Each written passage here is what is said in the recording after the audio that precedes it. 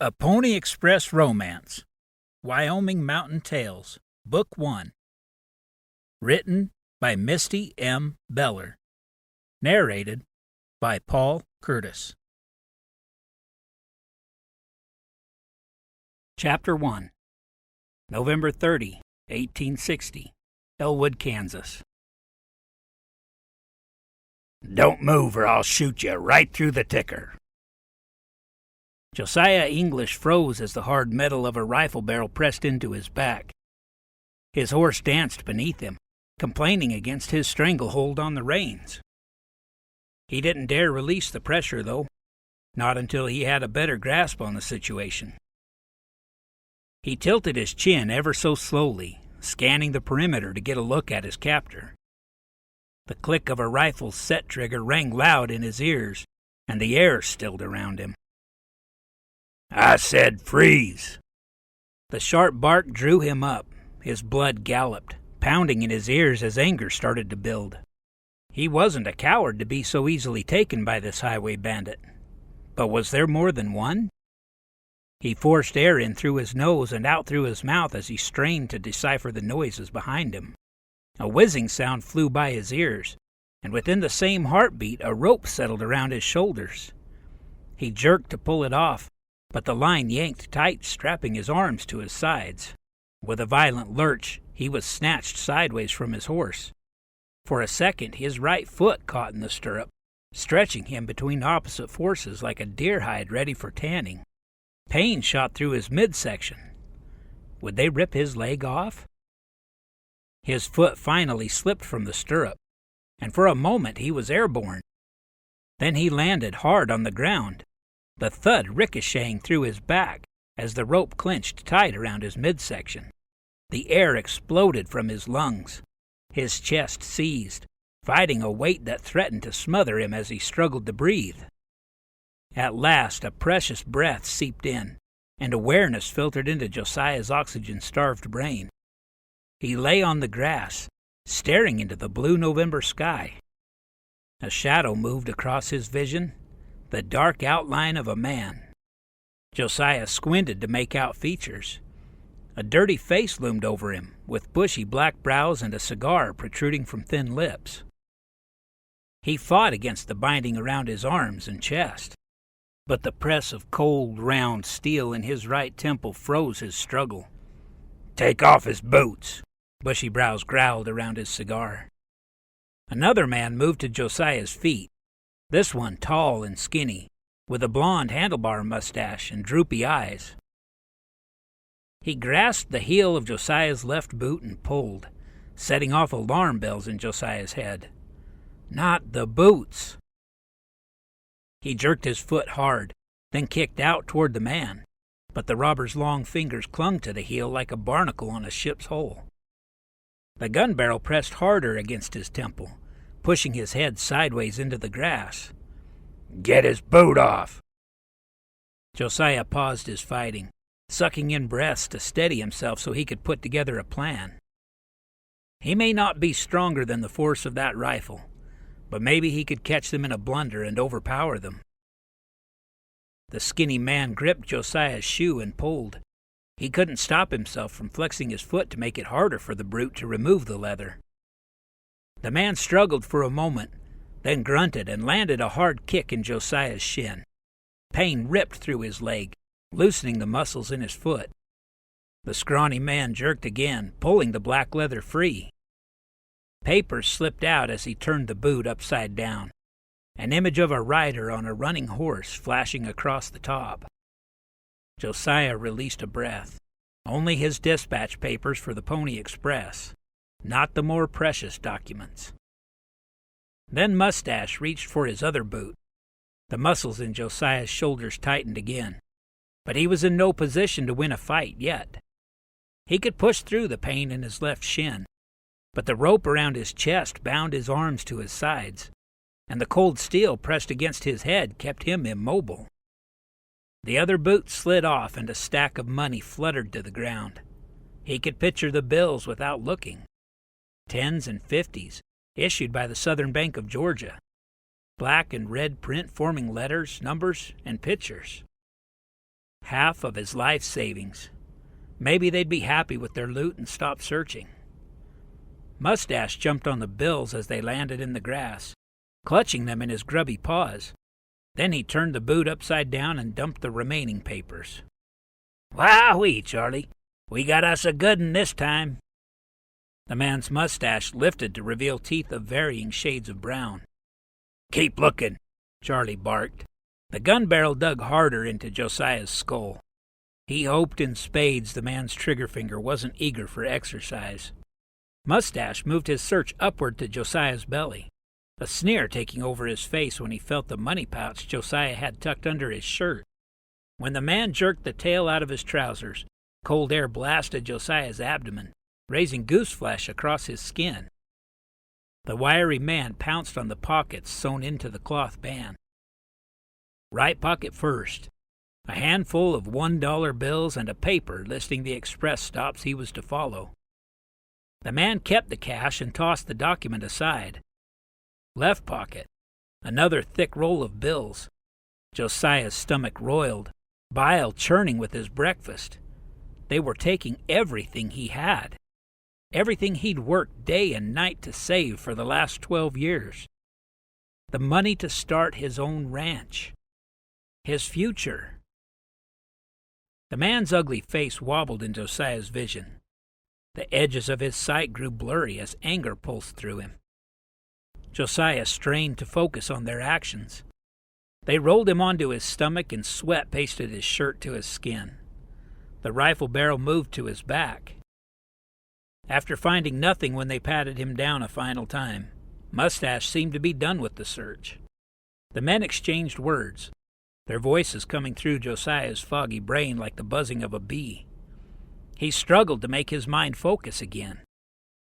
The gun came away from his back and the ground thudded with the sound of boots tromping away from him. He twisted around, pulling against the rope biting into his arms, just in time to see the two men tearing down the road on horseback. They were headed west, the same direction he'd been traveling.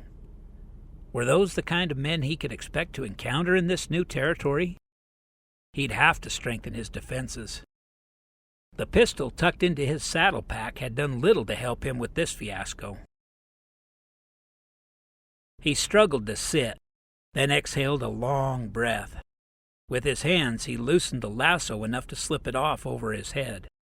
At least they hadn't tied his hands and feet. Speaking of his feet, he glanced down at them, his wool socks left exposed without his boots. He reached into his left sock and pulled the small wad of $10 bills out from under the arch of his foot. $50. All that was left of his hard work and scrimping. It would get him to his destination at the Rocky Ridge Pony Express station, but wouldn't be enough to buy land, build a house and barn, and purchase good Arabian breeding stock. He wrapped his arms around his knees, dropped his head to his wrists, and took deep breaths. Inhale. Exhale. At least he had a job. A good one at that. He'd earn $100 a month riding for the Express, and improve his horse skills in the process. Now he'd have to stay on longer than the 6 months he'd planned to. But he would still get his ranch, even if he had to scrape and save another few years. He wouldn't be stopped this easily. Josiah raised his head and looked around. They hadn't even left his boots. The only things still lying in the grass were his papers from the Express. He took another long breath, then exhaled. His horse had disappeared, and he was shoeless. At least he was alive with nothing broken. He pushed up to his feet, then strode to the road and considered both ways. If he went left, it was about 2 miles back to Elwood. In the other direction, roughly 7 miles on to Troy. It'd be quicker to go back the way he came and get a fresh horse. Start over. Josiah sighed, then headed left, one painful step in front of the other on the rocky lane. Around the first bend in the road, his bay gelding munched a patch of clover. The lean, muscled animal ate as if it hadn't seen grass in a month of Tuesdays. At least someone was pleased with this situation. Josiah eased forward, and the horse's ears flicked, but it never stopped ripping at the clover stems. He released a sigh as his hand closed around one of the reins. Stroking the gelding, he checked his saddlebags. Good. His Colt revolver and the few personal possessions were still secure. He lifted a stockinged foot into the stirrup and swung up. The sun arced a couple hours short of high noon, and he'd been ordered to report at the Rocky Ridge stop on the Sweetwater River by December 6th, just 6 days from now. He didn't have time to stop for lunch, much less go back to Elwood to report the bandits. He'd do it at the next town. Lord, please let them have boots for sale there. Sweetwater River Valley, Wyoming Territory. Only a few more miles. Josiah pushed his horse to a canter. This animal's rocking horse rhythm was much smoother than the last 2 mounts he'd had. Changing horses every day had been interesting. Even though he wasn't on an official mail ride, the man at the Pony Express office in St. Joseph said he should ride express-owned horses and stay at the regular stations, anything to get him to Rocky Ridge faster. He'd be taking over the mail line from a man who'd been injured, so the riders on the neighboring lines were pulling double duty until he could get there. And after 6 days on the road, the boulder-strewn hills and buttes he'd been maneuvering now leveled into a rocky grassland. Should only have a couple miles left to the station he would call home. Already he felt like an express rider. That is, now that every move didn't make his body scream. Riding horses woke up parts of his insides he hadn't known existed. But after living in the saddle this last week, his muscles were getting used to the new life. He'd passed a couple of other express riders along the way, mostly at the stations. It made his blood pump to see one of them tear out with the mailbag on a fresh horse, as if a pack of Indians was on his tail. Indians? Josiah scanned the tree line on his left again. No visible movement. At the last few stations where he'd slept, the men shared quite a few stories about Paiute braves attacking express riders, or burning down stations and stealing the horses. Josiah touched the wooden grip protruding from his waistband. His Colt revolver waited ready, should the need arise. He turned his attention back to the horizon in front of him, where the gray-blue sky merged into pinks and purples. In the fading light, a cluster of buildings stood in the middle of the flat, grassy stretch. A niggle of anxiety tugged at Josiah's chest. This would be his home station for a while. Would he like the people here? It didn't matter. He learned to live with whatever necessary to accomplish what he'd set out for. Life wasn't an easy walk down a country lane, not for a single moment. He pulled his horse back to a jog, then reined her to a walk for the last few minutes. The bay mare was lathered, but her breathing returned to normal by the time they rode into the little courtyard between the 4 buildings. The structure on his left stood the largest by far, and looked to be the barn. Josiah kicked his feet from the stirrups and rotated his ankles. Sharp needles pierced all the way up his calves, so he let his feet dangle for a moment until the pain lessened. The door opened in the cabin to his right. On the threshold, a woman paused, then strode down the step and toward him. Her blue dress swished around her feet as she walked, determination marking her stride. She was a willowy thing, and wore her brown hair tied back in a way that revealed the strong curve of her jaw and the slope of her neck. Pretty, but younger than he'd expect for the stationmaster's wife. And she didn't look hardened enough to have lived long in this uncivilized country. Maybe she was passing through on one of the stagecoaches that followed this route. She neared close enough to rest a hand on the bay's neck, then brought up the other to shield her eyes from the sun as she looked at him. Those eyes! Even with the shadow of her hand, their shiny brown was wide enough for him to see clear through to her soul. The other features on her face were strong and balanced, maybe even refined, but those eyes pulled his focus so he had to fight to look away. "Pull yourself together, English." Josiah reined in his thoughts and removed his hat.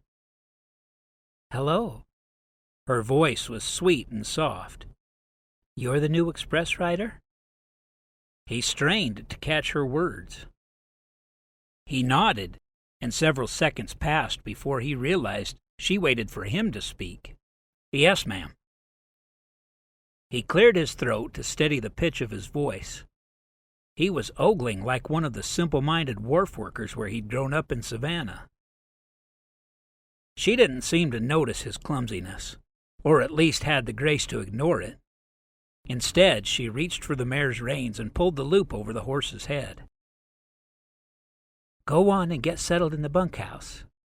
She nodded toward the shed-like building next to the barn. "I'll get this girl taken care of, then finish dinner. When I ring the bell, come to the main house to eat." She pointed a thumb toward the structure behind her. He swallowed to work some moisture into his mouth. She must belong to the place. "Is your, husband around?" Her lips pinched, and one corner quirked up. Her big brown gaze met his, light dancing there. "No husband, but my brothers are in the barn haying the horses." The tension in his chest eased, but he tried not to look too deep into the reason. It sounded like she had men here to protect her, but not a husband. Sliding from the horse, Josiah caught himself so he landed softly on his sore ankles. "I'll get my saddlebags before you take her." His fingers fumbled with the leather straps. Finally, he had both the front and back bags off, and she led the horse away without another word. Even the weariness in his bones didn't stop him from watching her go, her long skirt feathering across the tops of the grass as she stepped with a self-assured grace. His mouth pressed in a frown. Why hadn't he asked her name?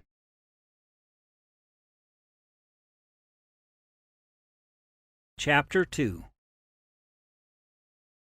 Mara Reid sliced a knife through the potato, splitting it in half like a cracked egg, then cutting long slices to go in the frying pan. This new express rider was not what she'd expected.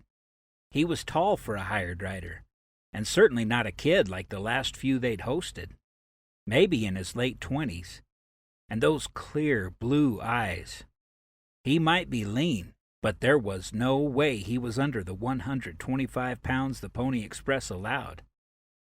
They must be getting desperate for capable riders willing to brave the dangers. The surprise of his appearance had flustered her so she'd forgotten to ask his name. She tossed the potato chunks into the pan, where they landed with a sizzle among the buffalo meat. Giving it a good stir, she centered the pan over the heat, then turned to add grounds to the coffee pot. The front door swung open, and Ezra, her brother, younger by a couple years, stepped in with a bundle of cloth in his hands. "Where do you want these wraps from Roman's leg?" "In the corner. I'll put them to soak in a bit." Mara nodded toward the wall farthest away from the kitchen. No sense adding the odor from the horse's wound to the aroma of dinner. Ezra deposited the items and stomped back out the door, letting it thud shut behind him. The silence that settled in his wake was relieved only by the crackle from the frying pan. She scanned the room, eyeing the piles of blankets, discarded boots, and jackets her brothers had left scattered.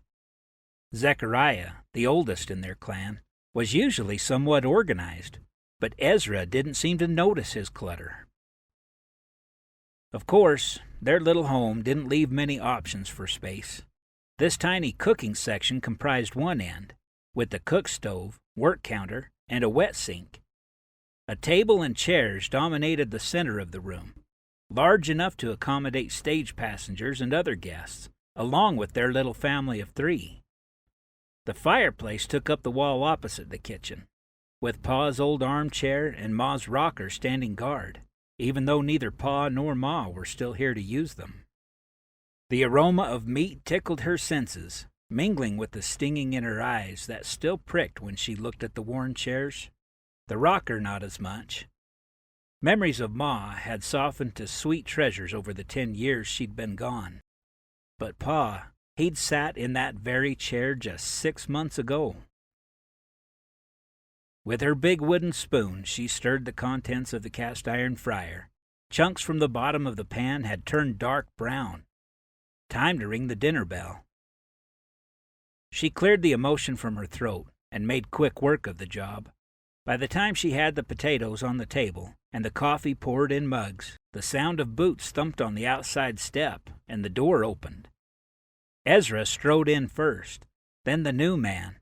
Zechariah was the last one through the door and pulled it hard against the wind that whistled outside the cabin. She raised a brow at her older brother. "Sounds like the weather's picking up. You think it'll snow?" Zechariah was older than her by 3 years, and the expert when it came to the land, weather, and anything else to do with this wild country. "Looks like it. Still have a couple hours before it hits, though."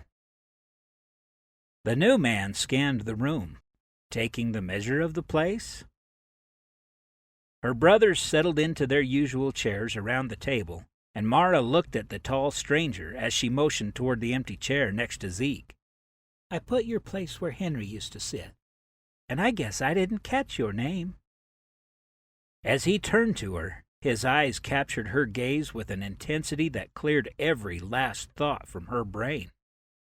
Those orbs were more green than the blue she remembered from earlier, but the dark shadows underneath added a hint of rogue to his look, not to mention the shadow of growth coating his jaw.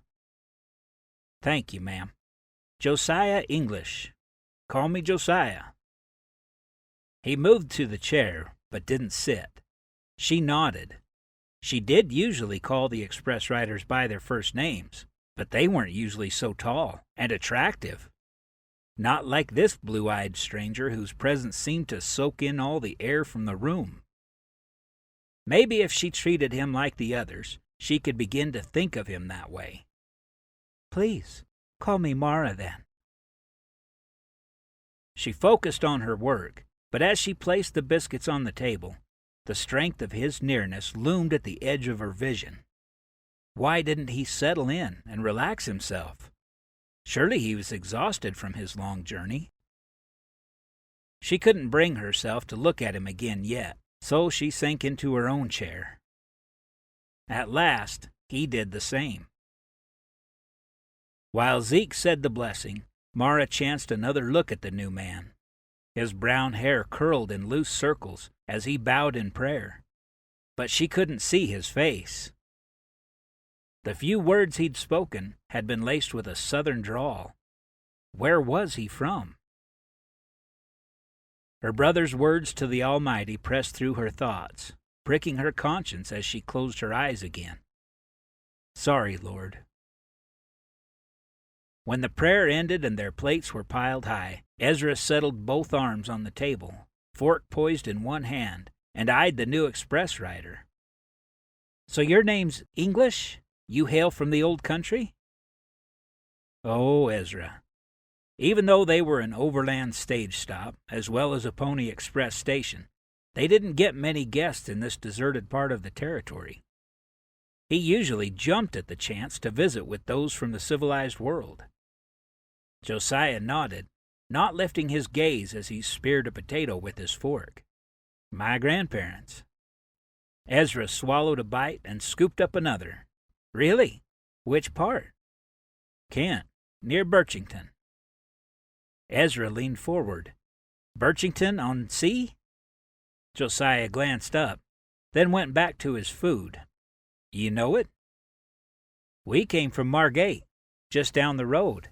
Had a farm there where we raised horses and produce." Now Josiah straightened. curiosity flicking in his gaze. "You don't sound like you were born in England." Ezra's grin flashed. "You mean you don't detect me brogue?" He dipped into such a strong accent with the words, emotion stung the back of Mara's throat. He sounded just like Pa. Even though they'd come over from England more than 15 years ago, Pa had never lost his thick working-class accent. Silence took over their group while Ezra's stomach gained priority over his eagerness to hear news from their new resident. Then, as he speared another slab of meat from the pan, he resumed his line of questioning. "So where is it you hail from, if not England?" "Savannah." "You're a seaman, then?" "No." There was something about the way he said the word, flat, as though the very thought of what Ezra had asked drained him. What was so wrong with the sea? She could understand preferring this mountain country over the briny air of the coast, but something in his tone said it might be more than that. Although it had only been one word. Maybe she was imagining his reaction. Josiah forked more food but didn't take a bite. The way he stabbed those poor potatoes, something was definitely bothering him. Even Ezra seemed to realize the change in mood, and silence lapsed again as he went back to eating. At last Ezra rested his fork on his empty plate and looked at Zeke first, then Josiah. "We're glad to have you with us, English." Josiah raised the chiseled lines of his face and met Ezra's gaze. A shadow passed across the man's face, turning his eyes a grayish blue. It was fascinating how they could change so completely. His mouth tipped in the slightest of smiles, but it didn't reach his eyes. "Me too." Josiah shoved his left foot into the boot, pushing hard to get his heel past the stiff leather of this new pair. Daylight sifted through the cracks around the bunkhouse door. Maybe it was the long days of riding and his body being bone-tired, or maybe it was the way it seemed he was finally home, even in this shack of a bunkhouse. Whatever the reason, he'd slept like a man with a clean conscience. In these new surroundings, it was easier to imagine the weight of his past was behind him. He could start fresh, make a new life for himself, a good life. After buttoning his coat, he settled his hat on his head. The fire in the little warming stove had gone out sometime in the night, but not even the biting cold had awakened him as he snuggled under 3 quilts. When he pulled open the door, a world of white greeted him. No wonder the air had teeth to it. He raised a hand to shield his eyes from the blinding glitter of sun on snow. The white stuff piled higher in front of him where it had built up against the door, so he stepped forward to kick it aside. Once he'd slogged through the drift, only a few inches covered the open ground. When he made it to the main house and stepped inside, a muted assortment of smells wove through the air. He picked out a yeasty scent that was probably biscuits, and an underlying hint of burned food. Or maybe that was the coffee. One thing he'd come to dread at the express stops was the fare. Most of the stations he'd eaten at were run by a handful of grubby men, and breakfast had ranged from a hunk of dried buffalo meat to cakes made of flour, grease, molasses, and dirt, probably in equal parts. But he shouldn't care about the food anymore. That was part of his old life, and he had another focus now. He had to keep that focus in the forefront of his mind. "You hungry?" Ezra sat at the table, brows raised and mouth tipped in an easy smile. A stack of papers and a book lay in front of him. "The rest of us ate, but coffee's still hot, and Mara left a plate of biscuits and gravy for you." His mind summoned an image of a savory breakfast that tugged at the hole in his belly. Sounds good. He moved to the work counter Ezra indicated and lifted the cloth draped over a plate. Underneath lay a flat, blackish object that might have passed for a biscuit or unleavened bread, depending on which country you were in. It was covered with a gelatinous gray blob. Maybe he wasn't so hungry, but he had a hard ride ahead of him today, with not much time for a sit-down meal as he changed horses mid-stride. He'd need to build up his strength. At least this stuff would stick to his ribs, probably better than molasses on honeycomb. He poured a mug of muddy coffee, most likely the cause of the burning odor, and settled across the table from Ezra. The man focused on what he wrote in the book, a ledger or something like it. He had the awkward motions of an overgrown boy on the verge of manhood, maybe 18 or 19. His hair was a wavy dark brown, cut short to frame his oval face. Ezra looked enough like Miss Reid, or Mara, as she'd said to call her. They could have been twins, except for the eyes. Where Ezra and Zechariah's eyes were small and dark, almost black, her eyes were a lighter, luminous brown, like coffee with just the right amount of milk, or warm caramel mixed into a chocolate cake batter. Soon, Ezra looked up and flipped the cover closed, releasing a long breath. "That's done. I'm the only one who likes numbers in the family, so I get to keep the books up." Josiah nodded and tried to break through the biscuit with the side of his fork. "The Express give you a lot to keep up with?" "Between the Express and the stage and the horses we raise, there's plenty, plus the trading we do with the Indians." Josiah honed in on one piece of Ezra's comment. "You raise horses? What kind?" He'd seen a few dark dots scattered across the snowy pastures this morning, but assumed they were horses the Express owned. It hadn't occurred to him the Reids may have a full operation of their own. This could be his chance to see a ranch in action before he branched out on his own. Ezra shrugged. Riding horses. Josiah tamped down a surge of frustration. But what breed? Are they thoroughbred, Arabian, Morgan, quarter horse? Ezra raised both brows. "You'll have to ask Zeke or Mara. They're in charge of the stock. I just train the ones I'm assigned." Josiah slumped against the ladder back of his chair. How could this kid not care about the horses?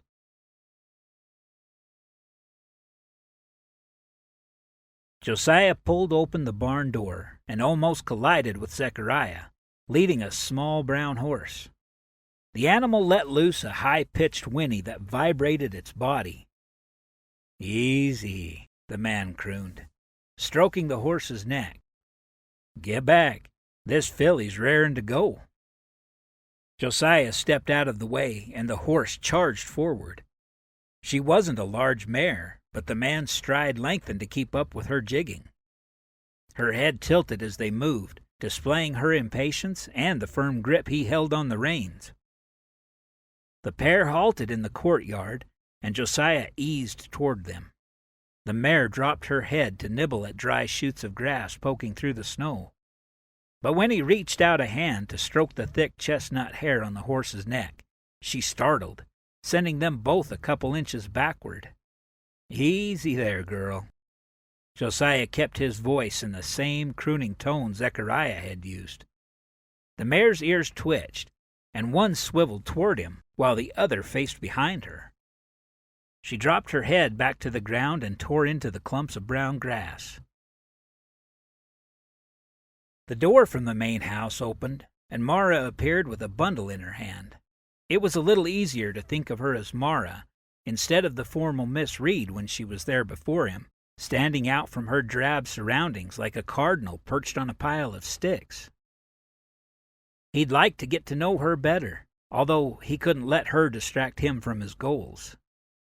As she strode toward them, the somber tone of her navy gown couldn't hold back the light that resonated from her eyes. Her full lips parted in a smile that could have melted the snow. In the distance, a bird sang. Or maybe that was in his mind. "You all set?" Her pretty brows raised. He nodded. He should probably say something, but his mouth had filled with cotton. He forced a swallow. The mare jerked her head up, providing a welcome distraction. She let loose another ear-splitting whinny, this time focused into the distance. Josiah followed her attention to a horse and rider cantering from the west. "Your ride's here." Zeke's words brought much-needed focus into Josiah's mind. He turned to the man. "Anything I need to know?" But it was Mara who spoke up, pulling his attention once again. "I've got a bundle of food here, biscuits and cheese to carry you through. Once you move the mail mochila over, I'll hook it on your horn while you mount." He nodded, putting forth effort not to look directly at her. But his traitorous gaze found her face for one final glimpse, and those luminous eyes caught him for a moment before he could pull away. "Thanks." And then the rider was upon them. As the other man reined his horse to a stop and jumped to the ground, Josiah had to look twice. He was just a kid, maybe 14 if that. Horse and rider stood blowing while Josiah grabbed the mailbag and tossed it over his own saddle. He'd watched this routine closely at the stage stops on the way from Missouri. As soon as the mochila was settled over his saddle, Mara slipped the loop of her bundle on the horn, and Josiah placed his foot in the stirrup. This was the part he hated to do in front of an audience. The mare sidestepped away as he pulled himself into the saddle, leaving him hanging sideways. He clamped his jaw and gripped the horn tighter. He'd get in the saddle if he had to pull himself up with his teeth. Another shimmy from the horse, and he almost lost his hold. With a mighty effort, he heaved himself up, straddling the animal under him. He clung tight with his hands and legs, so she couldn't shuck him if she tried. At last he thrust his right foot in the stirrup and gathered the reins. "You ready?"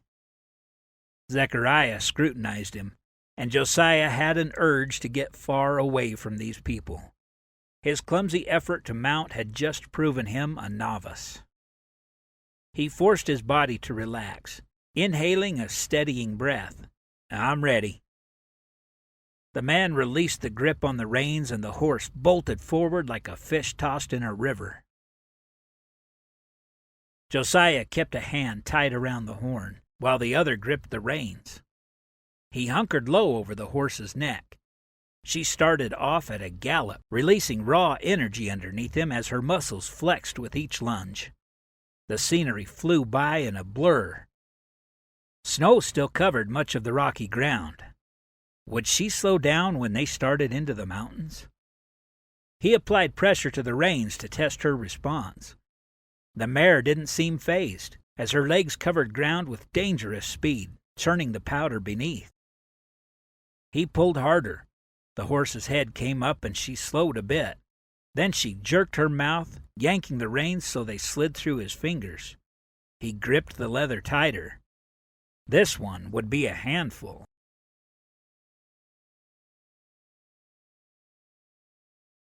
Chapter 3. Darkness coated the land by the time Josiah reined in at the Three Crossings station, his last stop on the eastbound ride. He'd long since traded the wiry chestnut mare for a muscle-bound bay who took the bit in his teeth and ran for a solid 20 minutes. And each of the other 6 horses he'd ridden over the past 10 hours had been similar, covering ground like they'd been locked in a stall for a week. The minute they were turned loose, there was no holding him back. But he'd finally arrived at the last stop. A middle-aged man with a shaggy brown beard met him in front of the barn. "You the one taking Henry's line?" "Yep." Apparently, each route was known by its rider. "The next man not here yet?"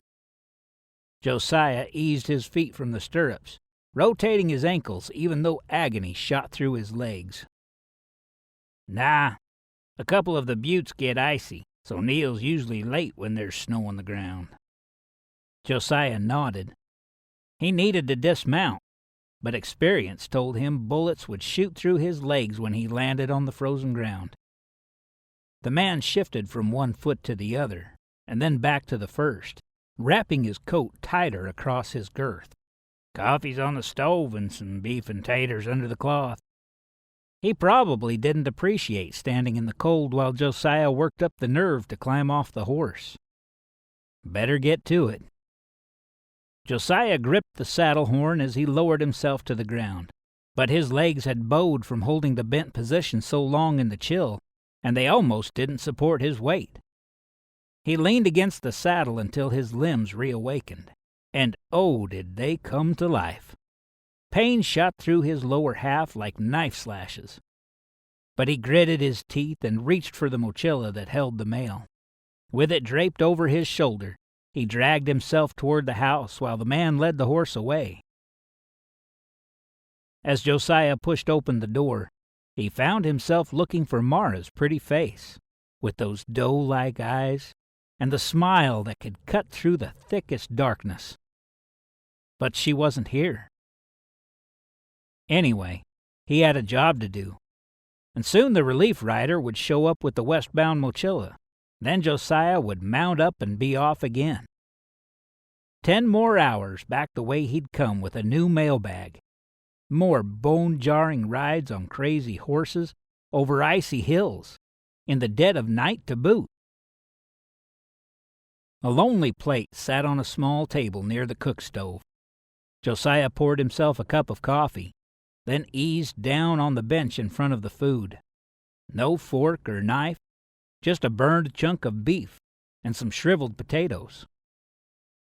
He poked the meat. Cold. He drew in a long breath, then exhaled. Before long, he'd have enough money saved to find good land, build a house, buy some stock, and raise the finest Arabian horses in the West. He could do whatever it took for his dream. Mara kept steady tension on the rope until the filly bobbed her head and stepped forward, releasing the pressure on her halter. Stubborn thing. At 8 months old, with steady handling from birth, she should be leading easily by now, and learning to stand quiet when tied. But not this sassy gal. Good job. Mara kept her voice soft and crooning as she stroked Bandita's neck. With horses, you had to reward good behavior every time, even when the mare was working on her last thread of patience. She straightened. Time for another lap around the corral. Squaring her shoulders, she spoke a loud, 2-syllable, "Wa'ak." Bandita moved forward, and Mara fell into step beside her. Their new express rider had made it back that morning in one piece, but with dark hollows under his eyes. After riding hard from Kansas to get here, he'd had to turn back around and pull a 200-mile mail run in less than a day. That was more than most men would take on, but he hadn't complained. Just took the ham and biscuits she offered and dragged himself to the bunkhouse. Mara's eyes drifted in that direction. The door was still closed, even though the sun had passed the noon mark a few hours ago. He'd missed lunch, but he probably needed sleep more than food right now. A tug on the rope stopped her. She turned to face Bandita, who stood with feet planted and head raised. The rascal. Mara kept steady pressure on the rope as the animal's wide eyes flashed white around the edges. The feisty thing hadn't yet learned Mara could outlast her. Just a bit more patience. A chuckle drifted from the fence, and Mara peered over the filly's head at Zeke sitting on one of the 2-year-old geldings. She's a tough one. His voice hinted at amusement. Mara squared her shoulders. I'll get through to her. I've no doubt. She gave him a look that expressed a little of her frustration. You've never met a horse you couldn't win over to your way of doing things, whether you coaxed it out of them or just plain outlasted the animal. Mara eyed the filly. Well, Bandita definitely requires outlasting, but I think we're close to an understanding." Zeke nodded and signaled his horse forward, holding the reins high over the Palomino gelding's neck so the young horse could feel his directions.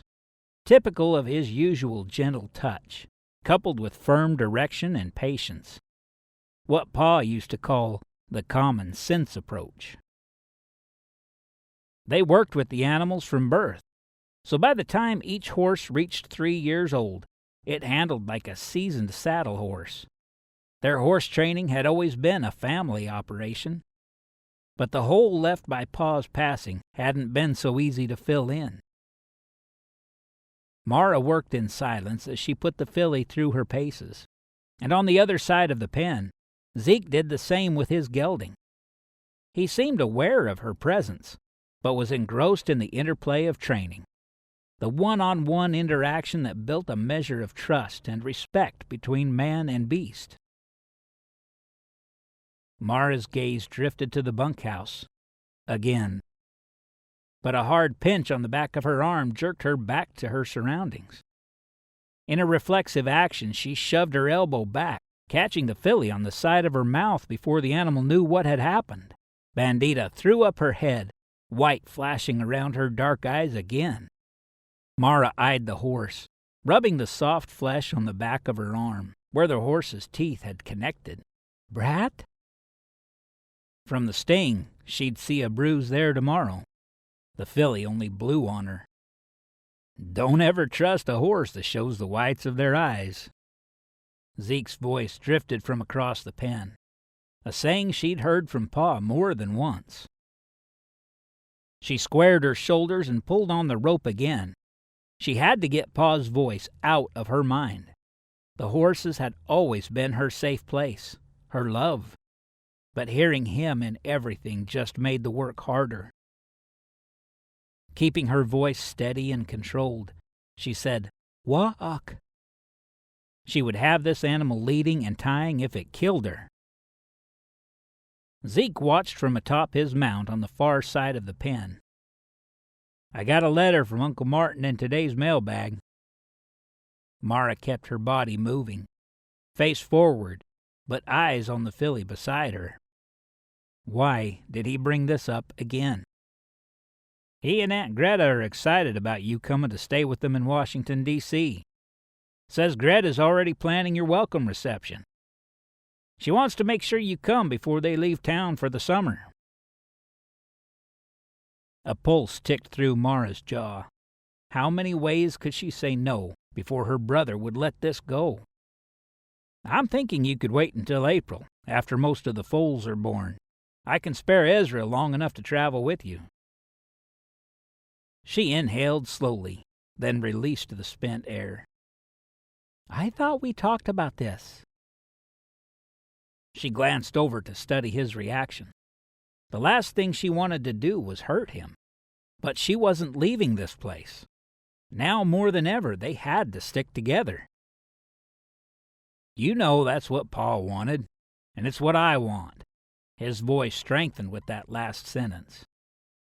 Did he think she could trade this wild, wonderful land for some eastern city, where her aunt would do everything possible to match her up with a high society dandy? As nice as it would be to see her mother's family, she wouldn't put herself in that position. Nothing good could come of it. Zeke's hard expression softened. "It's best, Mar. You have to see that."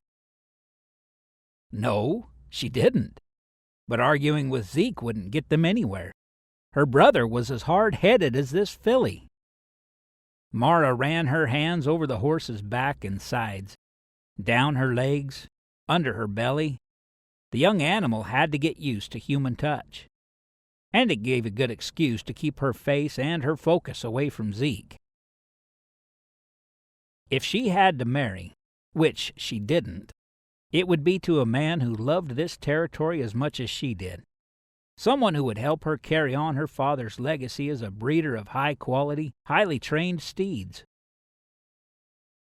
An image of the new express rider flashed in Mara's mind. Loose curls of brown hair, crystal blue eyes, A hint of sadness lined the corner of those eyes. What was his story?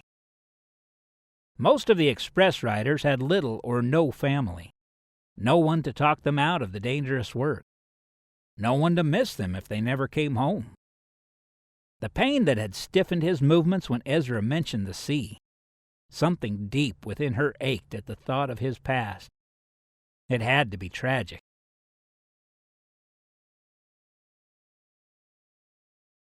When Josiah opened his bunkhouse door the next morning, huge flakes fell from the sky, so thick he could barely make out the semicircle of buildings forming the courtyard. A hunched figure strode from the barn toward the main house. Josiah trudged the same direction. He stepped into the cabin behind Zechariah, a tug of guilt pulling at his chest. The other man had a solid layer of snow covering both shoulders and his hat, compared to the handful of flakes that had gathered on Josiah's coat. Red splotched the man's cheeks and nose. How much work had he already done out in the weather this morning? When Josiah shut the door against the cold, the warmth of the cabin crept through his frozen shell. He reached for the buttons on his coat, a savory aroma drifting through his senses. Coffee. And not burned this time. He turned to the table where Mara poured the dark brew into cups. Against the plain backdrop of the wooden cabin walls, she stood out like an angel, making his heart stutter, even in a plain white shirtwaist and brown skirt. Her hair was pulled back in a simple ribbon, leaving the length of it to float halfway down her back. Full lips pursed as she poured the steaming liquid, and her eyelids were lowered to reveal thick black lashes. She snatched his breath every time he saw her, which accounted for the tightness in his chest now. It wasn't good that she had such an effect on him. He'd have to work harder to control his body's reactions. Mara stopped pouring long enough to look up, and her luminous brown eyes found his. A dimple formed in her right cheek. She'd caught him staring. A new heat crept into his neck, and he moved his attention to Ezra, who added logs to the fireplace. A flurry of sparks shot up as he dropped a big chunk in the center of the flame.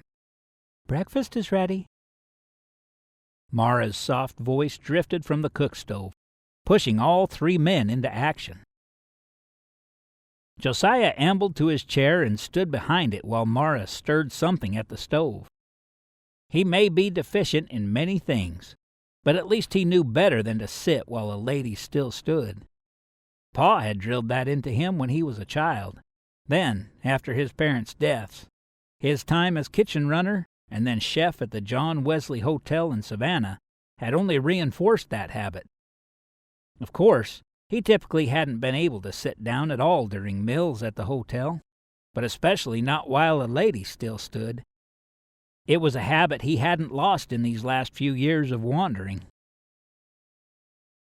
After Ezra said grace, Josiah started into his eggs, fried beef, and biscuit. The eggs needed salt, and the beef might be hardtack in disguise, but they were both edible compared to the biscuits. The hard lumps seemed to be nothing more than flour, water, and enough soda to douse a campfire. He scanned the table. Blackberry preserves. He heaped on a healthy coating and closed his eyes as he bit down. The berry mixture had a tangy aftertaste, but it did help mask the floury texture of the brick biscuits. "You think it'll snow all day?" Josiah opened his eyes as Ezra waited for his older brother's response. Zechariah glanced at the cabin door as if he could see through to the clouds outside. "Probably just this morning. I don't think we'll be snowed in yet." "Davy said they already had 3 feet up in the mountains above Salt Lake City." Ezra glanced over at Josiah. "Davy's the express rider to the west of us that runs your mail from here to Rock Creek Station." Josiah lifted a brow. "The kid who gave me the mochila on Friday? He's a full-time rider?" He'd assumed the boy was just filling in. Ezra nodded. Yep, he's young, but he gets the job done, and there's plenty more younger than him that rides for the express. Did that make Josiah the old man in the group? At 28? Did his parents approve of him riding, with the Indian trouble and all? Ezra's mouth formed a pinched line before he spoke. No parents to worry about him. I think he said they died in a mining camp. Cholera, maybe. A pang shot through Josiah's chest. An orphan, like him. He grabbed a hunk of beef and worked to bite off a piece. His teeth were no match for the stuff, but it gave a welcome distraction. The Reid brothers continued to discuss the weather, and Josiah kept an ear to the conversation. It sounded like the winter would get worse before it grew better. Throughout the meal, Mara stayed silent. Josiah braved a glance and saw her intelligent eyes tracking between speakers, absorbing everything said. Did her silence have something to do with his presence, or was she always this reserved? When most of the plates were empty, Mara rose to get the coffee pot from the stove and refill their cups. It didn't seem right having her wait on him. After filling Zechariah's, she came near enough to pour into Josiah's tin. "Thank you," he whispered, just loud enough for her to hear.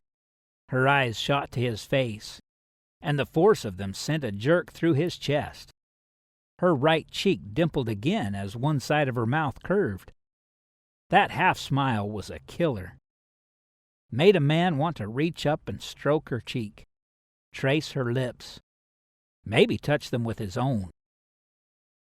She turned away and moved to fill Ezra's cup. Josiah released a long, quiet breath. These reactions weren't good.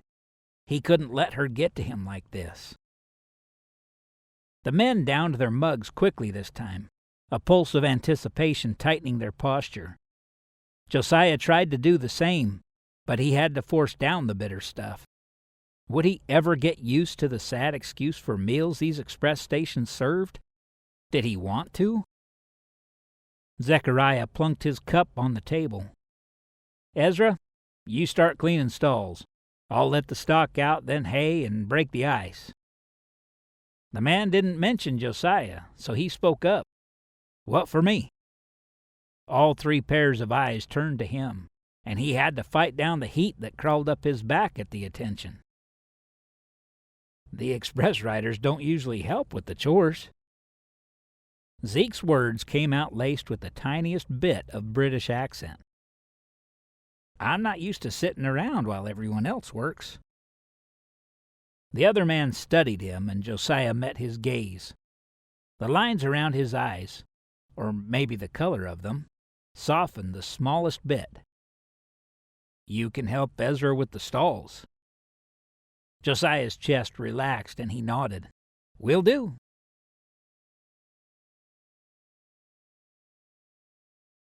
Chapter 4.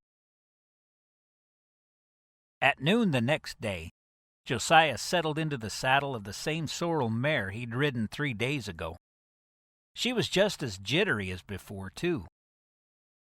Ezra had a tight hold on the mare's reins and handed up the package of food Mara had packed. He raised a hand to shade his eyes against the bright midday sun. "Snow'll have the trail covered, but watch for your landmarks. You should be within sight of the river most of the time." Josiah nodded. The mare danced, and he kept a white-knuckled grip on the horn with one hand and on the reins with the other. Ezra patted the animal with his free hand. "This girl will wear herself out soon, but don't let her go too fast over the ice on the buttes. A trot will do in the slick spot." Josiah nodded again, pulling back the reins as the mare's neck bowed. "Off you go, then." Ezra released the bridle, and the mare spun, then lunged into a canter. Across the open valley, snow reached the horse's knees, and her run was more of a bounding, like a deer or rabbit. Josiah kept his grip on the saddle, even after he settled into the rhythm. She'd worn off some of the energy by the time they climbed their first butte, and he pulled her back to a trot, as Ezra had said. The slower pace was a relief, but the mare's bouncy trot could jar his teeth loose. He hung on with both hands, but his hold made it harder to steer the horse. He lost the trail in spots, but kept the Sweetwater River in sight and picked his way as best he could. When Warm Springs Station finally appeared around the bend, he pursed his lips and released his incoming whistle. Relief sapped the last of the strength from his muscles. His reprieve was short-lived, because he was back in the saddle within minutes for the 9 more grueling hours it would take to finish this direction of the route. Halfway through the trip, darkness fell, and he had to pick his way by the light of the quarter moon. After that, each horse he rode stumbled several times, and Josiah did his best to keep the animal's head up while he sent a desperate prayer heavenward. This new job just might bring him and the Lord close again, if he lived through it. The next horse and rider stood waiting when Josiah arrived at 3 Crossings, his final destination. At least he'd get a night's sleep this time before heading out again. The station master stood nearby, holding a lantern to help with the switch-out. "Glad you made it." The keeper's gruff voice echoed in the still night. Josiah could only nod. He grabbed the cloth that held Mara's last biscuit and slipped off his horse so the fresh rider could take the mochila. The man bounded onto his own horse and cantered off into the night. "There's food on the counter and an empty bunk on the other side of the canvas. Yours is the top." The station master turned the weary horse and ambled toward the barn. Josiah trudged into the long stone building. The wooden door slammed behind him, and he eyed the plate on the counter to his right. Something black and shriveled lay on the tin circle. Probably cold, too. His focus shifted to the bundle in his hand. Every bone and muscle in his body ached. He had no energy left to sit at the table. Mara's last biscuit could hold him over a few more hours. Turning toward the tarp, he pulled back one side. His eyes took a moment to adjust to the dark interior, but he finally made out 2 sets of bunks. A steady snore drifted through the makeshift room. Josiah stepped inside. The upper and lower beds in front of him were both occupied. He turned toward the set on his right. The bottom held a blanketed form, but that top bed was looking better by the minute. Anything that allowed sleep. Josiah pulled himself up to the bunk, found a wool blanket wadded in the corner, and stretched out, boots and all. The room contained no stove, but maybe body heat would keep them all warm. Body heat from perfect strangers, but he was too tired to care.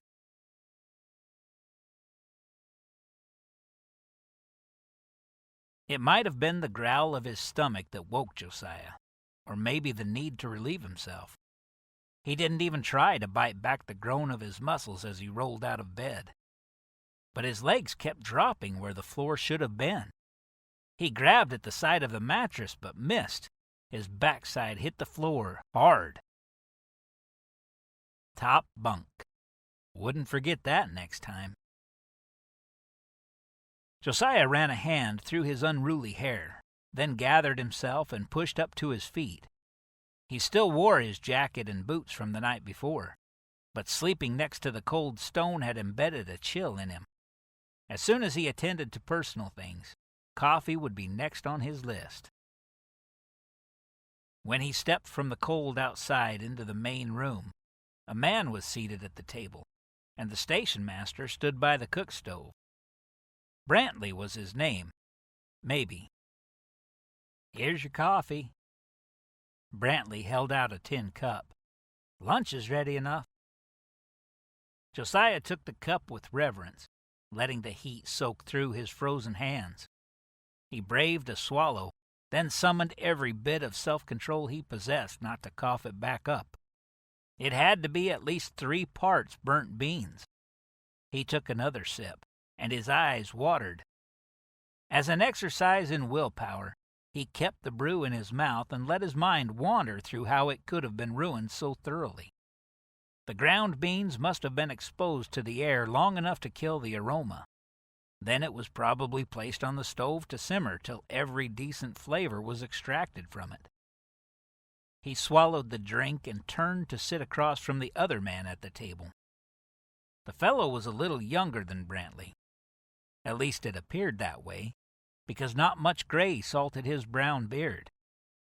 The stranger had been staring at the door, almost in a stupor, but now turned his focus to Josiah. "You the new express rider?" His voice was heavy with gravel, and he raised a cigar to his mouth. He nodded. "Josiah English. I've taken Henry's line." The end of the cigar glowed red as the man still eyed him.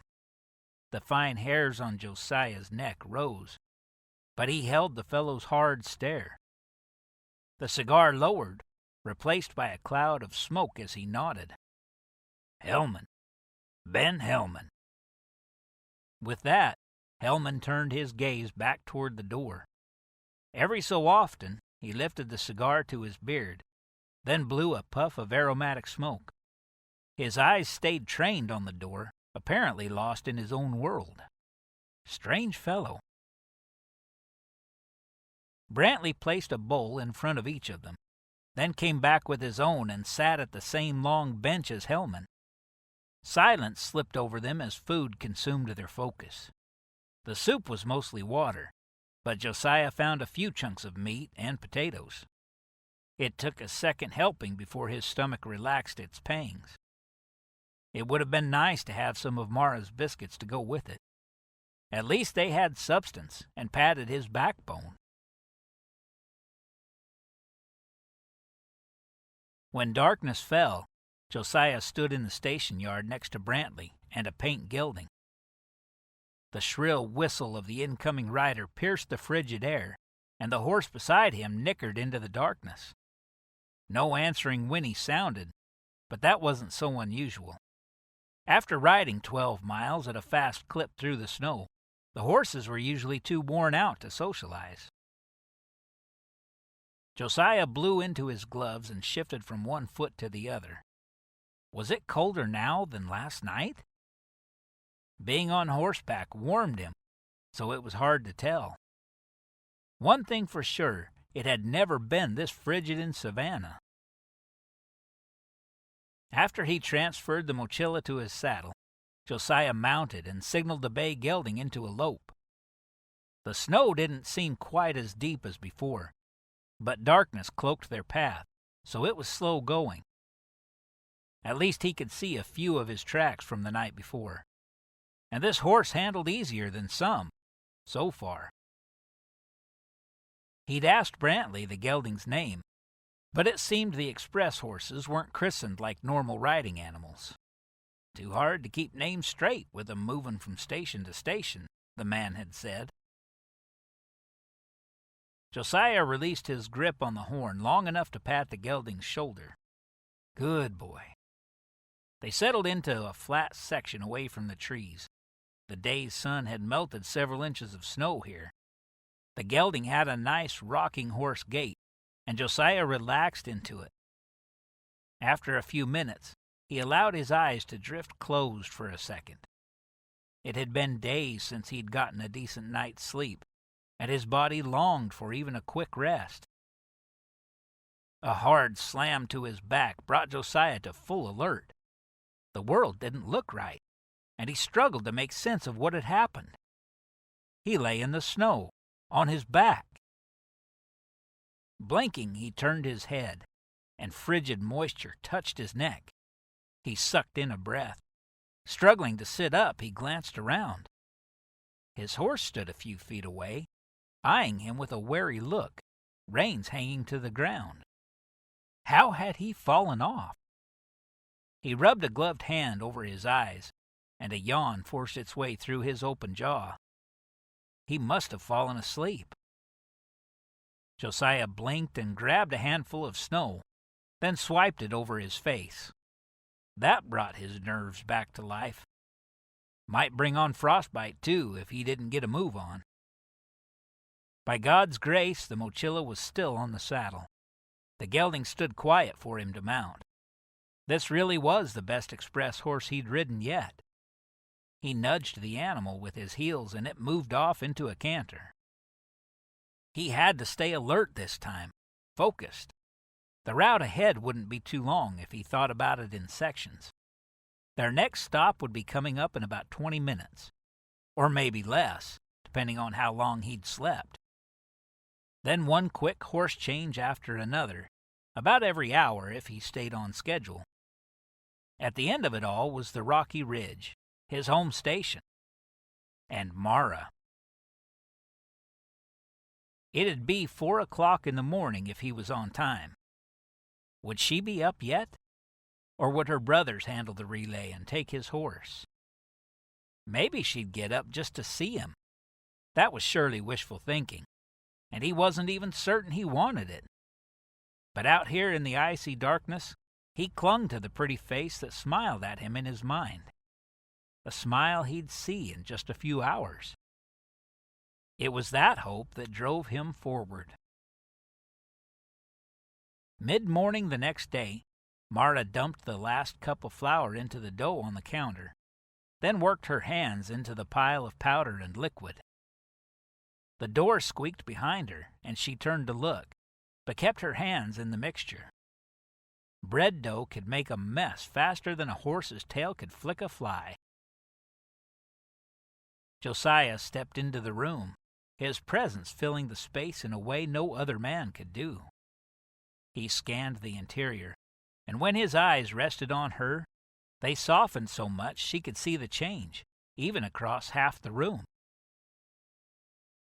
One side of his mouth quirked in a sort of half-smile that did funny things in her chest.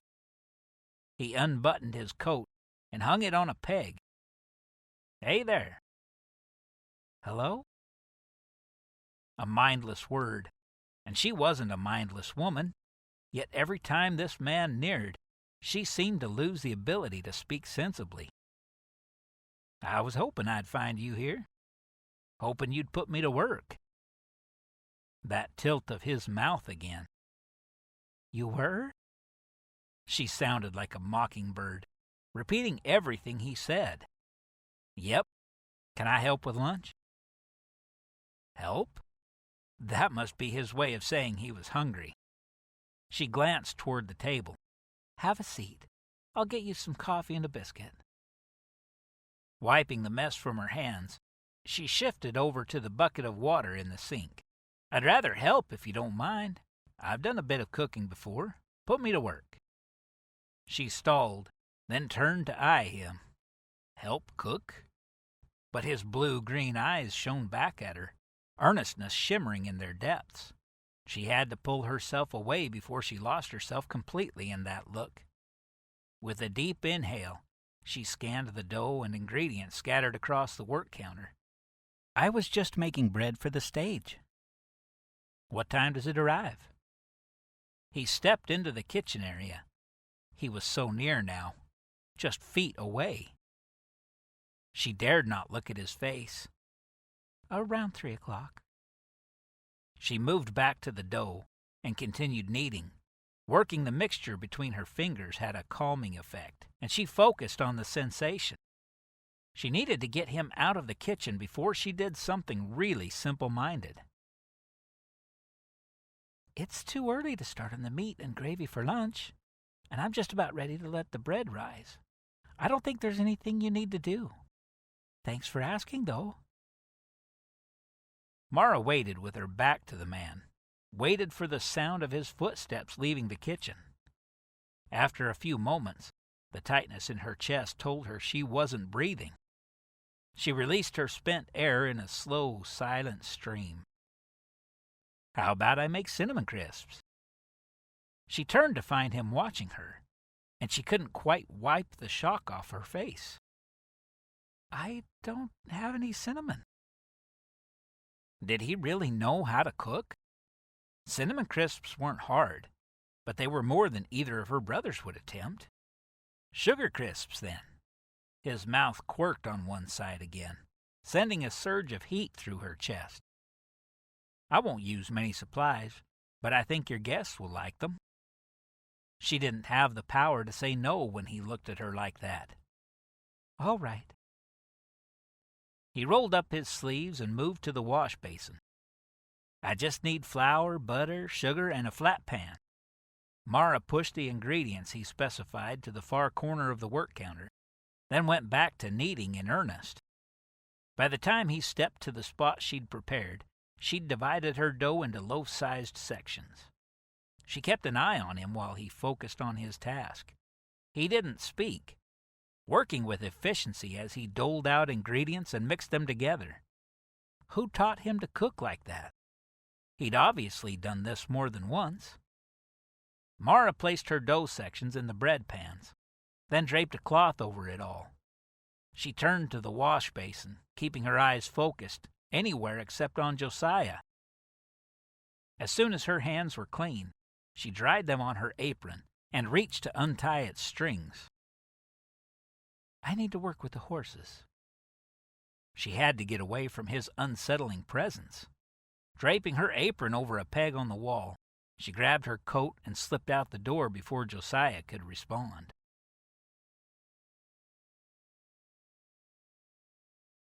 Chapter 5. Mara pulled the corral gate closed as Bandita kicked her heels and cantered toward the rest of the herd. The filly had been extra challenging today, digging in her hooves when Mara gave a command, and spooking at imaginary ghosts just to break up the monotony. The obstinate streak that ran through that horse was wider than the Sweetwater River during spring flooding. She stopped in the barn to hang the halter on the wall, then headed toward the house. The stage was due at any time, and she needed to check on the bread in the oven.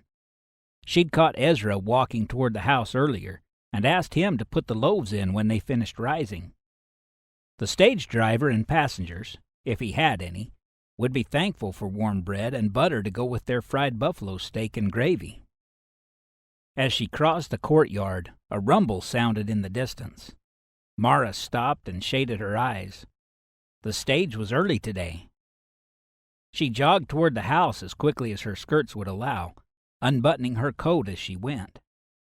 The steaks were cut and parboiled already, just needed to be fried and gravy made from the drippings. She would pull the bread from the oven first, so maybe it would be cool enough to cut when the gravy finished. And she needed to brew another pot of coffee before anything else. The people would wait more patiently if they had warm coffee to tide them over. Mara pushed through the cabin door and stalled there on the threshold. Josiah stood in her kitchen, just like she'd left him hours ago. He sliced bread and glanced up at her unceremonious entry. A touch of that grin took over his face, the one that tipped his mouth, and this time it added a roguish sparkle to his eyes. She pushed back the butterflies in her chest. "What are you doing?" "The steaks and gravy are ready. The sugar crisp should be coming out of the oven any minute, and the bread just cooled enough to slice. Any sign of the stage yet?" "It's pulling in now." A feeling washed over her like she'd walked into the pasture and found someone else riding her horse. In a way, that's what was happening. "Good. Would you mind setting out plates and cups?" He looked so perfectly at home there, as though the tiny cooking space had grown to fit his broad shoulders and rugged presence. As she struggled to make sense of what was happening in her own home, she moved forward to gather the dishes he'd mentioned. She couldn't help but dart glances at the man as he leaned over to open the oven door and used the leather pad she'd stitched to pull the pan from the heat. She'd finally found the words to ask him where he learned to cook when the cabin door opened and 3 men ambled into the room. She recognized the man bringing up the rear, Mr. Campbell, one of the usual drivers who came through here. She poured coffee as they found places around the table. Josiah had filled 2 plates with steaks and gravy by the time she returned the coffee pot to the stove, and by the time she'd carried those platters over to the table, he had the third ready, along with a plate of sliced bread. It smelled heavenly, even if she had done most of the batter work. He'd pulled it out of the fire when the top was perfectly browned. "This your new hired hand, Miss Reid?" Mr. Campbell's voice carried across the room. Mara glanced from the stage driver to Josiah. "This is the new express rider, Mr. Josiah English. Mr. English, may I present Mr. Gus Campbell with the Butterfield Overland Stage." For once she was thankful Pa had insisted his children learn proper introductions, even after they'd left England. "Likes to work in the kitchen, too, I see." It wasn't clear from Mr. Campbell's tone whether he was teasing or jeering, although she'd not known the man to be rude. Still, he was hardly a close friend. Mara watched Josiah. Would his hackles rise against the implied insult? His expression took on an enigmatic look, but he nodded. "Used to cook in the hotel in Savannah. Old habits stay with you." She tried to keep her own expression as neutral as his, but she probably failed at the effort. He'd cooked in a hotel? No wonder he had an easy confidence in the kitchen. Heat crept up her neck as she thought through the food she'd prepared for him these past days. It had been passable, but probably not up to the variety or skill level he'd been accustomed to. Still, it was the best she could do given her other responsibilities, especially with the limited supplies she had to use. Mr. Campbell had turned to his food, and Josiah was back at the stove, working at something in the pan. What else didn't she know about this man? Maybe it would be better not to find out. The more she learned, the harder it was to keep her attraction at bay. The next morning, Josiah stepped out of the bunkhouse and glanced around for any sign of activity. After breakfast, he'd written a promised note to Albert Chambers, the owner of the hotel where he'd lived and worked for a third of his life. But now it was time to get to work. He checked the back corral first, and the sight of Mara's elegant form riding a leggy paint horse did funny things to his breathing. He approached the rail and leaned against a post. She was graceful, poised. She and the animal beneath her moved in perfect harmony, as if it read her mind. Mara saw him right away and gave him the hint of a smile as they moved in his direction. He was falling for this woman, faster than he liked. He forced his focus down to the horse she rode. The long-legged mare was flashy, with patches of white and brown splashed across her body. She moved in a graceful jog across the pen under Mara's smooth direction. As she eased the horse to a stop in front of him, her face seemed to light from within. She reached down to stroke the mare. A tickle of jealousy caught him off guard.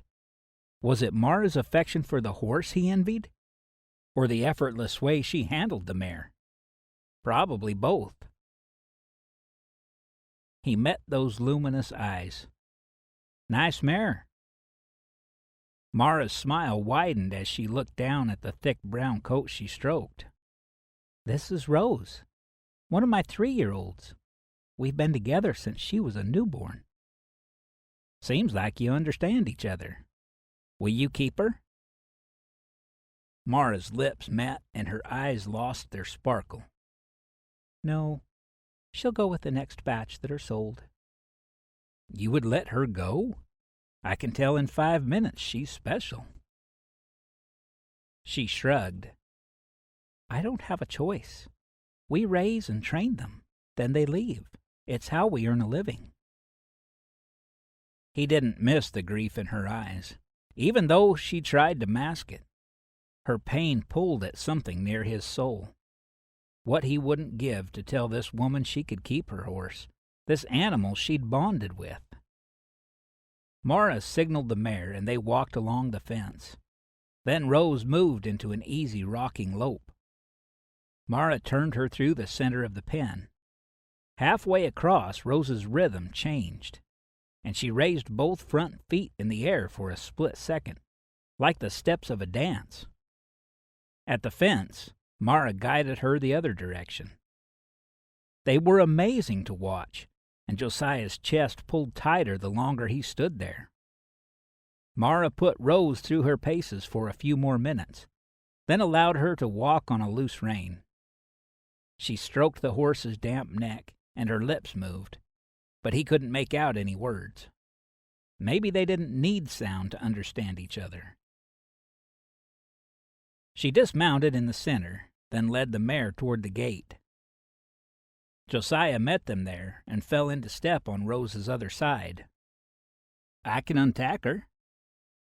Mara glanced at him over the horse's neck, but didn't answer. They entered the barn in silence, and she led Rose to a tie ring where a halter hung. Should he offer again? Mara finally spoke. "Why are you doing this?" He looked up to find her brown eyes watching him, intensity rendering them even larger than normal. Her gaze was so powerful, it was hard to hold on to it. "Untacking the horse?" She jerked her hand in a sweeping motion that encompassed the barn. "This. Why do you keep trying to help? You have a job here, but doing the grunt work in the barn or the kitchen isn't it." Did he have to have a reason?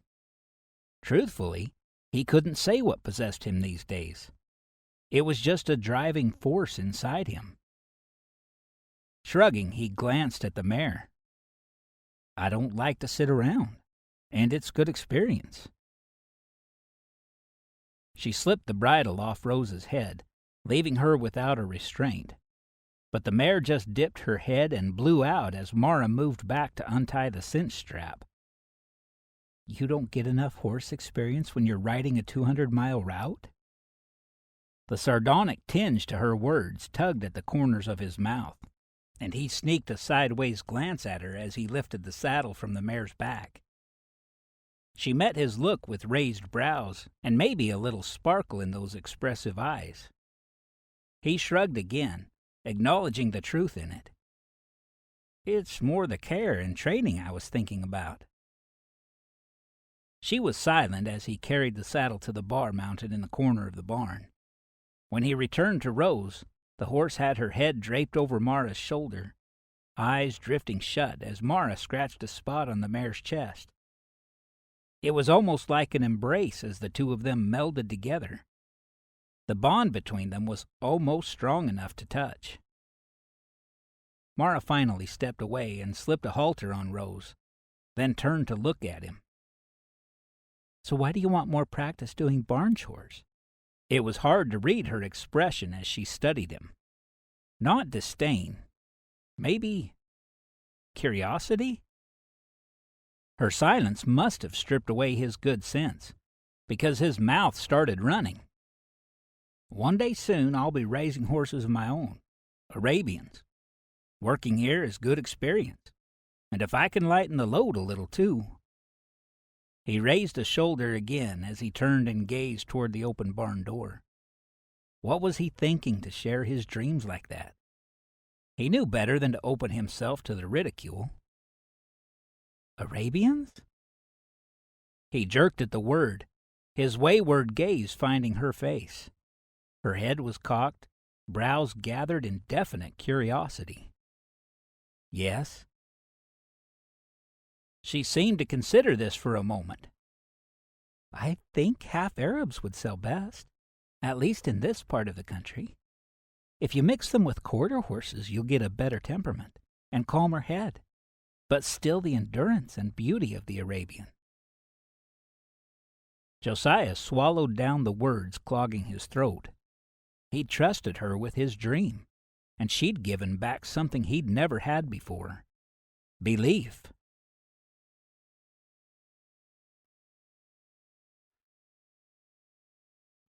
Josiah sped out of Ice Springs Station on another fresh horse. He tightened his right hand around the reins and pulled back a little toward his chest. The gelding threw its head, never slowing.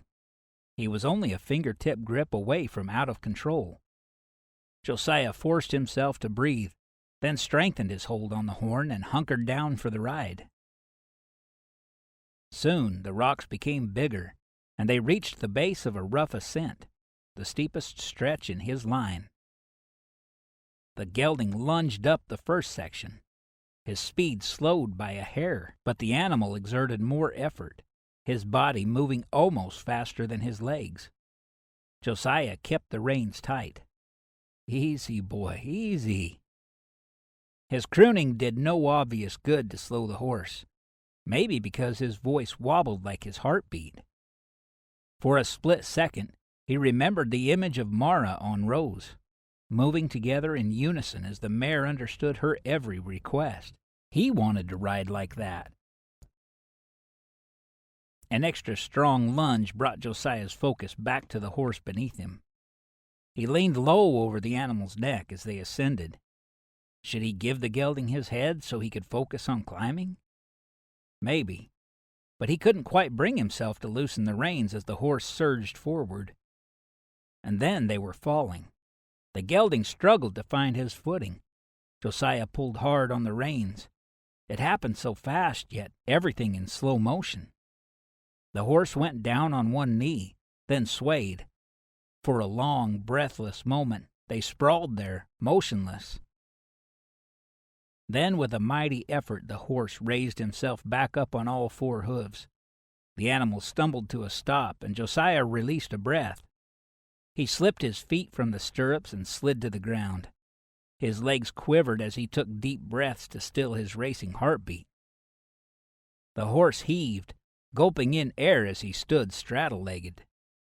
A glance at his knee showed blood seeping from a gash. It wasn't gushing, though. Josiah stroked the gray neck. They were both alive, and the horse put weight on all four legs, so maybe nothing was broken. He ran his hand down the gelding's shoulder and forearm. When he came near the knee, the animal flinched and shifted his leg backward. "Easy, boy." He kept his voice low and calm. Should he tie something around the wound? Leave the horse here and send someone back for it? But what good would that do? The horse would still have to walk to the express stop. Josiah looked up the hill. They were about 20 feet from the top. It was much farther to the bottom, and going downhill would put more stress on the animal's front legs. Up they'd go. He slipped the reins over the horse's head and gave an encouraging tug. "Come on, boy." The horse took a tentative step forward. He limped, but progressed a few paces before stopping. Josiah tugged again, and this time the gelding kept moving. He seemed to put more weight on the leg as they climbed. At the top of the hill, Josiah allowed the animal to blow while they both rested. He stroked the gelding's neck as he thought through the rest of the path to the next station. It was an easy slope down from here. Then the ground leveled off for a while. They would have to cross the river before they finally arrived at the next stop. Too bad he didn't have time to let the horse stand in the icy water. That'd help the swelling that already showed in the knee. But maybe the stationmaster would come back and do it. Josiah gathered the reins and stepped forward. They'd better get to it.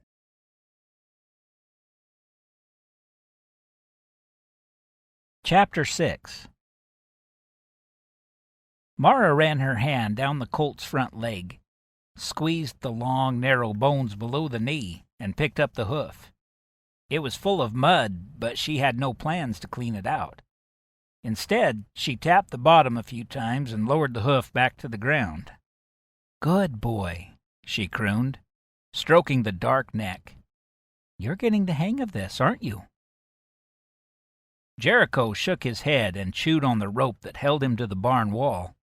He was so calm and affectionate, the exact opposite of Bandita's vindictive ways. One would never imagine they shared the same sire. It seemed the mother's temperament had won out in both cases. She pinched her lips against a smile. A whistle pierced the air, quickening her pulse more than it should have. Josiah was back. Mara gave Jericho a final pat. "You wait here, boy. I'll be back." Then she headed for the stall that housed the express horse she'd saddled a few minutes before. Zechariah met her at the barn door as she led the bay mare out. "I gave Davy the food you packed for him."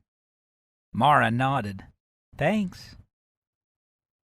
Josiah was close now, the outline of his broad shoulders clear against the pale background of patchy snow and tan grass. As he neared, the thunder of the horse's hooves was almost overpowered by its heavy breathing and the squeak of the saddle leather. As Josiah slowed the mare to enter the courtyard, his blue eyes locked on her with a power to capture. But it was the rakish tip of his mouth that really undid her. She swallowed down the butterflies in her stomach, but it did nothing to still the surge of her pulse. When he slid from his horse, things moved quickly. Zeke took Josiah's mount, and Davy transferred the mochila to his horse. Then the boy was mounted and away at a fast canter within a matter of seconds. Zechariah took the sweaty horse Josiah had ridden without a word and ambled toward the pasture. He'd walk her out for a few minutes until the mare caught her breath and her muscles began to cool. Mara looked back at Josiah as silence settled over the little clearing. A horse snickered from the pasture, probably greeting the new express mount. Josiah met her gaze with that quirk of his mouth she was coming to love. Just a pulling of one corner, really, but it pressed into his cheek in what could almost be called a dimple.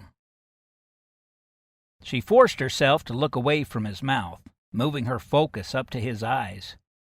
Their clarity was shadowed some by the tired lines that framed them. He must be exhausted. "Are you hungry?" "Starved." Good. That gave her something to do. Mara turned toward the house and started walking. "Come inside. I've saved you breakfast." Once in her kitchen, she worked fast, shifting the pan of meat gravy to the front of the stove and pouring a cup of coffee. She'd left it on low heat, but hopefully it hadn't been there long enough to scorch. "Can I help?" She glanced up at the close proximity of Josiah's voice. He stood beside the stove, close enough to touch, close enough for her to take in every detail of his face. The stubble on his jaw hadn't grown long, but enough to give him a roguish look. She found his eyes, the wariness in them tugging at her chest. Mara touched his arm before she could stop herself. "You're tired. Sit." He met her gaze and held it, stilling her breath with the power of his eyes. Her chest tightened with a longing she'd never experienced. He looked like he would reach out to her, but he didn't. She had the sudden urge to step closer, but she didn't. Instead, they stood staring at each other as time suspended and the rest of the world stopped. A second, an hour. She had no idea how much time passed. Finally, Josiah released a long breath. His action broke the connection, and in Mara's chest, a prick of disappointment blended with a fragment of relief. Her hand slipped from his arm as he turned away and walked to his chair at the table. Mara moved back to the work counter and focused on breathing. What had just happened? One moment she stood warming breakfast, and the next she was connecting with something deep in his soul. The cabin door squeaked as it opened, and Ezra's voice sounded, greeting Josiah. Mara slid her eyes closed. "Thanks, baby brother." Until she could figure out her feelings and get them under control, a little buffer would be welcome. Supply train should be through any day now. Josiah bit into the doughy bread as Ezra spoke. He nodded, but his mouth was full, so the younger man kept talking. "Usually comes through to all the Pony Express stations once a month or so." Maybe they would bring better food supplies. The bread in Josiah's mouth was gummy. Had Mara let it rise before baking? In fact, its consistency wasn't very different from the gravy she'd spooned on his plate for dipping. His gaze drifted to where she stood, wiping the work counter in the kitchen. She may not be the best cook, but she was remarkable in every other way. Heat crept up his spine as he replayed their moment before her brother had come in. Something special brewed between them. She'd felt it, too. It had showed all over her face. And now, even more by the way she wouldn't look anywhere close to his direction. He'd never met a woman who captured him the way she did. It was like she could see all the way through him, which could be dangerous. There were pieces inside him not decent for anyone to glimpse, especially a woman like Mara. It was hard to resist her draw, but he had to be careful not to let her too close. He could do that. He'd gotten good at guarding himself from disappointment. He'd certainly had enough practice at it. And if Mara took him up on the idea that had been developing in his mind, he'd need to do better at protecting himself from her powers. If he could do it, this idea would be perfect.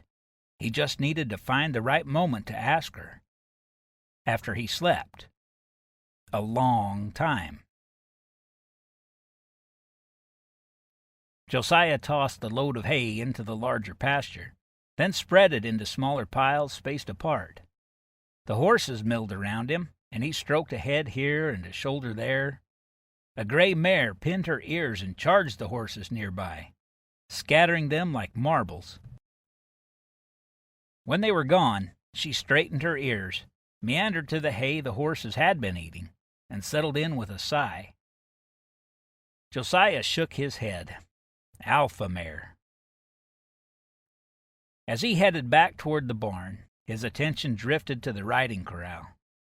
Mara rode a lanky chestnut, its bouncy trot sending her long hair glittering in the sun. He'd finished cleaning and restocking the stalls, so he headed her direction to watch. Her movements weren't quite as fluid on this horse as they'd been on Rose, her directions more apparent and exaggerated, but she was still graceful, and the horse obeyed what she asked. He could watch this woman ride for days, years, the rest of his life. Mara didn't acknowledge his presence. Her forehead creased, and her focus never wavered from the mare underneath her as they worked. At last, her face relaxed into a gut-tightening grin, and she reached down to pat the horse's neck. Then the pair ambled toward him. As they neared, Mara's face shone, her luminous eyes dancing in the sunlight. She did well today. She reached down to pat the thick chestnut coat again. He nodded as the mare stepped up to the fence. Josiah reached a hand for her to sniff before he scratched her forehead. "This is Sharon, one of our 2-year-olds. Mara stroked the horse, her lips touching in a fond smile. She's learning to neck rein and adjust her speed at a trot. Josiah nodded, although the jargon meant nothing to him. You have a way with her. That he understood. Mara could get any animal she touched to perform just because she asked. Her head ducked, and she continued to pat the mare. Sharon's a good girl, likes to please. He studied the woman. Mara, I was wondering. He paused, struggling to put the right words together to ask his question. Her gaze slowly lifted, her dark brows raised in question. Yes? Some of the express horses get a little high-strung. I was wondering if maybe you could give me tips on training them.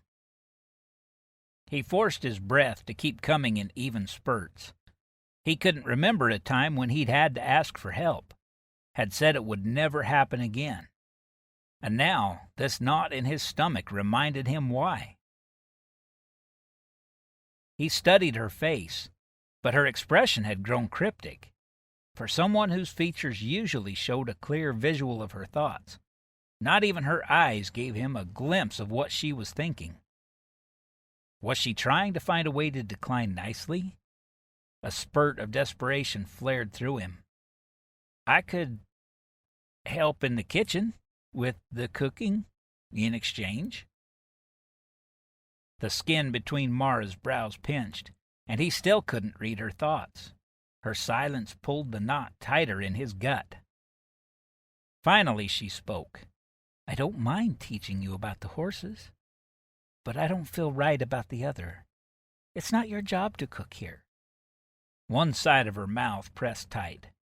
The tension in his neck eased. I don't mind, really. You'd be doing me a favor. It's the least I can do.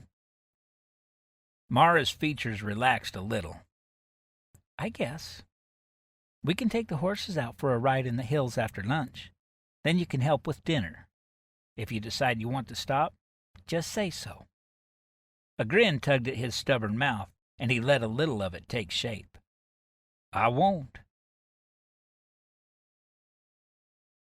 6 months ago, if someone had told Josiah he'd be riding horseback through the western hills with a woman as pretty as Mara, he'd have laughed out loud, and he might still let out a chuckle now, but for an entirely different reason. Mara rode beside him, tall and graceful on a bay and white paint gelding. His own gray gelding jigged underneath him, and Josiah shortened his reins another inch. Both animals were 2-year-olds, familiar with the basic instructions, but not polished, according to Mara. She looked over at him, her eyes scrutinizing. Let's start by fixing the way you sit in the saddle.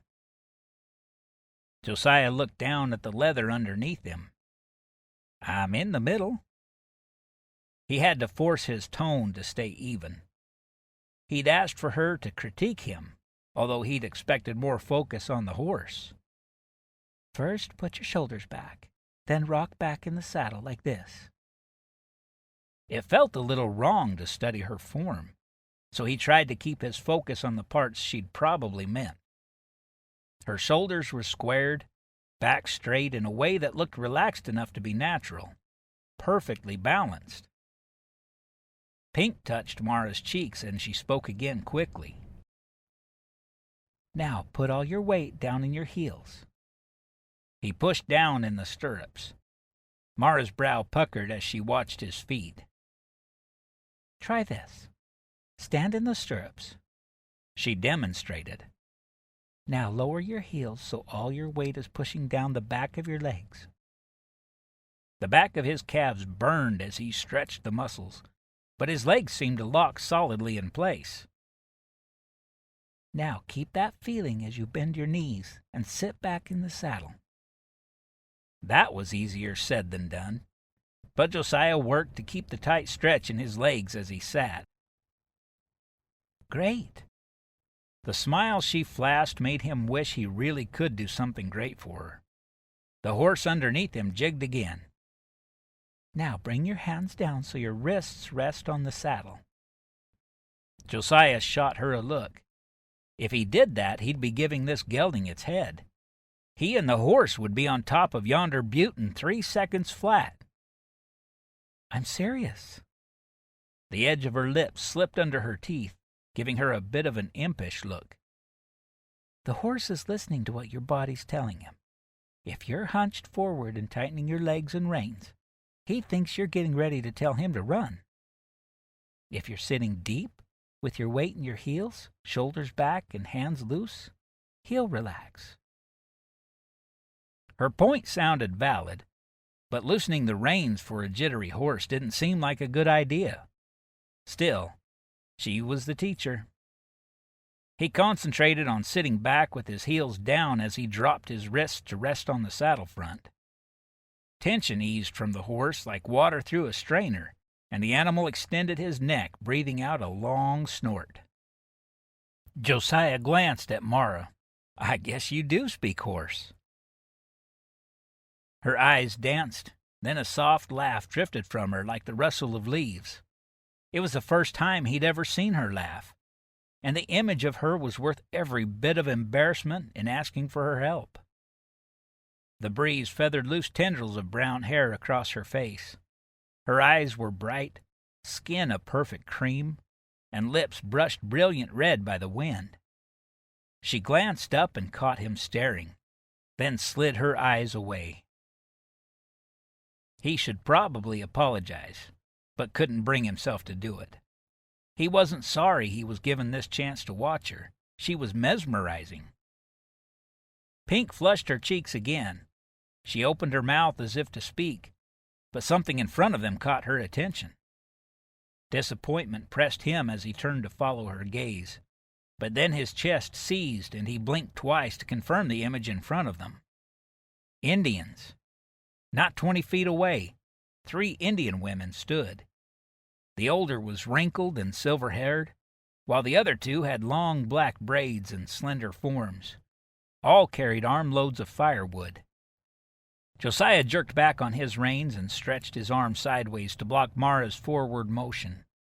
Where there were women, Indian braves must be close by. His eyes scanned the landscape. No other signs of life. Were the women armed? From the stories he'd heard, Indians were savage, no matter what gender. Mara pushed his arm down, but she kept her horse positioned behind him. He didn't dare take his eyes off the squaws, but his hand crept down to the flap of his saddle pack. His fingers closed around the butt of his Colt, and he pulled it from the satchel. "Leave it," Mara hissed. Then in a louder tone she spoke a quick mixture of sounds, high then low, then high again. It caught him so off guard, he turned to make sure those noises came from her, although he'd have known the softness of her voice anywhere. The oldest squaw responded in the same language, and Josiah scrutinized her. She motioned with a wrinkled hand, and then all 3 women started shuffling the same direction they'd been headed. He didn't know whether he should ride after them or grab Mara's reins and hightail them back to the station. He compromised by doing neither, but kept his focus on the women until they disappeared around the base of the butte. The moment they were gone, he released the clamp on his jaw and forced air to flow in and out of his chest as he turned to the woman sitting beside him. What was that? Mara looked at him as if he'd just asked her to pass the butter. They were Cheyenne squaws, out gathering wood. She didn't meet his gaze, but raised her reins as she started to guide her horse forward. He reached out and snatched her reins, stalling the horse mid-stride. What'd they want? She raised both brows at him. Nothing. I'm still learning Cheyenne, but I think she mostly said hello. Her tone held an arch to it that he'd never heard from her, and when she jerked her reins from his grasp and kneed the horse forward again, he let her go. But he had to find another way to get her attention. She could be riding straight into a trap for all he knew, with braves positioned around the butte to snatch her up for her pretty brown scalp. Or worse still, for other benefits she could provide. Fire flared through his veins, and he reined his gelding back the way they'd come. We have to get back to the station. Maybe she would follow him. I thought you wanted to ride. He halted his horse and looked back at her. Mara and her gelding had paused too, and she watched him. He worked to keep his tone schooled. We just saw Indians. We need to get back and warn the others. The tilt of her head showed exasperation, but it was nothing compared to what was rolling in his gut. They were Cheyenne squaws. I know them. They're friendly, and their men come to trade at our station. Josiah could only stare. She knew these Indians? What did you say to them? The corners of her mouth lifted. I told them to come visit when their men come to trade.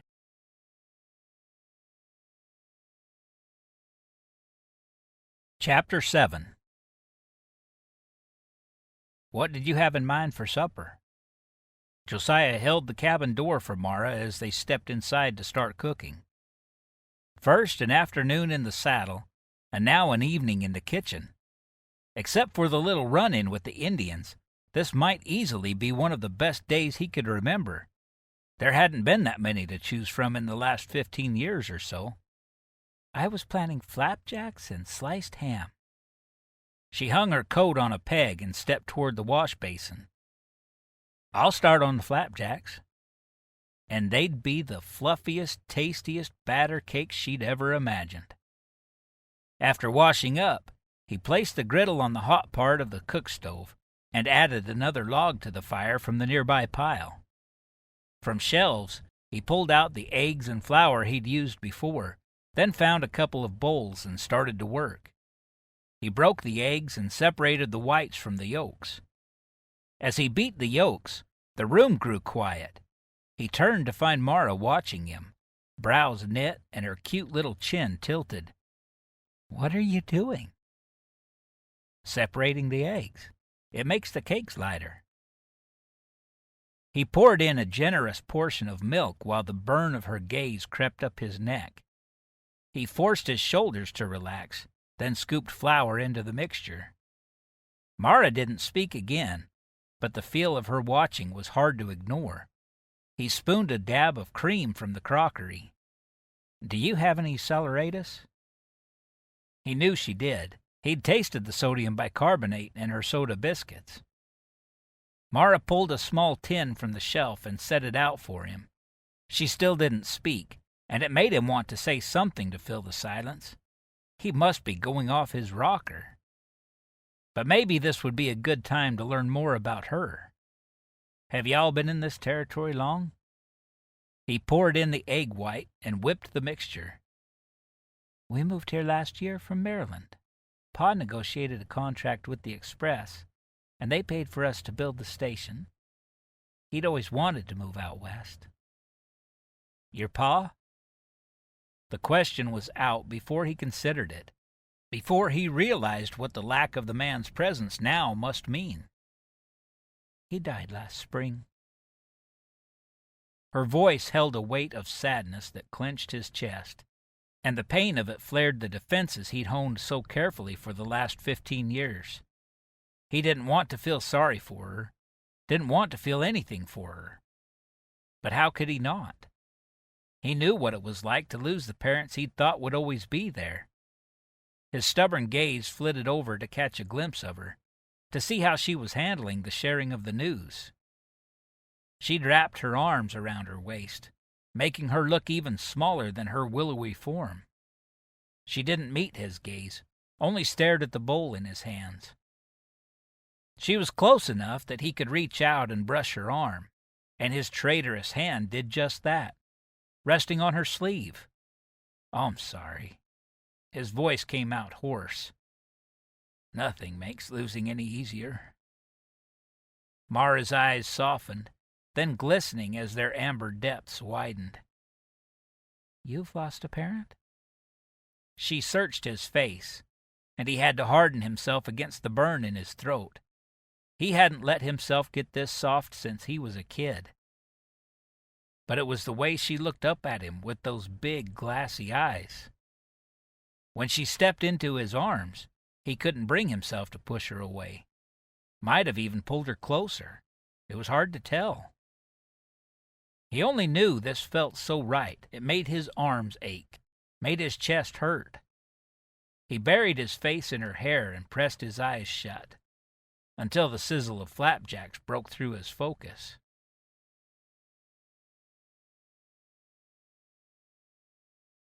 Josiah settled into the rhythm of the gelding beneath him as he rode out of the Rocky Ridge station. For once, he wasn't on that unruly bay mare. He checked his posture and forced himself to sit back in the saddle more. Mara had been there to see him off, with that smile curving her lips. His arms still remembered the feel of her yesterday, when he'd held her. He could almost taste the scent of roses in her hair, the softness of it against his fingers. But she'd stepped out of the embrace as quickly as she'd come to him. After a few more tense moments cooking, she finally escaped out the door with some excuse about needing to talk with her brothers. Probably a good thing. He knew better than to let himself get so close to her. He'd done well to keep his distance since then, except for that look she gave him right before he left on this ride. He'd been trying to bring back the same feeling of secure legs with his weight in his heels, so he stood in the stirrups, then lowered himself and kept his legs in the same position while he sat. Mara had been busy talking to the incoming rider, so he didn't think either of them had seen. But the tip of her pretty mouth, when she shot him a sideways glance, told him she'd noticed the whole thing. At least she saw he was getting good use out of her lessons. They reached the stretch where the ground became rocky, and Josiah tightened his reins. The horse didn't slow a bit. Did these express horses have no common sense when it came to the terrain? Seemed all they ever wanted to do was run full out. Made little difference whether they were on flat prairie land or going over the edge of a cliff. Josiah pulled the reins again. No response. Maybe he should try a different approach. He gave a swift, sharp tug while leaning back, then released. The horse slowed a tiny bit. He gave the same jerk again, then repeated it a few seconds later. Wonder of wonders, the horse slowed down. They made it over a low butte, and a movement in the distance caught Josiah's eye. Riders. He slowed the horse even more to get a closer look. They were maybe a half-mile away, so it was hard to see more than tiny figures. He could make out silhouettes, though. Indians. Should he rein in? Turn around? The riders moved to his left, away from the express route, and they were almost out of sight completely. He touched the revolver tucked inside his waistband. He had an obligation to fulfill for the Pony Express. Loosening his reins, he pushed his horse into a canter as they maneuvered down the slope.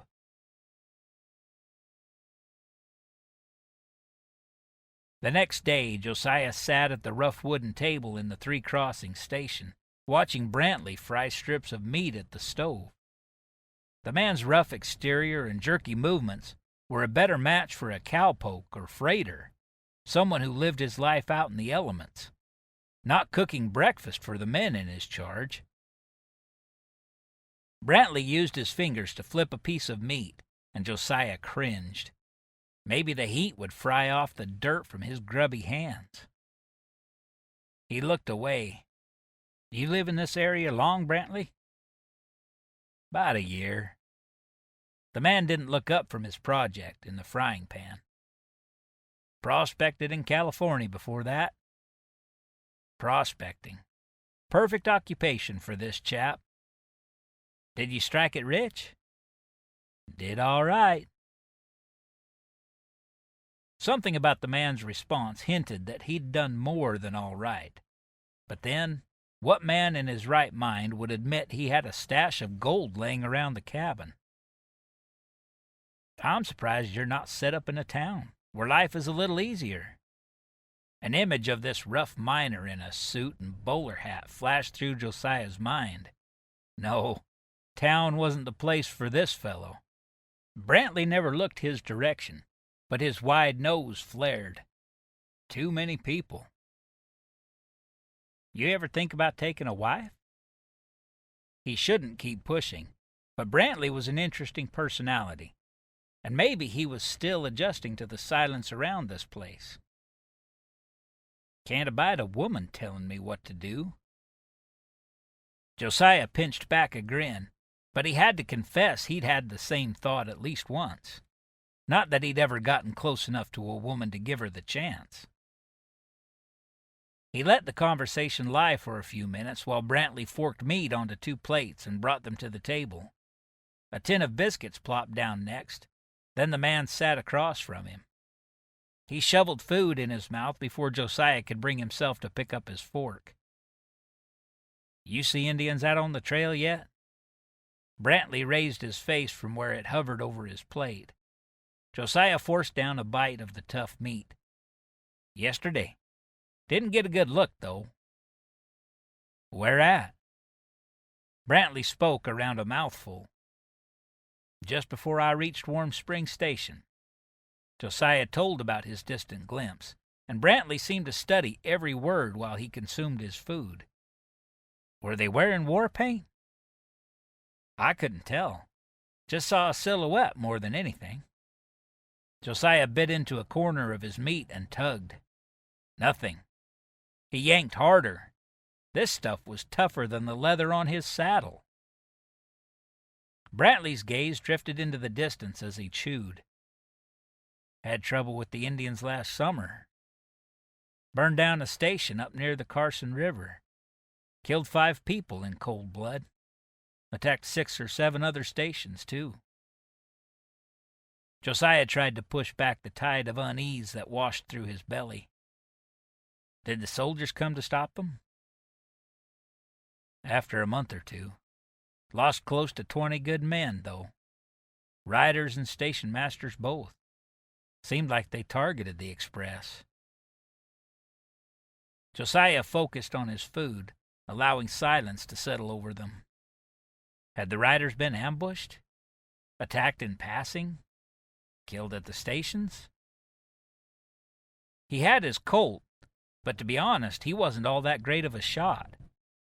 Hadn't had much practice in the hotel kitchen. Still, he could usually hit his target if he had time to steady and aim, although that might not be good enough out here.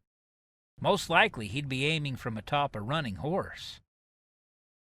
Josiah stood and carried his plate to the dry sink. He was due for some target practice. Mara pinned Zeke's undershirt to the clothesline, humming a Christmas carol as she worked.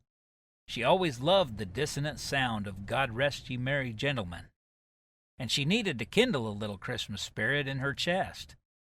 Ezra and Zeke needed it too, no matter how little they felt like celebrating. The holiday was less than a week away.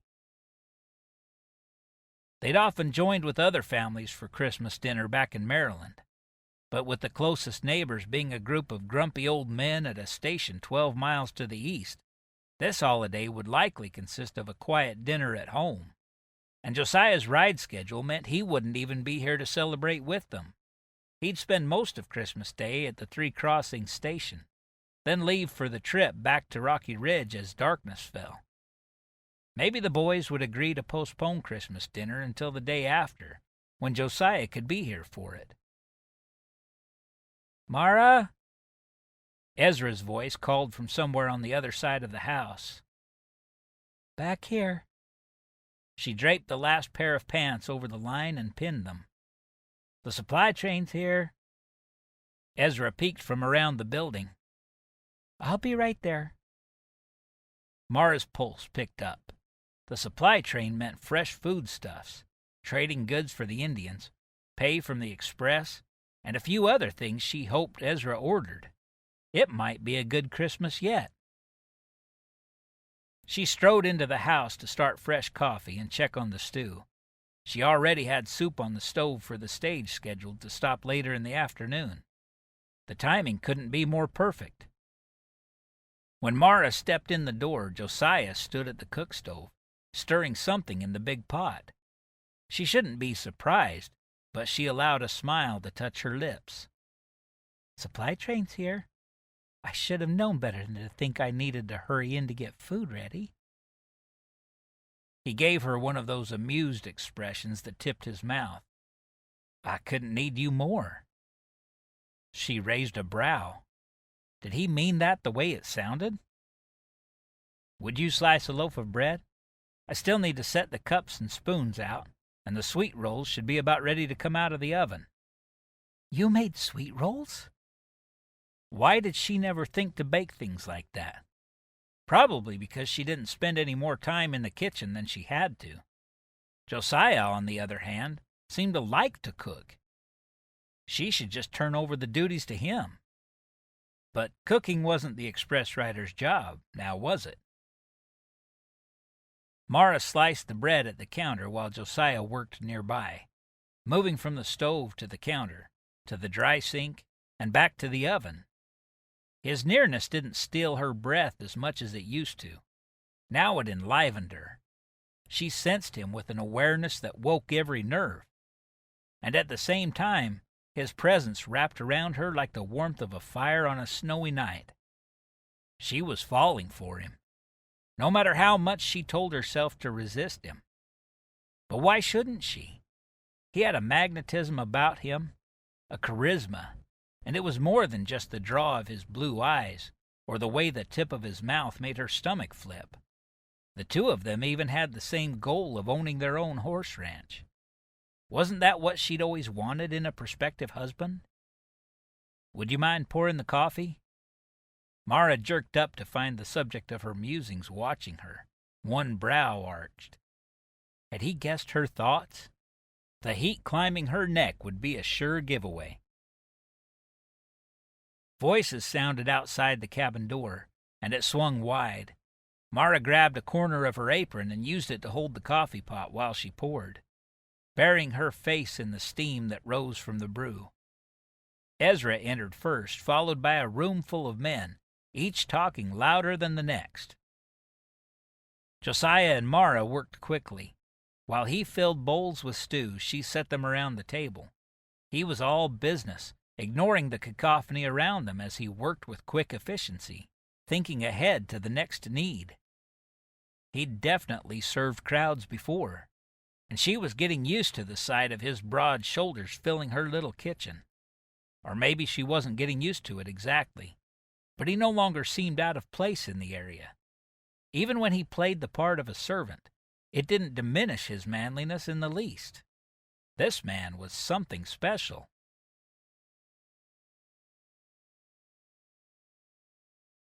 The next morning, the Reid men didn't linger around the breakfast table like usual.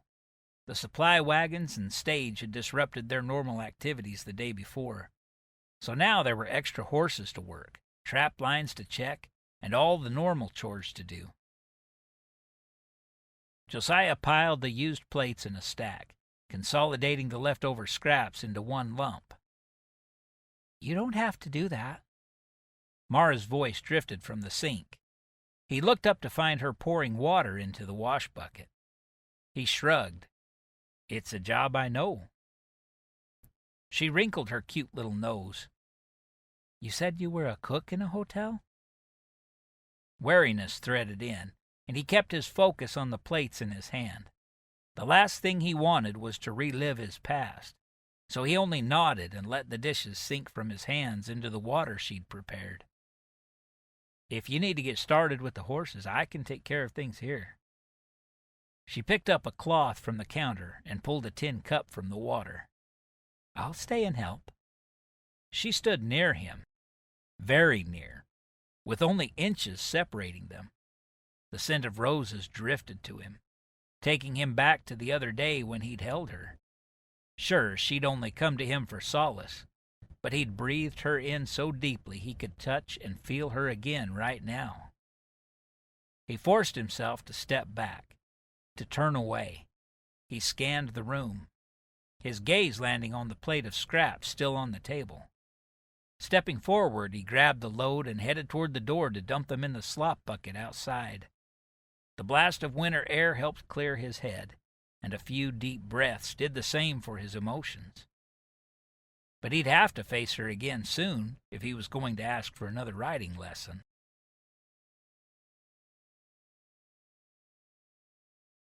Chapter 8. Josiah leaned low, tightening his legs to push the tired horse a little faster in the darkness. Just one small hill and 3 crossings station would be in sight. Brantley would be standing in the yard with a lantern, and his relief rider would hold a fresh horse. It was the day before Christmas. His ride out tomorrow wasn't until twilight, which meant he'd spend Christmas Day with those 2 cranky former miners. But it would give him a chance to finish his present for Mara. He'd never been good at whittling, probably because he'd not had much time to practice. But the horse head was shaping up better than he'd expected. Hopefully she'd see past the simple craftsmanship to the sentiment behind it. Although, what that sentiment was, he'd rather not consider. When his horse topped the rise, Josiah released the long whistle to signal his arrival, He could make out the shapes of the 3 crossings buildings in the moonlight, but no lantern in the yard. He whistled again. A dot of light appeared by the barn, illuminating a man and horse as Josiah reined into the yard. He slid to the ground and pulled a mochila off his saddle. "Where's the next rider?" "Got himself shot." He spun to face Brantley. "What?" "Shot and killed. Got in a drunken row with a drifter. Said the vagrant was cheating at 21, but the fellow didn't much like being called names. Seems our man found the hot end of his gun." Josiah's mind spun. His relief rider was dead. "There's no one else to take this pack?" "Nope. Hoping you will." He inhaled a deep breath. "God, give me strength. Let me have that fresh horse."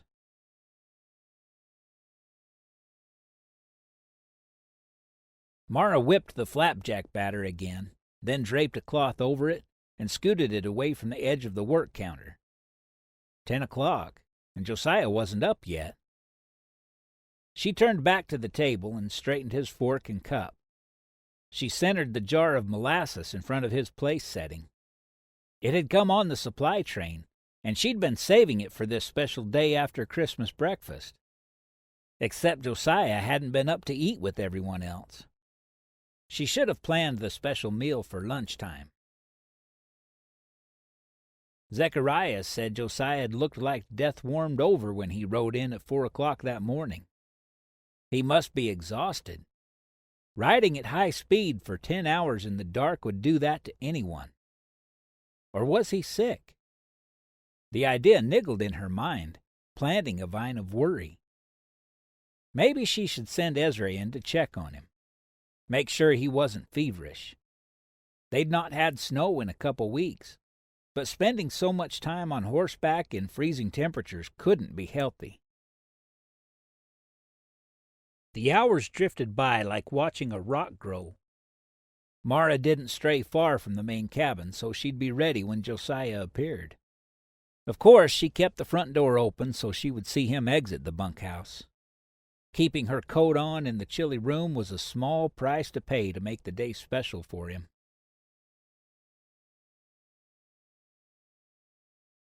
Zeke and Ezra came in for lunch a little after noon. She placed the plate of sliced cheese and sourdough bread in the center of the table. "Do you think you should check on Josiah? He's not stirred yet. Maybe he's sick." Zechariah gave her a look. "He's fine, Mara. The man's tired. Let him sleep." She gripped a fold in her skirt to keep from slapping her big brother. Ezra nodded, apparently agreeing, but he had that impish smile that said he knew there was more to her question than she was letting on. Her fingers itched to wipe that smile from his face the way only a big sister could. But instead, she forced herself to sit and put a piece of bread on her plate while the others ate. 2 long hours later, the bunkhouse door finally squeaked open. There'd never been a more perfect sight in all the territory than Josiah stepping from that doorway. But she didn't stop long to admire the view. Instead, she slid the coffee pot onto the stove so the fresh grounds could percolate, laid strips of bacon on the frying pan she'd kept heating all day, and whipped the flapjack batter into a light mixture. Josiah would have a nice Christmas breakfast if she had to pick him up and carry him to the table herself. He stepped into the cabin, his presence filling the room like it usually did. "Smells good in here."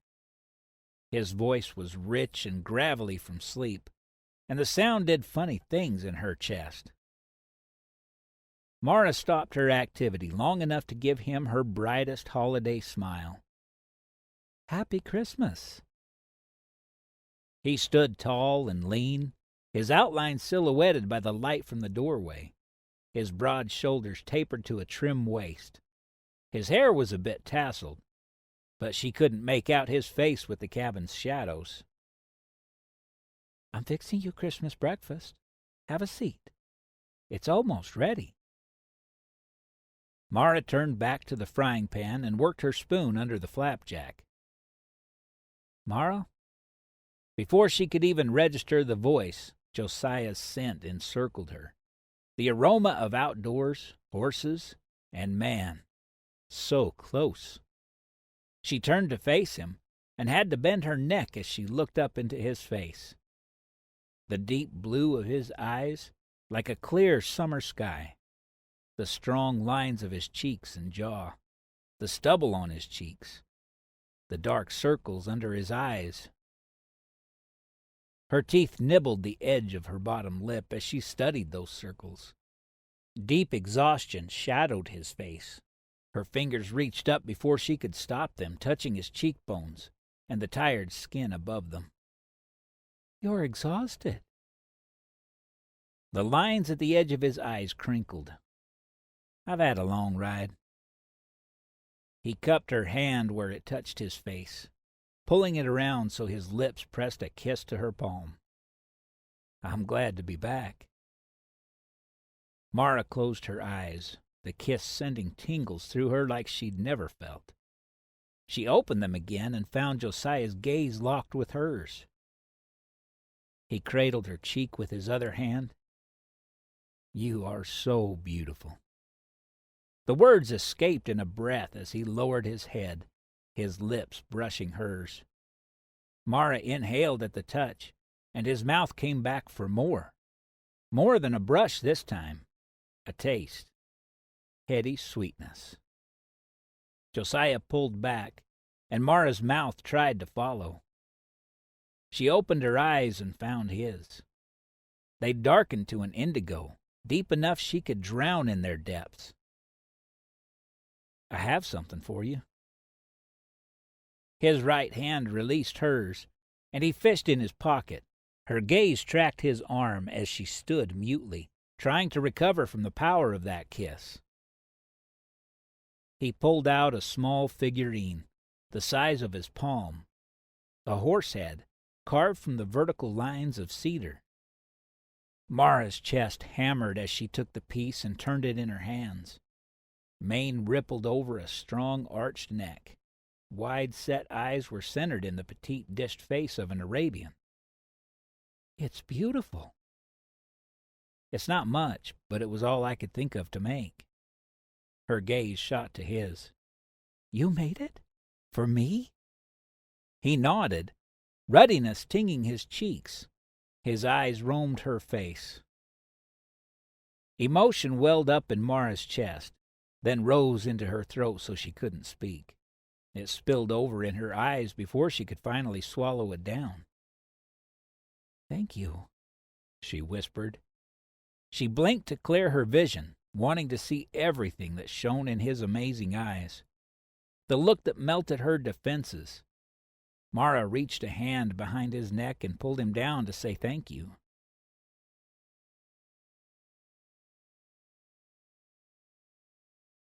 Josiah sliced the chicken in chunks with a long butcher knife. Tomorrow was New Year's Day, and he'd be on another ride, so the Reid family had offered to celebrate a day early. He hated holidays those first few years he was on his own. Then after he took over the kitchen at John Wesley Hotel, they'd just made more work for him. But here, with Mara and her brothers, he'd caught a glimpse of why people liked them so much.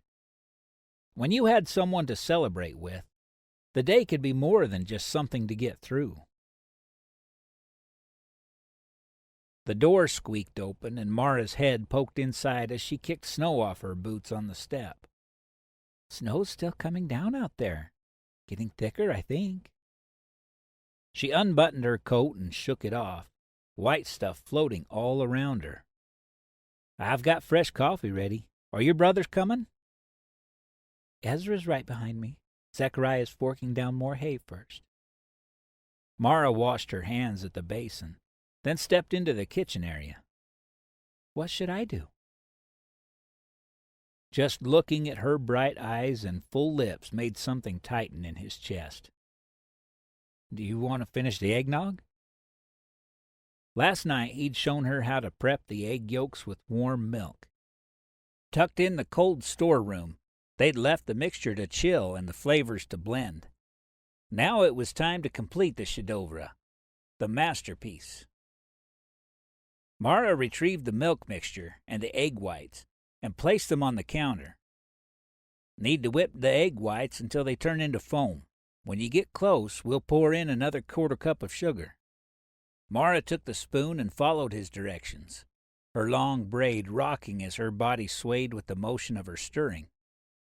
It was so nice that she didn't wear it like the flat styles that were popular in the East, parted down the center and plastered flat into a bun.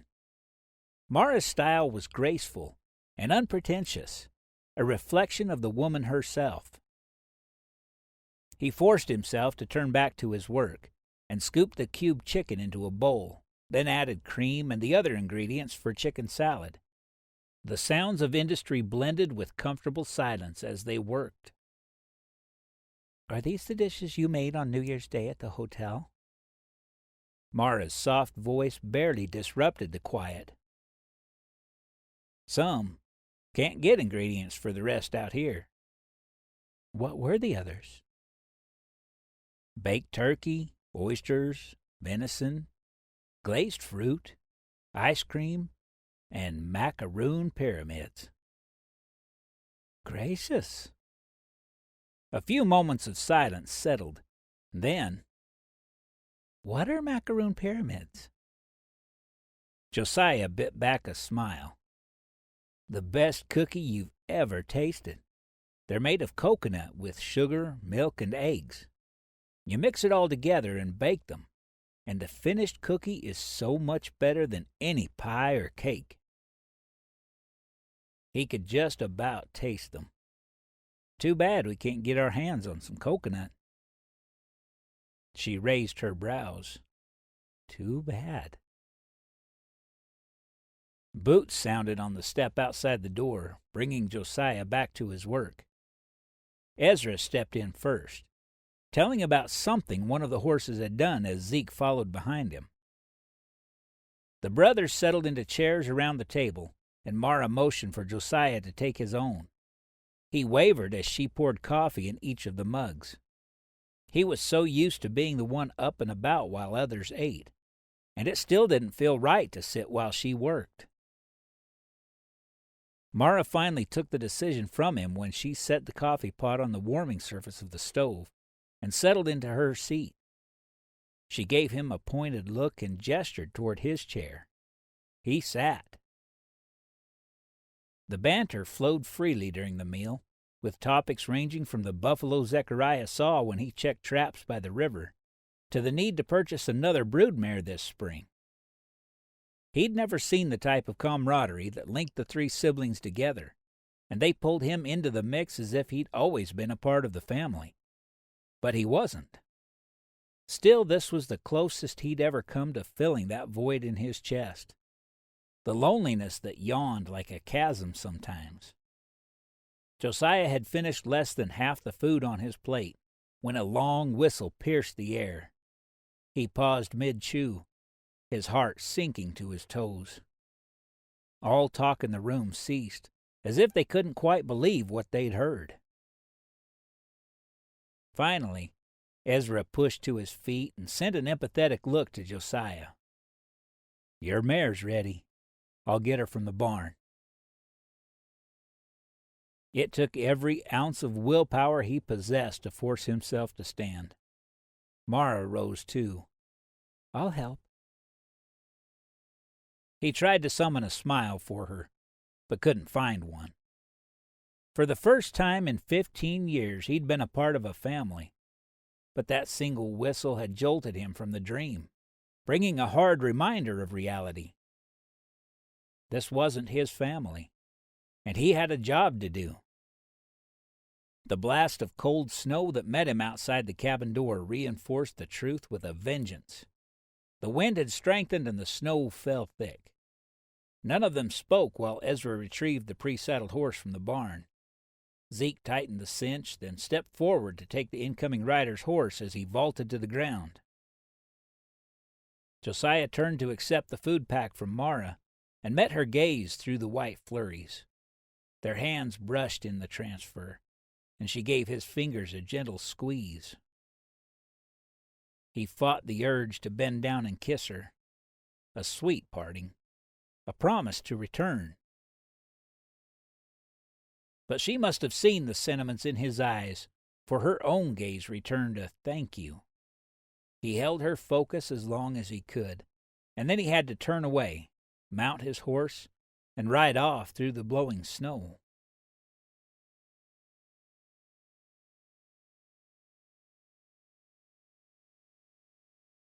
Mara scrubbed the big pot with a rough cloth, expelling her frustration with every stroke. Why did Josiah have to leave right in the middle of their meal? The day had been magical cooking with him, and then enjoying the dinner with him and her family. Josiah just the same as any of them. Only he wasn't the same. He was the man she'd been searching for. She could see that now. Not just the way his looks took her breath, but the way he made her feel. His kindness touched all his actions, from the way he wouldn't sit at mealtimes until she did, to the way he worked side by side cleaning stalls with Ezra.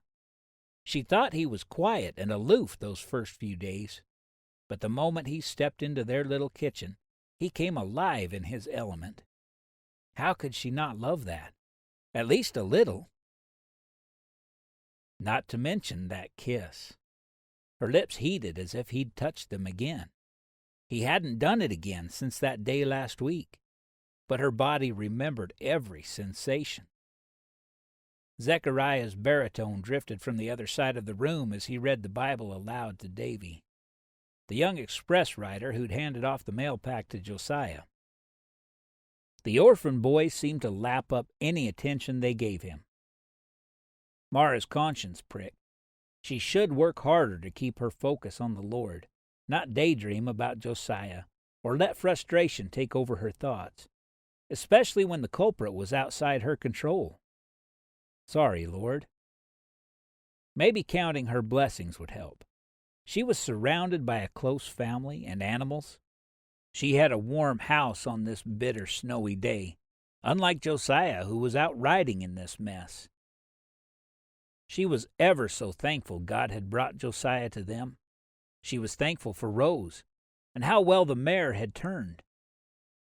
The front door crashed open, and Mara whirled to face it. Ezra stood panting in the doorway. "Josiah's horse." He paused to catch his breath. Mara's stomach jumped into her throat. She dropped the pot and was at her brother's side within a heartbeat. "What?" "Came back limping without him."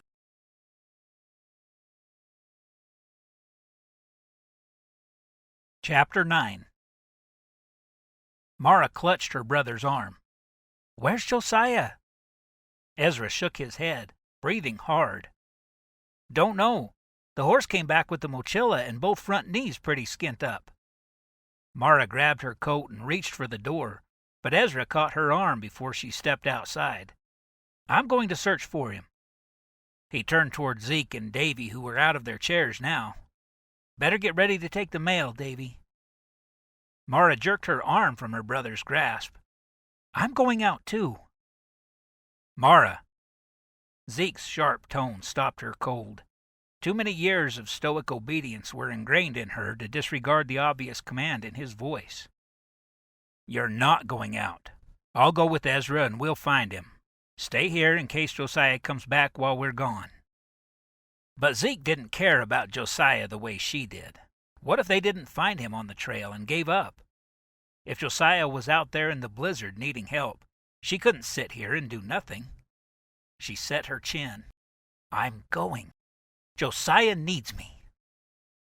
He met her gaze and seemed to realize she wasn't backing down. His own jaw tightened, but he nodded. "Ezra can stay here then." Mara sprang into action. She slipped into her coat, then grabbed blankets from the trunk by the loft's ladder. They might be out looking for a while, so she wrapped some buffalo roast and biscuits in a cloth. "Take drinking water, too." Ezra's voice sounded over her shoulder. There was plenty of snow out to drink, but she obeyed anyway. filling a canteen from the clean basin. With her hands full, Mara strode to the door, plucking her cap and gloves from a peg on the wall as she exited. The frigid wind slapped her face as she sprinted to the barn. Once inside the structure, she found Zeke tightening her saddle's cinch around Rose.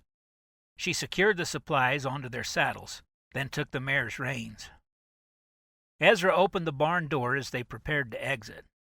"Davy's off now. It's nasty out there, so you two be careful." His mouth pressed into a grim line and twin grooves formed between his brows. "Will do," Zeke said as he mounted. One look at Ezra's face, and Mara reached forward to kiss his cheek before climbing astride her own horse. "Don't worry." The knot in her stomach pulled tighter. "But pray for Josiah." He didn't answer as they rode off. Zeke kept a steady trot, but Mara's nerves craved a faster pace. Josiah probably wasn't in the open area so close to the house. She scanned the hills, barely visible through the falling snow. He was out there somewhere. The snow fell thick, and wind swirled it around them like a heavy fog. It didn't howl yet, but hampered their vision enough that they could only see a few feet around. Mara kept her mare just behind Zeke's bay. If they were separated, sound would be their only way to reconnect. "Are you sure we're on the express trail?" she called through the wind. "Pretty sure. Once we get to the hills, it'll be easier to tell." "Dear God, please guide us. Keep Josiah safe." "Josiah!" Mara called through the snowstorm. No answer except the buffeting of the wind. "Keep calling." Zechariah's voice barely reached her as the wind whipped it away. And so she did. While Zeke focused on the limited area visible around them, Mara screamed Josiah's name until her throat burned and her voice strangled like a baby goat. Tears leaked from her eyes, not quite freezing before they were absorbed into the scarf wrapped around her chin and neck. They climbed the rocky hills, keeping to the dip in the snow that signaled a trail. Zeke slowed to a walk, and they scanned the ground on both sides. Her muscles ached in the frigid air, but at least her coat kept her mostly dry. Had Josiah found a way to stay dry too, or was he freezing to death in this icy snow? "Josiah!" "God, please keep him alive. Let him be all right." Her mind repeated the prayer like a mantra. The rocks rose up on either side as they entered a ravine. "Josiah!" Her voice would have echoed if it weren't for the snow still whipping around them. A muffled noise sounded to their right, and her eyes scanned the area. "Wait!" she yelled to her brother, then turned Rose toward the scattering of rocks at the base of a cliff. "Josiah!" she called. The noise came again, definitely a male voice, but she couldn't make out the words. Mara jumped from her horse and lunged through the snow, taller than her knees. Something dark was partially buried in the white powder between two rocks. As she came closer, the dark mound formed a face and shoulders. Mara's heart leaped at the same time dread pressed her chest. She dropped to her knees and scooped snow away from the face. Josiah. His eyes were closed, but his chest rose and fell, barely. He released a moan that gripped Mara's heart and infused a greater urgency into her movements as she fought to uncover him. She shucked her gloves and touched his face. His skin was cold, so cold, and clammy. Or maybe that was dampness from the snow. Zechariah appeared beside her and laid 2 fingers on Josiah's neck. Mara glanced at the worry lines on her brother's face as he stared at the injured man. His pulse was racing. That means he's alive. That had to be good, right? The lines on Zeke's forehead deepened. It's too fast and weak. We've got to get him warm.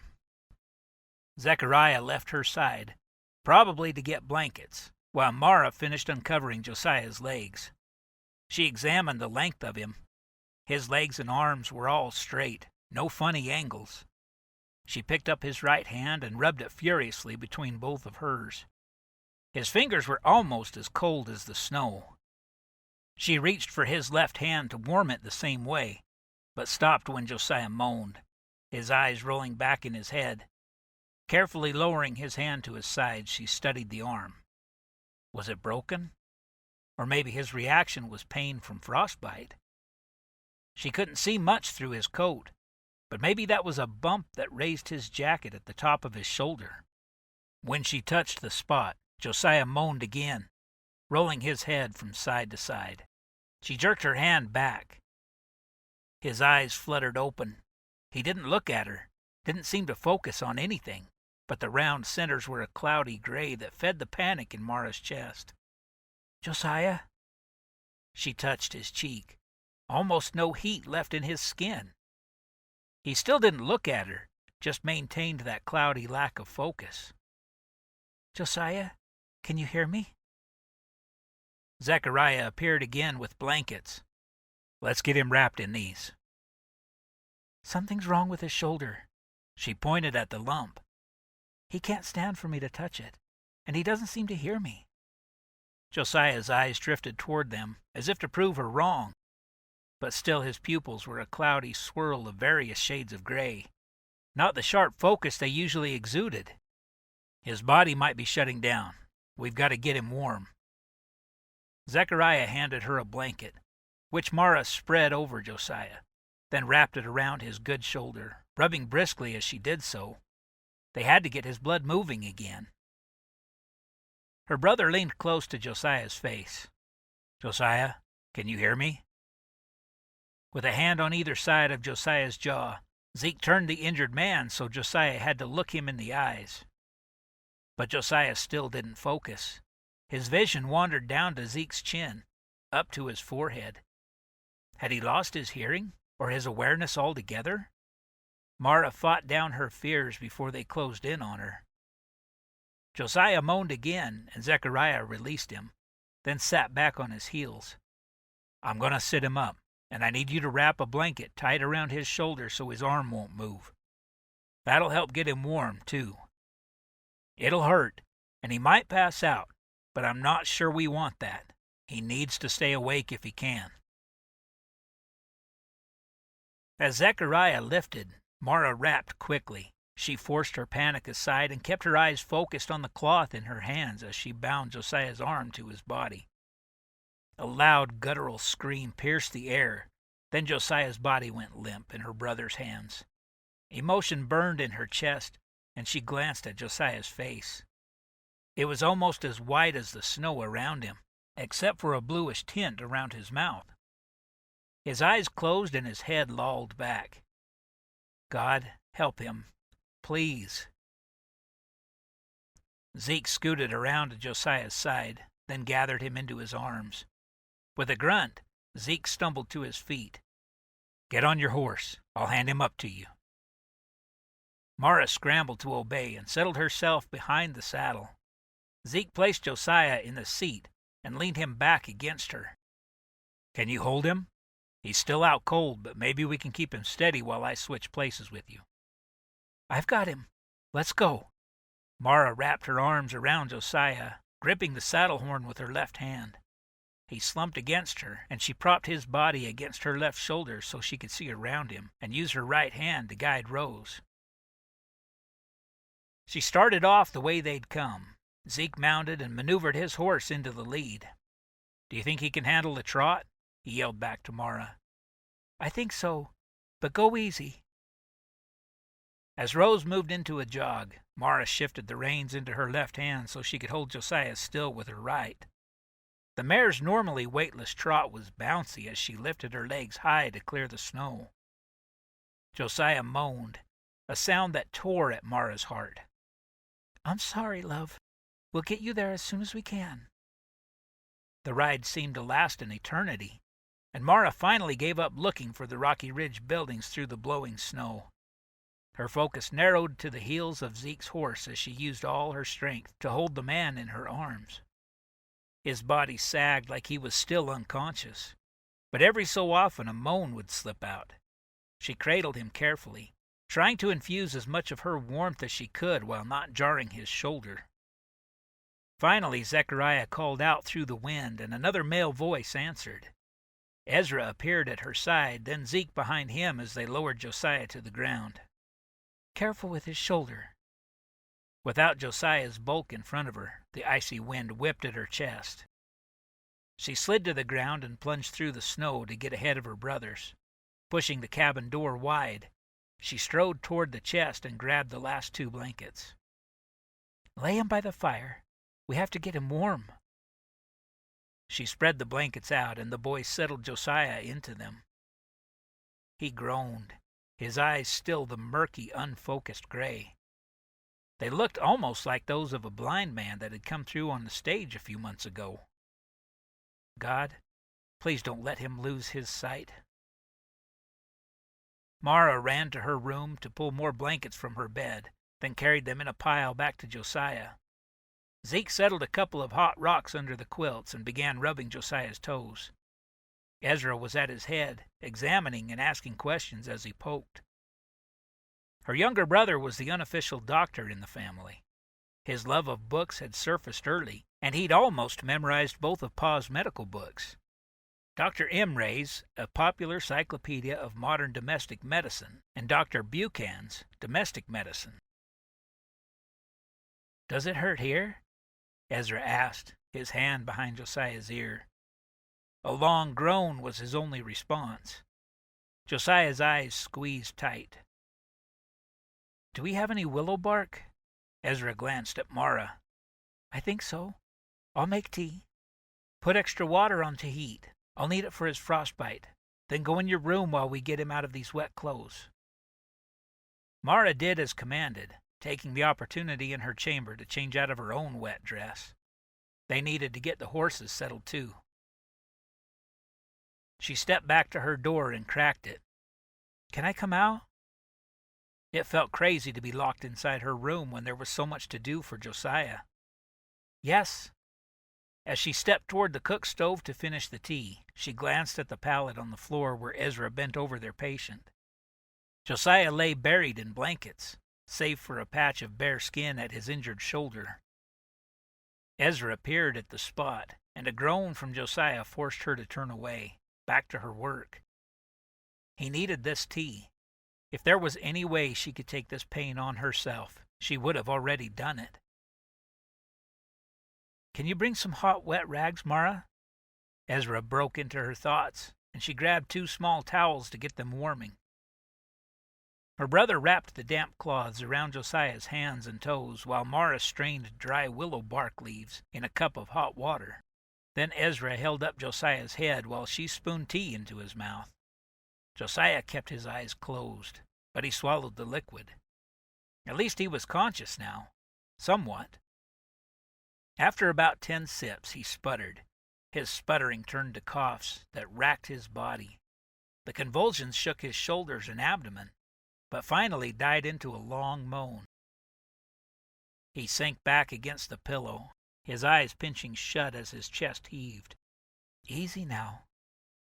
Mara stroked his forehead, crooning like she would to a new foal. "This tea'll help you feel better." After a few moments, his breathing finally slowed. "Let's try to drink a little more." Mara nodded at Ezra, who raised Josiah's head again. She was able to get most of the brew into him before Josiah moaned again and fell back against the pillow. "No." His voice came out in a rasp. It was the first time he'd spoken more than a moan. "I need to wrap his shoulder now." Ezra reached for a long bandage. "Can you help me?" Mara nodded and eased her arms under Josiah's upper body while Ezra worked the fabric into place. Josiah's skin was solid to her touch, and the ropey muscles contoured in a way that made her fight the urge to lean down and press a kiss to his shoulder. "Let me put the bone in place before we wrap it tight." Mara leaned back as Ezra bent low over Josiah, fitting his hands around the bone between his neck and shoulder. Josiah's face twisted and he cried out. She jerked her head away, steeling herself from the sight. She couldn't watch the pain torment his features without jerking her brother away from the man. After that awful cry, The only sound left in the room was Josiah's haggard breathing, as though breath was the only thing that would save him now. She braved a glance at his face, drained of most of his color. Reaching out, she brushed a hand over his forehead, fingering back the hair that tangled there in damp curls.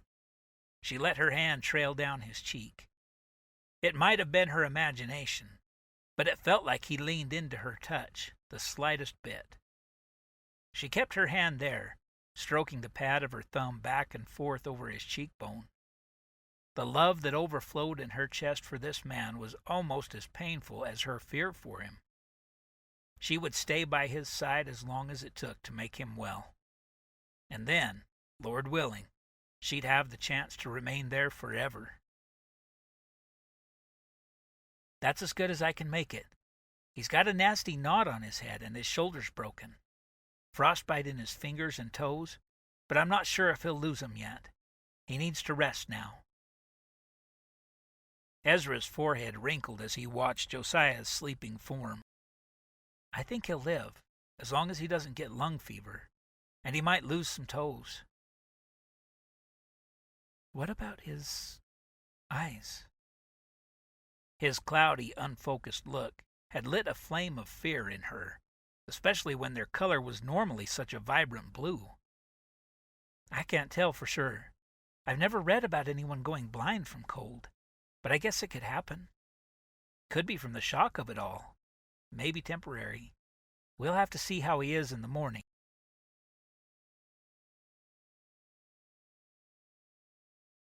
Chapter 10. Everything hurt. Josiah kept his eyes closed while he took stock of his body. A sharp throbbing radiated from his left shoulder.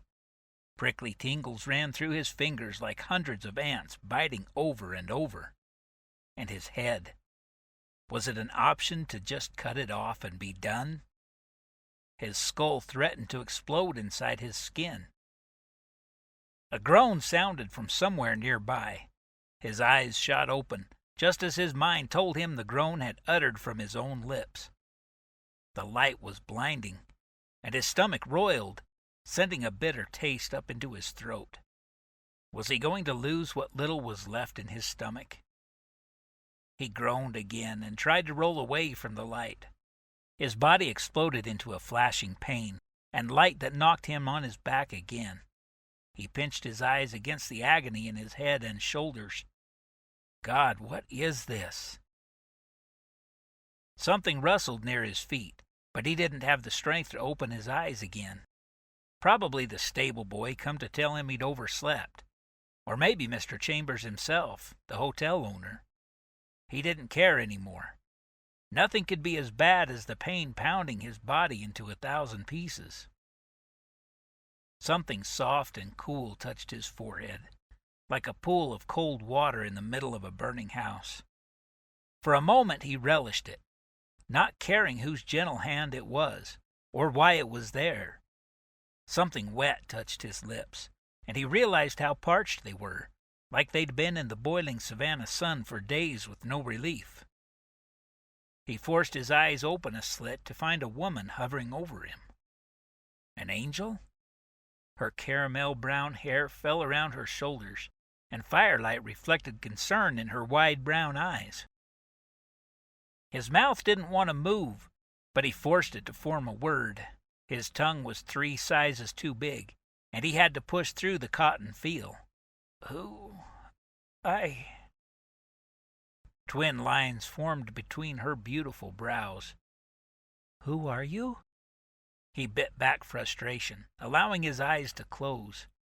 He knew who he was. At least he thought he did. He fought through the cobwebs in his mind. He was a cook at a restaurant in Savannah. You're Josiah English. The woman's voice was soft, sweet. That's right, Josiah. And you're a writer for the Pony Express along the Sweetwater River.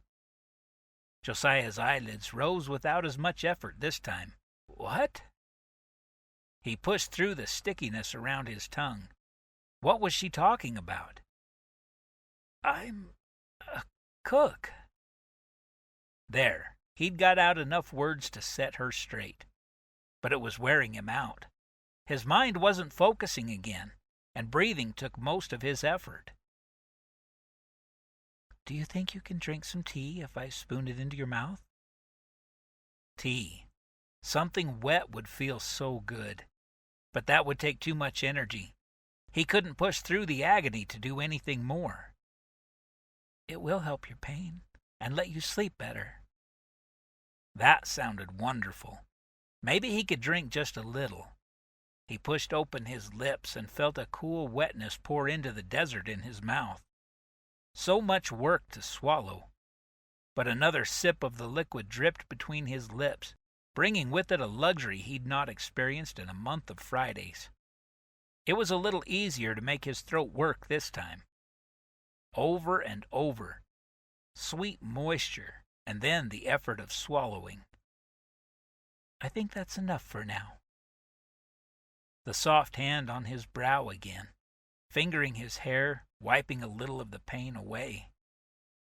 Sleep. You'll feel better when you wake up. Mara curled her legs tighter underneath herself in the rocking chair, readjusting the Bible in her lap. She stared again at the words in 1 Kings that talked about the extravagant temple Solomon built for the Lord. It really did sound like a beautiful structure, but her gaze kept drifting back to the sleeping form on the floor in front of her. Had he lost his memory? Maybe not completely. He seemed to think he was still in Savannah, a cook. He seemed so confused, and every word was a struggle for him.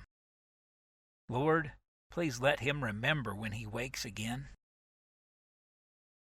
Ezra had said he had a large bump on his head. Would that make him forget only part of his life? The part that included her? The vice in her chest twisted. Mara glanced toward the single window in the cabin. The sky had lightened. She closed the Bible, rose, and placed the book in her chair. The men would be up soon, and would expect something warm on the table when they came in from the barn chores. She placed a couple of dry logs on the white coals in the cook stove, then poured fresh grounds and water in the coffee pot. Footsteps thumped, and Mara looked up to see Ezra staring down at Josiah's sleeping body. Her brother's hair lay flat in the back, but stood straight up at his cowlick. He turned to look at her. "How's he doing?" He spoke in a loud whisper. Mara motioned him over so she could speak without waking Josiah. He woke up one time a few hours ago. He seemed to be in a lot of pain, but did say a few words. As she told her younger brother about their short interchange, his brows knit together. Sounds like short-term memory loss. He scratched the side of his jaw. Might remember more once his body gets over the trauma. I'll read up on it and see if there's anything else we can do. So we just wait? Desperation tinged her voice. There had to be more. She couldn't sit by and watch while Josiah struggled through so much torture. What if he never got his memory back? Could he still do his job? Would he still care about her? She pushed the selfish thought aside. We take care of him, make him comfortable, and let his body heal itself. Ezra's tone was patient but firm, like Zeke's voice when he reminded her of something he'd already said at least once. Mara nodded, looking back at Josiah's form beneath the mound of blankets. I'll let you know if I find anything else we can do for him. Ezra moved past her to pull his coat from the peg. I'm headed to milk Hannah now. Mara turned back to the kitchen and slid the frying pan to the hot surface of the cook stove, then dumped a glob of congealed grease into the pan. She cut strips of buffalo meat from the large roast and laid them in the oily mixture to fry. Even though the savory aroma of frying meat wafted through the air, it was hard to summon any enthusiasm for the food while Josiah lay motionless across the room. The kitchen was his domain, the place where he came alive. After slicing several pieces of bread, she scooped the fried meat from the pan and poured in a cup of flour for the gravy, then a little milk. Her brothers tromped back in soon after she had the table set, and Mara heaped their plates high. The mood in the room was somber, and none of them spoke while they settled around the table. It probably had as much to do with their concern for Josiah's condition as the need to be quiet so he could sleep. Ezra spoke a solemn grace over the food, adding a request for God's special blessing on their friend. Right before his amen, a stirring sounded from Josiah's blankets. He groaned, and Mara's face flickered from the heap of quilts over to Ezra's face. Should she go offer him more tea, or water, or leave him alone to rest? They all waited as if time were suspended to see if Josiah would go back to sleep. No other sounds drifted from the blankets. Zeke was the first to lift his fork and stab a strip of meat, and Ezra soon followed his example. As her younger brother raised a bite to his mouth, his gaze found Mara's. He needs broth soon. She nodded. She should have thought of that herself. The poor man couldn't heal on tea alone, much less regain his strength. Ezra looked to their older brother. The next time he wakes up, we need to move him out of this room. He'll not get the rest he needs when we're waking him up all day. Zeke nodded, then turned to Mara. Do you mind if he takes your room for a few nights? It's close enough to the fire and easier than dragging him up to the loft. An image appeared in her mind of her brothers raising Josiah up to the loft with ropes, just like the lame man's friends in the Bible who lowered their companion through the roof so Jesus could heal his legs. She blinked it away, but the crazy thought almost relaxed the knot in her stomach. Of course. Josiah was restless through the remainder of breakfast, so they moved him as soon as they finished eating. The knot in her stomach tightened at the thought of them picking up his battered body and causing more pain. But her brothers must have read her mind. They picked up his blanket at the four corners and carried him like he lay on an Indian travois. He stirred when they had him in the air, but never opened his eyes. As soon as Josiah had settled and the men went outside to start the day's work, Mara plucked and cleaned a chicken, then simmered it for broth. Every time she checked on Josiah, his breathing was heavy and regular. Good. He needed the sleep. After lunch, when Mara stuck her head in the doorway of her room, rather, Josiah's room, his breathing was light, and his chest barely lifted the covers. Her stomach churned as she crept inside, but when his eyes fluttered open, the relief nearly stole her strength. It wasn't hard to infuse a smile in her voice. Hi there. One corner of his mouth tipped, but the pain lines around his eyes kept the look from being called a grin. Hi. How are you feeling? But that was a silly question. Of course he felt awful, and would do better not to dwell on it. What she really wanted to say was, do you know who I am? Or do you know who you are? Rough. His voice matched the word, as if he were dragging the sound over rocks to get it out of his mouth. I can imagine. I have broth ready. Let me get it. She didn't wait for him to answer, but slipped from the room and out to the kitchen. Scooping a mug of the liquid, she grabbed a spoon and hurried back. She paused before entering the room and inhaled a steadying breath. Josiah needed a peaceful atmosphere to recover well. She flashed him a smile as she settled in the chair beside the bed. Are you hungry? He started to nod, but stopped with a flinch. Pain filled his eyes. What happened? Mara spooned broth into his mouth, watching his Adam's apple bob as the liquid moved down his throat. He still didn't wear a shirt, but the quilt was pulled up so she could just see the top of the bandage that wrapped his shoulder. She averted her eyes to the cup, refilled the spoon, and brought it back to Josiah's mouth. You were riding your Pony Express route in a heavy snow. I think the horse must have slipped. It came back limping, and we finally found you half buried in snow." He winced. "Feels like I was beat up." "Ezra says your shoulder is broken. He's not sure if you lose any toes from frostbite, and you've got a nasty knot behind your left ear. That's probably why you're having trouble remembering." His forehead pinched as she raised another spoonful to his mouth. His lips were rosy and a little swollen. Were they chapped? She should bring some salve. Her gaze drifted upward and collided with his. His eyes were a smoky gray now, and held a tiny hint of the sharp focus he always had, not the cloudy lack of color from last night. His steady intensity made her stomach do a little flutter, and she dropped her focus back to the spoon as she refilled it. When she braved a glance again, his eyes still watched her. She studied the spoon as she brought it to his mouth, but the feel of his gaze stayed with her. "You were beautiful." Her focus shot to his face. A light filtered through his eyes and a dimple touched his right cheek. "Please, tell me I know you." Heat flared into Mara's face, but cooled as the meaning of his words settled in.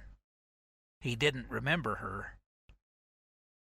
She swallowed as she dipped the spoon in the broth, biting back the burn that threatened her eyes. Forcing her voice to stay steady, she answered, "Yes, I'm Mara. You're a Pony Express rider, and you've been riding out of our home station for about a month now." His forehead puckered. "When did I leave Savannah?" "Right before you came here, I think." Mara kept the spoon moving between the cup and his lips. "You worked in a hotel there. You haven't said much about it, though." Josiah squinted for a moment, his focus somewhere other than the small bedchamber. "Oh." "You were planning to start your own ranch. I think that's why you joined the Express." "And I ride horses?" There was a hint of curiosity in his tone, nothing like the fear racing through her own chest. But Ezra said his memory might come back, right? She forced a bright tone in her voice. "Every Monday and Friday." His eyes moved to her face. "I rode with you. I remember we saw Indians." Mara met his gaze for a quick moment and sank into the relief flooding her chest. He remembered her. Oh, thanks be to God. She spooned the last bit of broth into his mouth. "Would you like more?" She studied his face. Deep shadows had settled under his eyes. From pain or exhaustion? Probably both. "No thanks." Mara stood up and pulled the blankets to his chin. Covered up like that, he looked so frail. "Are you warm enough?" His eyes drifted closed. "Yes." Mara swallowed the lump clogging her throat and leaned down to press a kiss to his forehead. "Rest, then."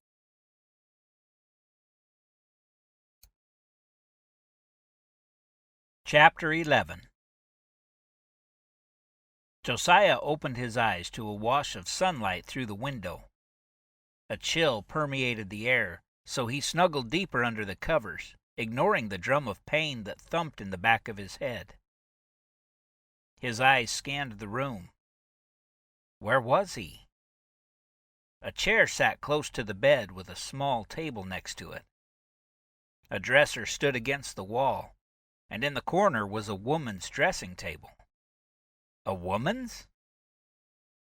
He sat up, but gasped as a knife of pain radiated from his left shoulder. He cradled his left arm and found it wrapped against his body. What in the state of Virginia had happened to him? He needed to get out of this bedroom, whoever it belonged to. He glanced down at the quilts wrapped around his waist. A pink flowery fabric stared up at him. Was he sleeping in a woman's bed, too? Heat flamed up his neck. Clenching his teeth against the pain, Josiah placed his feet on the floor and pushed himself up. Everything wobbled. Flashes of light and pain shot through his head. Then the room started to spin. His head hit the blankets, sending a bullet of pain through his skull that knocked his breath away.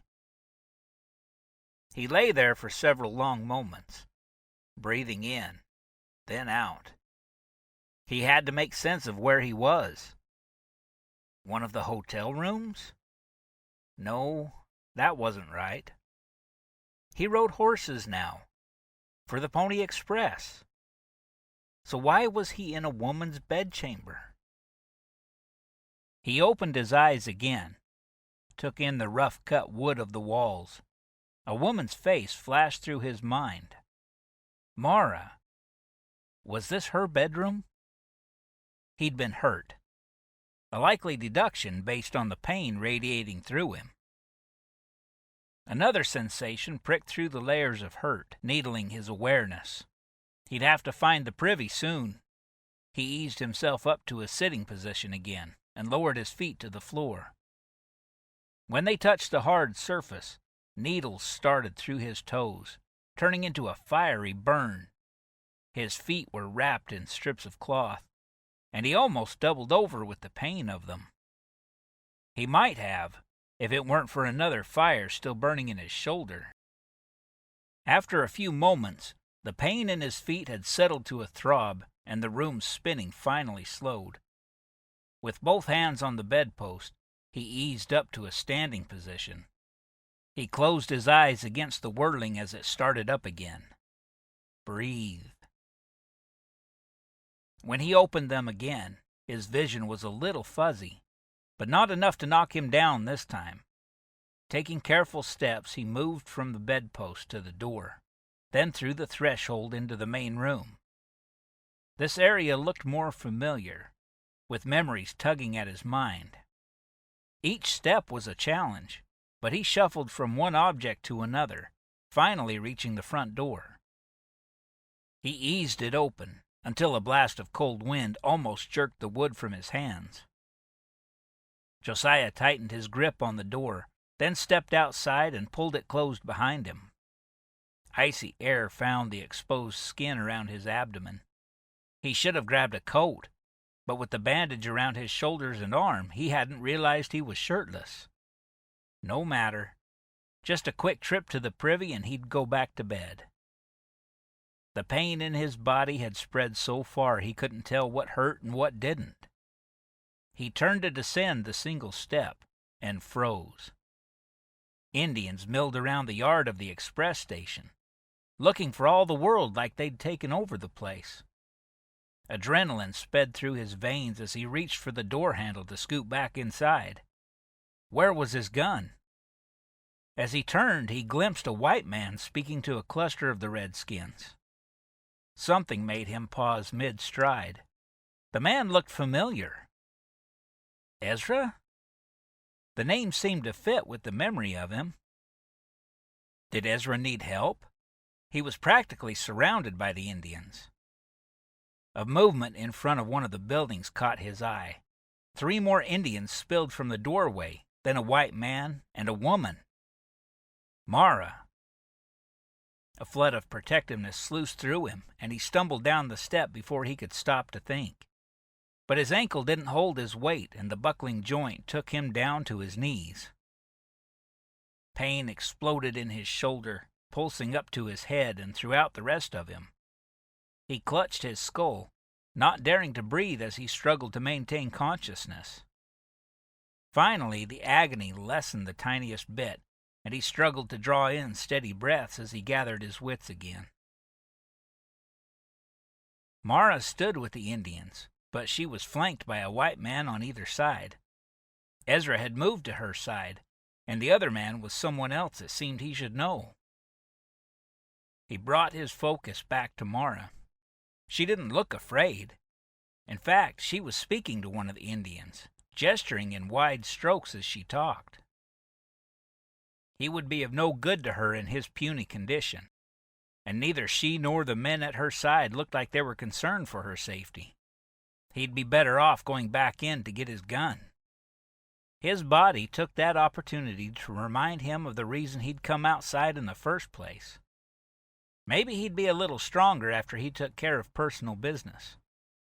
Moving back to the cabin wall, he propped a hand against it as he shuffled around the building to the privy. A few minutes later, his body's complaints had lessened, and he was even able to walk faster without dropping to his knees.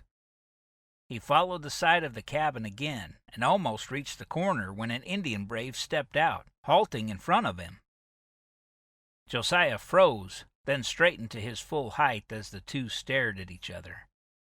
The brave looked younger, maybe 18 or 19, with smooth skin on his face and a hint of broadening shoulders filling out the leather tunic he wore. Josiah's good hand went to his waistband, but there was no pistol there. Nothing. He straightened a little more. If this Indian intended to fight, he'd give it all he had. The man made a series of sounds, words apparently, but nothing Josiah could begin to understand. Then the Indian pointed to Josiah's bandaged shoulder. Was he pointing out his weakness? He might be puny right now, but he'd still give this young buck a run for his money. He hoped, anyway. Or he'd die trying. Then a soft female voice drifted from behind him. Mara. Josiah's nerves tightened. He had to keep her away from this danger. Stay back. He growled the words, the effort almost using up all his breath. She answered, but her words didn't register. Finally, he realized she must be speaking the Indian's language, the same kinds of high-low sounds as the brave had. The man answered, never taking his gaze from Josiah. The look in his eyes changed, though. They no longer challenged or goaded, but seemed to hold a hint of respect, or maybe he was reading them wrong. Mara stepped closer, coming up beside Josiah on his right. He reached out to grab her arm. He meant it to stop her, but the shift in his weight put him off balance, and he found himself clutching tighter just to stay upright. Some protector he was. She spoke again to the Indian, as if Josiah weren't gripping her arm to keep himself on his feet. The pounding in his head was threatening to take over his mental capacity now, and he squinted against it, focusing again on the Indian. The brave looked at Mara with a twitch in his cheek, almost like a grin. Then he turned the same look on Josiah, although maybe a bit of derision mixed in. He was getting the feeling he'd been left out of an inside joke. Not fun, this being the outsider. The brave spoke once more, then turned and strode away. Josiah gripped Mara's arm harder. What was that? It was hard enough to breathe through the pain, much less speak, but he needed an answer. She gave a demure smile, filled with nothing but sweet innocence. He asked who you were. And you told him? I told him your name, but he gave you a new one. He tried to raise his brows at her. What? He called you Wounded Arm. He squinted, clenching his jaw against the agony pulsing through his body. That's why you laughed? The world spun again, and Josiah released her arm to ease back against the cabin wall. He would not faint out here in front of everyone, in front of her. Mara stepped forward and slipped herself under his good arm. He let her, turning as they shuffled around toward the front. No, silly. I told him you'd earned a better name. Your new name will be Brave Rider. Josiah blinked to clear the spinning, then turned to eye her. What? You heard me. From this day forward, you'll be known among the Cheyenne and the Reid family as Brave Rider. Now let's get you inside. Mara hung her coat on the peg and moved toward the wash basin in the kitchen. She frowned at the image in the mirror over the basin. Her hair was a mess, and she really should do something different than a simple braid all the time. Josiah had grown up around all those city women with fancy hairstyles and gowns. He had to think she was the plainest woman he'd ever met. She brushed down the flyaway hairs on top, then dried her hands on the cloth. Now, to start the bread. A shuffle across the room grabbed her attention. Josiah. 4 days had passed since his accident, and he was moving so much better. Seemed to be remembering most things, too. He wore a navy shirt now, and his short hair stuck out in several directions, like the tail feathers on a male turkey. The familiar tightness encircled her chest. "What you doing?" His voice was husky, matching his sleep-ruffled look. He stepped closer, looming over her small 5-foot 2-inch frame. Wouldn't she love to slide herself under his arm like she'd done when the Indians were here? Of course, she'd been worried about him falling then. Mostly. Now she just wanted to be close to him. Her conscience pricked. She should be more concerned about his healing than her attraction. Besides, she had baking to do. She stepped toward the flour bin. "I have a sourdough starter ready to make bread." Josiah stopped at the edge of the kitchen area. "Mind if I help?" She eyed him. He'd seemed more like the old Josiah at breakfast, but he still moved slowly. Probably because of the pain in his shoulder, and maybe lingering pain from the frostbite in his toes. Ezra had said it looked like he wouldn't lose any. She brought her focus up to his face. "I guess so. If you'd like to work on the bread, I'll start the meat boiling for stew tonight." She pulled the bowl of starter from the shelf and placed it on the work counter. When she lifted off the cloth, it released a sour, yeasty odor. She glanced up at him. "You do remember how to make bread, right?" She should know better than to make assumptions about his memory. His face tipped into that hint of a grin she hadn't seen since before the accident.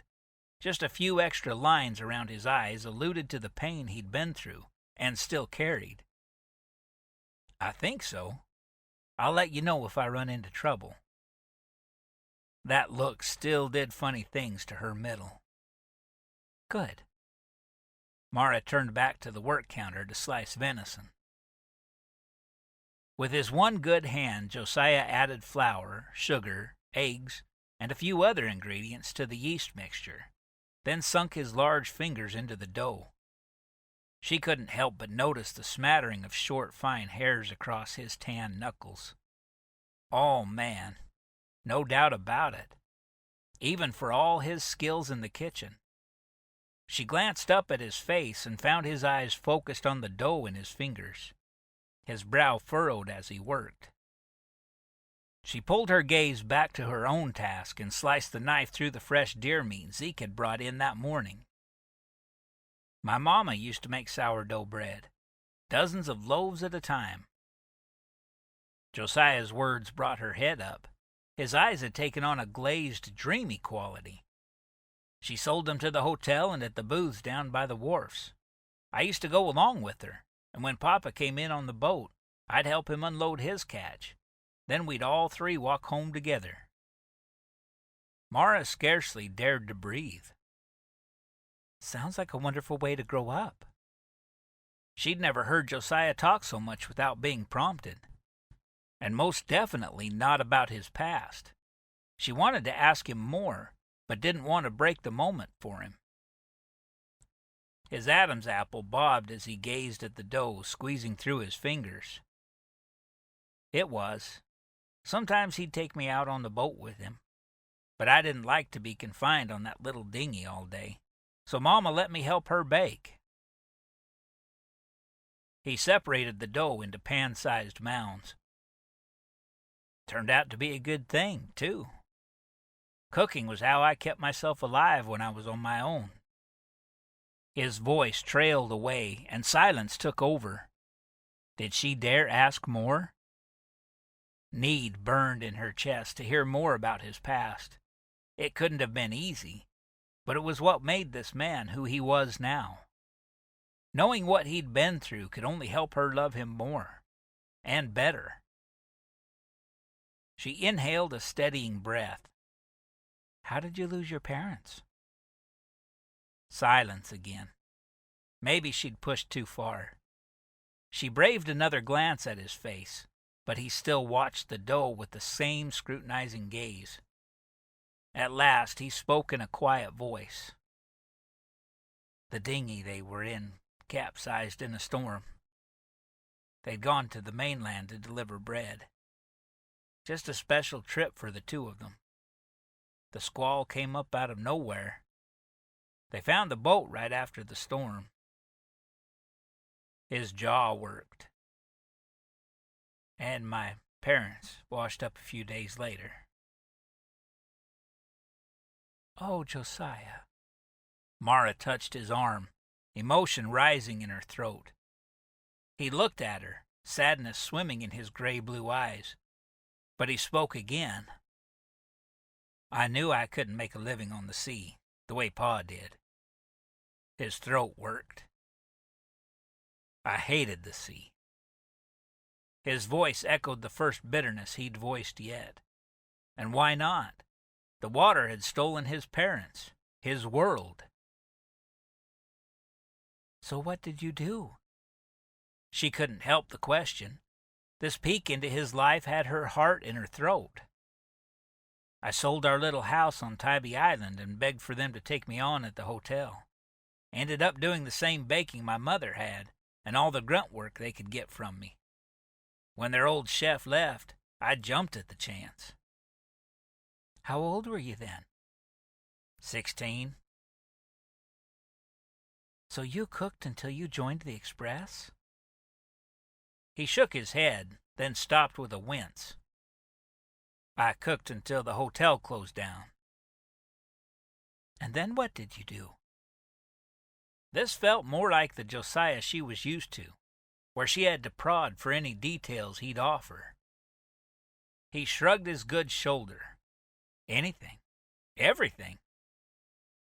And something in the way he said those two words told her they encompassed more than she probably wanted to know. But still, to look at him now, you'd never know he'd overcome such a past.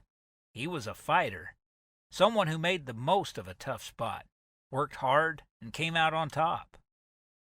She squeezed his arm where her hand still rested. You're special. You know that? He turned to look at her then, skepticism in his eyes, and maybe even despair. I'm not much. Then he pulled his arm away from her and pushed the pans of dough to the back of the counter. He spread a cloth over them, a little awkwardly. Her chest burned with the ache of his loneliness. Did he really not know how special he was? How much she loved him? Every part of him. She'd been right. His past had made him the strong man he was today. Josiah? What? He picked up the cleaning cloth and wiped the flour into a little pile on the counter. Look at me. He shot her a sideways glance, then stared down at his work on the counter. Stubborn man. She grabbed his arm and pulled him, and he finally turned to face her. Yes? Without stopping to think twice, she raised up on tiptoes and slipped her hand behind his neck to pull him down. Their lips met in a soft kiss, his barely recovering from his surprise in time to offer a sweet response. Then she pulled back to look in his eyes. That's what I think of you, Josiah. And when I said you're special, I meant it. He raised his hand to her cheek, sliding a finger across her cheekbone as he looked into her eyes. I'm not the special one. This time she didn't have to pull him down. He lowered his mouth for a kiss much sweeter than the one she'd initiated, achingly gentle. He pulled back and she started to protest, until the squeak of the door hinge pushed into her mind. Her heels sank down to land on the floor just as a throat cleared in the background. She dropped her hand and turned to face their intruder, doing her best to wipe the silly grin from her face. "Ezra?" He looked at her with a little bit of a scowl gathering in his brows. "Came in to see if I had time to ride Jester before dinner. Looks like I might need to stay and help, though." She gave him a sweet smile. "Sure, you can bring in more firewood." And as he grumbled his way back out the door, she turned to slice the meat in earnest. If she didn't get a move on, they'd be having a very late supper. She couldn't help but slide a look at the man beside her, though. His eyes were already settled on her, and he winked.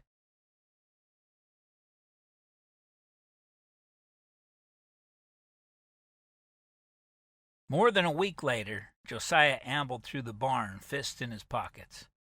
This wandering around the house with nothing to do drove him crazy. He'd taken over the cooking duties, but feeding this small group of people wasn't a full-time job like cooking for the hotel had been. He stopped to rub the muzzle of a bay foal in the large stall that opened to the pasture. "Hey, boy." The colt snuffled against his hand, then shook its head and darted back out into the sunshine. "I don't blame you. I'd run outside and work some energy off too if I could." With the horses out, an eerie quiet settled over the barn. Mara had gone for a ride near the river to check the snare lines. Zechariah hunted over the crest of the hill, and Ezra wrote letters in the house. But Josiah had spent more time than he could stand in that little cabin. The walls were closing in on him. Just another few days and he'd head back out on his express route. One more year of that, if everything went well, and he'd have enough saved to buy land and his first few horses. Property was much cheaper here than what he'd priced back in Georgia. If he had the money those louts had stolen in Kansas, he could probably have started in another month or two. He released a sigh. Fuming about it wouldn't change anything. He could hang on for one more year. Besides, that would give him a year to spend with Mara, getting to know her, talking her into marrying him. The thought stopped him mid-breath. Did he really plan to marry? He'd always said never. But when he added Mara's name to that question, he could see it. A little cabin at the edge of a pasture full of horses, Mara cantering across it atop a pretty Arabian mare, cantering toward him with that huge smile on her face that only came when she rode horses. Yes, that was the picture he wanted. In his chest, a craving built. He swallowed. Could he really wait a year to wed her? Maybe she would agree before that, although he didn't have a house to bring her home to. And spending so many nights away while he rode his route, she deserved better than that. The barn door squeaked open, and Josiah turned to face it. Zechariah strode in leading a chestnut, its head hanging low as it ambled forward. "Howdy." Mara's brother nodded in Josiah's direction. He didn't often spare many words. The man was probably close to Josiah's age, but his silence made him seem older and wiser than his years. Maybe a little hardened, too. That made two of them. Zechariah stopped the horse in front of a stall where a halter dangled from the post. Josiah stepped toward them and reached to loosen the cinch on the saddle. Zechariah worked on the other side, untying the saddlebags. "No deer this time?" Josiah asked, trying to start up a conversation. "Nope." Josiah pulled the saddle from the horse's back with his good arm and carried it over to the bar along the wall where several others hung. Zechariah led the animal toward the pasture, and Josiah followed them out, propping himself on the fence to watch. When the halter had been removed, the animal ambled a few steps away, then dropped to its belly and rolled, a horse's favorite post-ride exercise. Zechariah strode back through the gate and closed it, then came to stand beside Josiah. The man didn't usually seek out his company, so Josiah remained where he was until Zeke spoke. "You seem to like my sister." That wasn't quite the topic Josiah wanted to discuss with him, especially not with the way Zechariah's tone implied he didn't cotton to the idea. He chose his words carefully. "Your sister is a special lady." "She's special, but she's missing out on a lot here. It'll be good when she leaves to go east after spring foaling. Our Aunt Greta will take her in hand, teach her things a lady needs to know, help her find a suitable husband." Josiah opened his mouth to defend Mara, but Zechariah pushed from the fence and strode away. What did he mean she would take Mara in hand? She was already perfect in every way possible. A hard worker, so intelligent, beautiful, an excellent horsewoman. But then the rest of Zechariah's comment pierced his thick skull. A suitable husband? That would imply that Josiah didn't qualify as suitable. And the man would be right. Not a poor orphan boy who'd had to claw for every scrap he'd come by. A heavy weight settled over his chest. Mara deserved so much better. So where did that leave him?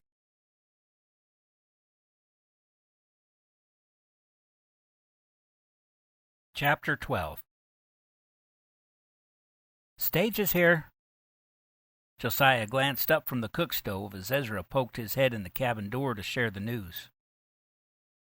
"Food'll be ready by the time they come in." He turned back to the work counter to mix more flapjack batter. He'd been about to serve dinner for the family, but adding a few extra place settings wouldn't be a problem. The stage was 2 days late. What kind of trouble had they run into?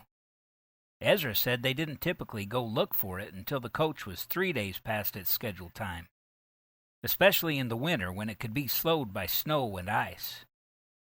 Josiah scooped the beefsteaks out of the frying pan, arranged them on a plate, and poured round circles of batter into the hot grease in the skillet. The front door banged open, and his chest surged at the sudden noise, sending a shot of pain through his shoulder. Settle down, English. It had been so long since he'd cooked around a crowd. Now sudden noises spooked him. Men filtered into the room, their baritone voices filling the space. "Yeah, we come around Independence Rock and seen a whole passel of Indian teepees spread out across the valley. They stretched from one mountain to the other, no going around 'em." Mr. Campbell paused as he plopped into a chair at the table. "So what'd you do?" Ezra prodded. The light in Mr. Campbell's eyes twinkled. "The only thing we could do. Turned around and hightailed it back the way we'd come. Took us another half day to get back to the last station. Spent the night there, then hooked up a fresh team and crossed over the river to find another trail. Took a good bit of winding and doubling back, but we made it." Josiah slid the plates of steaks and flapjacks to the center of the table, and the man grabbed a fistful of meat before Josiah pulled his hand back. "Eat up, folks. We'll be hitting the trail again in 10 minutes. The 2 other men from the stage settled into chairs around the table. The older fellow, dressed simply in a white cotton shirt and suspenders, loaded his plate without a word. The younger man, probably in his mid-20s and looking like the modern definition of a dandy, scanned the simple tin plate sitting in front of him. Then his gaze trailed to the 2 tin platters piled high with food in the center of the table. His mouth pulled into a pinch, and he wrinkled his pug nose. Josiah turned back to the skillet and forked more buffalo steaks into the pan.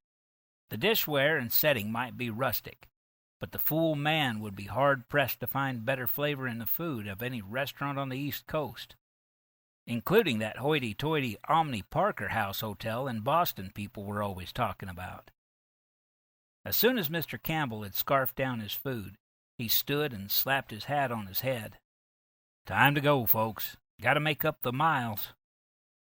Both men forked final bites into their mouths and stood, the younger fellow delaying a moment longer to take a final sip of coffee. Maybe he'd learned his lesson about judging the quality of a meal by the setting in which it was served. Ezra followed the men out, and when the door slammed shut, an easy quiet settled over the room.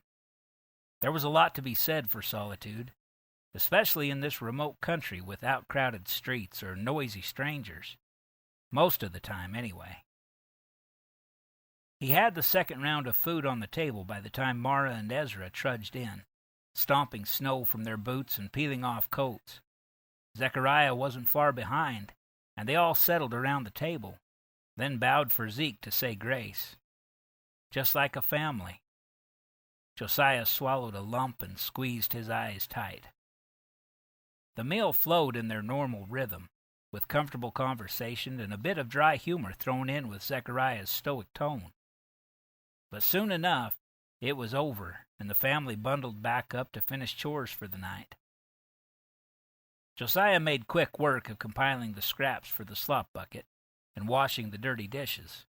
He'd gotten pretty good at working with his left arm still wrapped against his side. He could use that hand, just couldn't move anything above the wrist. When the kitchen was clean and the table wiped down, he pulled on his own coat. He'd stop in the storeroom to put the scraps in the slop bucket there, then head to the bunkhouse. After dropping off the leftover food pieces, he closed and barred the storeroom door, then turned to gaze across the yard. The moon was bright, glittering off the snow, even where heavy tracks marred the smooth surface. Horses stood in circles in the pasture behind the barn, munching hay with an occasional snort. The peacefulness of it all only intensified the longing in his chest. He ambled that direction. The bunkhouse would be dark and cold, so maybe a few minutes watching the horses would prepare him for sleep. The barn door opened, and Zechariah and Ezra headed toward the house. "Good night, Josiah," Ezra called. Zeke gave a nod that seemed to say the same thing. "Night." Josiah kept his voice low so he didn't break the tranquility hovering in the air. He reached the back fence and propped his good arm against it. The munching of horses' teeth became the melody that trumped all other night noises. Rose was among those in the group closest to him, and he studied the white patch of hair across her face.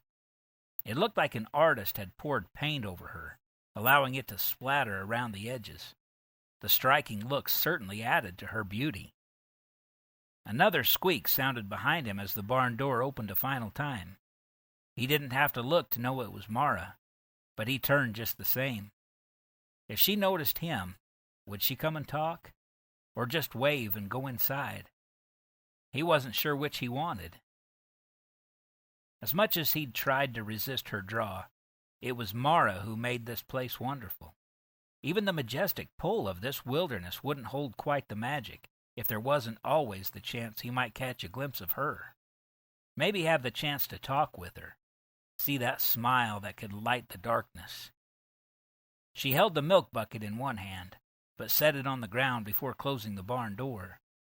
After she propped the wood rail across the latch to secure it, she picked up the bucket and looked around.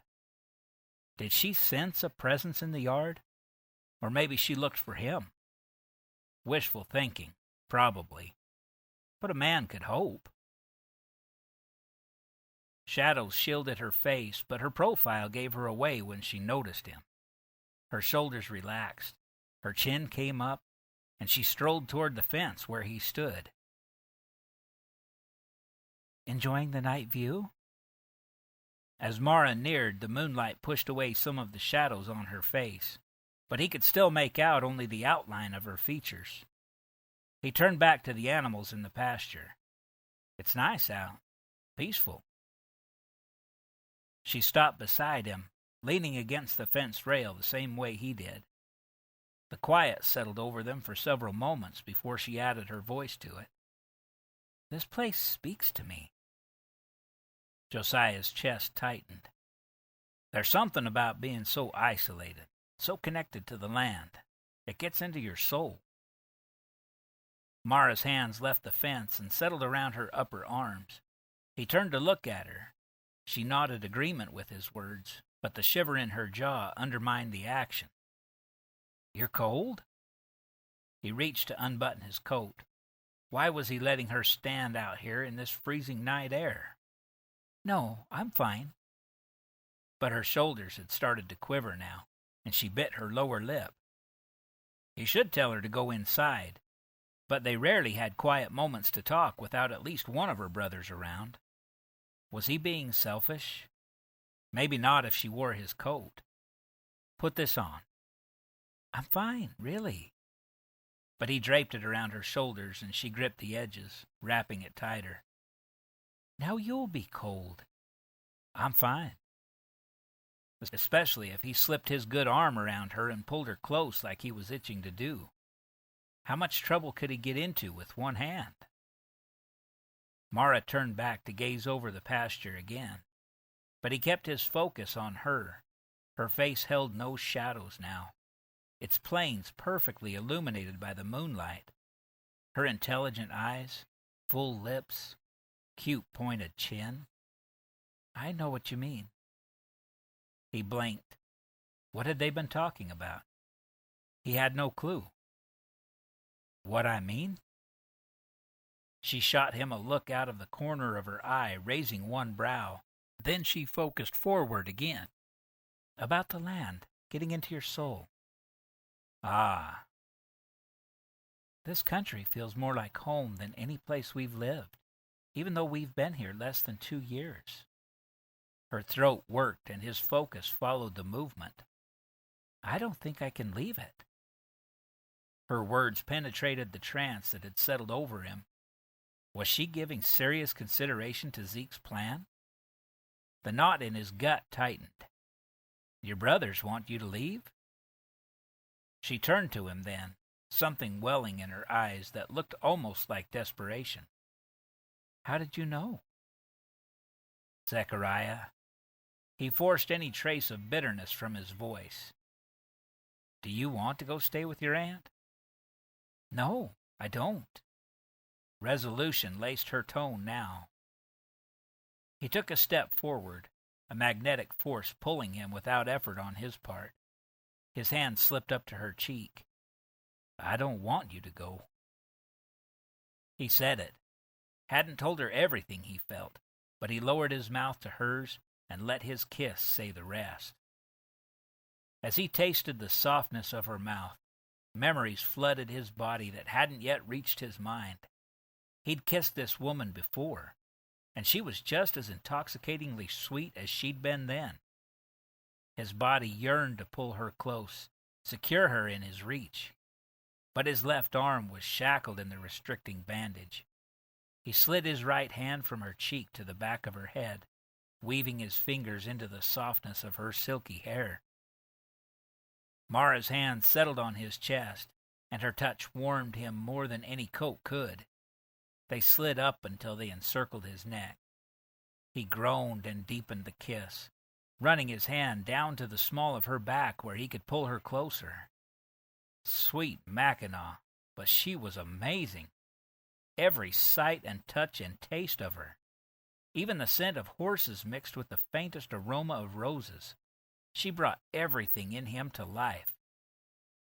Her hand slipped down to his chest again, pressing flat against him. Pulling away or holding him close? He should stop. Just one more taste and he'd stop. With every ounce of his strength, he pulled away from her mouth, but he didn't release her waist. Holding her close, he settled his forehead against hers. Her chest rose and fell in almost the same rhythm as his, while he struggled to catch his breath. Her eyes were closed, but she made no move to pull away. Have I told you that you're the most beautiful thing I've ever seen? Her lids fluttered open, and her cheeks formed soft dimples. No? You are. His hand itched to stroke her cheek again, but he wasn't releasing his hold on her. I need to get inside before the boys come looking for me. Josiah couldn't stifle a groan. She pulled back, and he let her go. Mara stepped away to pick up the milk bucket, then turned back to him. Her chin dipped in a cute little gesture. Good night, Josiah. Good night. Then she turned away and strode toward the house. His chest ached as she carried a piece of it with her.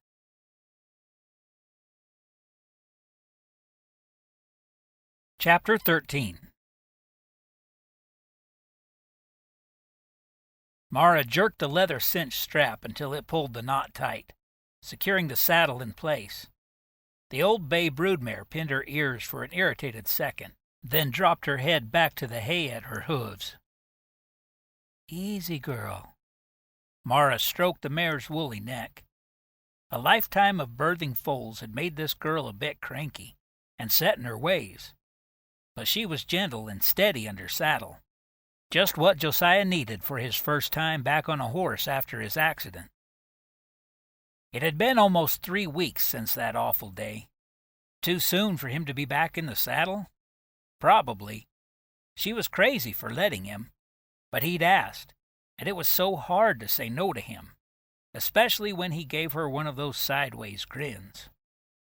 Especially since a huge part of her craved nothing more than to spend the afternoon with him. And since they'd be alone, maybe he'd give her another one of those heart-racing kisses. The memory of the one last week still rushed heat to her face. She'd been hoping every day since that he'd find an excuse to get them alone. But a blizzard had hit, keeping everyone mostly indoors, with no chance of privacy.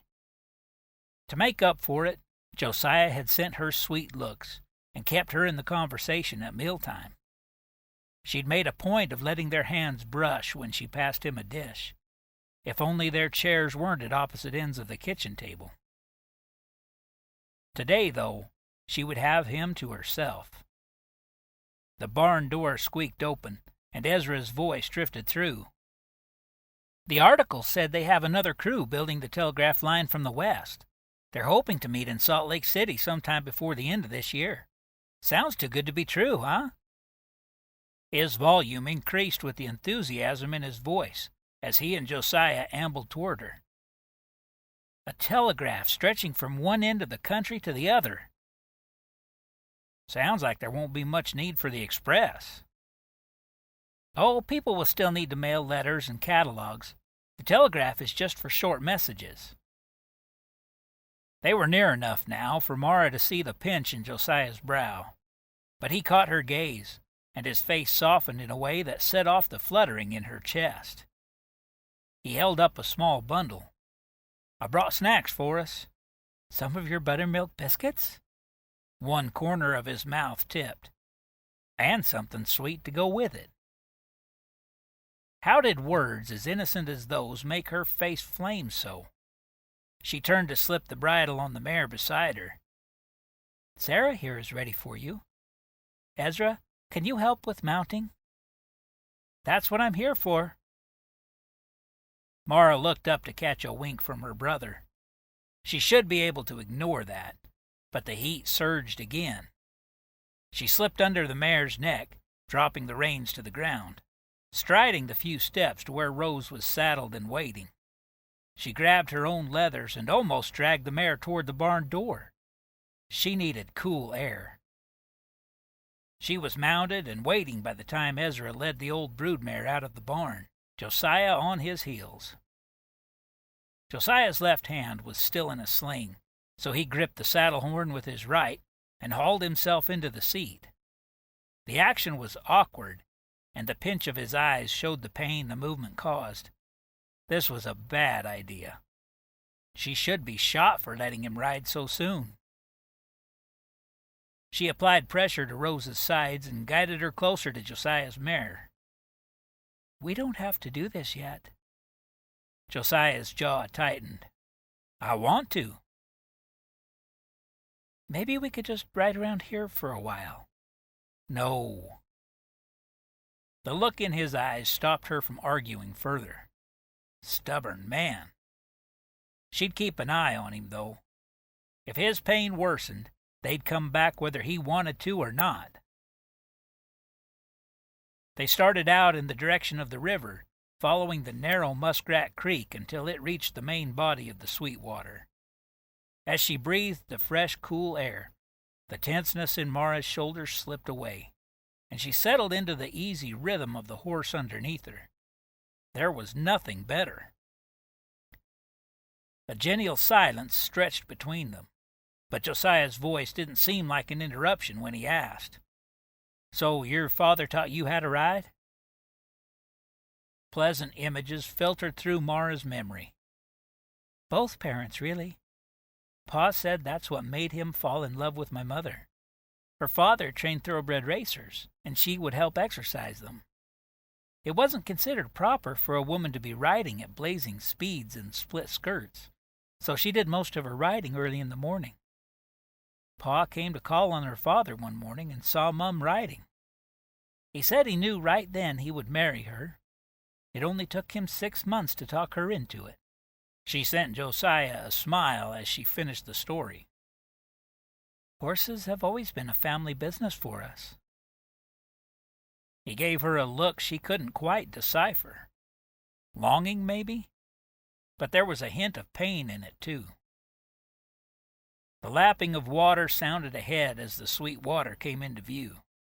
It was about 30 feet wide here, but still fairly shallow. "Is my mare used to water?" She glanced at Josiah in time to see wariness in his eyes. "She's fine. Just let her sniff and drink first if she will." He nodded and allowed the broodmare to drop her head at the edge of the water. The mare gulped for several seconds, but the crease never left Josiah's forehead, and his jaw formed a tight line. She hadn't seen him that nervous before. "Did your express horses ever give you trouble crossing the river?" "Some more than others." The old broodmare, Sarah, plugged across the river without incident, and Mara sent up a prayer of thanks. When they were on dry ground again, Josiah's shoulders relaxed, and he reached down to pat the mare. "Good girl." Warmth crept into her chest as he straightened and squared his shoulders to continue the trail. He'd been through a lot in the past few months, going from almost no experience with horses to riding hot-blooded express steeds over miles of rocky hill country.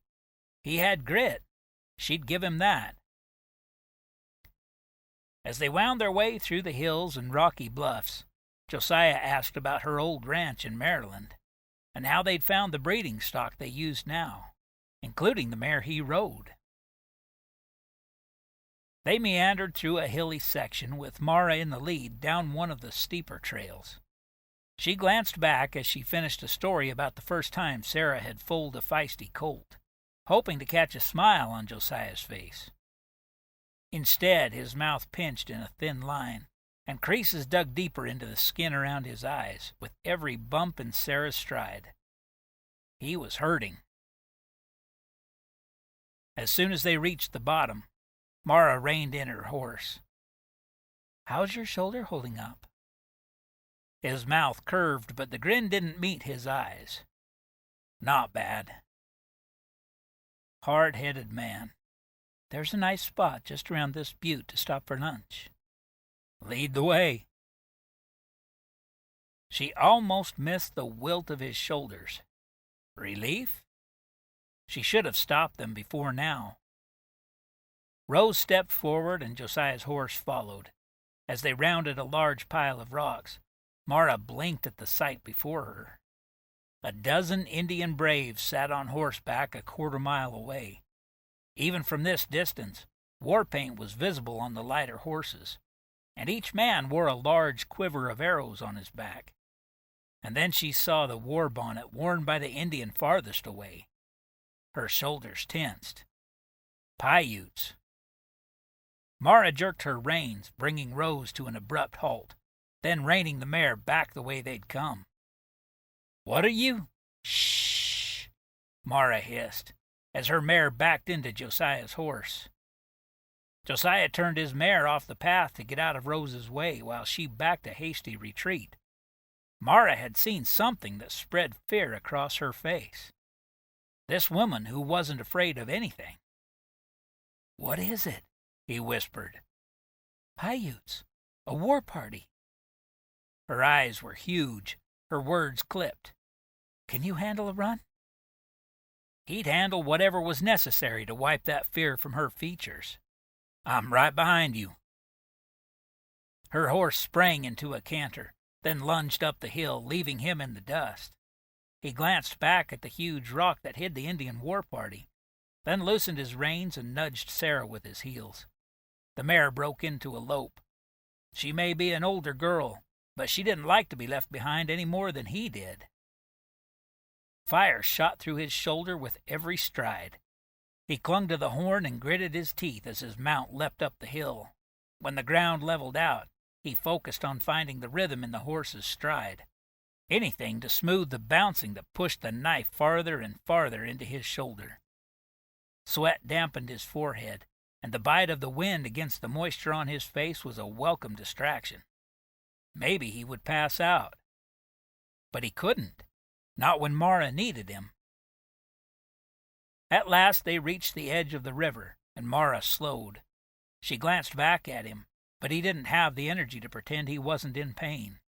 Didn't have the strength left to fight against the worry flooding her face. We can probably slow down now. She nibbled her bottom lip. Let's get across the river. Then I'll ride ahead and warn the boys. There were so many things he didn't understand about this country, about this woman. But he needed to understand why these particular Indians scared her into a cross-country flight, when she'd casually talked or even joked with every other Indian they'd encountered. He forced his teeth to unclench. Have you had trouble with the Paiutes? Her face paled again. They've attacked other express stations. Things got so bad last summer people called it the Paiute Indian War. They killed dozens of express workers, and over 150 horses were lost. We haven't seen those Indians in this area for a while, but that was definitely a war party. I've got to get back and warn the boys. There might be another band even closer. The fear in Mara's eyes sent a tomahawk through his chest. Let's go, then. Pushing his pain aside, he tightened his jaw and kicked his tired horse toward the river's edge. It took Josiah longer than usual to clean the kitchen after dinner that night. His shoulder throbbed, and the only thing that made it better was to keep his arm immobile. A loose sling gave some support, but it would feel better if he had Ezra wrap the arm close to his torso like he'd done before. While Josiah scrubbed the stew residue from the big cast-iron pot, Zechariah sat in the armchair by the fireplace, cleaning the new Sharps carbine rifle that had come on the last supply wagon. He'd noticed the man didn't go many places without a rifle, especially now after the Indian sighting. Josiah glanced toward the door. Mara was still in the barn finishing with the animals, but Ezra was out there with her, and he carried the Winchester. He set the pot in its place on the floor next to the cook stove, then reached for the bowl of sourdough starter and uncovered it. A pungent, yeasty smell permeated the air. Interesting, something that smelled so foul could make such tasty bread. He scooped a cup of flour and dumped it in the bowl, then added some water from the drinking bucket he kept at the end of the counter. The mixture thickened nicely. A couple more days and it'd make a good batch. The cabin door creaked open, and Josiah snapped his head around. Ezra stepped inside and closed the door behind him, then unbuttoned his coat. He was by himself? Where's Mara? Josiah flipped the cloth back over the yeast mixture and wiped his hands on a towel. Ezra glanced at him. She was almost done milking. She'll be in shortly. You left her alone out there? He lifted a shoulder. She has the rifle. Did he really think that was all right when they'd seen an Indian war party just that day? Even with the rifle, she wasn't a match for a dozen angry braves. Josiah tossed the towel on the counter and strode toward the door. I'll make sure she gets inside before I head to the bunkhouse. He grabbed his coat from the peg, then slammed the door behind him. Cold air blasted him, cooling his temper, but not squelching the fear that simmered in his gut. Did these men not realize she was a woman and needed to be protected as such? Sure, she was fearless and brave and capable of more than most men. But if the Indians got their hands on her... Bile rose up the back of his throat. He couldn't even think about that. A movement in the distance grabbed his focus, a shimmery fabric swaying in the moonlight. Mara. Her light blue skirt swished as she turned to close the barn door, then reached for the bucket of milk. The sight of her brought him to a stop. Her head was erect, eyes scanning the shadows as she picked her way across the courtyard. If anyone could outsmart the Indians, it would be her. But still... Protectiveness surged in his chest, pushing him forward. She saw him as soon as he moved, and the moonlight illuminated one side of the smile that spread across her face. His stride lengthened. When he reached her, need drove his actions, and he took the bucket with his good arm and set it on the ground. Then he reached for the rifle and placed it on top of the bucket. Her hands free, he slipped his arm around Mara's waist and pulled her close, touching his lips to the soft skin where her forehead met her hair. "You all right?" "Fine." Her whisper was soft, pulling his eyes closed as she sank into him. Her hair held the faintest scent of roses. How did she smell like that, even in the middle of the winter, and after a long day's work? This woman was a mystery.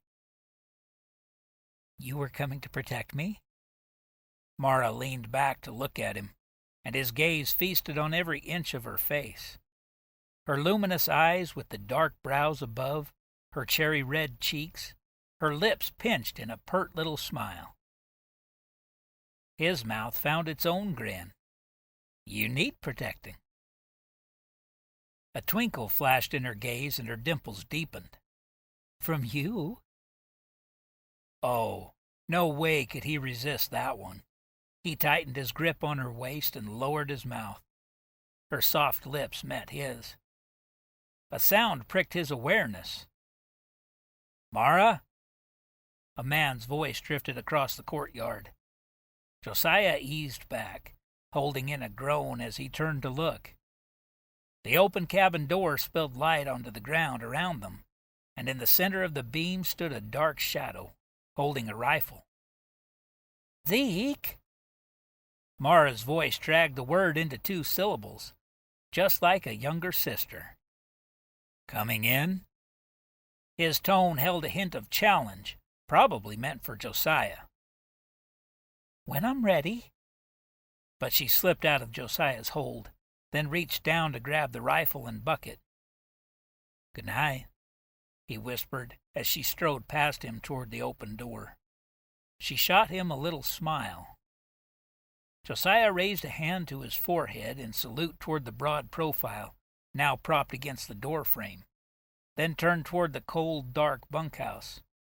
A yearning gripped his chest. He'd have all night to examine how he really felt about this woman.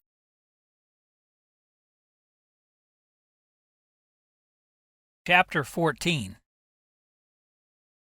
Mara settled the saddle in place on the Chestnut Express horse. She rubbed a hand along the gelding's neck. "You'll be good today, boy?" He'd better be. This old boy was the quietest express horse they had, and that's what Josiah would need on his first official ride after the accident. The barn door opened, splashing light down the aisle and across the gelding's saddle. Josiah's lean, rugged outline filled the opening. Mara's heartbeat stuttered in her chest. He was so handsome. He allowed the door to close behind him, then strolled through the barn in her direction. "Thought I'd come see if I could help." His mouth tipped in that look only he could give. Mara raised a brow. "I'll bet you just want to make sure I do it right." Lines crinkled around his eyes, and she could imagine the sparkle that the shadows concealed. "I'd never question anything you did with a horse." How did he have the power to melt her like snow in a hot kettle? This love that overflowed in her chest, It started in the deepest place and poured out so much it hurt sometimes, like now, when he was about to leave on another dangerous ride. It wasn't snowing at the moment, but fresh powder from the night before covered the ground, and the rocks would be slippery. He could have another accident, maybe worse than before. Josiah stepped around the gelding and stopped in front of her. He touched her chin and raised it until her gaze met his. Two valleys formed between his brows. What's wrong? Her body craved his arms around her, wanted the feel of his protection, the solid strength of him, wanted him to stay here with her, always. But instead of stepping into his arms, she swallowed. Just worried. About? He kept two fingers under her chin and skimmed his other hand down the back of her arm. Goosebumps raised everywhere he touched, and a tingle shot down her back. You? Mara nibbled her lower lip, but kept his gaze. In truth, she didn't want to turn away. What if something else happens? It would be so easy to re-injure your shoulder. The side of his mouth pulled again. You think I'm that bad of a rider? Heat flushed her neck. Of course not, but it's icy out, and you never know what can happen. He slipped his arms around her then, enveloping her in the warmth she'd dreamed of, but it was so much better in reality. His strength around her, emotion welling in her chest, bliss and love and terror and sheer joy. A drop of it leaked from one of her eyes, then another. God, please bring him back. What would I do without him?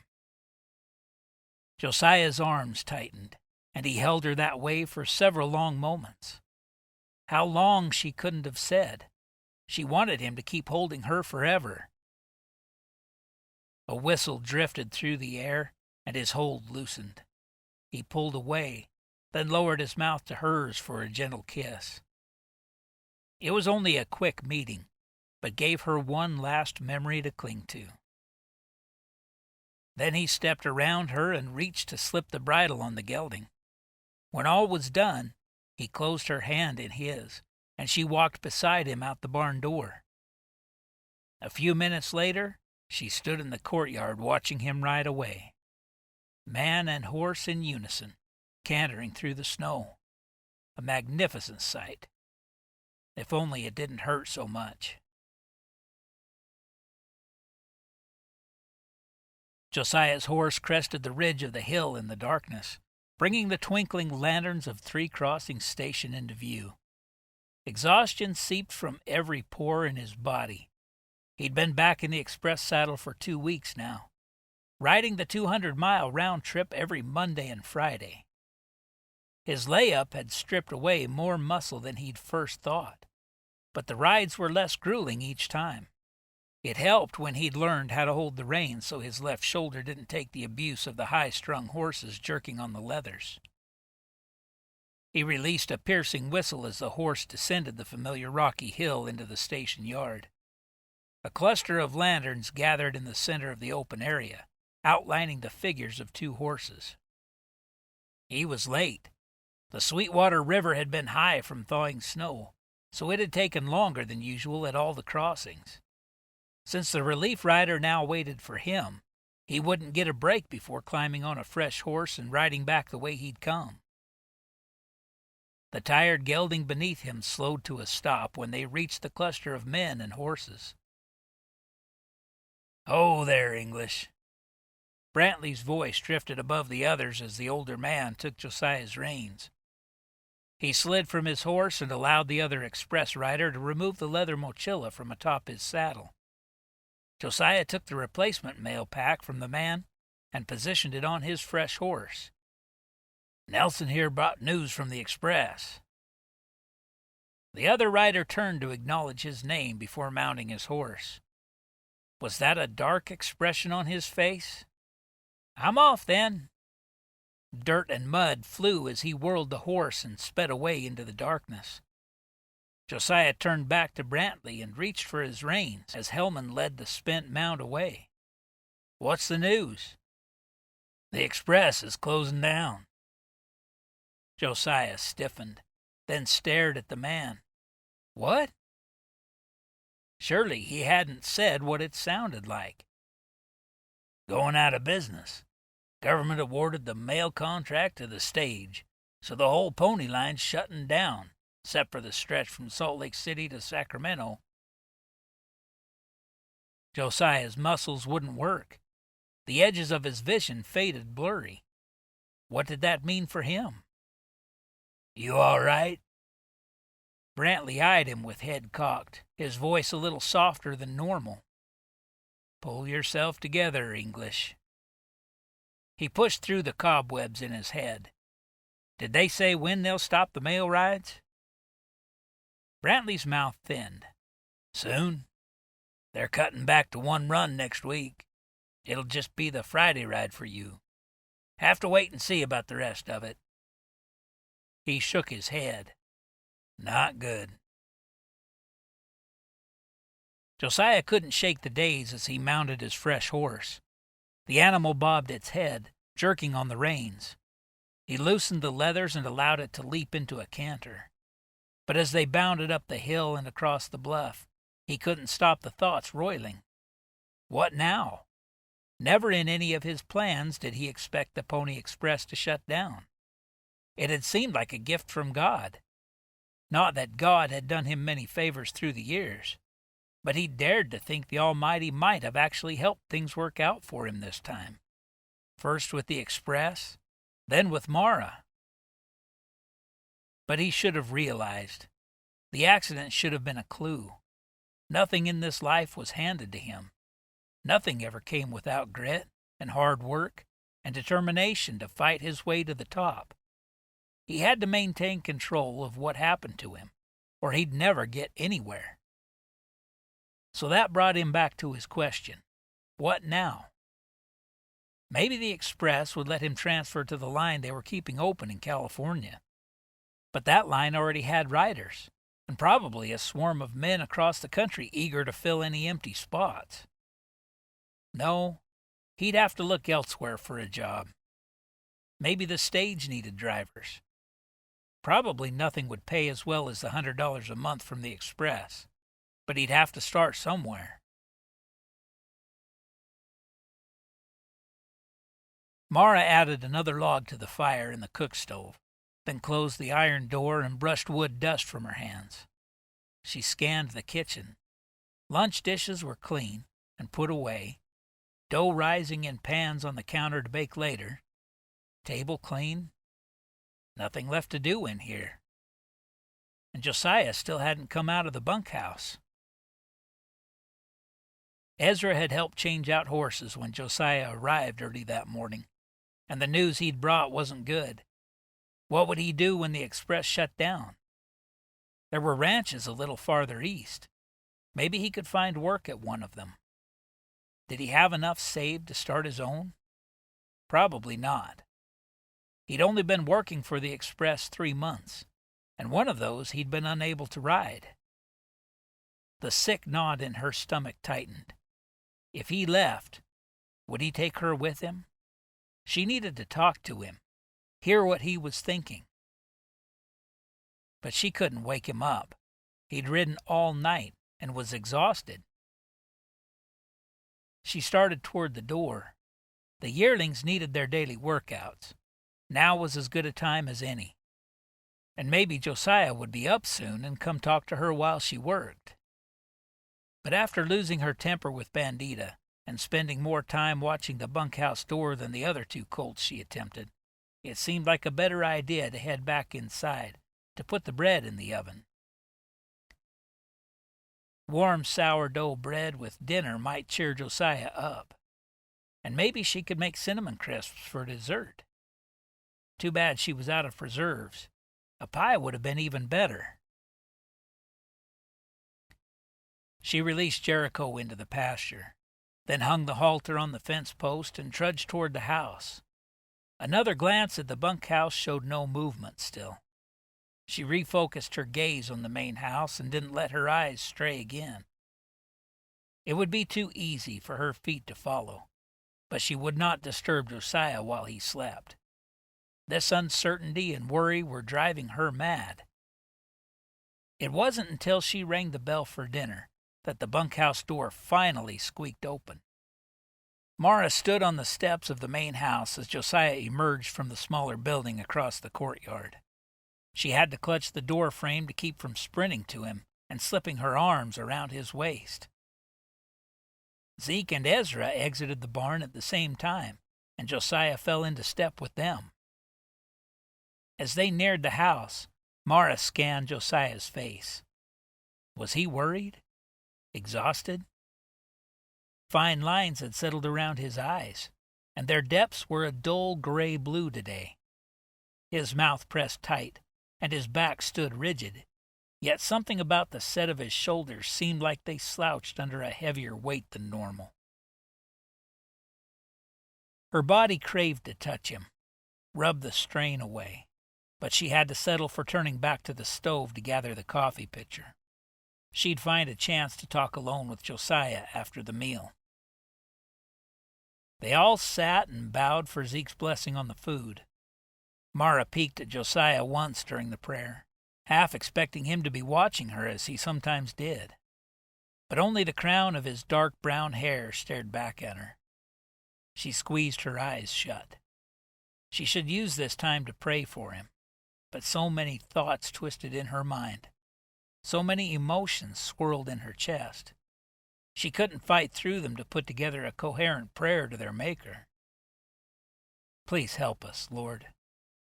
It was the best she could do.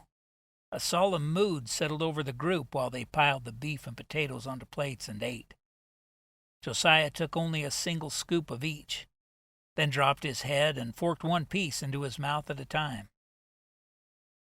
After a few moments with only the sounds of eating, Ezra cleared his throat. Any thought about what you'll do, Josiah? Josiah raised his head, shoulders still slumped. He chewed and swallowed the small bite of potatoes in his mouth, his dull eyes staring at her brother, as if from a long way away. Thought I'd ride south to Pass City tomorrow, maybe on to Push Route. See if anyone's hiring. His jaw clamped for a moment before he spoke again. Maybe I can get on with the Butterfield stage.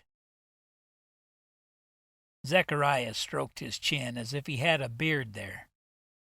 Not much steady work in these parts with so few people here. The stage line is probably your best bet, unless you go farther west to California. Or back east, of course. Mara clasped her fingers together until her nails dug into her palms. Surely he could find work nearby. But if he did have to travel, she could go with him. It would be hard, not knowing where they would end up, but she could sleep under the stars as well as he could, and she would be a helpmate to him, just like any good wife, the best wife. She fixed her gaze on Josiah. Please look at me. If she could just connect with him, she would tell him with her eyes. They could make this work. They could even hire onto a ranch. Maybe go south to Texas. Men coming through on the stage talked about cattle ranches in Texas all the time. She could help him. They would be all right. But Josiah didn't look at her. He nodded his head, barely moving, his heart not committed to the motion. Then he dropped his gaze back to the plate, speared a potato with his fork, and raised it to his mouth. A strange kind of stiffness, maybe even formality, radiated from him. A sudden urge filled her to grab him by the shoulders and shake some sense into the man. This wasn't the end of their dreams. Maybe it could even be the catalyst to something more, something better. The rest of the meal crawled by. Mara finished long before the others and refilled coffee cups. then started wiping out pans. Zeke shot her a frown when she must have made too much clatter, the kind of look that said he knew what she was up to and didn't approve. But there was no way he knew everything running through her mind. Were her brothers dragging the meal out on purpose? She needed a moment alone with Josiah. Ezra finished first, and she carried his used plate and fork to the wash bucket. She had them washed, dried, and put away before Zeke emptied the last forkful of potatoes from his plate. Josiah finished at the same time, then rose and started for the door. "Thanks for dinner." He was leaving? Mara dropped the used dishes in the bucket of water, then hurried after him, grabbing her coat from the peg on the way out. He was already several strides into the yard when she caught up with him. "Josiah?" She touched his arm, and he stopped and turned to her, but still didn't meet her gaze. "Want to come help me milk Hannah?" He ran a hand through his brown hair. "I better turn in. Need to get an early start tomorrow." His words hit like a hoof in her gut, knocking her back a step. "I thought it might be good to talk about things." "We need to make some decisions." But she couldn't say that, not when he hadn't officially asked her to marry him. "I'm sorry, Mara." His voice was hollow, distant, as if he were walking to his own hanging. The muscles in his jaw rippled. Another socked to her stomach, and this one left her breathless. "I'm sorry? What was that supposed to mean?" He turned and walked away, leaving her with more questions than she'd started with, and a nagging fear that tightened the ache in her chest.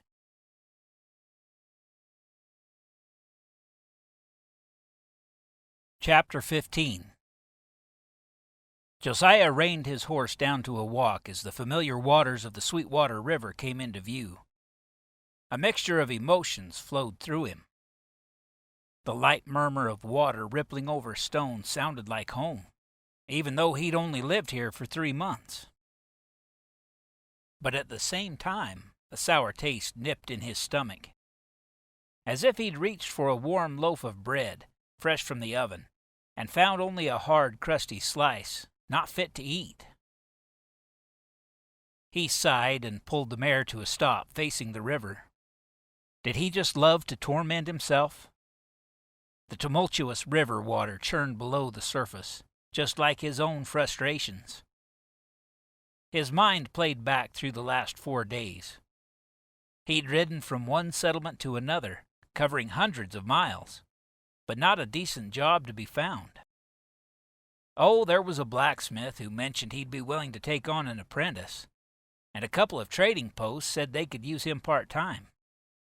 But he could hardly feed himself on that income, much less earn enough to start a ranch. He did find a Pony Express manager and asked about the possibility of being assigned a stretch remaining open in the west, but the man's brooding look had darkened to a thundercloud at the question. Not very promising. The Butterfield stage line had all the drivers they could handle in this area, but said they might need some further west. In fact, everyone he'd talked to said there may be jobs available closer to California. But he had no desire to work in any of the frenzied mining towns he'd heard about on the west coast. Still, maybe there were some decent settlements out there too. And there was always the telegraph line they were building to span the country. It'd be temporary work, but it was a job. And what about Mara? Where did she fit into all this? He released a groan, dropping his head so his brow almost touched his saddle horn. God, why is everything so hard? He raised his gaze back up to the heavens. The sky was perfectly blue, no clouds on the horizon. A bird soared in the distance, rising over buttes and hills that almost touched the heavens. so wild and majestic. An ache started deep in his chest. How could he leave this place? And if he did, could he leave Mara too? Should he ask her to go with him? But that wasn't any kind of life for her, roaming from town to town, a drifter's wife, no real home, no place to lay down roots. She deserved 1,000 times better than that. Her brother was right. A respectable husband from the city would be better for her than him. Besides, Mara seemed to have the ability to reach through his defenses and weaken them. Now, more than ever, he had to stay in control. That was the only way he'd ever accomplish his dream. Although, would owning his own ranch really be as perfect without Mara by his side? But see, that was exactly the problem. This was the dream he'd been working toward as long as he could remember. This would have made his parents proud. He couldn't let Mara or anyone else weaken his determination for it. Josiah turned the horse back to the trail and kicked her into a canter. If only he could outrun his life.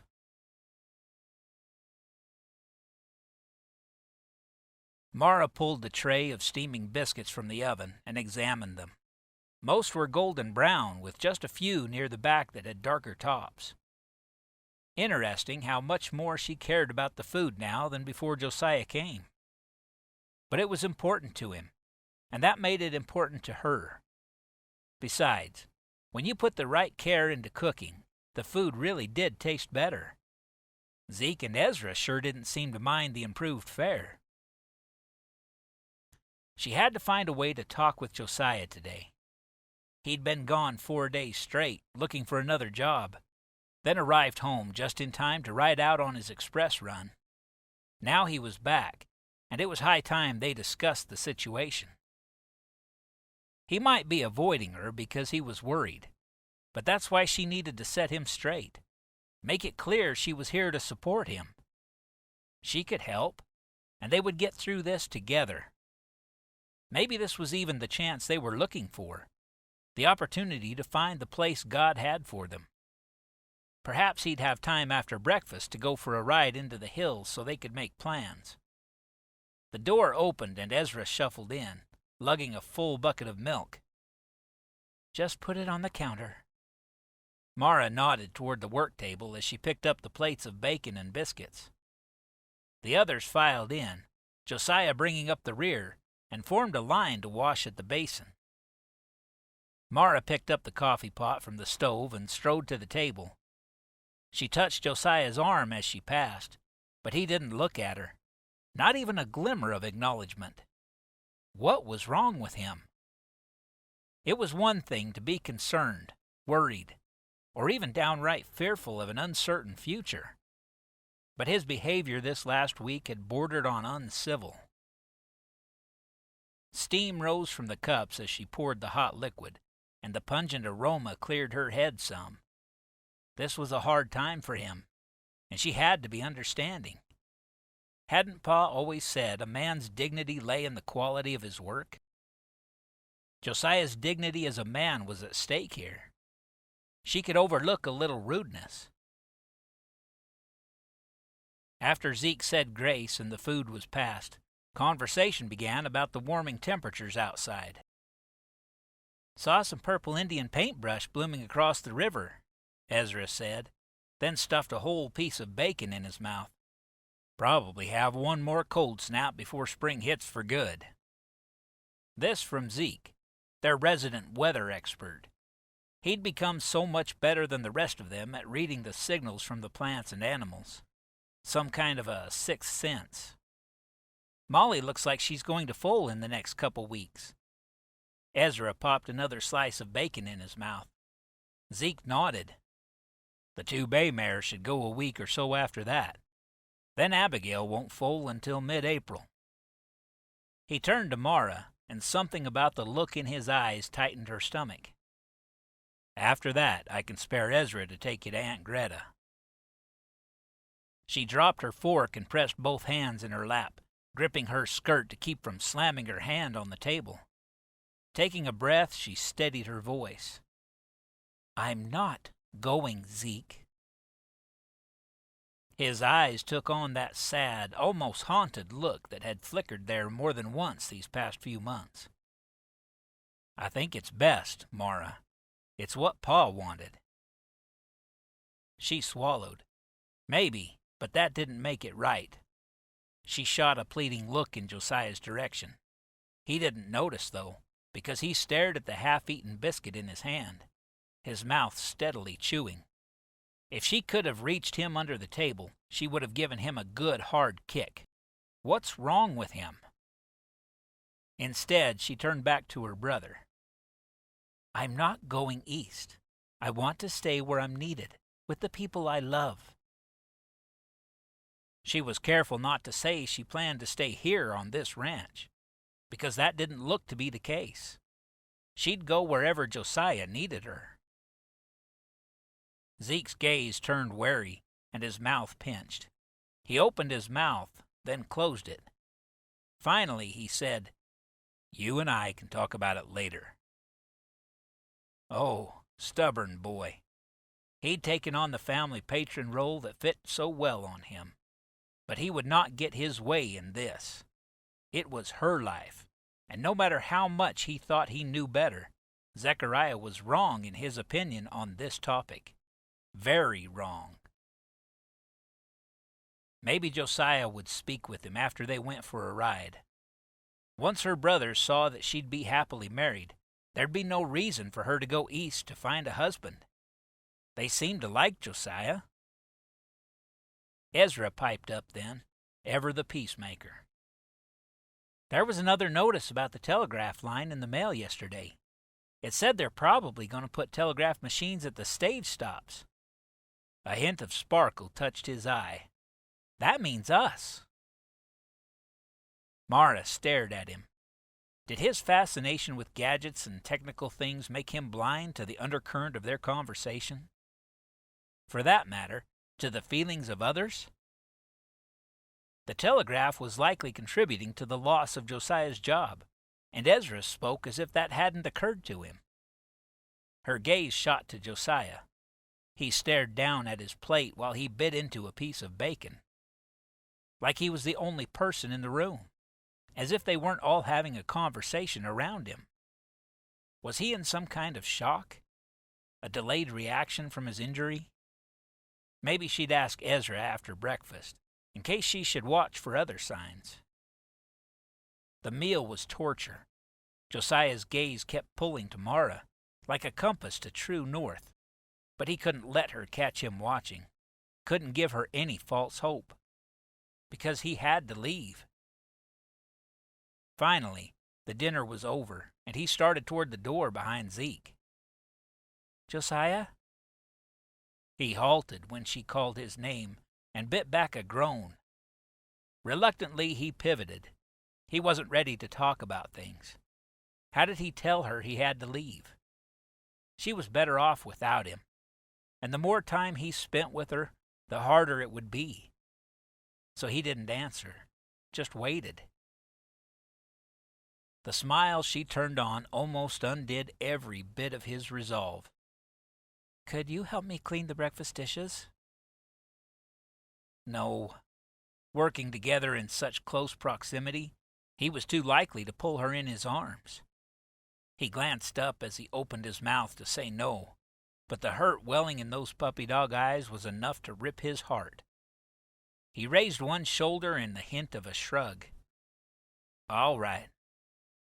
He'd have to keep his distance. Josiah stepped to the table and stacked plates. Mara came up beside him and gathered the cups and forks.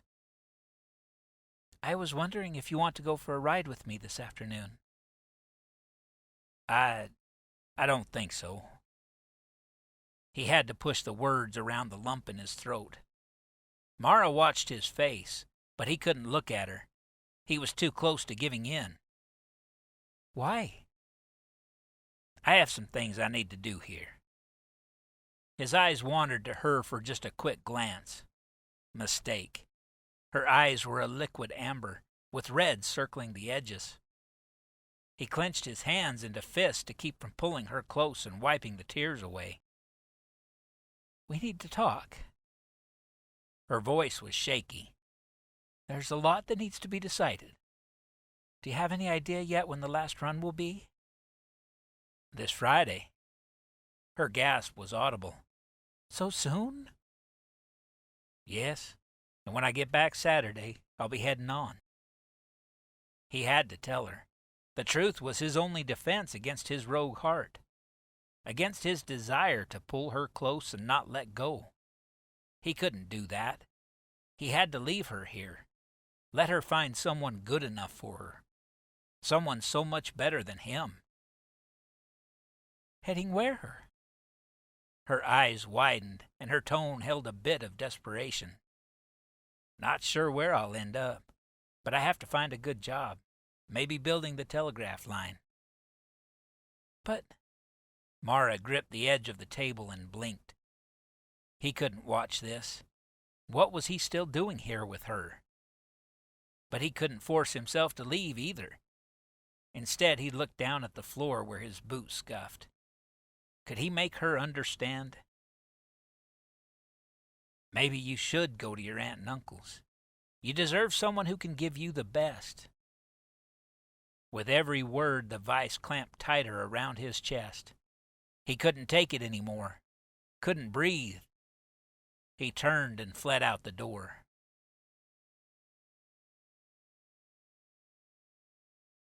Mara urged Rose faster, allowing the wind to rush over her, to blow away the tangle of emotions clogging her chest, clouding her mind. They cantered over a low hill, and she leaned down over the mare's neck, loosening the reins until there was nothing holding them back. Rose stretched out over the flat ground, eating up the distance, consuming the miles. At last she sat back and Rose slowed, easing down to a trot, then a walk. They both breathed hard, sucking in warm, clean breaths of sunshine. She should feel glorious, free in this place she loved so much, riding the mare who responded to her every thought. But nothing would shake the heavy weight that smothered her chest. Josiah had left on his last ride for the Pony Express. When he arrived back at the Rocky Ridge station before sunrise tomorrow, he would be done. No longer employed by the Express, free to go anywhere he pleased. And the worst thing was, he seemed desperate to leave. Tomorrow? Why did he have to go so soon? At the very least, he could wait until Sunday and get a good night's sleep. He still hadn't said a word about her coming with him. Maybe he only planned to be gone a few months. He'd been working, saving up for the last 6 years. How much more could he need to start a ranch? Surely a few more months would be all it took. Then he would come back to her. They could be married and build their new life together. Mara pulled Rose to a stop at the river's edge and slid to the ground. She stepped up beside the mare's neck and stared out over the serene water of the Sweetwater River. As usual, Rose draped her head over Mara's shoulder in the special way she had of showing affection. Mara returned the hug as she reached up to scratch the favorite spot behind Rose's right ear. Being with this horse always made things a little better. If she and Josiah left, was there a chance she could take Rose with them? But as the gurgle of the river soothed out the tangle of her nerves, a burn started in her throat. How could she ever be happy away from this place? Lord, please let Josiah feel the same way.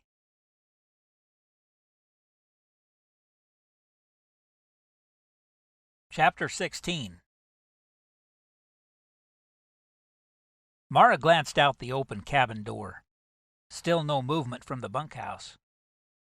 Hadn't Josiah said he was going to leave after he returned from his last express ride today? But it was lunchtime now, and he still hadn't stirred. He was probably exhausted from riding through the night, but this wait was killing her. And with such a late start, surely he would wait until tomorrow.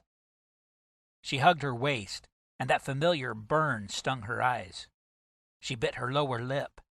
No crying today. She would not. The stinging intensified, and she sniffed the moisture back inside, then charged to the doorway and gave the bell a good sharp yank. The only way to keep the tears at bay was to get things moving. The barn door opened, and Ezra filed out, then Zeke. Still no sign of Josiah. Mara released a sigh as she turned to grab the coffee pot from the stove. Both men eyed her warily as they stepped into the room and formed a line at the wash basin. Mara ignored them, filled the cups, and sat in her chair, hands clasped tightly in her lap. Neither of her brothers would make eye contact with her, but that didn't stop them from sending sideways glances as they settled into chairs. She bit her lip, tasting the coppery tang of blood this time. Ezra began the blessing, and Mara focused on her breathing. In. Out. She clenched her eyes shut. In. Out. In. Mara? She jerked up to find Ezra's sympathetic gaze shining at her. Pass the butter, little sister? The prayer must be over. She released that last breath and handed the plate of butter to her brother. She reached for a biscuit from the tray in front of her, then nibbled a bite from the edge. Even using his recipe, these still didn't taste as good as Josiah's biscuits. The hair rose on the back of her neck, and Mara lifted her head. Across the table, Zeke stared at her, but he dropped his gaze the moment she returned the look. She took another bite of biscuit, the dry texture crumbling in her mouth. Her stomach threatened to revolt, but she forced herself to chew and swallow. Her neck tingled again, and Mara realized the room had grown quiet. She raised her head, and this time both men stared at her. Ezra averted his focus to his food, but Zeke just kept watching her with his cool, calculating gaze. She stiffened her spine. What? Raising her brows, she returned his look. Have I grown an extra nose? Or maybe a set of horns? No, Mara, we're just concerned. Are you all right? Ezra's patronizing tone was the last straw. All right? No, she wasn't all right. The man she loved was leaving within hours, and she had no idea when he'd be back. She had this sick feeling in the core of her stomach, and a desperate urge to scream and cry. Was that all right?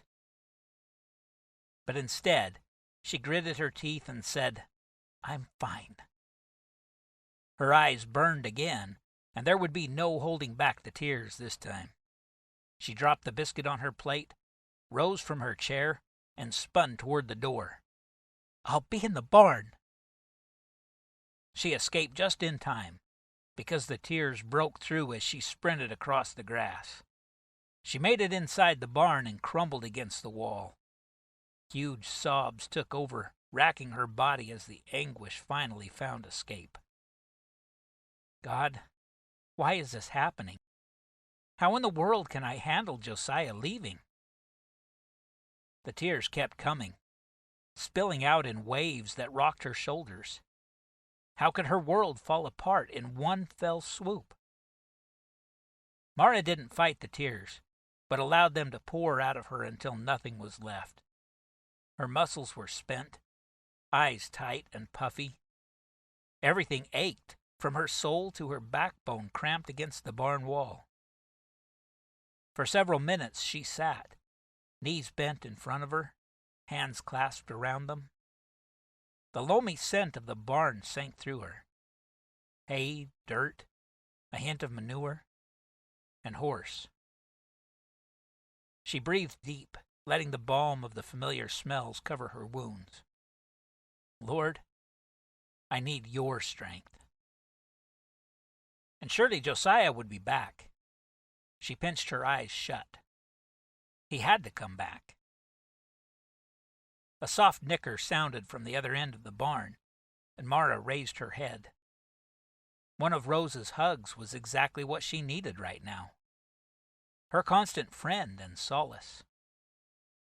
She struggled to her feet, shaking out her brown skirt and flannel petticoat, then started toward the stall that opened to the back pasture.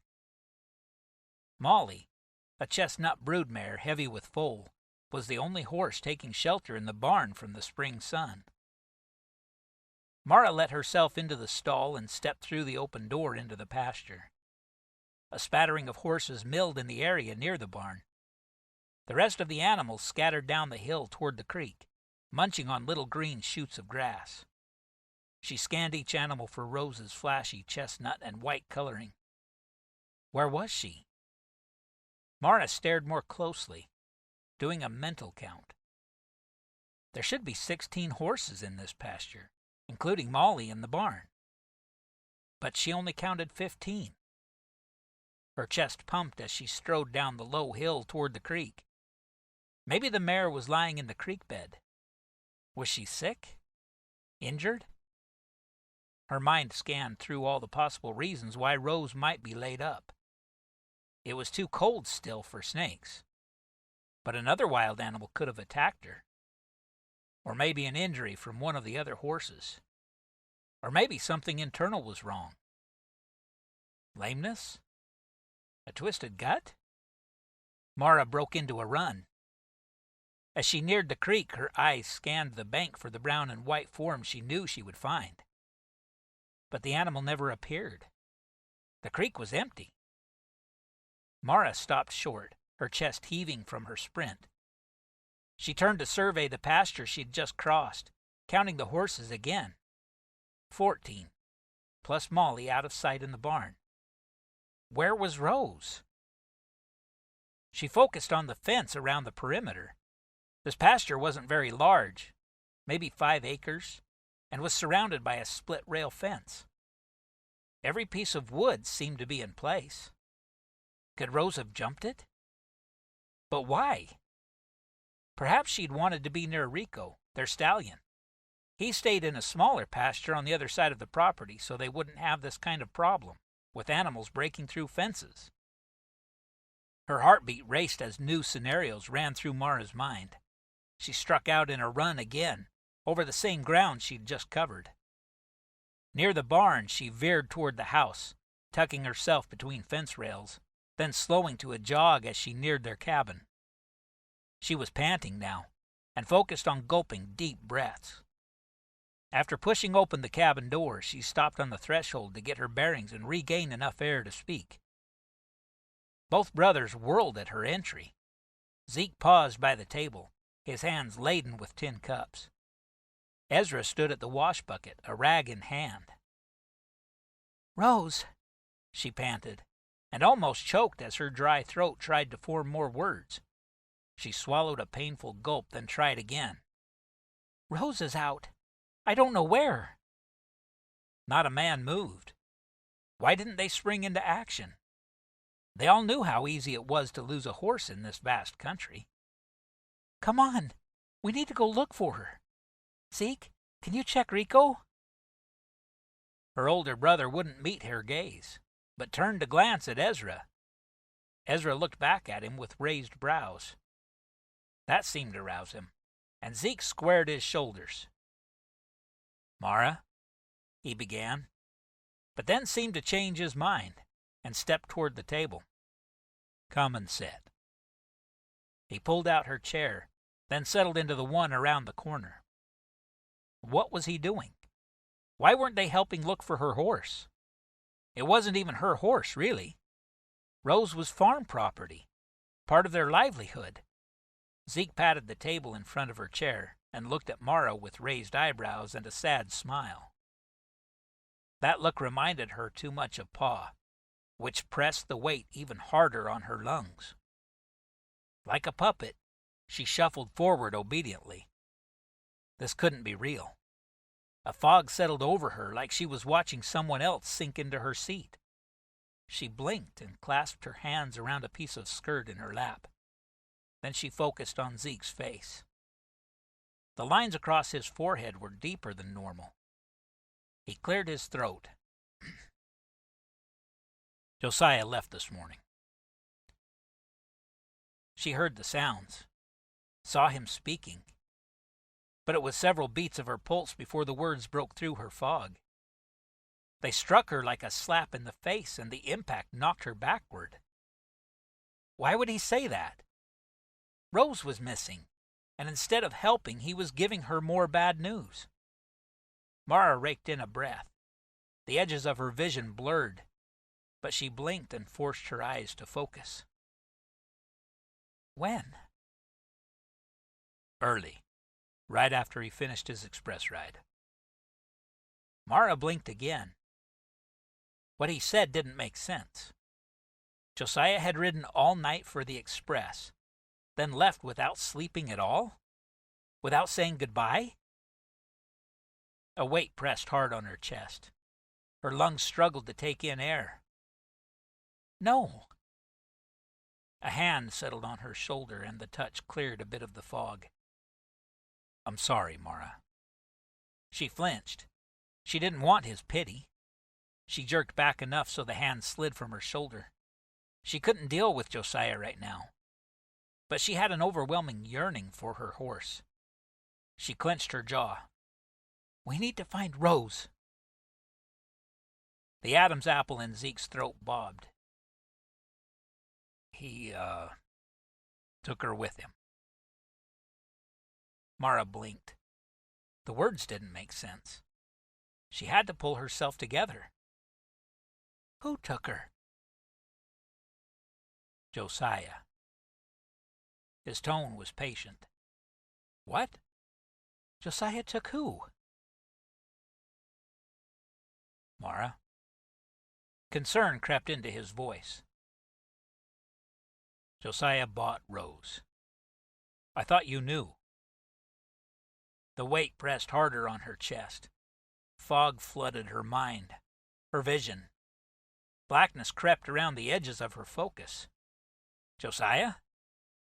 Bought Rose and left? It didn't make sense. The darkness closed in. Everything inside the black circle around her vision grew blurry. And then darkness took over.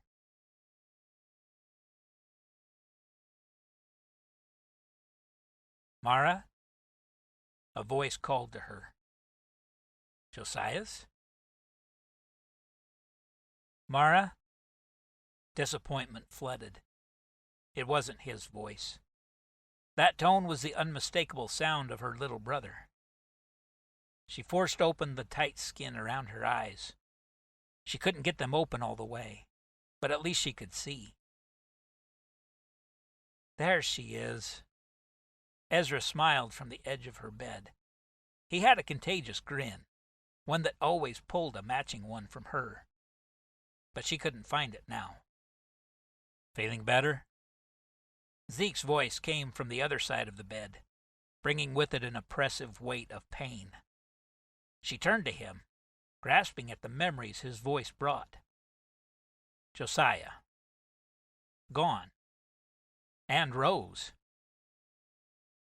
Anguish flooded her chest along with confusion. She focused on her older brother's face. Where did you say Rose is? His mouth formed a thin line, and he patted her shoulder with a work-roughened hand. Then he met her gaze. Josiah bought Rose from us. Paid for her fair and square. It was time for her to be sold, and I knew she couldn't go to a better owner. I thought he'd told you, though. His face pinched. I'm sorry. I didn't mean for you to learn about it like that. Mara pulled in a deep breath. She couldn't deal with this now, not in front of her brothers. She had to get them out of here. She nodded. I'm fine now. I'll be up in just a few minutes. Zeke's brows furrowed, and he glanced at Ezra. Mara turned over on her side and pulled the covers up. Surely they would take the hint and leave. After a moment, they did, quietly shuffling out of the room. Mara kept her back to the door, not moving until she heard it close softly behind them. Then she pulled the covers tight around her chin, and allowed the hot, silent tears to come.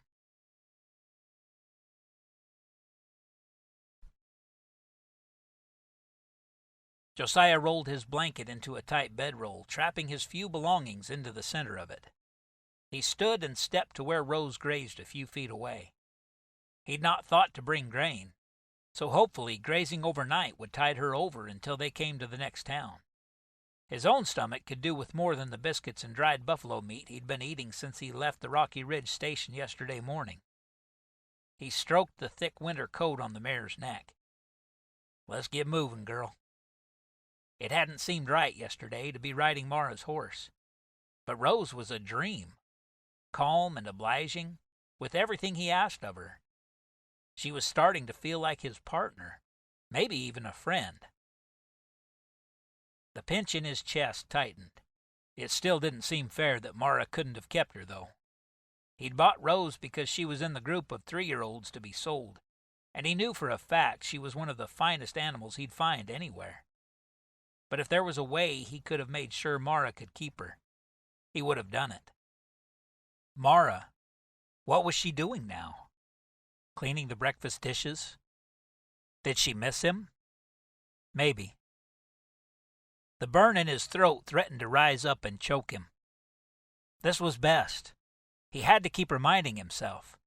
She deserved so much more than he could give her.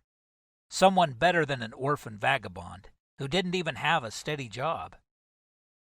And this was what he had to do for himself, too. He gathered Rose's reins in his left hand, stuck his left boot in the stirrup, and swung up. He'd do something about that job part, though. After settling his right foot in the other stirrup, Josiah glanced east, then west. There was a war brewing back east, a civil war between the North and the South. Everyone he'd seen yesterday was talking about it. Should he go back and fight with the others from Georgia? A couple of the men had said it was all about slavery. He'd never agreed with the practice, but the thought of killing other men turned his stomach, especially fellow Americans. He looked back toward the west. That was the direction he'd ridden all day yesterday. If he couldn't find a job along the way, the telegraph line would be hiring men to build it in Salt Lake City. "Come on, girl." He squeezed Rose's sides and turned her away from the rising sun.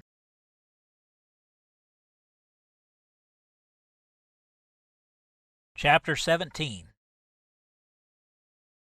Mara pulled up on the 2-year-old gelding's reins, and his hind legs launched into the air again. She grabbed at the horn to keep herself in the saddle. "Quit!"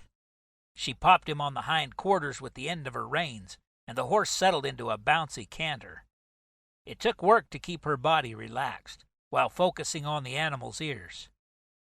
Ezra had said this gelding was a handful, but at least he kept her focus off Josiah. And not much had been able to do that over the last 2 weeks he'd been gone. The animal's pace eased, and she applied more pressure with her right leg to keep him cantering. Once around the pen, twice, 3 times. She finally allowed him to slow to a walk, and the gelding dropped his head as if he'd run 20 miles.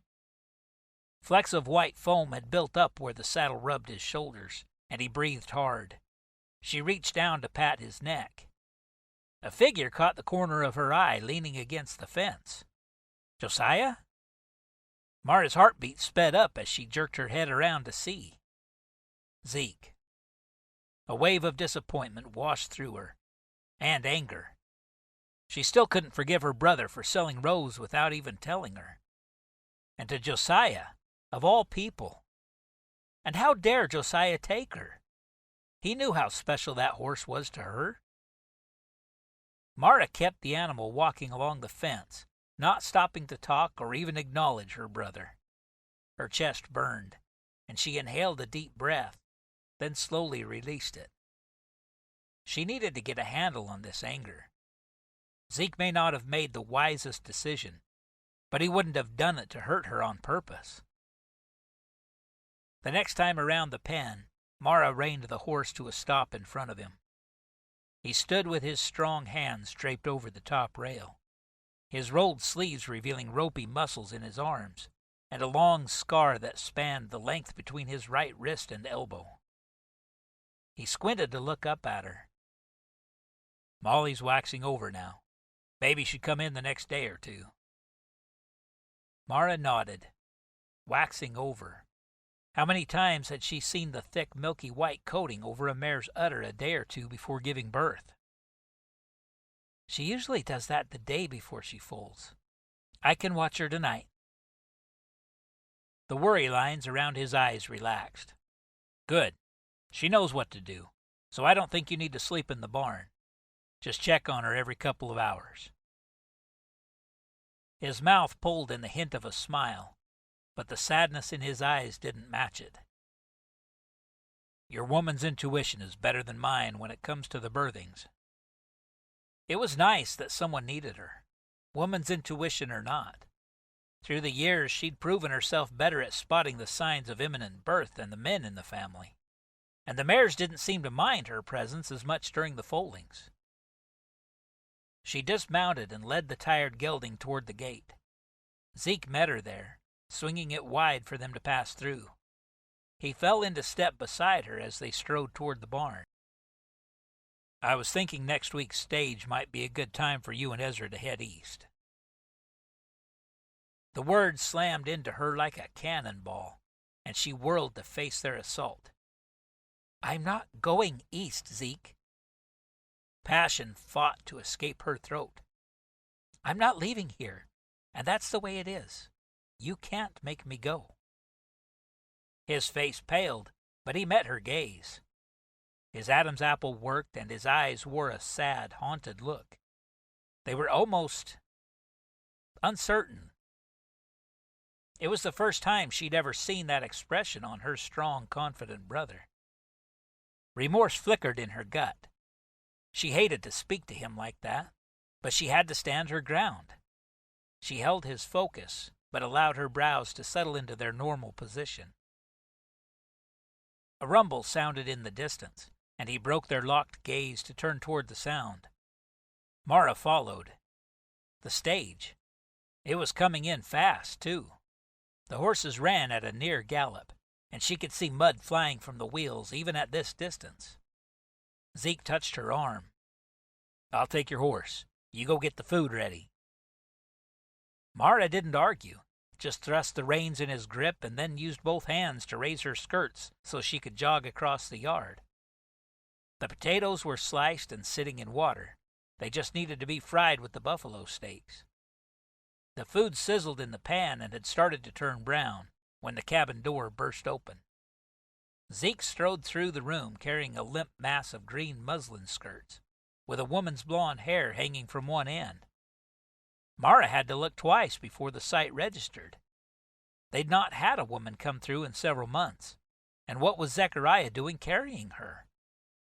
Instead of setting her in a chair, he marched straight through the main room and into Mara's bedchamber. What in the world? She used her apron to push the frying pan to the back of the stove, then scurried toward the doorway where her brother had disappeared. He stood a few feet back from the bed, staring at the woman who lay lifeless on the quilt. She stepped inside to get a better look. The woman was, indeed, blonde, and maybe 10 years older than Mara. Her face was so pale it almost glowed. Mara moved closer. The glow was actually a sheen of sweat that covered her forehead and upper lip. A drop ran down the side of her temple. She crept to the woman's side and touched a hand to her forehead. Before she even made contact, heat radiated from the lifeless body. At least she wasn't dead. Mara's eyes drifted to her chest. The worn green fabric barely rose and fell with each breath. She turned back to Zeke. "What's wrong with her?" His brow wore deep furrows. "Not sure. Campbell said he thought it was travel weariness, until she passed out a few miles back. He had no idea she was burning with fever. He went to the barn to send Ezra in." Mara scanned her memory for something that would help the woman. "Get some wet cloths. I'll see if I can make her more comfortable. She stepped to the foot of the bed and raised the green muslin enough to find 2 tattered leather boots. The soles were thin, but they still covered her stockings. Her fingers fumbled over the buttons, and she finally got them unhooked, then slid the leather from the woman's tiny feet. In fact, everything about her looked tiny and frail. Mara moved back to the woman's face and stroked blonde wisps from her temple. She stirred, and the light brown lashes fluttered open.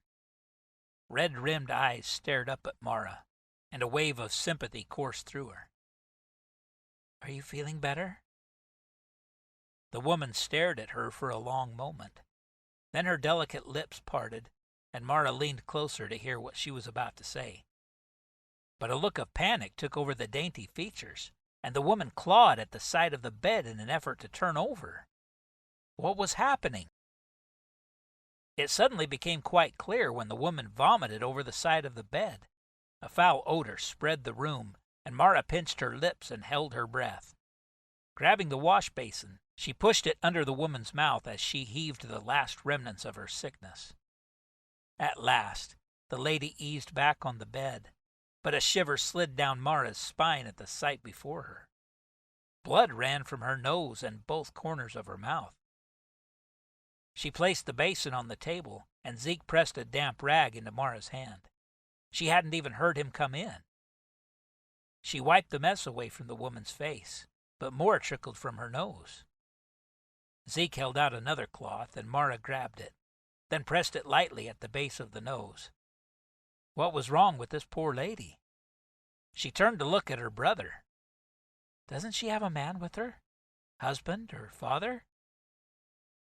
He stood a few feet back, wringing his hands. Poor fellow. He looked so big and out of place in this little bedroom. No one was helping her. I don't think so. Boot thuds sounded in the main room, and they both looked toward the door. Ezra stepped inside and walked right up to the bed. Mara motioned toward the floor where the bloody mess still lay. Watch your step. He shuffled around the bed, his eyes running over the woman's face. What's wrong with her? Mara gave him a quick recap of the symptoms so far, ending with the reason she was still holding the damp rag against the woman's nose. He bent closer, examining the red-rimmed eyes. He took the rag from Mara and studied the thin nose. Then he glanced up to meet Mara's gaze. I almost forgot. I think you're wanted in the other room. I'll take a look here and see what I can find out. Zeke, can you stay in case I need something? Wanted in the other room? Ezra held her eyes for a moment longer, as if he were trying to prepare her for what was about to happen. Her stomach fluttered, but it was hard to say whether dread or excitement spurred the sensation. Her brother dropped his focus to the woman on the bed and rested 2 fingers against her neck. Mara stood and steeled herself as she stepped out of the sleeping chamber. The main room was quiet, so Mara moved to the wash basin to rinse her hands. Did he mean one of the other buildings? After using the dry towel, she turned toward the front door. A whimper caught her attention from the corner. She turned and scanned the shadows, finally spotting a little blonde wisp of a girl curled up on the stone hearth. She couldn't be more than 2 or 3 years old. One fist settled in her mouth, and the other curled around a cloth doll. Her wide eyes radiated fear. Oh, hello? Mara kept her voice soft and musical, the same way she spoke to a new foal. She stepped toward the child and then squatted low when she was a few feet away. What's your name? The girl's lips thinned as if trying to seal them closed so they didn't give her away. Mara forced her facial muscles into a smile, hoping her eyes obeyed. Did you ride in on the stagecoach? Mama? The word was a whimper, barely discernible, but it pressed in Mara's chest. She fought the urge to pull the child into her arms. You came with your mama? Mara looked back to the open doorway of her bedroom. but couldn't see anything other than the blank wall inside.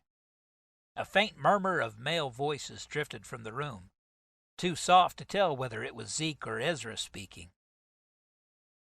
She turned back to the girl. "Your mamma must be the pretty lady with the lovely blonde hair like yours."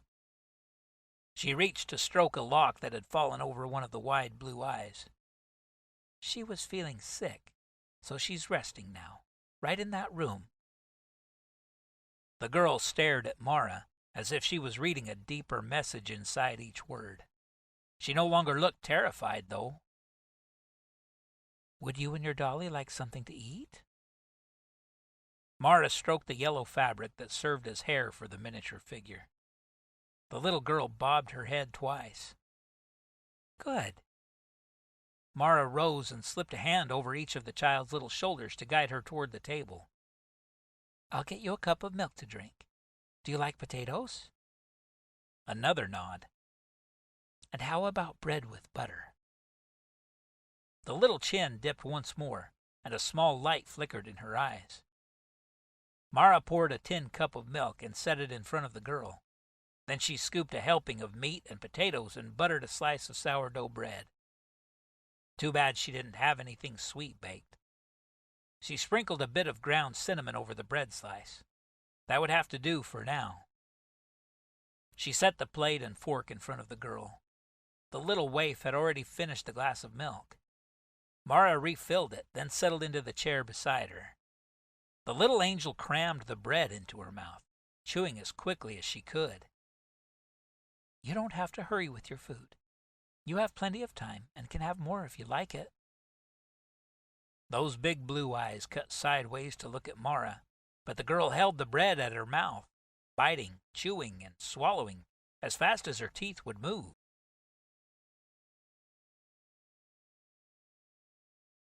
Chapter 18. Mara's attention jerked up when the cabin door opened, and Mr. Campbell stepped in. Finally, someone who could answer questions. He wiped his feet at the threshold, clutching his hat with both hands. His eyes found Mara and the little girl, and he stepped toward the table. She stood and moved to load another plate from the food on the stove. "Please sit and eat, Mr. Campbell, while you tell me what's going on." He obeyed, settling across from the child. "That looks good, Miss Catherine." The little girl ducked her head, but didn't stop stuffing potato slices in her mouth. How long had it been since she'd eaten a decent meal? "Catherine." Mara spoke softly as she placed the plate in front of Mr. Campbell, then moved back to the chair beside the girl. "What a pretty name for a pretty girl." She stroked Catherine's back as she leveled her gaze at Mr. Campbell. "What's happened?" He met her eyes for a second while he scooped a bite into his mouth, then spoke around the food. "Mrs. Mavers looked squeamish for a few days, but I thought she was just tired out from the trip. Said they'd come all the way from New Orleans. Didn't realize she was so bad off until I heard her get sick a few miles back. Then I got here in a hurry." Boots sounded and Zeke stepped from the bedroom with Ezra behind him. Shadows hollowed the lines on her older brother's face, and Ezra's mouth formed a thin line. He clutched one of the thick medical books across his chest like a shield. Neither man seemed eager to speak. The suspense had her shoulder muscles tied up in knots. "What do you think?" Ezra blew out a breath. "I can't say for sure, but she seems to have some type of influenza, or maybe even yellow fever." He glanced at Campbell. "Do you know where she came from?" "New Orleans, she said." Ezra nodded. "Probably yellow fever then. They had an outbreak a few years back." "Is it catching?"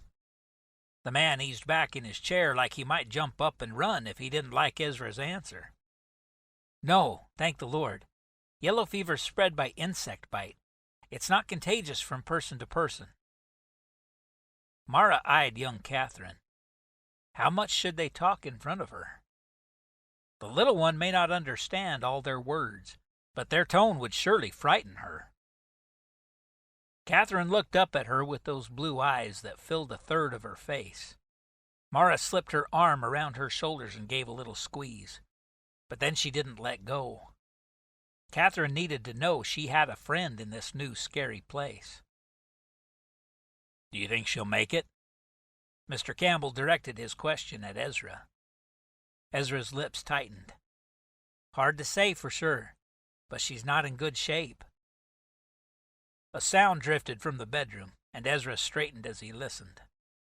Mara didn't hear it again, but Ezra strode across the room and disappeared into the little chamber. He reappeared a few moments later. "Mara?" She met his troubled gaze. "She's asking for her daughter, and for you." Mara swallowed, then stood and scooped Catherine into her arms. This little mite couldn't weigh more than 30 pounds, but she snuggled into Mara's arms in a way that spread warmth through her chest. "We're going to go see your mama." "Mama?" The little voice was full of innocence. "Yes." Mara rested her cheek against the soft blonde hair as she stepped toward her bedchamber. Inside the dim room, Mara stopped to let her eyes adjust. The bed swallowed Mrs. Mavers, even though it wasn't that large. She raised a weak hand when she saw her daughter. "Catherine?" It was barely more than a whisper, but the little girl came to life, leaning toward her mother with arms outstretched. "Mama?" Mara held on to the girl as she stepped closer. There was no vomit to skirt this time. Ezra must have cleaned it up. As she sat down on the edge of the bed, Catherine tried to catapult into her mother's arms. Mara did her best to break the force of the landing. Still, pain flashed across Mrs. Mavers' eyes, but then it changed to desperation, and moisture pooled in them as she clung to the little body in her arms. Mara's own eyes burned, but she swallowed back the emotion. Catherine wiggled until she was snuggled into her mother's side, one hand clutching Mrs. Mavers' dress, and the other wrapped around the doll with her fist tucked in her mouth. The woman's gaze lifted to meet Mara's. "Can you do something for me?" Her voice was still no more than a cracked whisper. "Of course." "I have no family. We were on our way to take a job in California until I got sick." Mara touched her arm. "Please don't worry, Mrs. Mavers. You can stay here until you're well enough to finish your journey. I'd love to help you with Catherine so you can rest." If it was possible, the woman's eyes grew even sadder. "Call me Ruth. And what's your name?" "Mara Reid. My brothers and I run this stage stop. I think you met my younger brother Ezra a moment ago." "Mara?" Ruth's voice gained strength. "I'm dying." Mara shook her head as a weight pressed down on her lungs. But Ruth continued. "I know I am. And there's no one to care for my little girl." Her hand caught Mara's arm. "Will you take her and raise her as your own?" Mara stared into the same wide blue eyes as Catherine's, although Ruth's were ringed in red. What was she asking? She wasn't talking about watching the girl for a few weeks or months. She meant for Mara to raise the child to a grown woman, teach her right from wrong, and make decisions about her future. "God, is this your will?" Her eyes drifted to Catherine's sweet face. An angel snuggled in the crook of her mother's arm. Her eyelids lowered to half-mast, and she looked like she hadn't a concern in the world. Mara couldn't stop herself from brushing a few loose golden strands away from the child's forehead. It was silky, as soft as the down-like hair on a newborn foal. She longed to take the little one in her own arms, to shelter her from the coming pain. She glanced back at Ruth, who watched her with an intense focus. Mara inhaled a deep breath. "All right." The desperation eased in Ruth's eyes, but not the pain. "Thank you." She dipped her head to press a kiss on top of Catherine's head, and a tear rolled down her cheek. They stayed like that for several moments, and both mother and daughter seemed to be drifting into exhausted sleep. She should leave them alone. After all, their time together might be limited. But should she leave Catherine in case Ruth's condition worsened?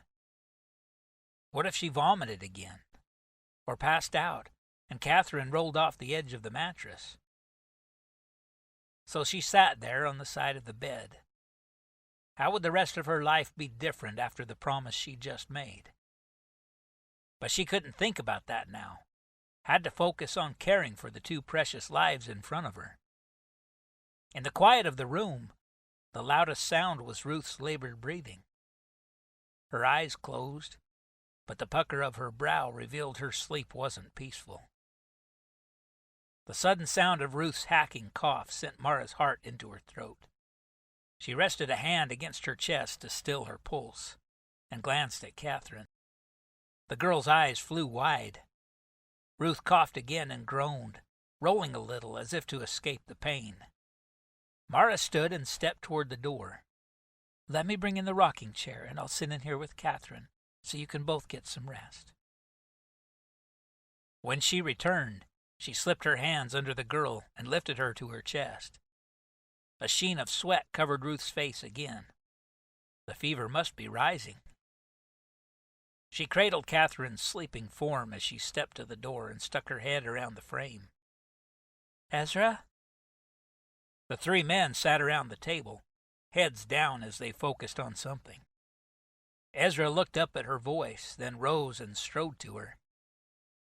"Mrs. Maver's fever is rising again. Can you bring some wet cloths to help her?" While Ezra complied, Mara sank into the rocking chair with Catherine, easing into the steady rhythm that always soothed. Her brother settled the cloths on Ruth's forehead and cheeks, then turned back to Mara and whispered, "I'll let them sleep, but call me if you need me." Mara nodded and stroked Catherine's back while she rocked. This poor little girl. Soon she might be her little girl.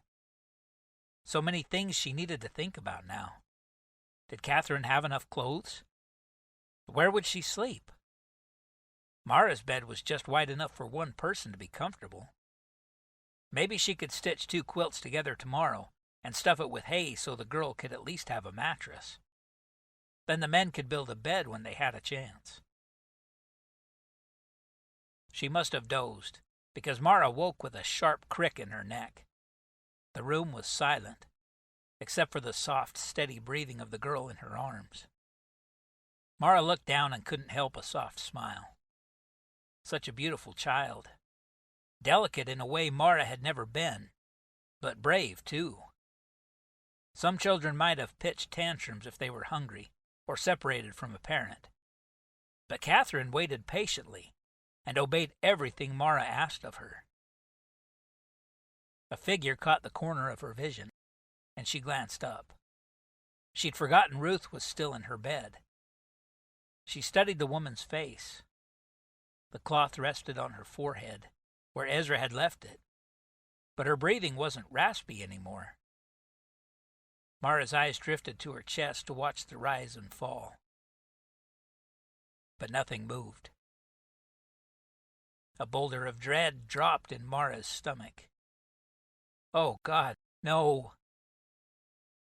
She struggled to her feet, trying not to jostle the sleeping child in her arms. When she got a closer look at Ruth's pale face, Mara spun and slipped out her bedroom door. The main room was quiet, but a fire crackled in the hearth, and Ezra sat in the wing-back chair. He looked up when she stepped closer. "Ezra, please check Ruth. I think she may have passed." Mara hugged Catherine tighter. He jumped up without a word, folded the book he'd been reading, and trudged into the room she'd vacated. She sank into his chair as her legs gave out.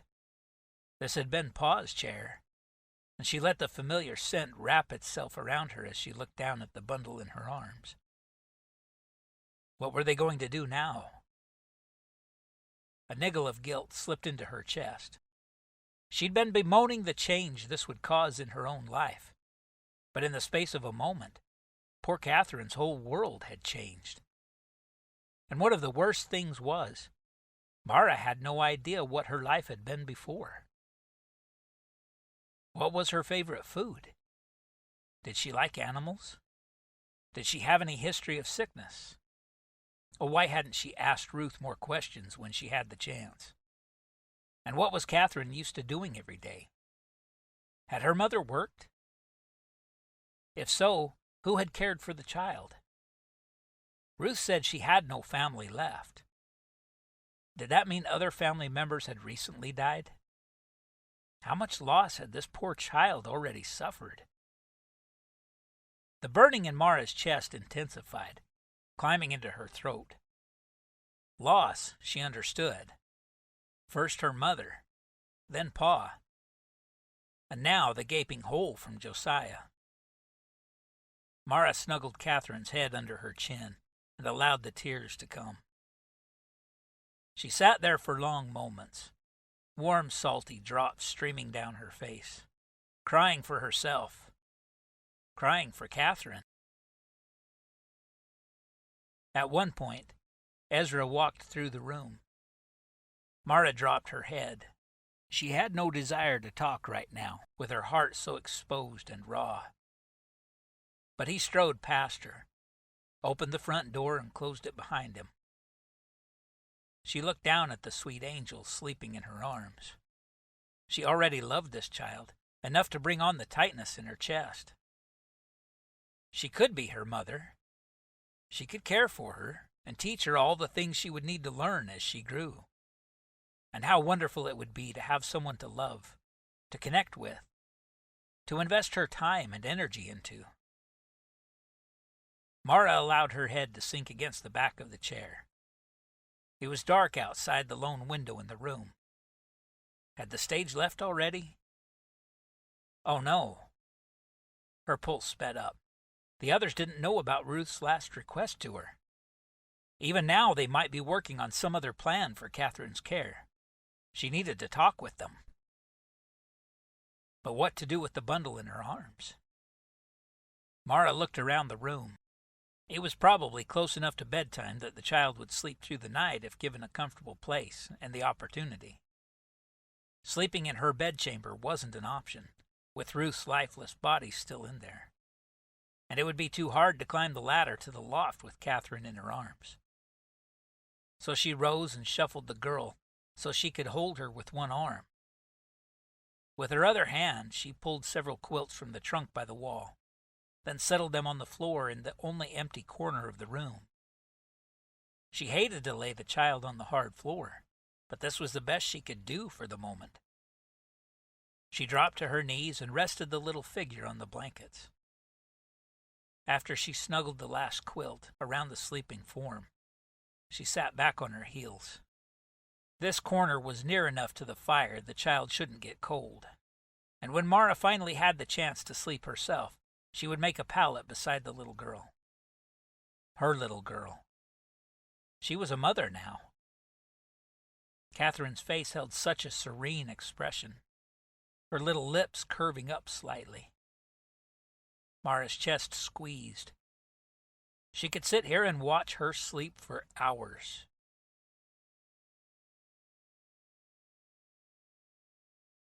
Chapter 19. Mara stepped outside into the quiet yard. A shaft of light filtered from the open barn door, and she headed in that direction. Inside, the three men stood in a circle around the kerosene lantern. She said she had a job in Sacramento. Mr. Campbell's baritone carried in the quiet. I suppose I can ask the sheriff there to advertise and see if he can find someone who knows them. Mara stepped forward between her brothers and infused her words with a matter-of-fact tone. I'm going to raise the child. Her mother asked me to, and I agreed. The men all stared at her. Zeke's wary gaze looked her up and down, like he was debating whether she'd self-destruct or not. Ezra's brows scrunched into a thoughtful expression, probably calculating the additional supplies they'd need and where the extra bed would go. Decisions were pretty black and white to Ezra. Though he had a big heart when it came to people, he couldn't help seeing things in columns and rows and written lists. Are you sure you want to take that responsibility, Miss Reid? The lines on Mr. Campbell's forehead deepened. She nodded, confidence flooding her veins. Yes, I'll make a mattress in my room for her to sleep, and I'll take full responsibility for her. She turned to her eldest brother. And don't worry, Zeke. I won't neglect my other work. He raised a single brow at her, a hint of exasperation in his face. That wasn't what I was worried about. Then that stoic look took over his expression. It's not a little thing, Mara. This would change your life. Most men don't want to marry into someone else's family. He regarded her, even if you only adopted her. Was this his sole purpose in life, to marry her off? Sometimes it seemed like Zeke took his responsibilities as man of the family a little too far. I think she should do it. Ezra's voice resonated around the group. Mara whirled to face him as he continued. She promised the mother, and it doesn't sound like the child has any other good options, except going to an orphanage. But that's not a good option. Mara's capable and has the time. The deep grooves across Zeke's forehead gave evidence to his worry. Finally, he blew out a breath and looked at Mr. Campbell. I guess we'll keep her for now, until we can get the details sorted out. He looked pointedly at Mara. No promises on a permanent commitment, but we'll see how things go. That's what he thought. There was no way she'd give up her little girl. Campbell nodded. I'd better hit the trail then. You've taken all my passengers, but I still have a schedule to keep. I'll pack food for you to take, Mara offered. I'd be much obliged. As she turned to head back toward the house, Ezra's voice trailed close to her ear. Don't worry about checking Molly tonight, Mar, and if you need anything with the girl, you just let me know. She paused long enough to send him a grateful smile. Thanks. She'd forgotten all about the expectant mare. Right now, the little blonde-haired angel inside needed all the attention she had to give. The next couple days were like Mara had slipped into someone else's life. She spent most of her time with Catherine, playing games, telling stories, asking questions. The girl stayed quiet at first, not speaking unless Mara asked a direct question, and even then she gave the shortest answer possible. Mara gathered that she was 3 years old, and her birthday was in Stember. Catherine helped prepare meals and learned to set a plate, fork, and cup at each chair around the table. The display was a bit haphazard, but the little cherub was proud of her accomplishment, and so was Mara. She called Mara by name, but hadn't opened up to the others yet. Ezra could sometimes get a giggle when he tickled her, or pretended to steal her nose, but she still didn't speak to either of the men. On the morning of the third day, Mara took her out to the barn for the first time. You want to see a baby horse? She asked as she buttoned Catherine's faded blue coat to her neck. The little girl nodded once, her big blue eyes solemn. Those little round cheeks were just right for kissing, and Mara couldn't help diving in for a quick peck. Oh, you smell like lye soap and mint leaves, she teased, pulling back to look at the girl. Catherine ducked her head, but her cheeks formed slight impressions where dimples would go. What Mara wouldn't give to see a full-fledged smile. Let's go then. She scooped her up and headed toward the door. When they stepped into the barn, a soft nicker sounded from a stall midway down the aisle.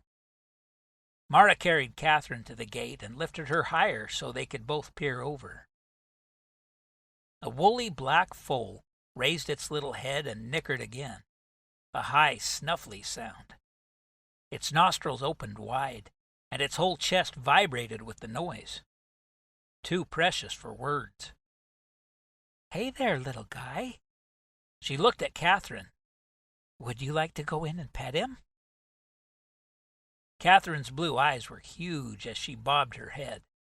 Mara slipped into the stall, then stood the child on the straw-covered ground. "Let me hold him still, then you can touch him." The colt was friendly enough. The boys must have been spending time with him. She'd planned to do it, but so much had changed with Catherine. Mara slipped a hand around the soft chest and another behind its rump. She glanced back at her daughter. "Now walk up slowly and let him sniff your hand." Catherine did as she said, eyes focused on the little muzzle, spellbound. The colt snuffled her fingers, then reached up to nuzzle the girl's shoulder. Catherine giggled. A real laugh. The sound tinkled out like a joyful bell, echoing inside Mara's heart until she found herself laughing too. They spent a while working with the foal, stroking him and playing peekaboo as he hid behind his mama. A weight lifted from Mara's shoulders as she watched her daughter play with the horse. Her daughter. Who would have dreamed it? If only Josiah were here to share this new blessing. Chapter 20. March 24, 1865. 4 years later. Mission San Juan Capistrano, California. Josiah stared up at the 100-year-old mission bells as they sounded morning prayers. Their vibrant ringing was a call to action. Beside the bells, the mission wall rose into an arch with a cross mounted at the peak, a cross that had been a constant reminder to him of whose mission he now carried out. "You packed enough food to reach Mission San Fernando Rey, see?" Father Domingo's strong Spanish accent pulled Josiah's attention from the mission wall. He turned back to the little Mexican priest who'd played such a big part in his life these last 9 months.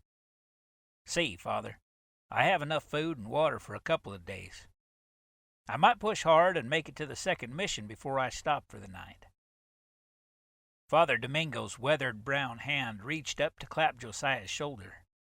His dark eyes squinted as his mouth formed a smile. "You are a fighter, Josiah English.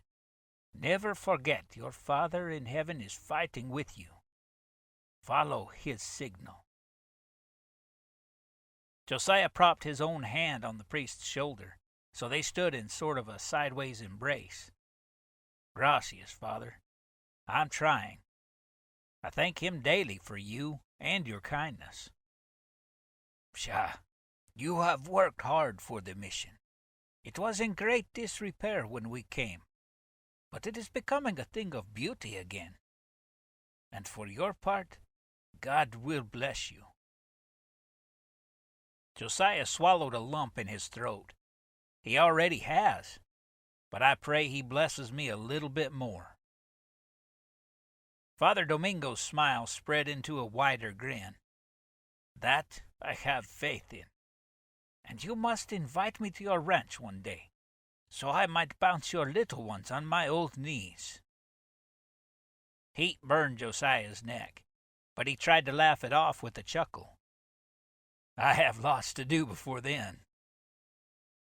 Father Domingo raised his hand to Josiah's forehead. "God go with you, my son. May the Lord bless you and keep you. May he cause his spirit to shine upon you and be gracious to you. May he lift up his smile on you and give you peace."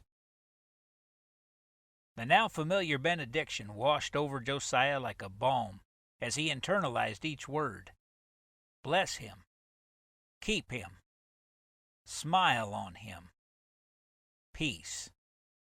He'd found that peace here at the mission, but he desperately needed those other gifts as he traveled back to the Sweetwater River. And Mara. She'd dogged his memory these last 4 years.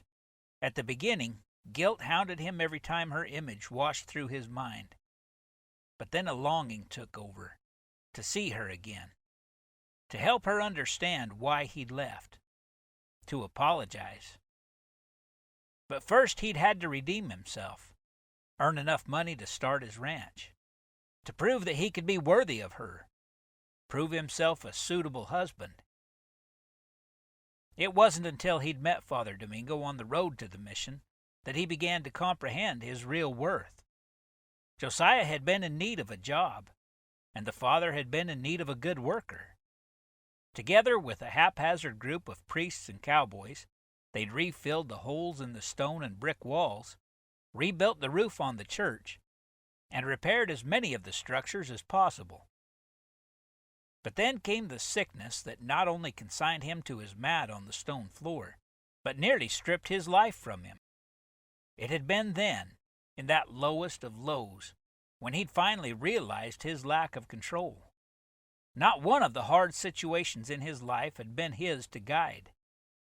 Yet the God he'd always blamed for deserting him had really meant it all for his good. The death of his parents, when the hotel closed, ending both his job and his home. Every time he'd slept on the roadside, every hunger pain and bloodied nose he'd suffered as he fought to make a life for himself in those lean years. Even the express closing. Each blow had carefully guided him to this place, molding him into someone God could use, his servant, no matter where the Lord landed him. And just now, the peace easing his soul told him it was time to head home. So with his Bible, food, and a few personal items packed in his saddlebags, he mounted Rose and reached down to pat her. That a girl. Rose stood quietly, but he knew the moment he dropped the reins and nudged her side, she'd stretch out into a ground-covering canter. Mara had done an extraordinary job training her, and a few more years had mellowed her into the best horse he'd ever ridden. She was not one he'd ever part with if he had a choice in the matter. Looking back toward the mission wall, Josiah touched his forehead, chest, and then each shoulder in the sign of a cross. He raised his hand in farewell to Father Domingo as he signaled Rose into a trot. Going home. His chest almost burst from the thought of it. With enough savings to buy a half-dozen horses to start his breeding stock. A grin tipped his mouth. God was good. Of course, this time he'd spread that savings over many hiding spots around his person and saddle for the trip back to Wyoming territory. He wouldn't be robbed of everything again if he could help it.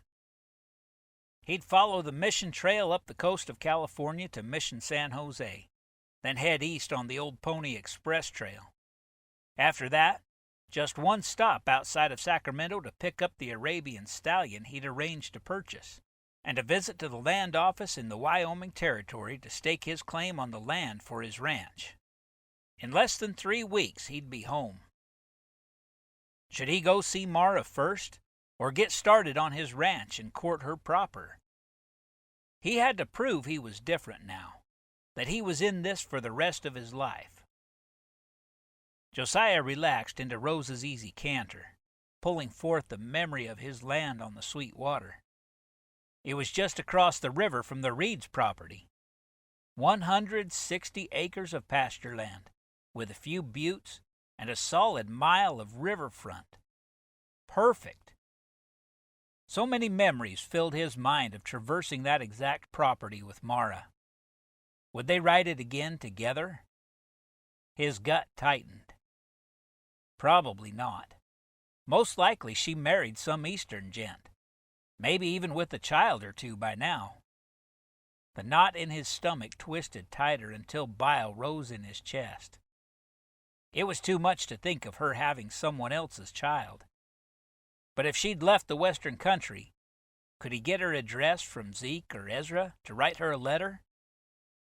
Even if she had married and moved on, the need still burned inside him to explain why he'd been so stupid. To beg her forgiveness, even if he could never have a second chance. Lord, I'd really love a second chance. Was that too much to ask? Maybe, but he'd been asking it every day for months. Not my will, but yours, Father. Josiah reined both horses down to a walk as they crested the rise.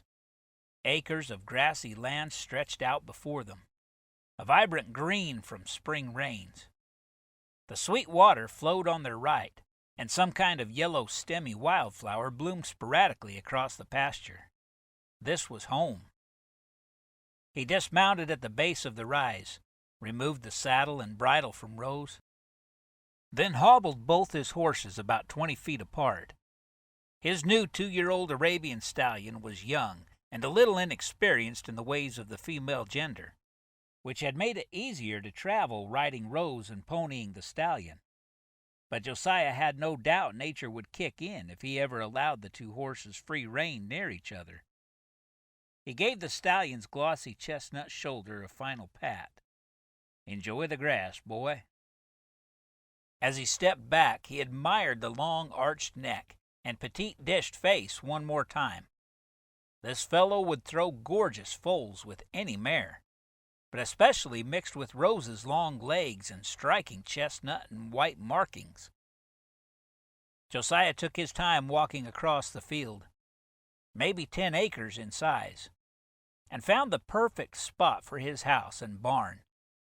After eating a biscuit and jerky from his saddlebag, he gathered some larger rocks and staked out the corners of his house. It would be a 2-bedroom structure with a decent-sized great room and a kitchen big enough to move around in.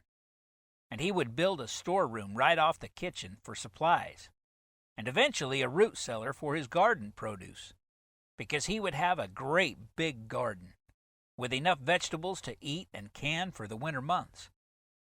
And maybe once he got things going, he'd order pipes to bring water into the house from the river. Some of the houses around Sacramento had water piped inside, and it made cooking worlds easier.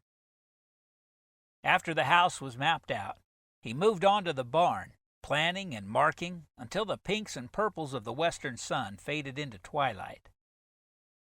Tomorrow, the man he'd hired to help with the building would arrive. Abner was an average-sized fellow, with a full beard, strong shoulders, and years of experience building houses. He seemed like a good chap, and came recommended by the storekeeper Josiah had asked. Abner would bring with him a load of wood, shingles, and tools, and the next step in this dream would commence.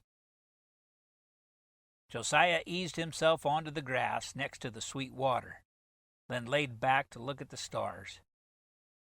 Thank you, Lord, for smiling on me. "Look, Mama, there's the Indian's paintbrush." Mara couldn't hold back a smile at Catherine's mispronunciation of the flower's name. Sure enough, cone-like spikes of vibrant red flowers rose up in a cluster from the green grass. "They're beautiful, honey." "Can we pick them?" Catherine's blue eyes pleaded.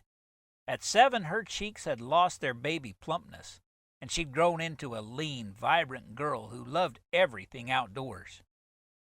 "I guess so. Get down and let me hold Pepper while you gather them. Uncle Ezra will be back from checking the snares any minute now." The 3 of them had ridden out together, Ezra, Mara, and Catherine, to check trap lines along the creek and river, but the recent rains and warmer weather had produced so many beautiful plants and baby animals. Ezra had ridden on to allow her and Catherine time to investigate the sights at their leisure. "There, see? I picked 4 flowers." Catherine held up the bouquet for inspection. "One for you, One for Uncle Ezra, one for Uncle Z, and one for me. They're perfect.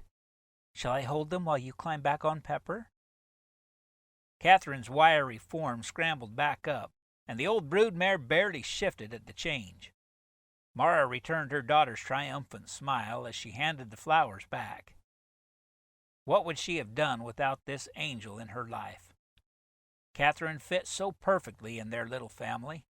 She adored her uncles, and they treated her like their patron saint.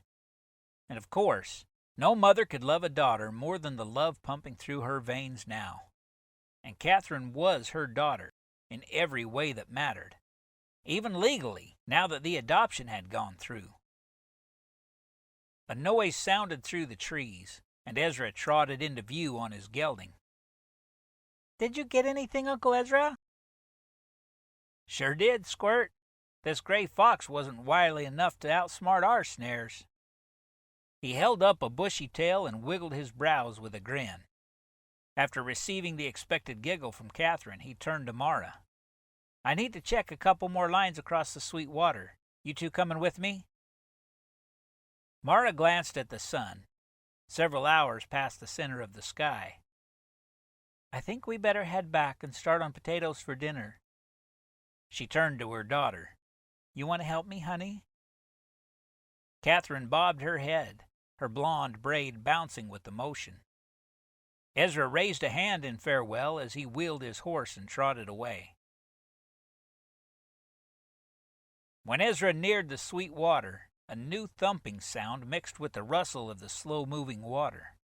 The noise grew louder as his horse broke through the brush to the river's rocky bank. Across the water, a few horses grazed in the large pasture. Behind them, a structure rose from the grassy field. Beams formed the shape of an A-frame house, but wood only covered the sides about halfway up.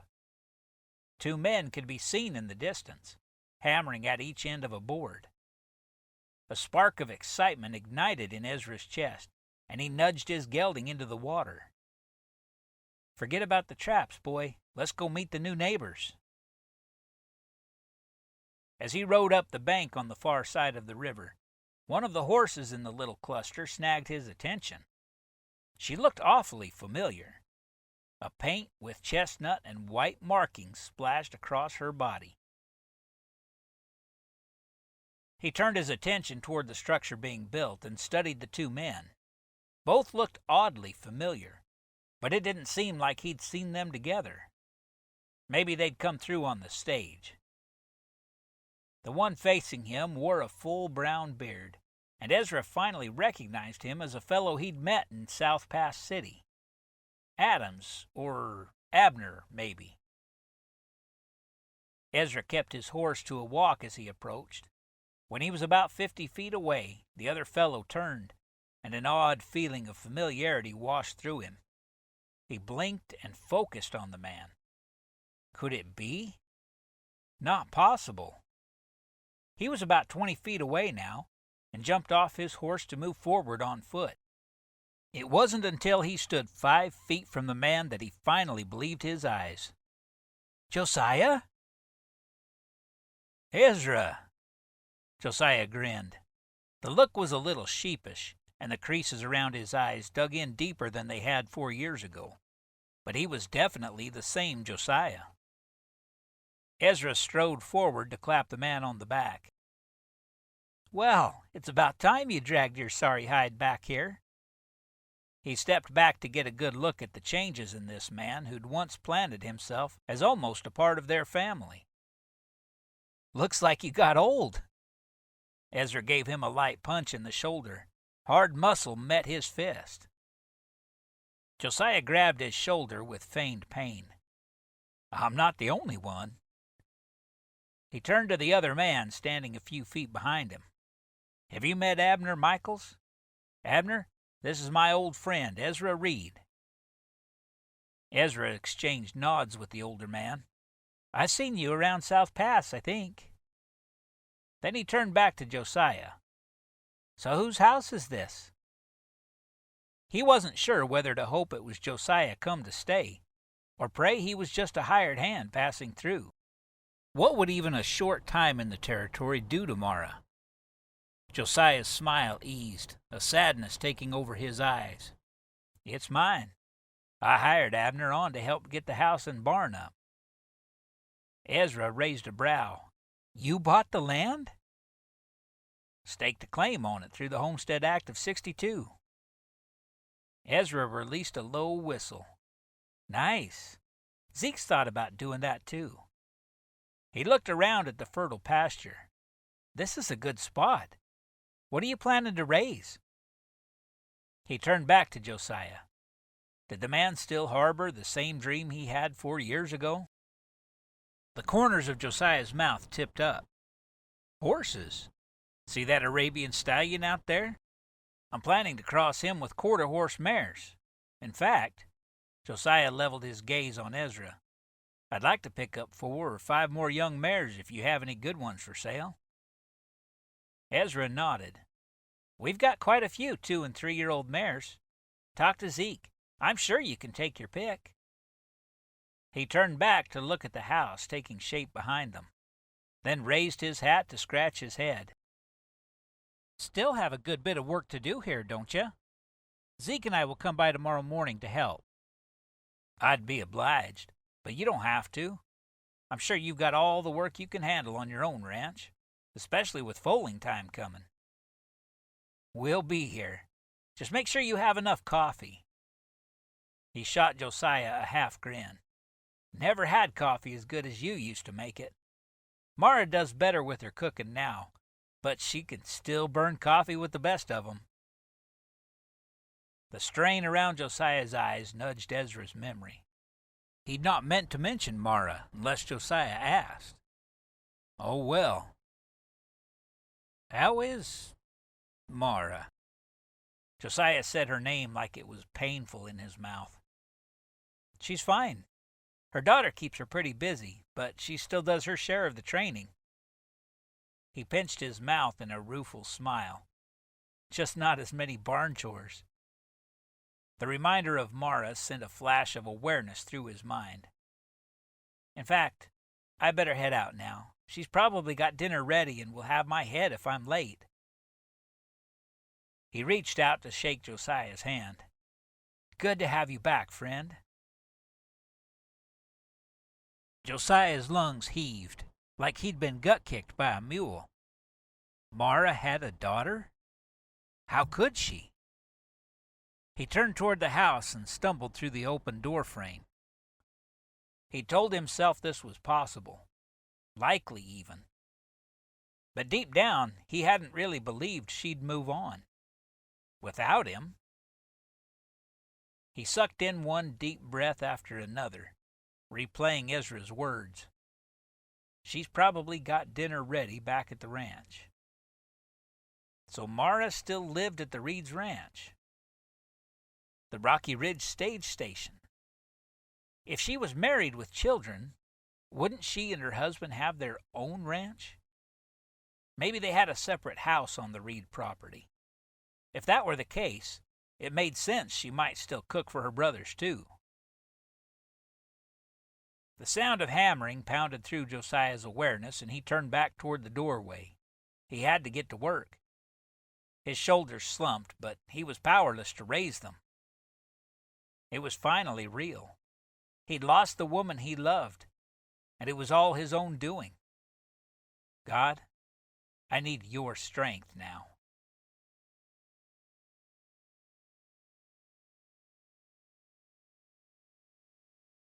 Chapter 21. A certain Persian of this... Mara almost smiled as Catherine wrinkled her brow to study the word. Sound it out. She stopped stirring the buffalo stew to listen to her daughter. Distinction. A certain Persian of distinction had for years... Catherine looked up from her McGuffey reader as boots sounded on the steps outside. The door swung open to reveal Zechariah. Hi, Button-Nose. He stepped inside and stopped to tweak Catherine's nose before turning to face Mara. Smells good. Thanks. Ezra back yet? He was unsaddling the gelding when I left the barn. Said to save him some food. Mara dished bowls of stew for Catherine to place on the table, while Zeke washed up. When she finally had them all seated at the table, Ezra thumped in. Sorry to be late, but you might think it worthwhile when you hear my news. He shot them a cocky grin as he strode to the wash basin. What news? This from Zeke. Ezra slid into his chair. I'll tell you after the blessing. A tickle of unease slid through Mara's midsection. She and Catherine had left him just an hour ago. What could have happened between then and now? Did he see an Indian war party? There were rumors of Cheyenne attacks on several forts in the territories. Maybe the bands had moved in this direction. She fought the urge to reach out and pull Catherine close while Zeke spoke the prayer. Instead, she added her own heartfelt appeal. Lord, no matter what happens, please keep us in your will and give us wisdom. She'd come so far in her faith over the last 4 years, since losing Josiah and gaining Catherine in her life. It was still a daily battle to be patient and trust in God's leading, but he had become her strength. A nudge to her shoulder brought Mara's head up. She glanced over to find a corner of Zeke's mouth twitching, but he kept his eyes focused on Ezra. So, what's the news? How had she missed the end of the prayer? Tension settled into Mara's shoulders as she too focused on her younger brother. Well, Ezra drawled the word. He was eating up every minute of the spotlight. That couldn't mean the news was bad, right? She tried to loosen her drawn muscles, but her stomach still roiled. It seems we have a new neighbor across the Sweetwater, he continued. He's building a house and barn in that big grassy area near the fork of Silver Creek. Zeke laid his spoon on the table. So close? Did you meet him? Ezra nodded. I did. A workman from the South Pass City is helping him build. Zeke's brows lowered to form shadows over his eyes. What sort of man is he? Could you tell? Ezra shot Mara a raised eyebrow look. Oh, I think he's a good sort. Just the kind of neighbor we need. A grin played at his mouth. Oh, no. Was this another of her brother's attempts to marry her off? They'd been scoping out every man within 15 years of her age for a while now. She was 24 years old now. One would think they'd have given up and realized she didn't want a husband. There was no way she could love another man the way she'd loved Josiah. And there was no way she could endure the torment that came from losing that kind of love. She wouldn't go through it again. Besides, it wasn't like she'd never have a family. She had Catherine, and this sweet little girl had brought a fullness to her life she hadn't known was missing. I'll have to go over and introduce myself. Zeke resuming his eating. Mara, you can pack a crate of food to welcome him. I told him you and I would be over first thing tomorrow to help with the house. Ezra glanced at Zeke as he spooned a mouthful of stew into his mouth. Zeke nodded. Did the man tell you his name? Yep. Ezra swallowed a bite before continuing. Josiah English. Mara clutched the table. Josiah? The room went fuzzy. It couldn't be. She must have misheard. Josiah was their new neighbor? A buzzing radiated in her ears. She blinked. Hard. A hand touched her arm. Mama? Something tugged at her sleeve. Mara focused on breathing. In. Out. She blinked again, and the room came back into focus. Another tug, and she looked down. Catherine's big blue eyes pooled in a worried expression. Are you all right, Mama? The hint of fear in that sweet, soft voice started an ache in Mara's chest. "Yes, honey, Mama's fine." She drew Catherine into her arms and relished the hug. Zeke's eyes met hers. His gaze was penetrating, but she faced it squarely. No need to worry about her. She would not be hurt by Josiah again.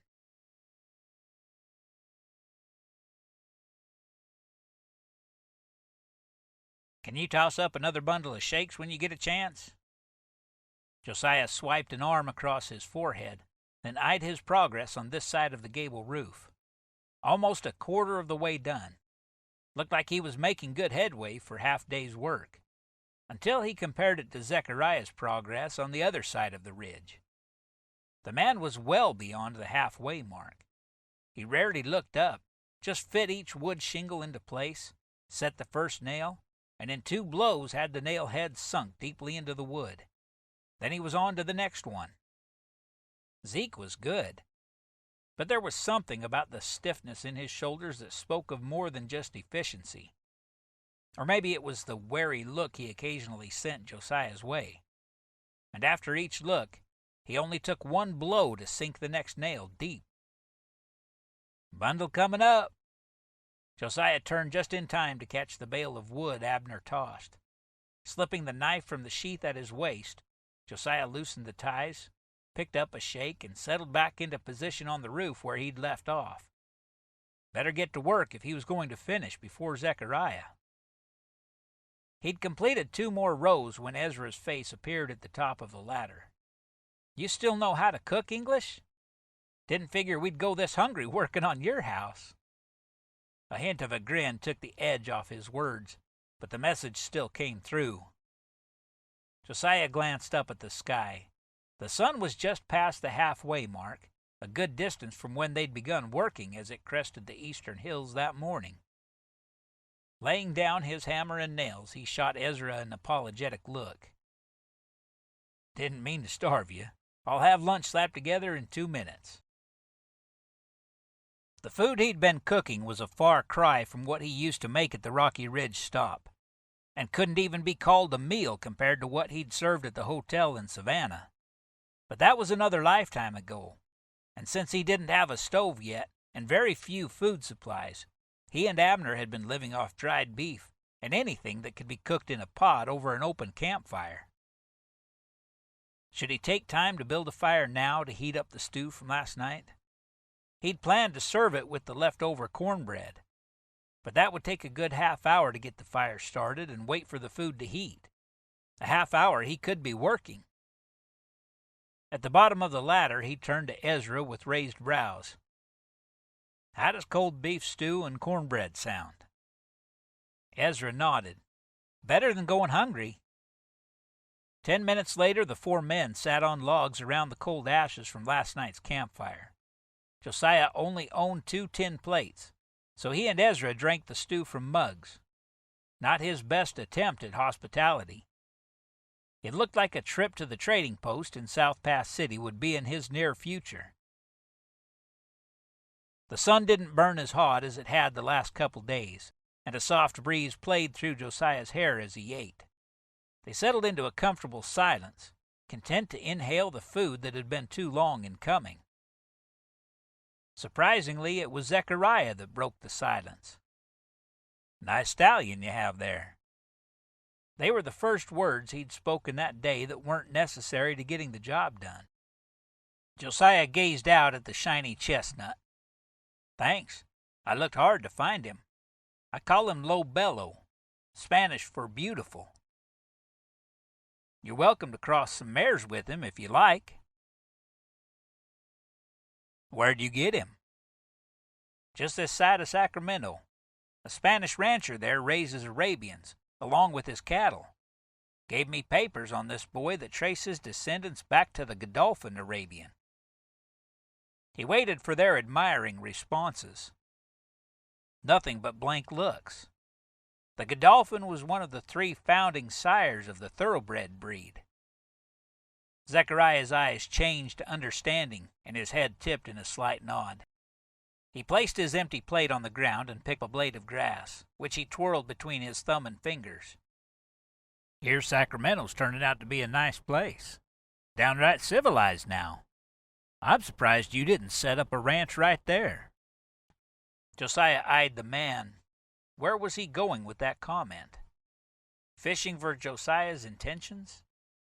If he wanted to know, he should just come out and ask. He picked up his own stem of grass and rested his arms on his bent knees. I've done a fair amount of moving around these last few years, mostly California and Utah territory, but lots of places along the Oregon Trail, too. I haven't found any area I like as much as this stretch along the Sweetwater. It's pretty here. Good grazing for the animals, plenty of hunting still to put food on the table. He shot them an easy-going look, and I like the neighbors. Ezra had been quiet thus far, but spoke up now with none of the distrust in his brother's voice. You'll make a good one, Josiah, and we'll be back to help out more the rest of the week. He shot a glance at his brother. May just be one of us each day, so we don't leave Mara and Catherine home alone for too long, what with all the Indian trouble lately. Josiah didn't know what to question first. Mara? He wanted to ask everything there was to know about her. Catherine? How old was this daughter of Mara's? She had to be a baby still. He'd only been gone 4 years, and Mara hadn't had any other prospects when he left, that he knew of anyway. And where was Mara's husband? No one had mentioned him yet. Had he died? Was Mara a widow already? He was torn between horror and hope, and he should be ashamed for hoping. And Indians? What kind of trouble? Was that how Mara's husband had died? Were Mara and the baby safe right now with no one there to protect them? He glanced at Zechariah. Do you need to go home now and check on them? A large part of him craved the chance to do that himself, but that probably wasn't his best introduction. The man shook his head. She insisted we both come help. A muscle in his jaw worked. Josiah summoned a breath in his fortitude. Mara is doing well, then? Hopefully they missed the crack in his voice. Staying busy. A grin quirked Ezra's mouth. Between tending us menfolk and Catherine, she doesn't ride as much as she used to.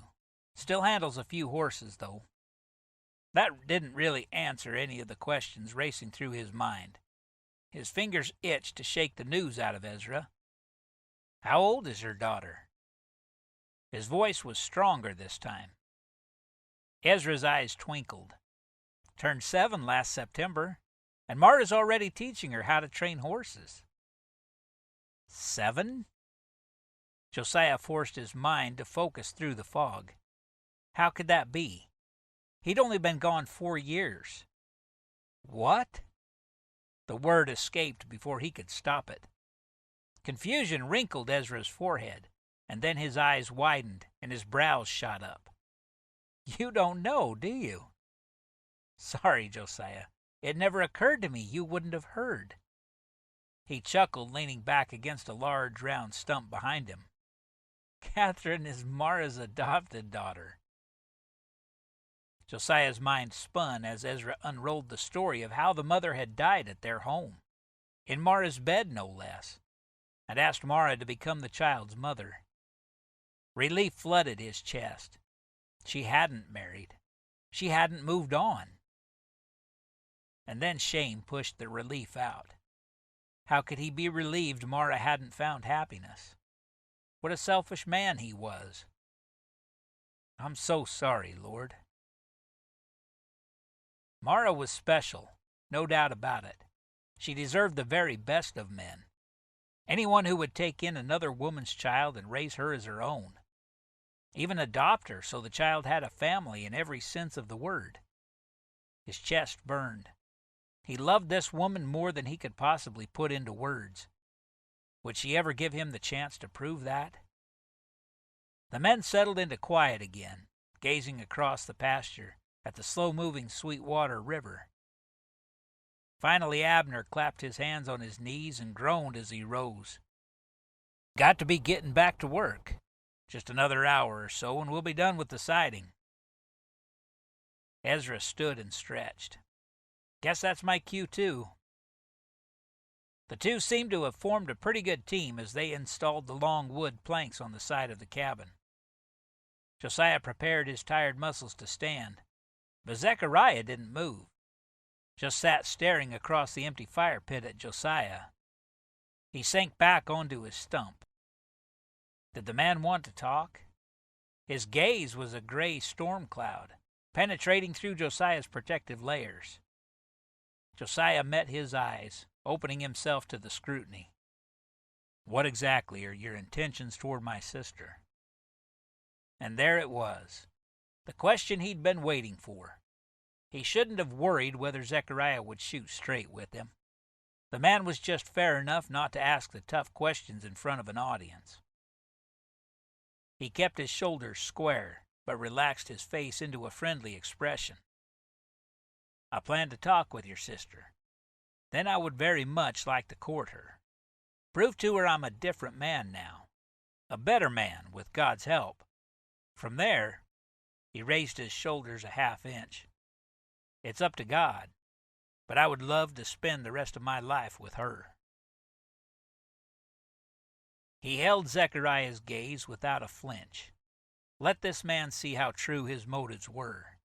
He was in it for life this time, whatever it took.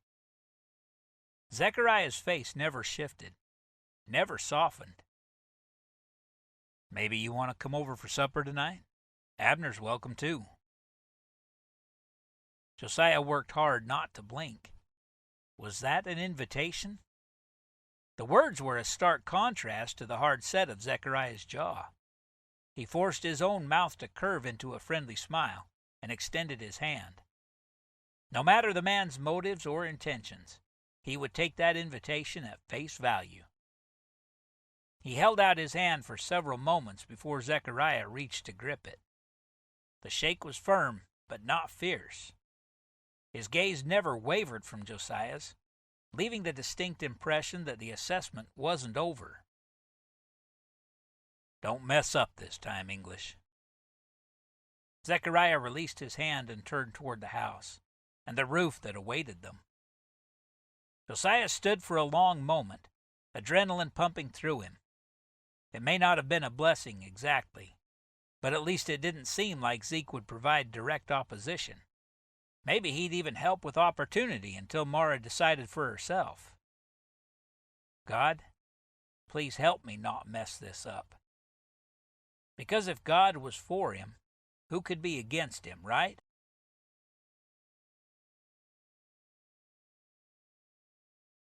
Chapter 22. "Mama, no!" Catherine's cry broke through Mara's thoughts just as a powerful jaw clamped hard on her shoulder. "Ah!" She whirled, raising her elbow in a reflex against her attacker. Rico, their bay stallion, reared backward in his stall, loosening his hold on her and flashing the whites of his eyes. The mare on Mara's right jigged away from the shoulder-high wall of the stallion's stall, pulling the lead rope taut in her hands. Mara jumped forward, propelling them both away from the temperamental stallion's grasp. She'd forgotten Rico was in the barn today. That's what she got for not paying attention. "Are you all right, Mama?" The fear and worry in Catherine's voice squeezed Mara's chest. She turned back to where her daughter stood safely behind and far away from the stallion's stall. "Yes, honey, I'm fine. He just nipped me is all." Although it smarted something awful, but she resisted the urge to rub her shoulder where he'd sunk his teeth in. Instead, she reached her free hand toward her daughter. "Come on up and walk with me. Just stay far away from Rico when you go by his stall." That advice was probably not necessary, because the girl already walked as close to the opposite wall as possible. Her daughter was gutsy in most situations with the horses, but a little healthy fear was good too. at least enough to instill common sense and respect for the animals. Her shoulder throbbed as they led the mare out of the pasture. The thump of hooves sounded to her right where Zeke worked one of the geldings in the corral. The short sprigs of grass in the field were finally turning green now, but probably nothing compared to the virgin pastures Josiah had just purchased. Was Rose enjoying that tasty grass? Ezra had said he still kept the mare, but of course he did. No man in his right mind would give her up without a fight. Her chest yearned to see the horse again, but she wouldn't be pursuing that dream. She planned to stay as far away from Josiah as she could. And how many other horses did he have grazing those verdant pastures with Rose? Her foot snagged a root, and Mara grabbed the mare's neck beside her. She barely managed to stay upright. She had to stop thinking about Josiah before she really injured herself. But what would the men be working on now? Ezra had said he thought they might get the walls and roof finished today. Was it a small house then? A lone bachelor didn't need too much space.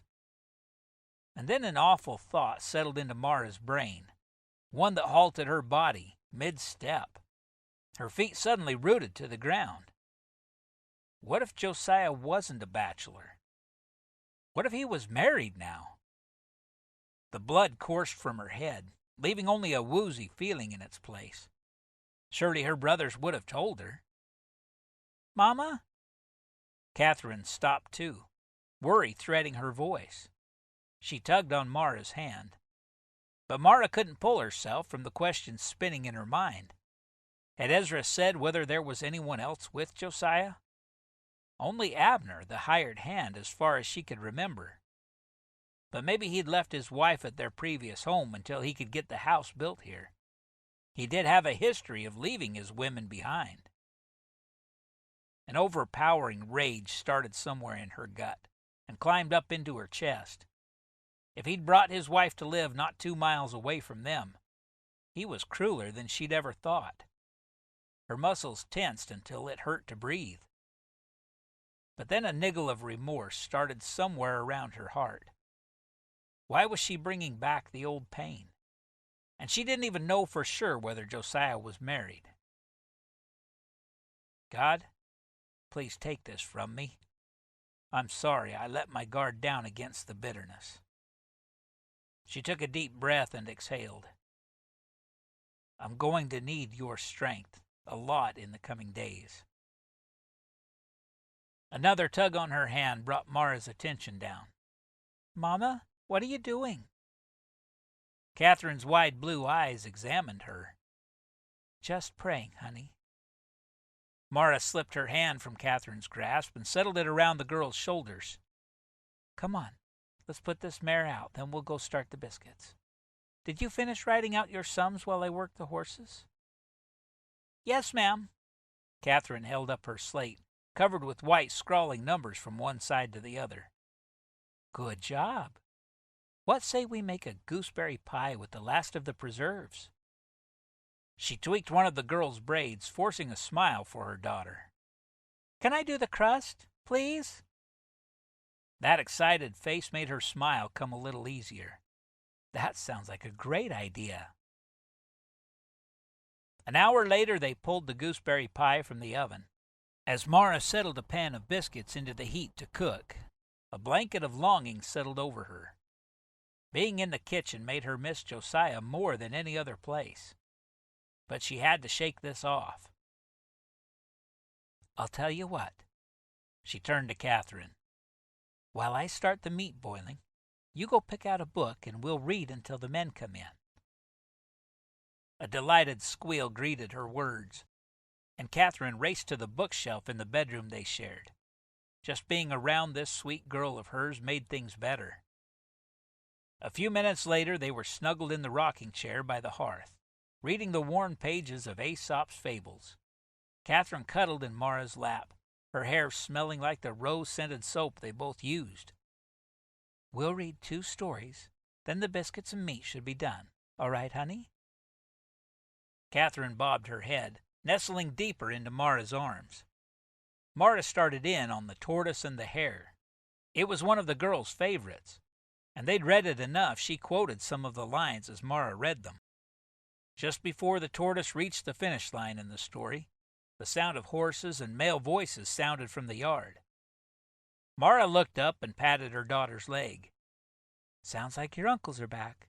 We'd better get up and start on the gravy. Can you please set the table for me?" They started to work as the deep timbre of voices calling to each other continued out in the yard. Mara tested the beef in the boiling pot. Tender enough. After pulling the empty skillet to the hot part of the stove, she scooped the meat from the water and sliced it into flat chunks, then settled them in the hot cast-iron pan. While that fried, she opened the oven to look at the biscuits. They were just turning golden. Perfect. The aroma was enough to start her stomach growling as she pulled the pan from the oven and turned to place it on the work counter. The cabin door opened then, and voices spilled into the room. She needed to speed things up a bit, or the boys would be waiting. And hungry men didn't wait well when they smelled food cooking, at least not her brothers. Mara turned back to the skillet and flipped the meat strips over so they could crisp on the other side. Now for the gravy. She reached for the flour from the shelf, then scooped a cup of milk from the pail on the counter, careful to dip under the layer of cream on top. She turned back to the meat, ready to scoop it out of the pan and onto a plate. She glanced toward the men to tell them she was almost ready, and froze. Her whole world narrowed down to one single person. Josiah. He stood watching her, hands in his pockets, and a look on his face as earnest as a young preacher. He took a step forward. "Hello, Mara." Her blood pumped hard through her chest, speeding until it raced in her ears. He was here. Josiah was here. She dreamed of this moment, literally, had very vivid dreams of seeing him again. He would come back for her, and she would throw herself into his arms. Then he would kiss her until all the pain was gone. But looking at him now, standing as he had so many times before, it was too much like the past, too much like her memories, the ones that brought so much pain as she relived them after his parting. Now his shoulders were a little broader, tapering to a trim waist. Ropey muscles bulked his forearms, and those blue eyes, they forged so deep inside her, tinged with a sadness that burned the back of her eyes. Emotion pressed down on her chest, making it hard to breathe. She forced herself to turn back to the work counter, putting her back to them all. She picked up the tin of flour. What had she been doing with this? Gravy. She squeezed her eyes closed. She had to regain some focus. But all she saw with her eyes shut was Josiah's image burned into her memory. That would never do. She popped them open again. She forced herself through the last few steps to finish the meal. The meat had seared a little too much on one side, and the gravy was probably a lumpy mess. She couldn't bring herself to care, though. He was here. The shock of it had stolen all sense from her. With the meat and gravy both ready in serving tins, Mara faced the work counter and inhaled a deep breath. Lord, please give me strength. Your strength. Fill my mind with your thoughts, and help me to be strong. With another deep breath and a plate in each hand, Mara turned to face the men. Your Uncle Ezra says you're going to be a fine horse trainer one day. Josiah loved the pink that spread across the little girl's cheeks as she ducked her head. Yes, sir. She was as adorable as they came, with her blonde braids, clear blue eyes, and deep dimples. A heartbreaker, even at the age of 7. He couldn't help but glimpse at Mara.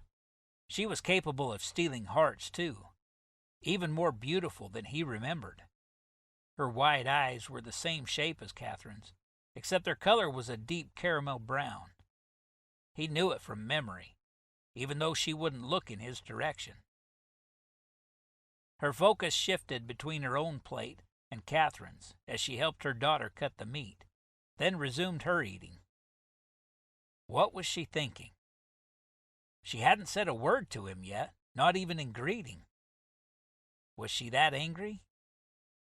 But her eyes didn't snap fire at him. She just ignored him, like he wasn't there. Lord, I'm sorry I brought so much pain to her life. Thank you for your forgiveness, but show me how to make this right. So you worked on the telegraph line too? Josiah turned to face Ezra, bringing his thoughts back to the conversation. Signed on with the Overland Telegraph Company in Genoa, then worked all the way through to Salt Lake City. We have a telegraph here now. Ezra grinned, nodding toward a small table in the front corner of the cabin. A machine sat atop it, with wires running from the wall. Nice. Sure makes communication easier. He'd come to grips with his dislike for the whole system. Yep, it's much easier to change our supply order now, and to sell the horses, too. Supplies. Yes. Speaking of ordering things, could I order a stove through your supplier? There's only so much you can cook over an open campfire.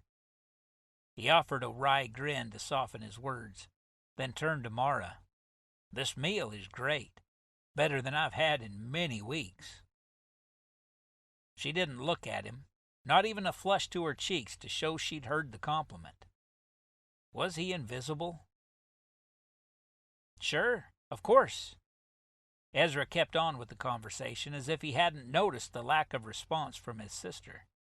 Make a list of things you need before you leave tonight, and I'll send the request. Josiah nodded. I'd be obliged. Then he turned to the cute blonde pixie who sat across from him. So how about you, Miss Katie? Are you a good cook like your mama? She ducked her chin. Yes, sir. Adorable. Has she taught you how to make cinnamon crisps yet? Her eyes lit like a summer sunrise. Yes, but we haven't made them in a long, long time. She drew out the last long as if it had been decades. Then she turned pleading eyes to Mara. Mama, can we make cinnamon crisps tonight, please? We already made pie for tonight, honey. Mara's voice held an undertone of steel, but she didn't spare him a glance. He ignored the barb. I'll tell you what, Katie girl, pie's just about my favorite dessert in the world. So why don't you and I plan to make cinnamon crisps another time? Have you ever cut them out to look like people? Katie stared at him, her face a picture of fascination. No, just circles and squares and triangles. Well, we'll have to make sure we cut some into little girls with cute blonde braids like yours. She crinkled her nose, and if he'd been close enough, he would have tweaked it. Eat your food now, Catherine. Mara's voice put a decided end to that vein of conversation. Had that command been for him as well? Josiah speared a bite of meat and raised it to his mouth. After another moment, Zeke spoke. Might take you up on that use of your stallion. He'd add some height to that new broodmare we got.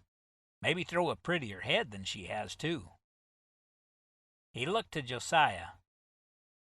I'd be happy to trade breedings with our Rico for any of your mares. Here was his chance. Actually, I don't have my broodmares yet. I was hoping to buy some 3-year-olds from you if you have any for sale. Emotion caught the corner of his vision, and he turned to look at Mara. Her back was stiff as an oak board, her shoulders squared, and her eyes shooting daggers at him. What had he done now? His mind ran back through the words he'd just said. He'd offered to let them use his stallion. He said he wanted to buy some of their mares ready to sell. That should be all good news, right? Did she think he was trying to barter breedings for horses? He planned to pay cash for every animal. Should he say that? Lord, please give me wisdom here. Sure. Zeke pushed his empty plate away and leaned back in his chair. We have a good crop of mares ready this year. He nodded toward the plate Josiah had scraped clean. If you're done, we can look at them now. Josiah dared a glance at Mara before responding. She dropped her focus back to her lap. Thanks. Zeke scooted his chair back, which commenced a chorus of scraping as they all stood. They moved as a herd toward the front door, but Mara separated from the group, carrying a stack of dirty dishes toward the work counter. Josiah paused. If he went outside now, he would miss his chance to speak with her. But even now, Zeke was out the door and expected Josiah to be on his heels. Could he come back in to talk to Mara after they looked at the horses? Catherine? His thoughts were interrupted by Mara's voice. The little blonde pixie halted at the door and turned to Mara. Yes, ma'am?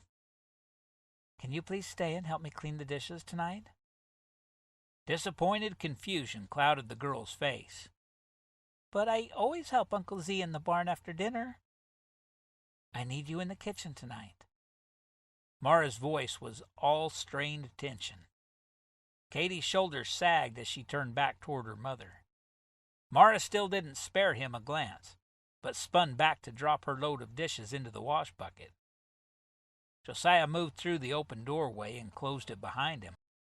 It may be a warm spring outside, but the atmosphere was cold as a mountain winter inside that cabin.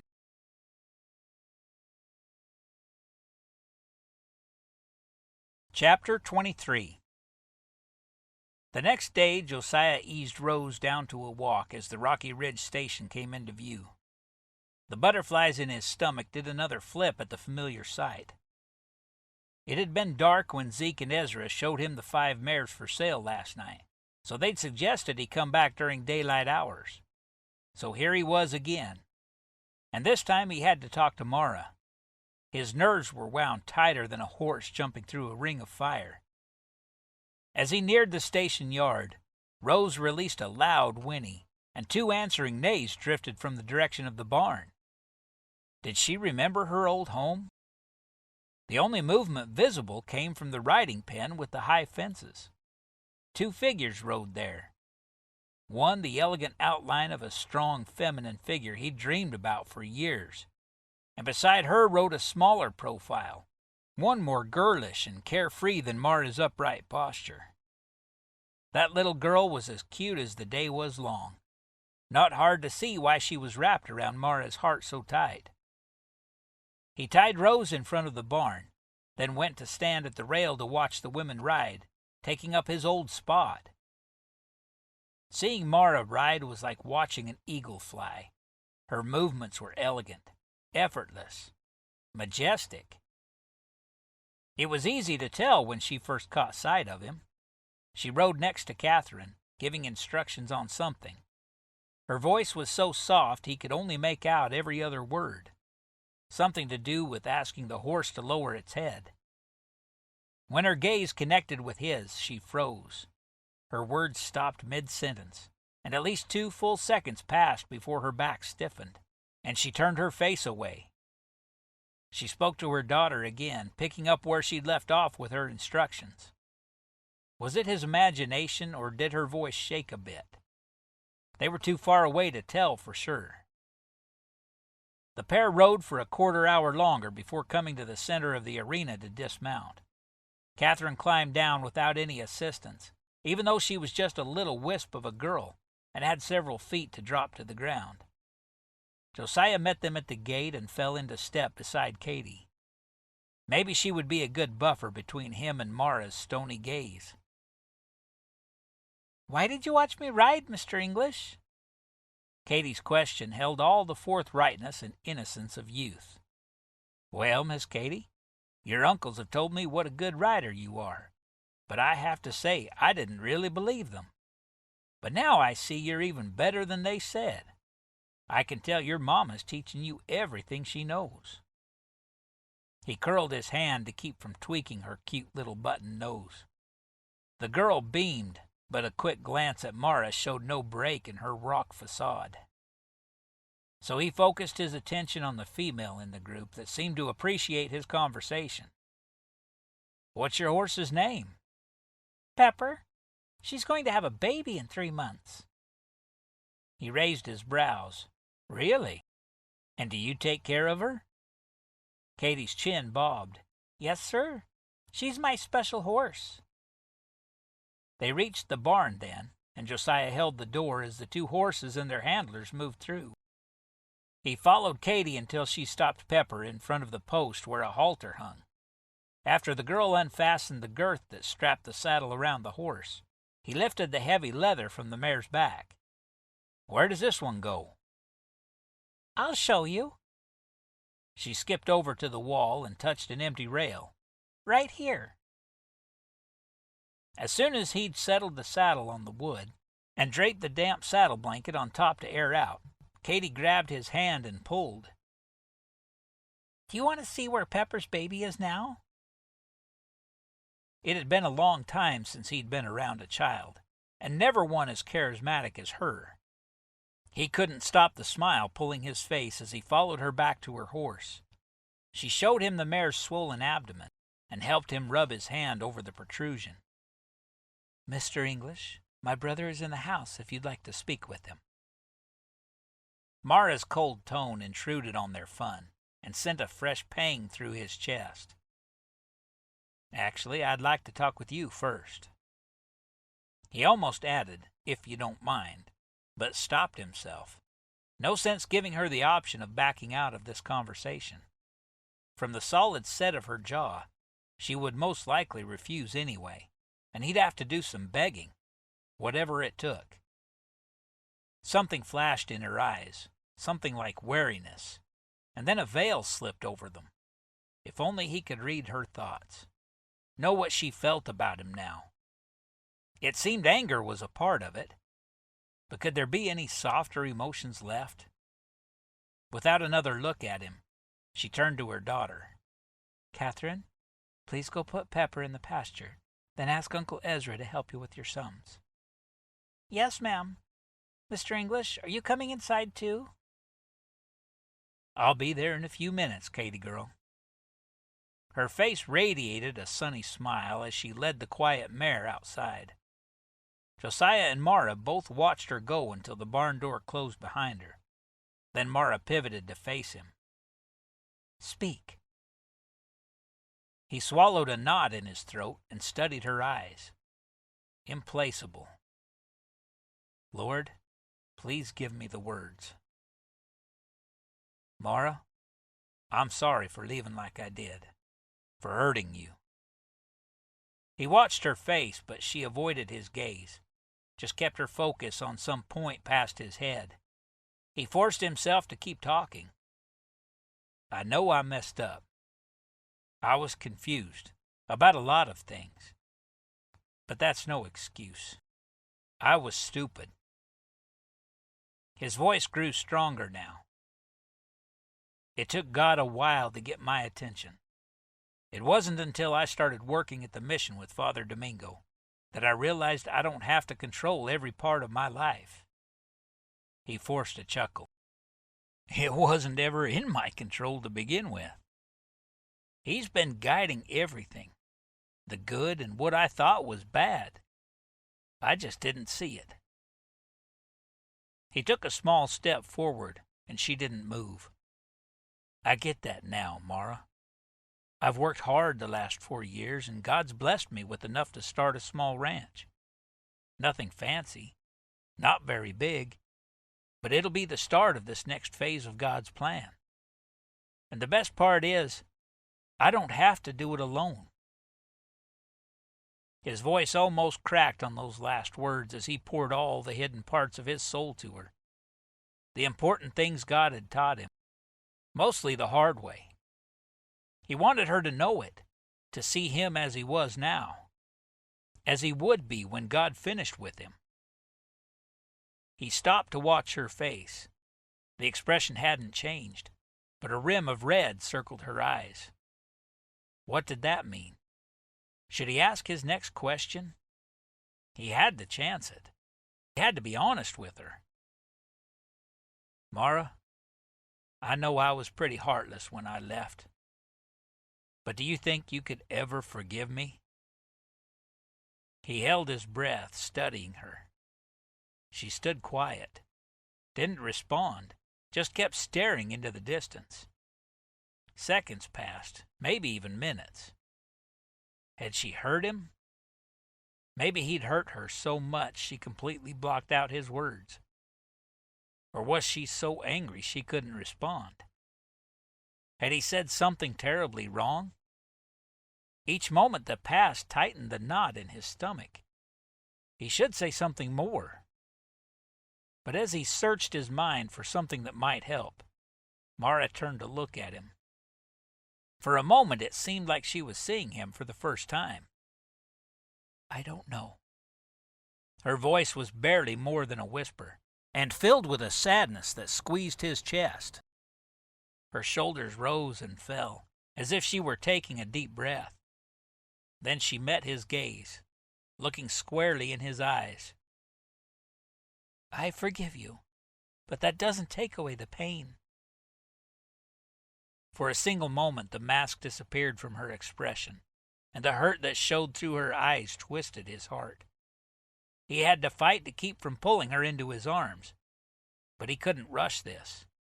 Couldn't mess up this time. Mara, I'll do whatever it takes to prove I need to go inside. She interrupted his words, and just like that, the facade was back in place over her features. She turned, untied her horse, and strode out of the barn, half dragging the animal behind her. There was nothing to do but stand and watch, a raw ache filling him. Would he be able to heal the hurt he'd caused? Not by himself.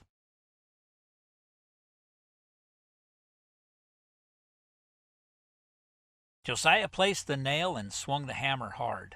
The crack of metal on metal resounded through the meadow. The nail head seated into the wood in 2 blows. He'd driven so many nails over the last few weeks, the pounding still echoed through his head during quiet moments. As he paused his hammer to place another nail, the echo of Abner's blows from the roof of the barn drifted down to him. They had the structure of the house pretty much finished, thanks to the Reid men who'd been coming to help for half days at a time. Now they were making good progress on the barn. Another week or so, as long as the weather held, and they'd have everything done that required Abner's help. He'd miss the man's presence, even though he rarely spoke unless questioned. He'd become a comrade, put as much sweat into these buildings as Josiah had. Before hoisting the next board into place, Josiah glanced up at the sun's position. Still mid-afternoon. This evening he'd take the final payment to Zechariah and pick up the 5 mares he'd purchased, which meant he'd see Mara. He hadn't been back over since their conversation in the Reid's barn last week. It seemed like a good idea to give her some space, a little bit of time to get used to the idea of him being around again.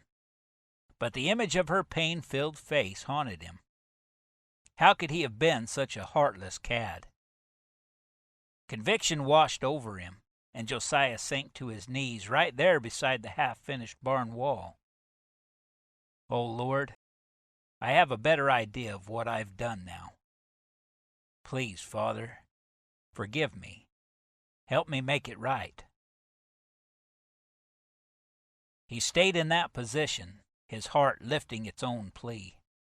And then the peace was there, before he even realized, like a balm over his heart.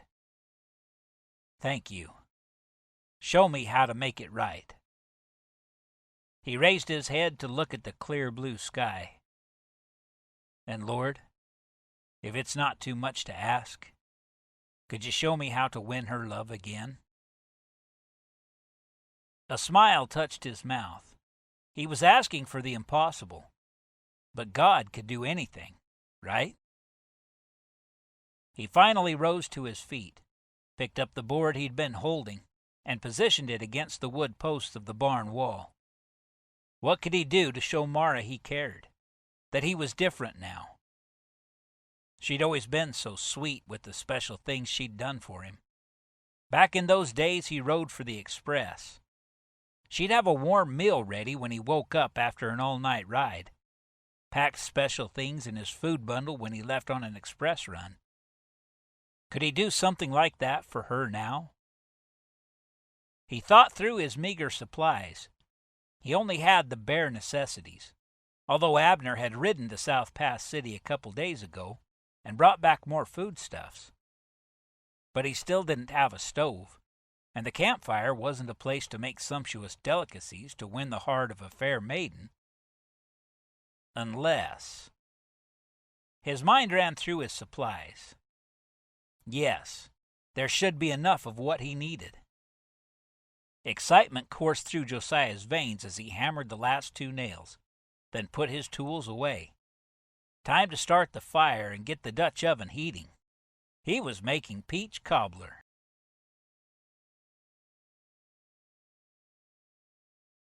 Chapter 24. You want me to take your horse to the barn? Josiah shot a glance around the empty yard of the Rocky Ridge station before turning to answer Abner. Thanks. I'd appreciate that. Near the cabin door he eased off his mare, careful not to jostle the pot tied to the back of his saddle. An unconventional saddle pack for sure. A motion behind the barn caught his eye. Mara's brothers walked from the structure into the pasture where an array of horses grazed. No sign of Mara or Katie, though. Did that mean they were in the barn or the house? He handed Rose's reins to Abner, then untied the heavy Dutch oven from his saddle and lifted it down. When the man rode on with both horses, no barrier remained between Josiah and the house. He inhaled a deep breath and let it out, releasing a few butterflies with the spent air.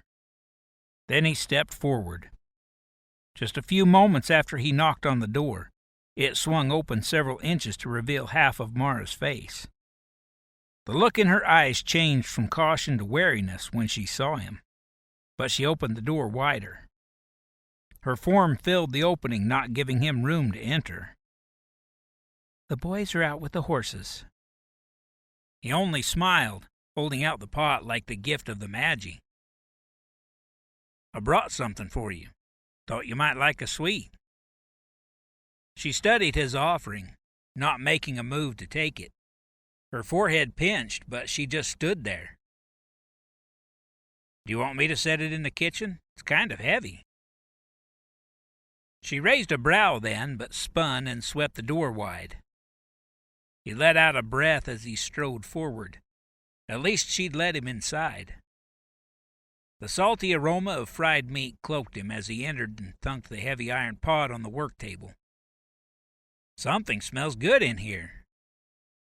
With a glance at the covered frying pan sizzling on the stove, he turned back to Mara. Is that fried potatoes and buffalo meat? Beef. She pushed past him on her way to the stove and raised the lid to stir the mixture in the pan. A loud sizzle filled the air, crescendoing when she poured in a bit of water from a mug. Smells wonderful. Zeke will probably want you to stay for dinner. Her back was toward him, shoulders as stiff as her voice. He curled his fist to keep from settling his hands on those shoulders and rubbing the starch out of them. How long had it been since he'd taken this woman in his arms? But now wasn't the time. He turned away and stepped out of the kitchen, stopping to stand in front of the table.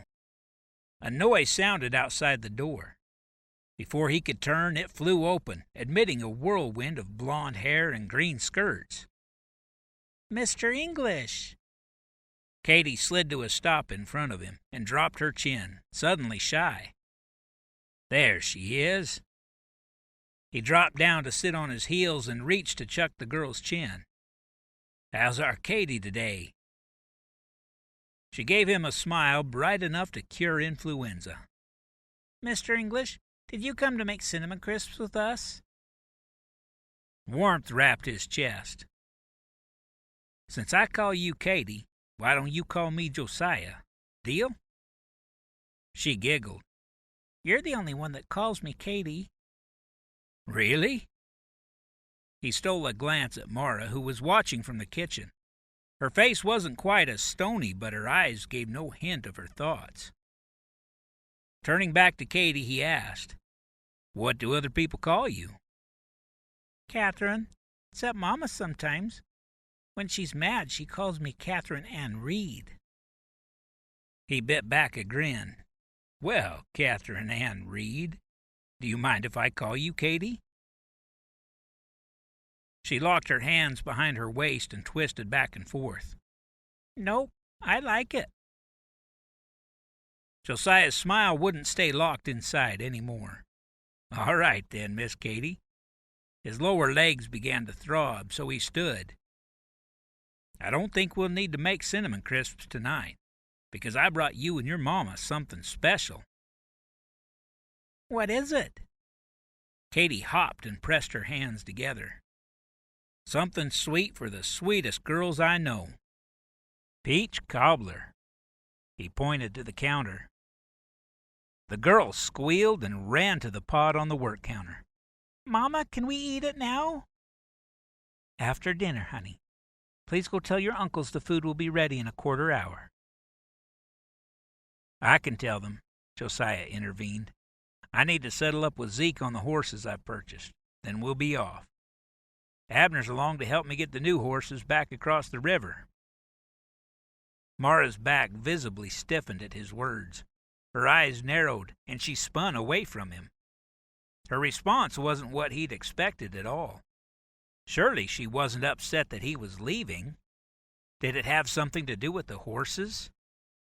He looked at Mara's rigid back, then at Katie peering under the lid of the Dutch oven at the peach cobbler. "All right, then. I'll see you both later." "Wait, Josiah, I'll come with you." "I need you to stay in here, Catherine." Mara's voice held an edge that weighed down Josiah's heart. Katie must have picked up on the brook no arguments tone, for she only protruded her lower lip and dropped her gaze to the floor. How could Mara possibly say no to that cherub face? "Next time, Katie girl." He tapped her nose, then turned and headed for the door. Between Mara's glares and Katie's sad face, it was time for him to head out. Ezra met him halfway across the yard with a handshake and a hearty backslap. "Good to see you, English." Definitely a warmer welcome than the man's sister had given. "Thanks. Zeke in the barn? I brought the final payment, and we need to get these girls home." The corners of his mouth fell. "No hurry. Why don't you and Abner stay for dinner?" Josiah glanced up at the sky that already showed pink to the west. "I'd like to get them settled before it gets too dark." "All right." He turned to walk with Josiah to the barn. Now was his chance to ask. "Ezra, is there, any reason Mara might not want me to buy these horses that you know of? Other than the fact she hated to be near him, but no need to bring that up." The younger man rubbed the back of his neck as his steps slowed to a stroll. "It might have something to do with Zeke selling that mare to you all those years ago." "Rose?" A knot started to form in his gut. "Yep. She got pretty upset about the whole thing. Even swooned right there in the kitchen." Weight squeezed Josiah's chest. Pain for what Mara had gone through, what he'd put her through, gripped him again. He'd been so caught up in his own struggles back then, he hadn't even thought about breaking the news to her gently. In fact, he should have asked her if she would approve him purchasing the mare.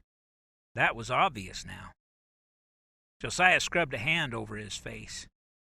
He had more apologizing to do.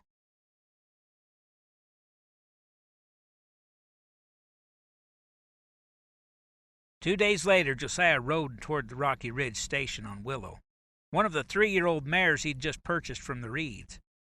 Rose trotted along on a rope beside him as he whistled a tune. No rhythm he could name, just a happy melody. Maybe it was the call of a nightingale or some other cheery bird. As he neared the yard, two figures came into view, sitting against the side of the house where the sun shone brightest. The cheery blue of Katie's dress stood out against the brown wall of the cabin as she snuggled into Mara's side. When he was about 20 feet away, he reined in Willow and slid to the ground. He barely had time to turn and brace himself before Katie catapulted into his arms. "Josiah!" He picked her up in a bear hug, relishing the sweet scent of roses in her feather-soft hair. "Katie girl," he said in a hoarse whisper.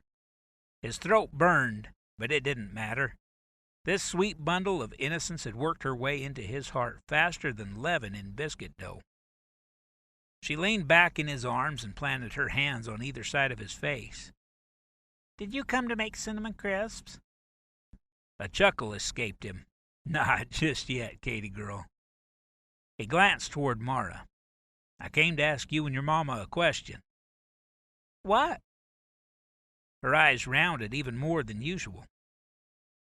"Well, my question for you, Katie Ann," he tapped her nose with his finger, "is whether you've ever been on a ride along the river." Her eyes lit up. "Yep, Mama took me all the time last summer, but then it got really cold." "So what's your question for Mama?" "Well," Josiah kept Katie in his arms as he strode toward the side of the house where Mara sat holding a book. He eased down to a sitting position about 3 feet from her. She inched in the other direction, but not too far.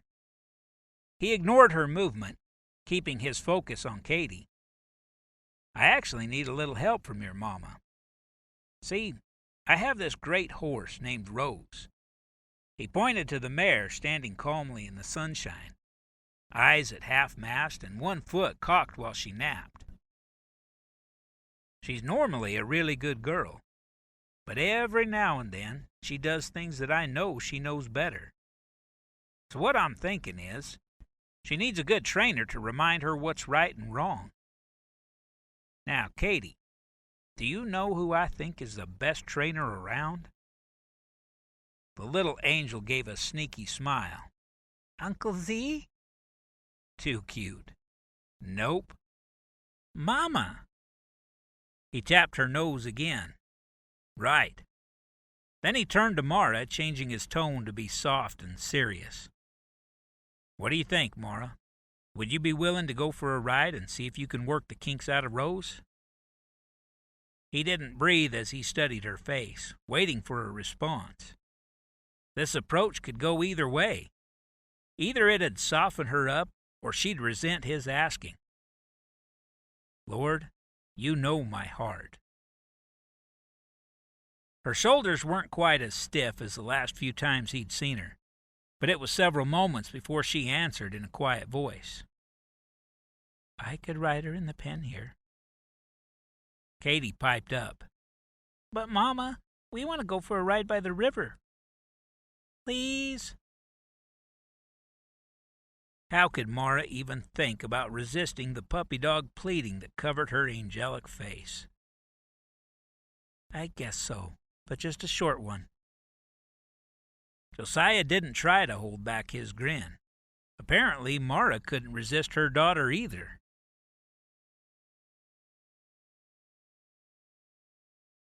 Mara settled into Rose's easy rhythm as they rode along the Sweetwater. Oh, how she'd missed this horse. The mare had filled out over the last 4 years, making her a wider seat, but she still had the same smooth stride and quick response that made her a dream to train.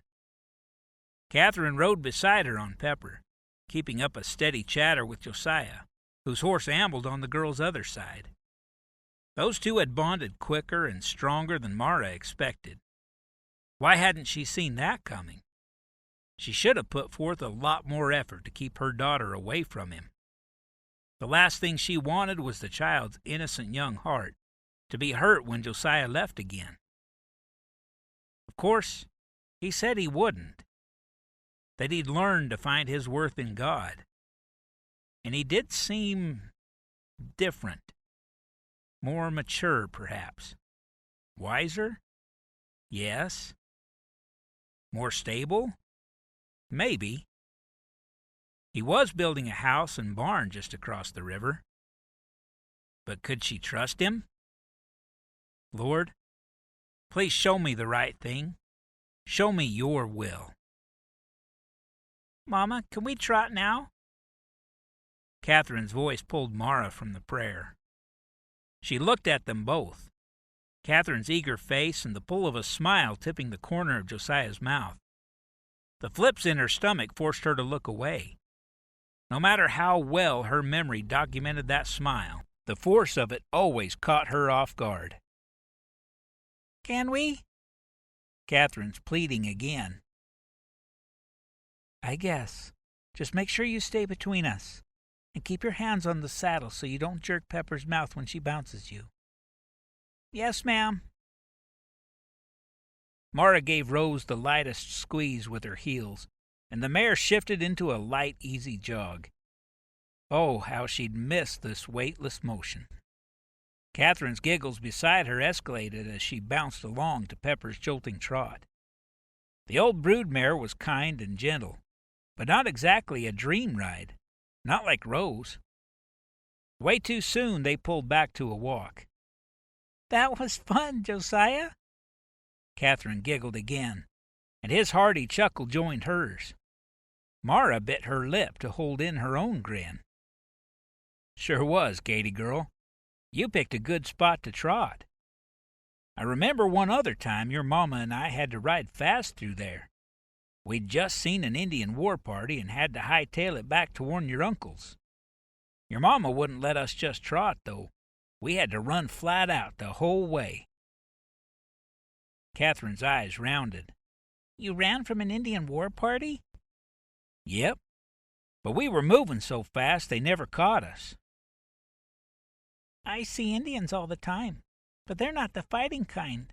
They're the kind that bring us food and buffalo hides. And one time they brought me a doll. From her rambling, it sounded like Catherine had completely opened up to Josiah.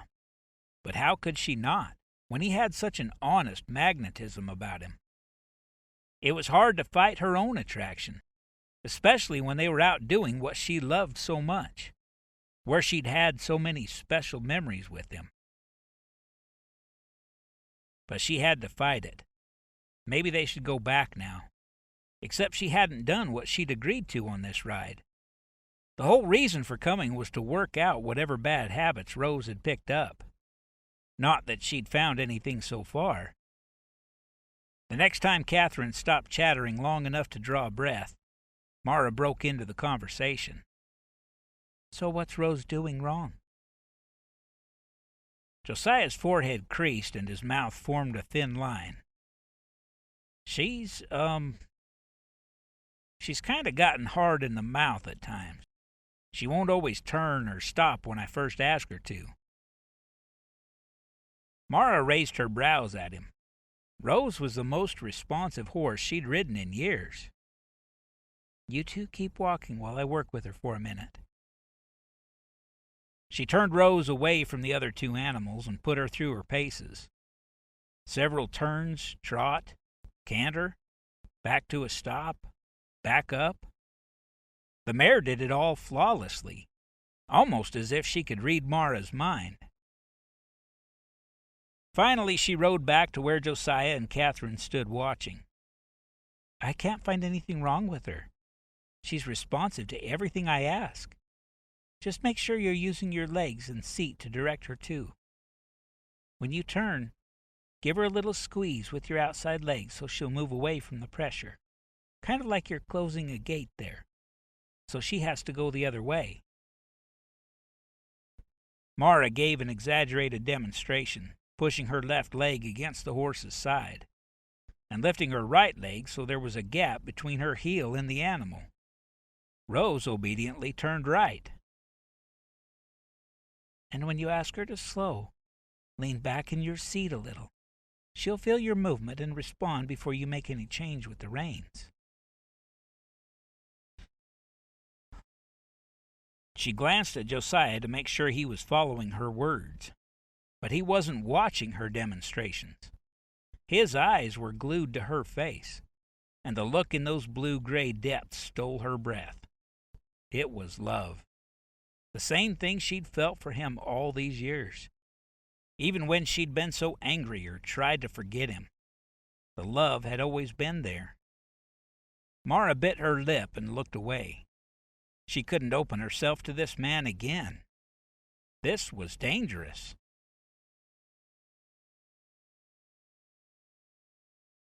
Chapter 25. 2 weeks later, Josiah savored creamy shepherd's pie as he sat at the Reid's table, surrounded by the family. These people were as much his kin as anyone he'd known since his parents died, a lifetime ago. Katie sat across from him, chattering about the foal born that morning. That girl was the cutest little magpie when she got going. And what a special gift for him that she'd accepted him without reserve, despite her mama's aloof attitude. But even Mara's coolness had warmed some over the last couple weeks. At least she would talk in normal conversation when he was around, although she didn't actually speak to him unless he asked her a direct question. Still, her eyes didn't shoot darts at him when he entered the room.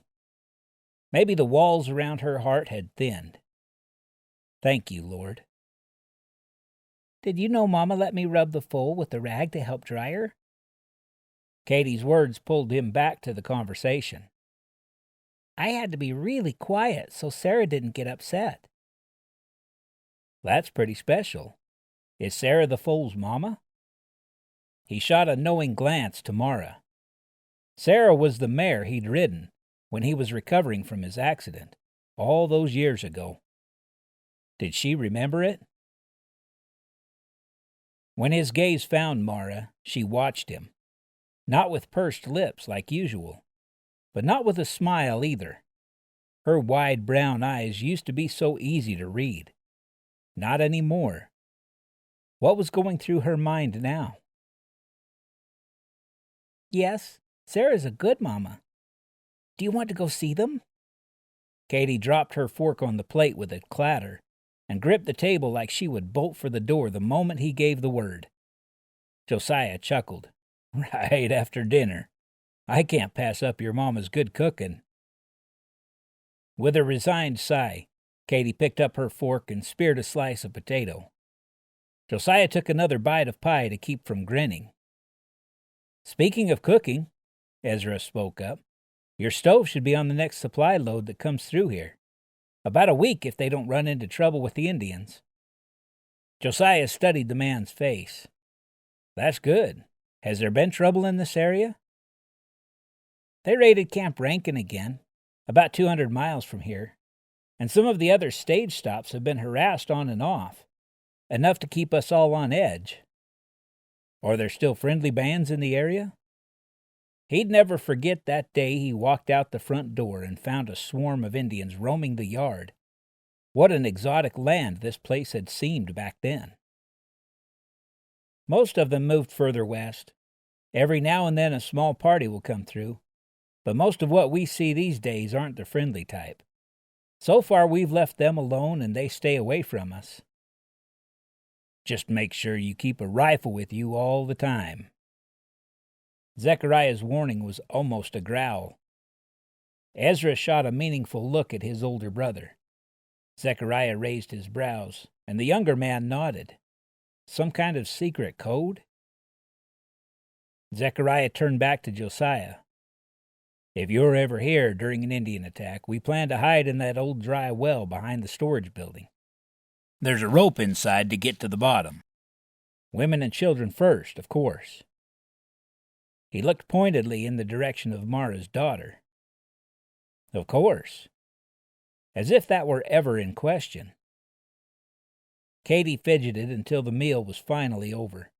The moment Mara excused her, the little girl jumped from her chair and ran around to his side of the table. She grabbed his hand and pulled, using all her little bit of body weight. Come on, Josiah. Hang on there, Katie girl. He turned to Mara, who had begun stacking dirty plates on the table. With his free hand, he reached to touch her shoulder. "Mara?" She spun around, her wide eyes meeting his. "Yes?" They were mere feet apart, the closest they'd been in a long time. His hands itched to pull her nearer, but Katie's firm grip on him kept him focused on his question. "Will you come with us to the barn? Leave these dishes, and I'll do them after we see the foal." He gave her a lopsided grin. "Katie can help me." The faintest hint of a smile touched her face, sending his heart thumping like a runaway horse. For a long moment it looked like she would say no. Finally her quiet voice broke her stillness. "All right." On their way to the barn, Katie clutched both of their hands, practically dragging them. "Wait till you see how long her whiskers are, Josiah. And her mane is so soft." She dragged out the "so" and ended with a dramatic sigh. He sent Mara a raised eyebrow glance. She met his look with one side of her mouth quirked. A rush of love for both of these females washed through him. He would be happy anywhere, doing anything, as long as they could be a family. Soon, Lord willing. "You have to be quiet when we're inside." Katie's voice dropped to a stage whisper, filled with all the melodrama of a theater star. "Yes, ma'am." Josiah gave a solemn nod as he held the barn door for the ladies to enter. The little paint foal was a cutie to be sure, and he could gladly watch Katie giggle all night as she played with it. He scratched and petted the filly when she instructed, and laughed when the little thing snuffled her ear. Mara eyed them from the stall door, her presence drawing him like a magnet. He stepped back to join her and leaned against the wall, with little more than a foot of space between them. "She's cute," Mara said, almost too softly to hear. Was she talking about the girl or the horse? They both are. More than he could put into words. At last she pushed off from the wall. "Say good night to the horses, Catherine. Time to ready for bed." "But, Mama, can I stay up late since Josiah's here?" Josiah spoke up. "It's my bedtime too, Katie girl. How about if I walk you inside?" Her shoulders slumped, but she turned toward the stall door and trudged through it. When they stepped back in the house, Ezra was already settled into the chair by the fireplace. "Say good night to Uncle Ezra and Josiah." Mara pointed her daughter in the direction of her uncle. While Katie obeyed, Josiah spoke in a low voice to Mara. "Would you have time for a walk after she's tucked in?" He held his breath as she gazed at him with questions in her eyes. She was about to refuse. He could see it in her face. But then her gaze changed. "I guess so." He released his pent-up breath. She'd actually agreed. His heart picked up speed, soaring like an eagle, flying high over the Sweetwater Valley. After Katie wrapped her soft arms around his neck and planted a peck on his cheek, the females disappeared into the bedroom, leaving him with warmth flooding his chest. He turned to the table that still held dirty dishes and whistled as he carried stacks to the wash bucket. He had the little corner clean by the time Mara stepped from the bedroom and closed the door softly behind her. After hanging the frying pan on the hook in the wall, he wiped his hands on a towel and ambled toward her. She reached for her cloak hanging on the peg by the door. "We'll be outside for a minute, Ezra." "All right." Her brother never raised his head from the book in his lap. Mara reached for the latch, and Josiah grabbed the door over her head to open it for her. She strode through the opening, and once down the steps, he had to lengthen his stride to catch up with her. Was she trying to outrun him? She moved in the direction of the pasture behind the barn. As they neared the fence, her steps slowed, but she didn't speak. He should start the conversation. But with what? Small talk about how pretty the stars were? or jump right in and tell her he loved her more than he'd ever thought possible. Maybe it was a little too soon to mention that. But before he could put words together, Mara broke the silence. "Stars are pretty tonight." She must have read his mind. "Yep, seems like they're brightest this time of year. The spring, I mean. Even more than when we used to stand here and look at them in the winter sky." He couldn't stop his eyes from drifting to her face. A faint smile touched her lips. Was she thinking about what they used to do under those winter stars?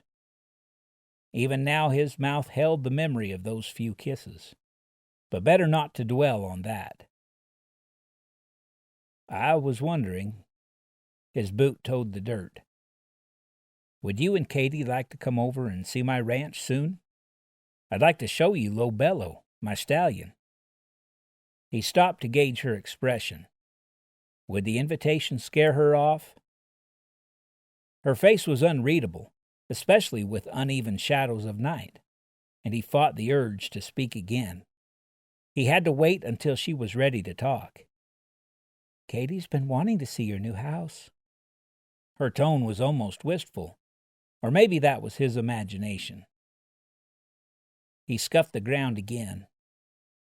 "The house is, a little bare still, but the barn and pastures are coming along." Meaning the house had walls and a floor, but nothing else. No inside doors, not even a counter in the kitchen.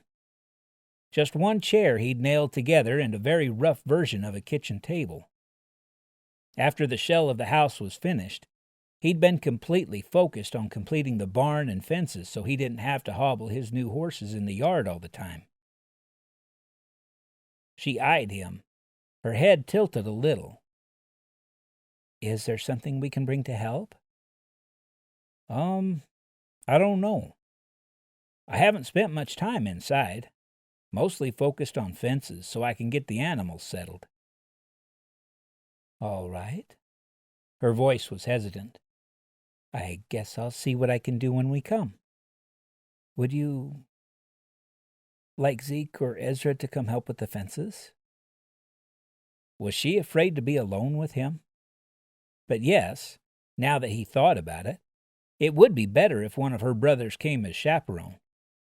They might be out in the middle of the wild western territories, but he would do nothing to compromise Mara, not even her reputation. If either of them would like to, I'd be pleased for the help. "Tomorrow, then?"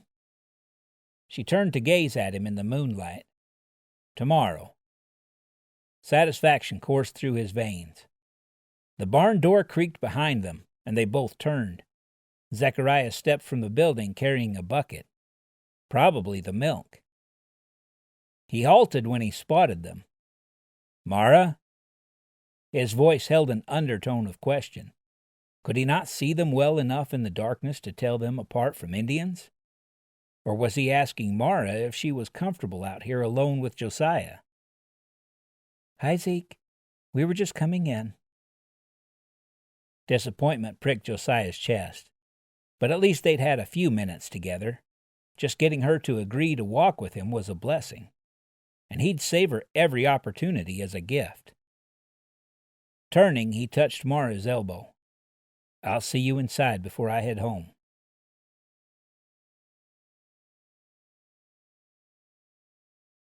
Mara soaked in the sight before her as her horse picked its way across the Sweetwater River.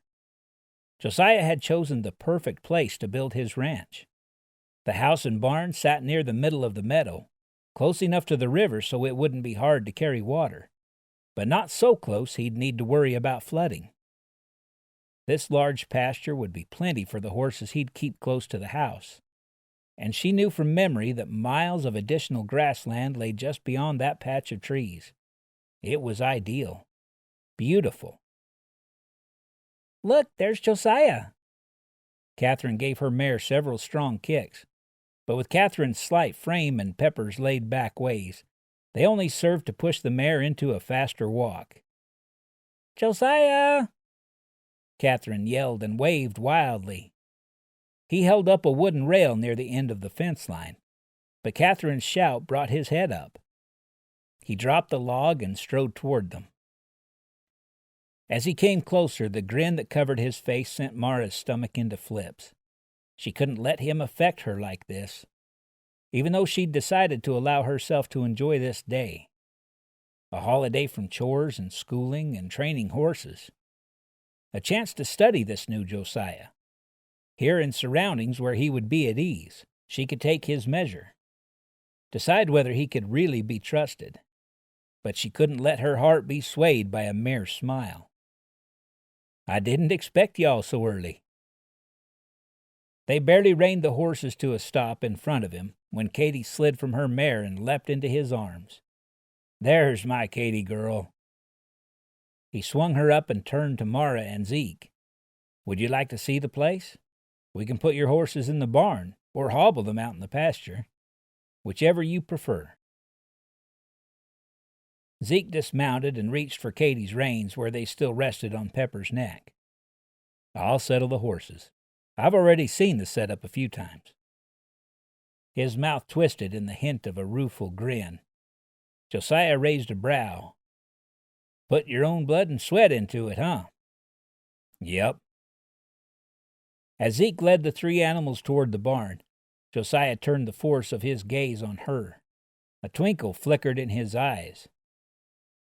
"What do you think? Should we start with the horses?" Catherine bounced in his arms. "Yes." He extended his free elbow in Mara's direction. Should she take it? She hadn't expected a guided tour on his arm, like a lady of leisure touring a country estate.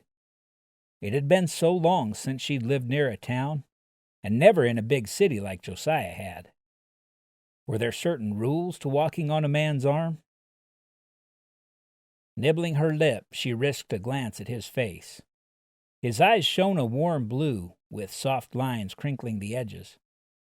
Something about them infused her with just enough courage to step forward and slip her hand in the crook of his elbow.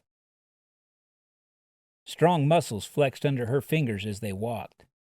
She had to resist the urge to step nearer. She was close enough now that his scent surrounded her, filling her senses with wood and nature and the strength of him.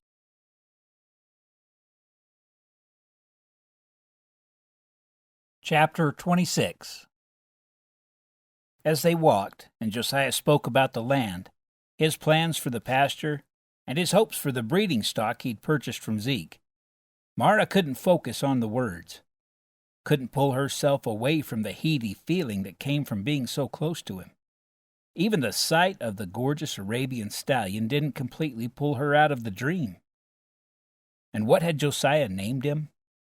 Lobello? Fit his elegant profile perfectly. The barn was well planned, with a clean layout and a few advantages their own barn didn't have, like a window in the front of the loft and a pulley system to raise loads of hay. His voice resonated with pride as he talked through the things he had yet to build.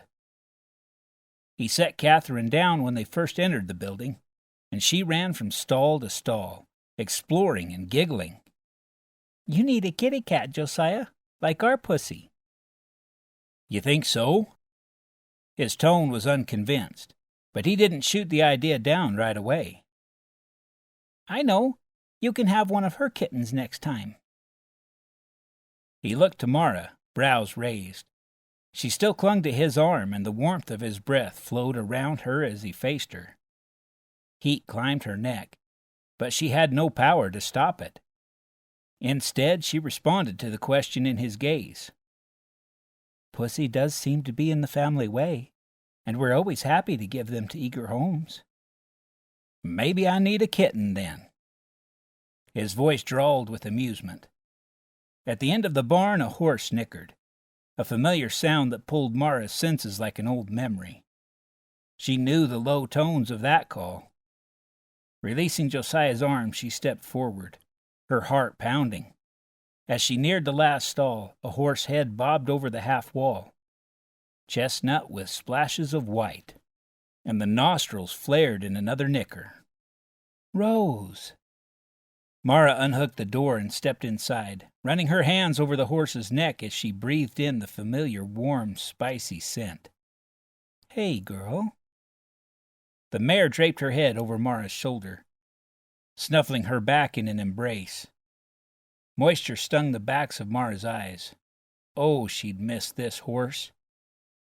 She let herself stay there for several moments, pulling away only when Rose shifted her weight and snuffled again. Mara sniffed as she stepped back and stroked that glossy neck. "It's good to see you, too." "Is that Rose, Mama?" Catherine's voice pulled Mara back to reality, and she sniffed again to clear away the emotions. "Yes, honey." While her daughter finger-combed Rose's forelock and chattered to the horse, Mara slipped out of the stall, putting distance between them. It wouldn't do to get attached again. Rose was Josiah's horse now.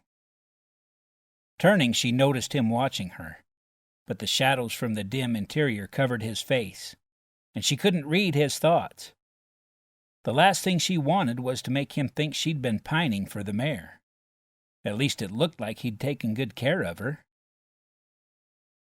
She stepped toward the open barn door, avoiding Josiah's gaze as she passed him.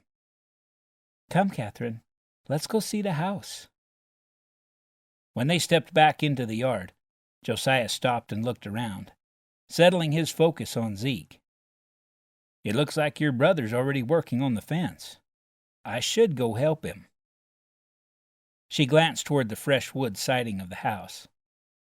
"Aren't you forgetting the inside?" His face pinched. "There's not much to see in there, yet." Was he embarrassed about his home? Mara raised her skirt and stepped close enough to grab his arm, then headed toward the door. "Then tell me what you have planned." Catherine joined in the apparent fun, grabbing his other hand to pull. "Come on, Josiah. Tell us what you have planned." He allowed himself to be dragged until they reached the front door. Then he stopped and disconnected his arms from their grasp. With a flourish, he pushed the door open, then folded into a deep bow. "M'ladies?" Catherine giggled, and Mara found her own mouth curving. He was so strong and rugged, the courtly bow looked a bit out of place. They stepped into the room, Josiah close enough behind her she could feel his presence. "And this, m'ladies, is my humble abode. The furnishings are meager for such grand ladies as yourselves." Mara held in a gasp as her eyes adjusted to the dim lighting, or lack thereof. The room was barren. In fact, it gave a whole new meaning to sparsely furnished. A single slat-back wood chair sat next to a rough wood table. By the fireplace, a black pot perched on a wooden crate. And that was it.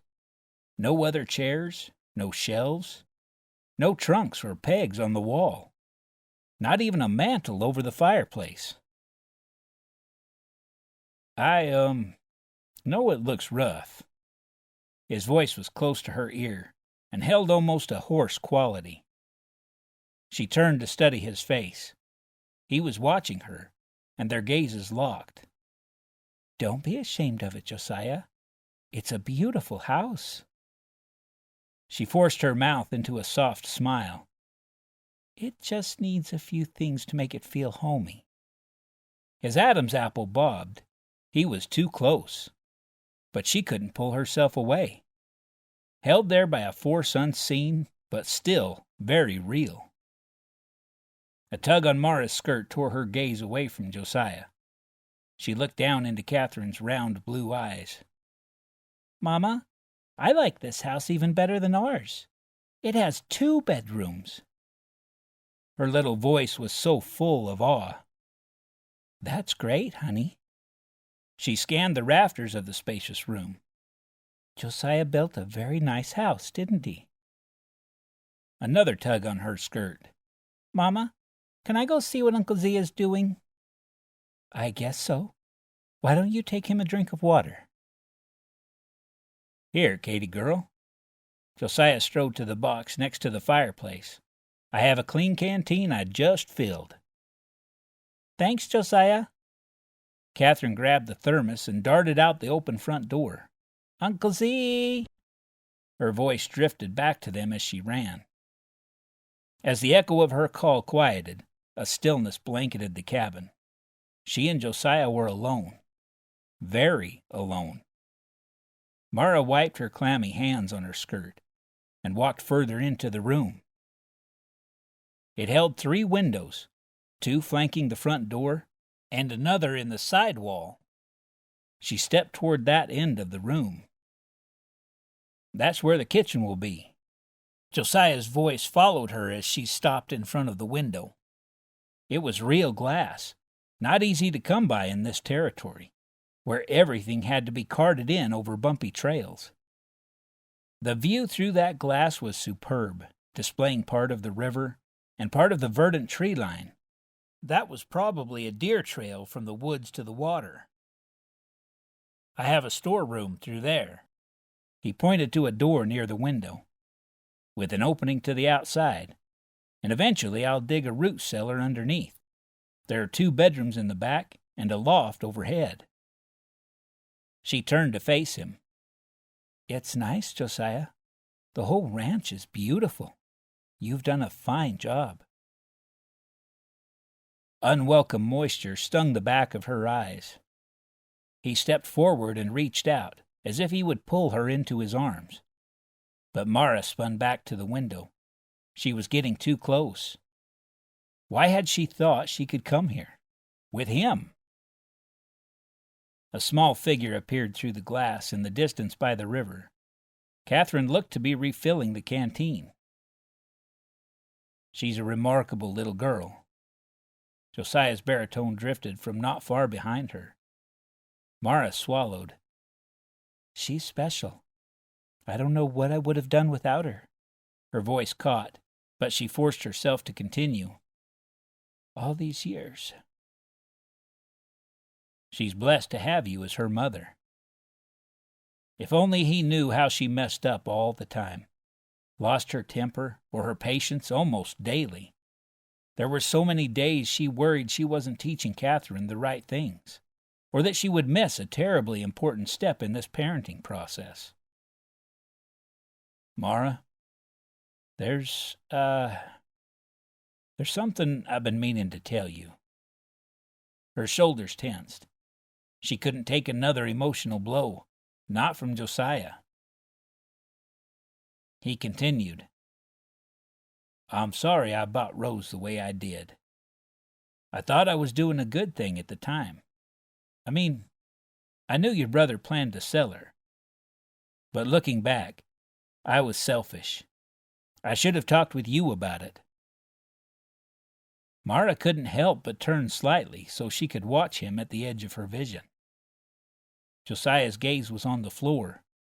He raked a hand through the loose brown waves of his hair. I'm sorry. I'd like to give her back to you.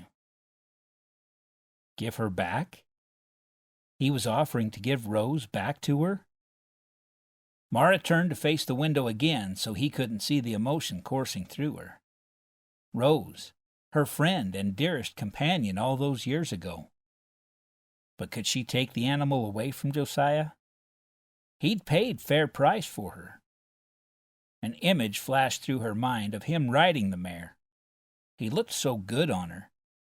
Of course, his broad-muscled shoulders would take her breath away on any horse.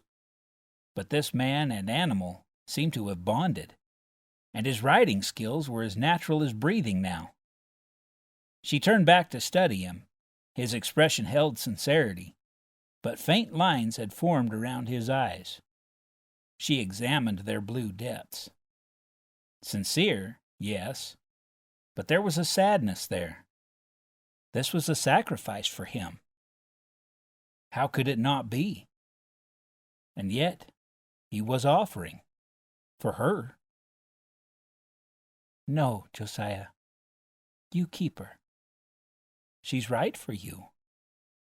More resolve sounded in her voice than she felt. Good. A lump bobbed in his throat. Are you sure? His voice cracked on the last word. Was he so relieved? She nodded. His mouth tipped the smallest bit. "You'll have to ride her for me every so often to keep her straight." Mara allowed a small smile to touch her face. "All right." Josiah's gaze found hers again and held there. Intensity radiated from his eyes. Her breath caught as pressure tightened around her throat. He was too close. She wasn't ready for this. Wasn't ready to let this man into her heart. Oh, God, what do I do?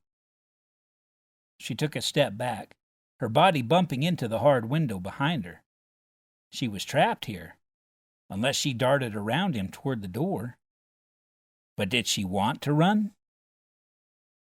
Josiah didn't move forward, didn't close the distance. "Mara?" His voice was soft, gentle. The intensity in his gaze still held her, but it didn't push. "I'm sorry for all the ways I've hurt you. With God as my strength, I plan to make it up to you every day for the rest of my life." His mouth curved into a sad smile. "I'm not perfect, but I promise I'll try not to bring you pain again. You may not believe me now, but I'll show you." The flurry of emotions whirling through Mara left her chest aching. Could she believe him? Trust him? "Lord, give me your wisdom." His face softened into an easy smile. He turned and offered his elbow. "Shall we see if Katie and Zeke need help?" Mara inhaled a deep breath, then released it, some of her fear leaving with the spent air. A portion of peace crept in to fill the empty place. Could Josiah be God's answer for her? She'd have to give that question more prayer. But for now, she straightened her shoulders and stepped forward to take his arm.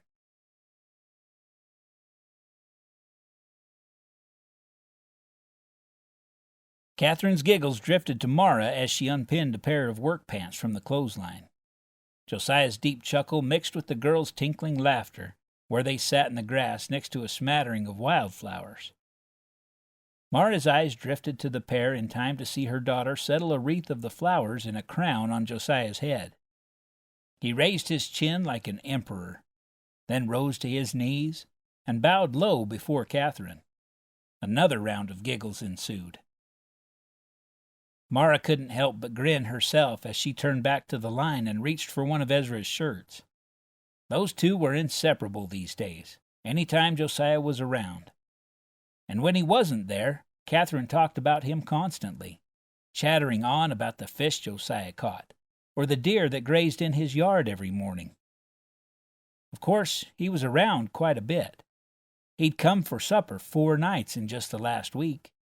Now that his stove had arrived, he always brought some kind of special treat, yeast rolls, a pie, or cinnamon buns. One time, he'd even brought a pound cake with sweet cream covering it. Oh, that had been so good. And he always insisted on cleaning the dishes after the meal, usually letting Catherine help him if she was done with her schoolwork and chores for the day. And that, of course, made her eager to finish early, in case Josiah came. A honking noise drifted across the yard, and Mara spun to locate the source. Josiah sat on the ground with his hands cupped around his mouth, Catherine watching him intently. The honking sounded again. Then he reached forward to pluck a blade of grass and helped Catherine fit it into her own hands. Mara smiled. He was teaching her to make a duck call. She turned back to the clothes and her thoughts. As good as Josiah was for Katie, she felt bad about him coming over so much, and doing so much work when he came. He had his own ranch to run, and every moment he spent at the rocky ridge was time he should be making progress at his place. There was still so much to do there, building fences, planting hay, and who knew what else. He'd started from scratch, after all. And on top of everything, one of the mares he'd bought from them was due to foal any day. He said she looked like she had about another week. That meant his nights would be long, too, keeping an eye on the mare in case she needed help during the birthing. He was a different man from the Josiah who'd lived at their home station 4 years ago. Still had the grin that sent butterflies through her stomach, but more mature now, thoughtful, a bit more careworn maybe, but he seemed to have a wisdom about him. He said he would prove his dependability now. She hadn't believed him at first, but every action seemed to verify his words. It was getting harder and harder not to trust him. Reaching for the last shirt from the clothesline, Mara glanced back at the pair across the yard in time to see Josiah whisper something into Catherine's ear. She giggled and whispered back. He rose and reached to help her up, holding one hand behind his back as he did so. Mara couldn't tear her gaze from the two of them as they advanced toward her, suspicious grins spilling over their faces. What were they up to now? Catherine stopped about 10 feet away, but Josiah kept coming. When he stood right in front of her, he brought his hand around to reveal a beautiful wreath of wildflowers. She drank in the vivid colors of snowberries and buttercups and forget-me-nots. The aroma of the blooms wafted to her. Mara reached a hand to touch one of the soft purple flowers. "It's beautiful." Her gaze came up to meet Josiah's. His mouth pulled in that half grin, but lit his eyes like a boy on Christmas morning. "Katie helped me make it." How could she resist that boyish pride? Mara reached for the circle of flowers, but he pulled them back. "Let me." Josiah stepped forward and raised the crown to place it on her head. He was so close now. Breathing was almost impossible. Her eyes found his again, and almost drowned in their liquid blue-gray depths. "Thank you." Her mouth mumbled the words before her mind could process them. His hands drifted down to her shoulders, then slid to her elbows. Everywhere his fingers touched left her nerves tingling, but she couldn't look away from those eyes. A slight pressure on her arms pulled her closer. Was he going to kiss her? Her gaze drifted down to his mouth. Did she want him to kiss her? Maybe. And then his hands grasped hers, and he raised one of her palms to his lips. The moment his mouth touched her soft flesh, goosebumps surged up her arm. She almost stepped forward to start the kiss herself. But his eyes caught her attention first. They held a deep twinkle. Later, they seemed to say. He turned her hand over and laid another gentle kiss on the top of her fingers, then turned and walked toward the house. "Come on, Katie. What do you say we make those cinnamon crisps now?"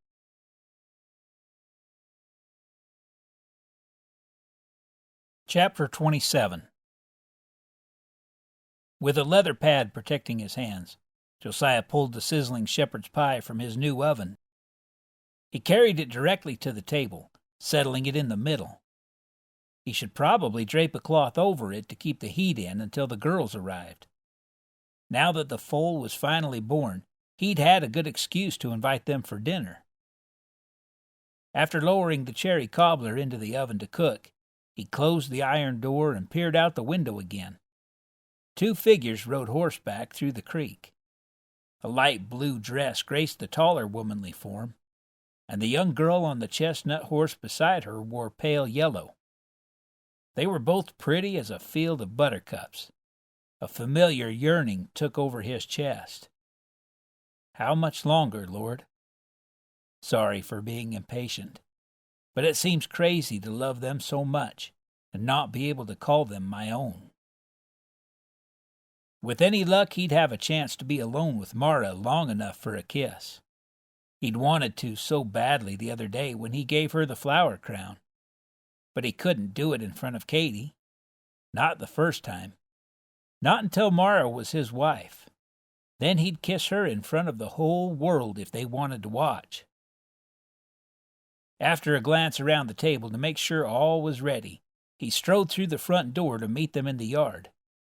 Katie kicked her horse into a trot the minute she saw him, then pulled her to a stop in the yard. "There's my Katie." He held Pepper's reins while the girl slid off, then opened his arms for the usual bear hug. As she threw her hands around him, he soaked up the sweet little girl's smell. Mara reined her horse in next to Pepper, and he released Katie to help her mother. He patted the gray gelding, who fidgeted as Mara dismounted. "Who's this guy?" Mara raised an eyebrow in a wry look. "A 2-year-old trial." He bit back a grin. "Let me get them settled in the paddock." Mara blew out a breath. "Thanks. And then we should probably look at the foal, if you want any peace at dinner." Katie grabbed his hand. "Yes. Can we see the baby?" He fought the urge to ruffle her hair. "Well, of course. We have our priorities. You help me take the saddle off your horse, Katie girl, and then we'll go see that filly. I need you to pick a good name for her." The girl's eyes rounded, and she hopped once, clapping her hands. "Yes." After settling the saddled horses in the corral, they crept into the barn. At the sight of him, the day-old filly released a high-pitched nicker. "Hey there, girl." He opened the door to the stall and slipped in. "Let me catch the feisty thing, then you can both come in and pet her." He eased up next to the mare, then slid a hand over the filly, who hovered at her mama's side. "There now, girlie. You're getting used to this, aren't you?"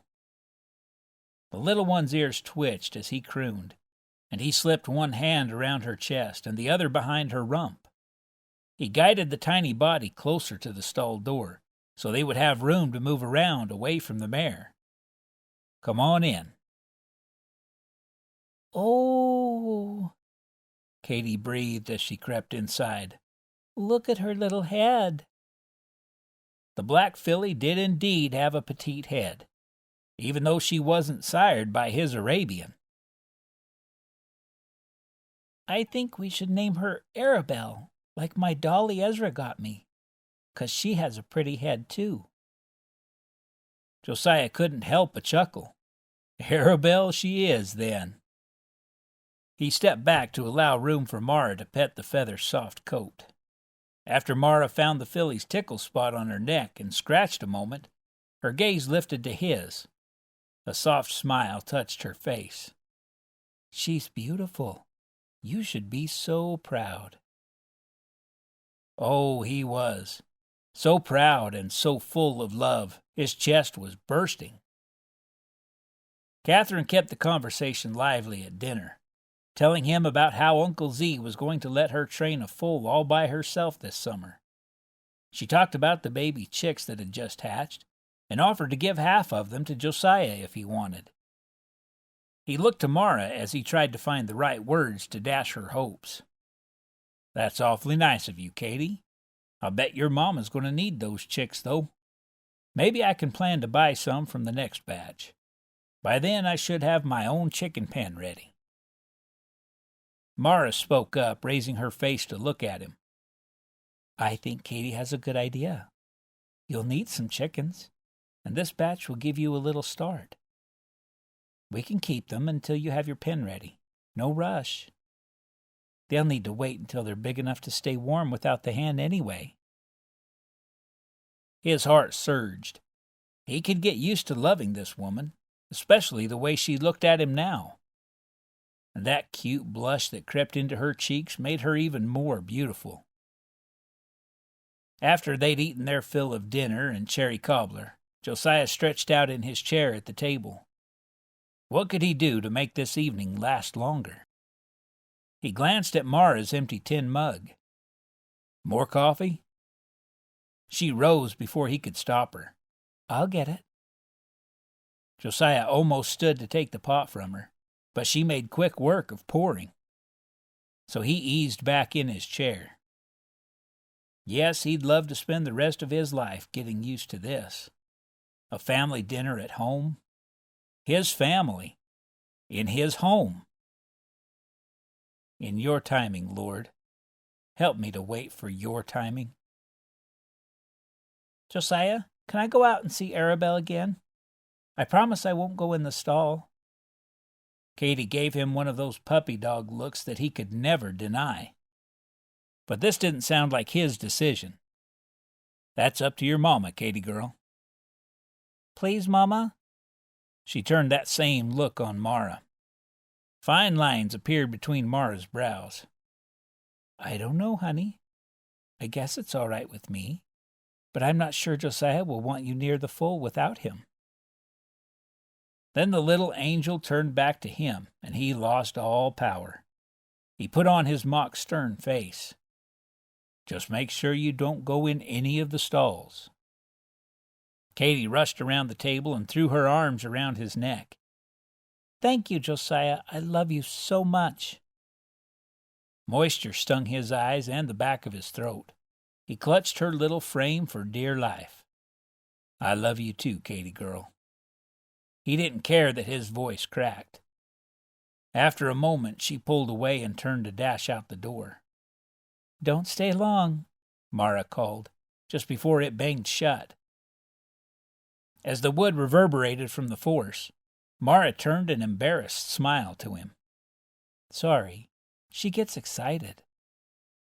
Josiah blinked back moisture and offered a wobbly grin. I'm glad she's so happy. Mara began stacking dishes on the table, and Josiah stood to help. He should tell her to stop, to sit and enjoy herself while he cleaned up. But working together seemed right.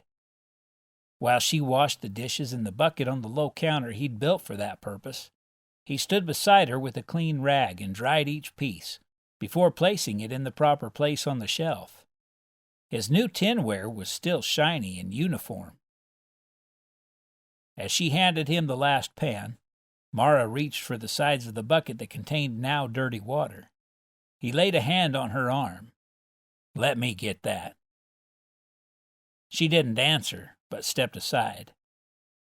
He listened for Katy as he dumped the water outside in the dusky light. No little girl noises, but the normal evening sounds echoed amongst the cricket chirps and the flowing of the river. All seemed well. When he stepped back inside, Mara gazed out the kitchen window. She glanced back at him with a soft smile, then turned to the glass again. The river's so peaceful. I could stand here and watch it for hours. The image she made was too beautiful for words. With her long hair hanging down her back, tied only in a pale blue ribbon to match her dress. Dare he touch her? Would she welcome him? The last thing he wanted was to ruin the moment. But an unseen force pulled him forward. Josiah stepped up behind Mara and rested his hands on her shoulders. They both faced the window, but he couldn't think about anything except the woman so near. He expected to feel her muscles tense beneath his touch. But instead, she leaned back ever so slightly until she rested against his chest. Thank you, Lord. Josiah slipped an arm around her waist and pulled her to him, resting his chin on the softness of her hair. He breathed in the familiar scent of roses.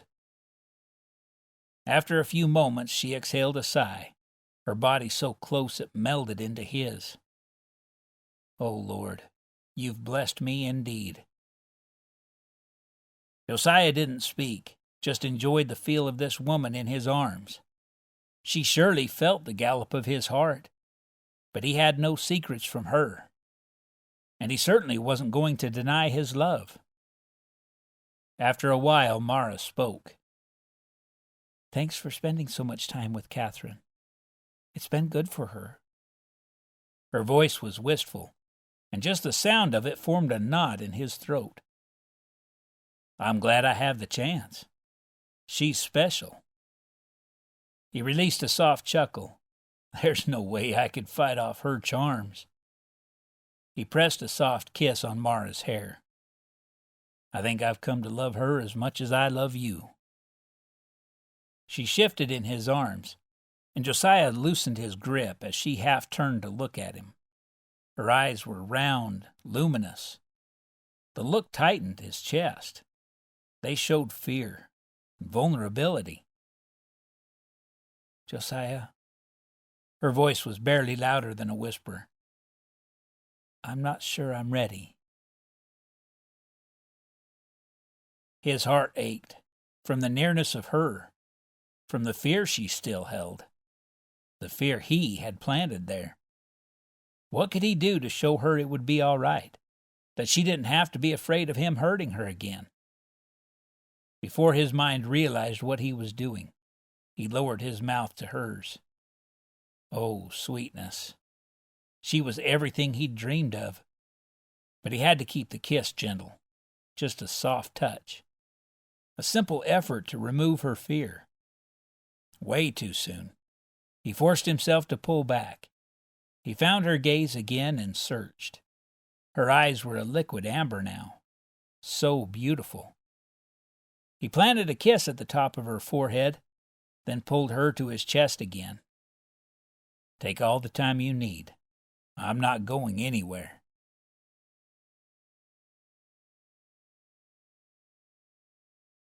Josiah whistled as his mare stepped out of the river on the side opposite his ranch.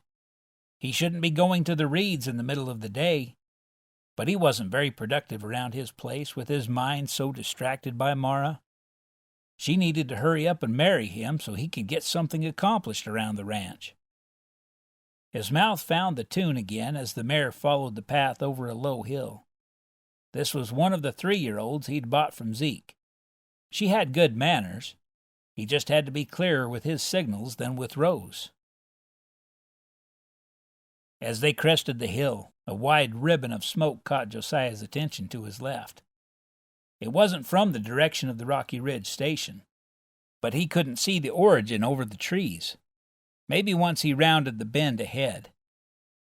It might have been his gut overreacting, but something didn't feel right. As he continued riding, the air took on the scent of smoke, and goosebumps rose on Josiah's upper arms. Was the grass on fire? Surely not with the wet spring they were having. When the trees thinned, an odd sight appeared about 300 feet ahead. Teepees. He had to blink before his mind believed it. Josiah reined in his horse. They were still protected by some tree cover, but he didn't dare move closer. From what he could tell, the Indian camp was settled in between 2 buttes, so no one would see it unless they came in from the side he was on. He leaned forward to peer around a tree. There were 10 teepees that he could see, but most likely more hidden. Should he make a run for it to the Reids? If he left the trail, he could probably get there without the Indians in the camp seeing him. Were there others moving around the area, though? An arrow of fear shot down his back. If he ran into a war party, they would likely murder him on the spot, or maybe just torture him. Was that something to hope for? God, show me which way to go. Protect me. And please, Lord, keep Mara and her family safe. Urgency tightened his chest. He had to get there to warn them. He reined his mare to the right, off the trail and into the thicker trees. Leaning low to avoid branches, he urged the horse around stumps and finally out into the meadow that bordered the Rocky Ridge station. The buildings looked undisturbed in the distance. A figure trotted on horseback in the corral behind the barn. All good signs. The Indians must not have been here yet. He kicked his mare hard as she lunged into a canter. It was bouncy enough to send his teeth into his throat, but he hung on and urged her faster. Zechariah met him in the courtyard. "What's wrong?" "Indians," Josiah gasped. "A camp full." He struggled to catch enough breath to speak through his parched throat. "Between the twin buttes." Zeke grabbed Josiah's arm and nearly jerked him off the horse. "Get inside and tell Mara to pack supplies. Then get the girls in the well. Ezra and I'll let the horses out and meet you there." No need to tell him twice. Josiah sprinted toward the cabin and jerked the door open. He paused for his eyes to adjust to the darkness. A gasp pulled his attention to the right. "Josiah!" He caught a glimpse of Katie's blonde braids just before she threw herself against him. He clutched her, but his eyes searched for Mara, finally finding her next to the work counter. "Mara?" "Yes?" Her gaze took on a glimmer of fear, probably picking up on his tone. "Indians. There's a camp not half a mile from here." He swung Katie into his arms and strode toward the kitchen as he spoke. "Need supplies, then get to the old well. Food, water, blankets, lanterns, and oil. And anything else you can think of." Her face blanched as she nodded, then spun to the row of crates that held foodstuffs.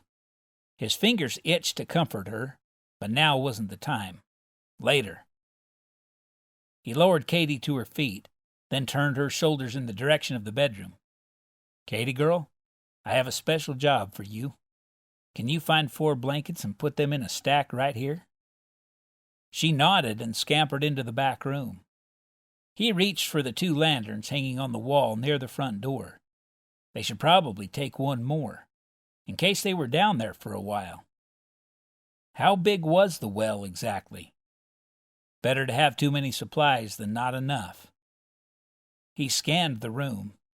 There by the ladder to the loft, a tin of oil, a box of matches, and another lantern on a shelf. He grouped them all by the door, then moved to the kitchen to help Mara. "I hope this is enough food." She handed him a large cloth bundle. "I'll fill the canteens." He deposited the food bundle next to the lanterns, then took a canteen from Mara and dipped it into the fresh water bucket next to the 2 she held. Her gaze raised to meet his, fear clouding her amber eyes. "How long do you think we'll be down there?" "I don't know." "God, place a fence of protection around us." "Here's the blankets, Josiah. Do you need anything else?" Katie's voice was muffled by the stack of quilts she carried.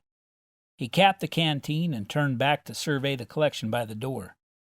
"I think that's enough. Let's get out there." He stepped out the door first, then scanned the yard and the tree line around them. All seemed quiet. Too quiet? "Come on." He beckoned to Katie and Mara, and they strode out into the unknown.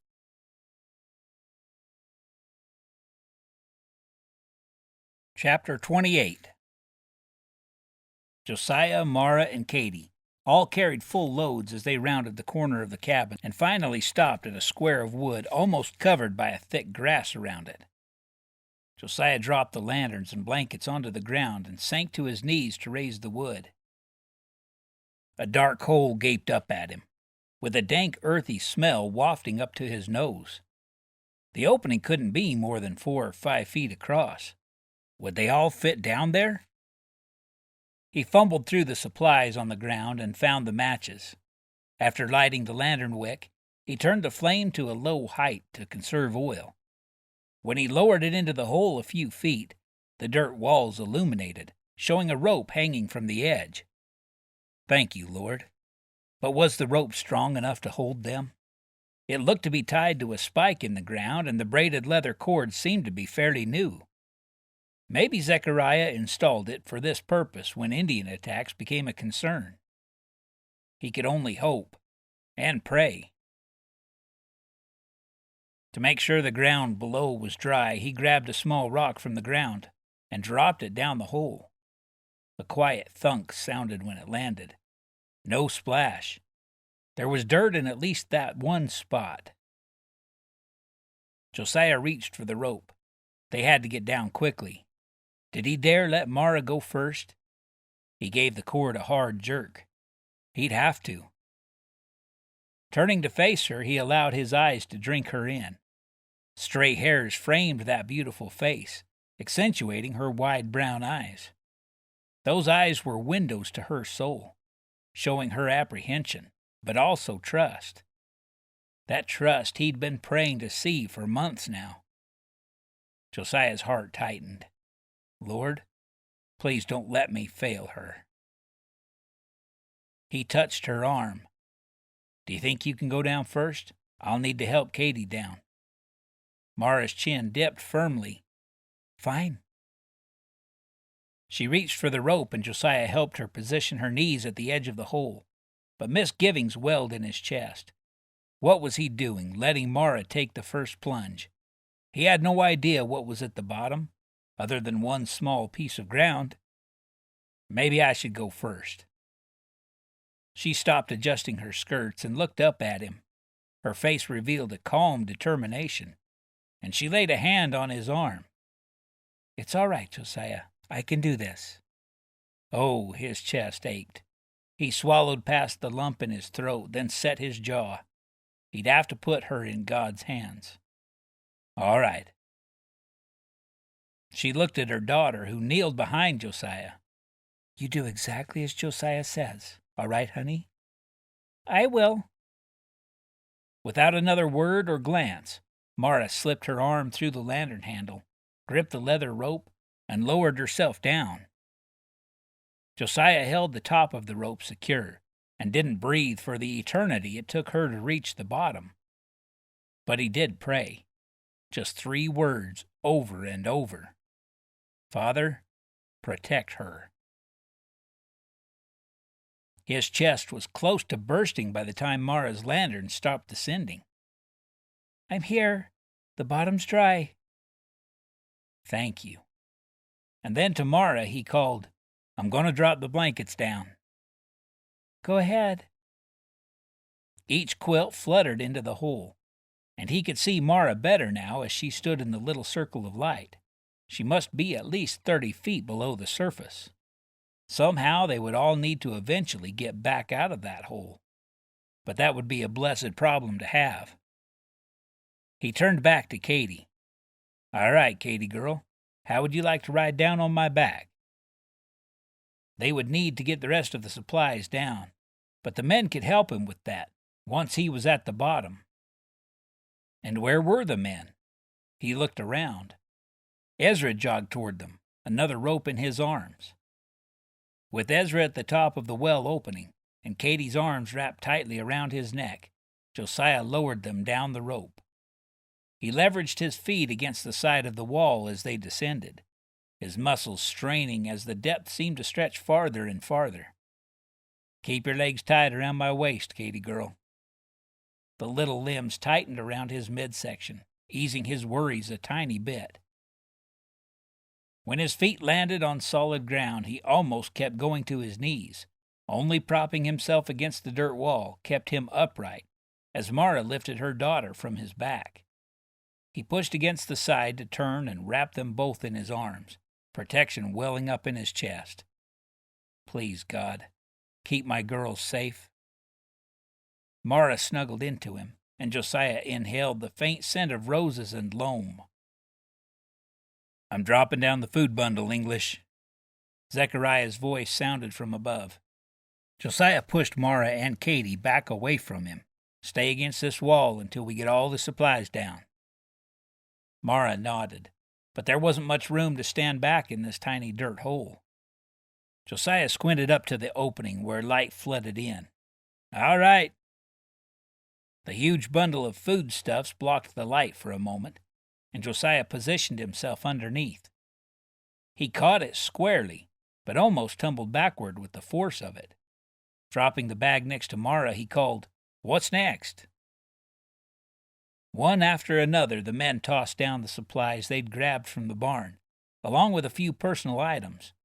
No telling what the Indians would take if they showed up at the house, or how long they would be there.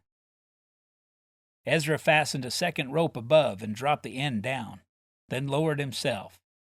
Zeke was the last to come, and stopped to settle the wood covering over the well opening before he descended.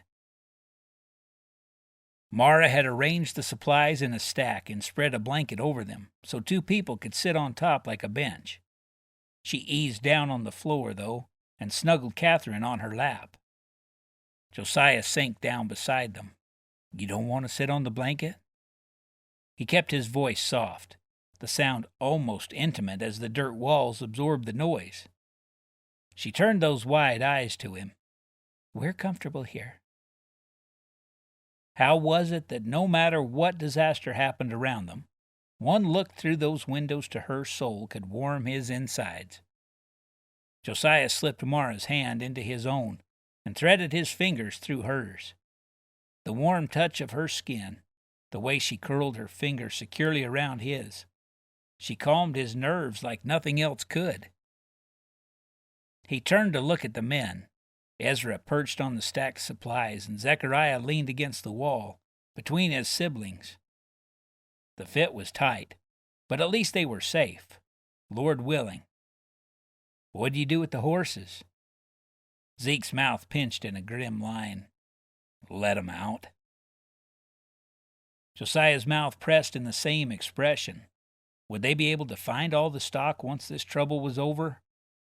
How much money and hard work would be lost in this skirmish? But maybe by releasing the horses, they would save more than if the Indians got their hands on them. How many Indians did you say you saw in the woods, Zeke? Ezra regarded his brother. It was hard to tell. Mostly looked like shadows moving through the trees. Just saw one on horseback, clear enough to know he was Cheyenne. He turned to Josiah. We would have been fish bait if you hadn't come to warn us. A knot tangled in his gut. He hadn't realized Indians were spotted within sight of this place. Do you think they saw us hide? Zeke squinted. Don't think so. They were in the trees on the other side of the barn, so they wouldn't be able to see this spot from there, as long as they don't have men by the creek. What do you think they have planned? Josiah's voice rumbled in the small space. Zeke exhaled a long breath. I would imagine they'll take whatever they can get. Supplies for sure. We're not up there to be murdered, but I'm sure that was part of their plan. A sharp inhale came from Josiah's left. He turned to see Mara's face, so pale it almost glowed in the lamplight. He gave her hand a gentle squeeze, but it trembled inside his own. So he unthreaded his fingers and slipped his arm behind her back. She snuggled into the crook of his shoulder, fitting so perfectly. His lips found her soft hair and planted a kiss. We can only pray, love. He whispered the words for her ears only. Josiah? Katie's small voice pierced the silence. Yes, Katie girl? He spoke in a hushed tone, grazing her soft cheek with a finger from his free hand. Will you tell me a story? She turned those blue puppy dog eyes on him. What kind of story? From when you used to live here and ride the horses? Ah, his favorite memories. All right. He paused for dramatic effect, scrunching his forehead as if he were thinking deeply. Once upon a time, there was a young knight who lived in a very cold land where snow covered everything. He lived in the castle near the princess and her family, and the knight had to travel a long distance to slay the dragons. Katie sat enraptured as he told the story of the princess and her brother, the prince, rescuing the knight from certain death in the icy mountains. Every so often he snuck a glance at Mara and found her watching him with a warm look in her eyes, looking every bit the princess she was. Just when he got to the part about the knight helping the princess with her chores, a low rumble sounded. It was almost as if the ground around them shook. Bits of dirt began to rain from overhead. A high-pitched cry sounded from the opening above, muffled by the wooden covering. An army of screams and cries and yells permeated their hideaway, sending Josiah's pulse into a gallop. Katie whimpered, and Mara snuggled the child's head to her chest. Josiah pulled them tighter into the circle of his arms and prayed like he'd never prayed before. Make them blind to the covering over this well. Send an army of angels to fight this enemy. The commotion overhead seemed to last forever. At one point it grew in volume, if that were possible. And then a series of mighty bangs sounded. The ground shook again, and more dirt rained down from above. Screams pierced the air. The booms didn't stop, just continued in rapid succession for at least a minute. Was this the end? Had the apocalypse begun, and the earth was being destroyed? Oh, God. And then, with no warning, silence. The booms stopped. The shaking of the ground slowed until all was still. No screams. Nothing. Josiah turned to the other men, the apprehension on their faces matching what thumped in his own chest. What was happening up there? A whimper sounded from Katie, but Mara shushed her with a soft whisper, rocking gently within Josiah's arms. After a few moments, a new sound worked its way into Josiah's awareness. A popping noise. The pops were random and accompanied by a low hum. What in the world? Fear gripped his chest.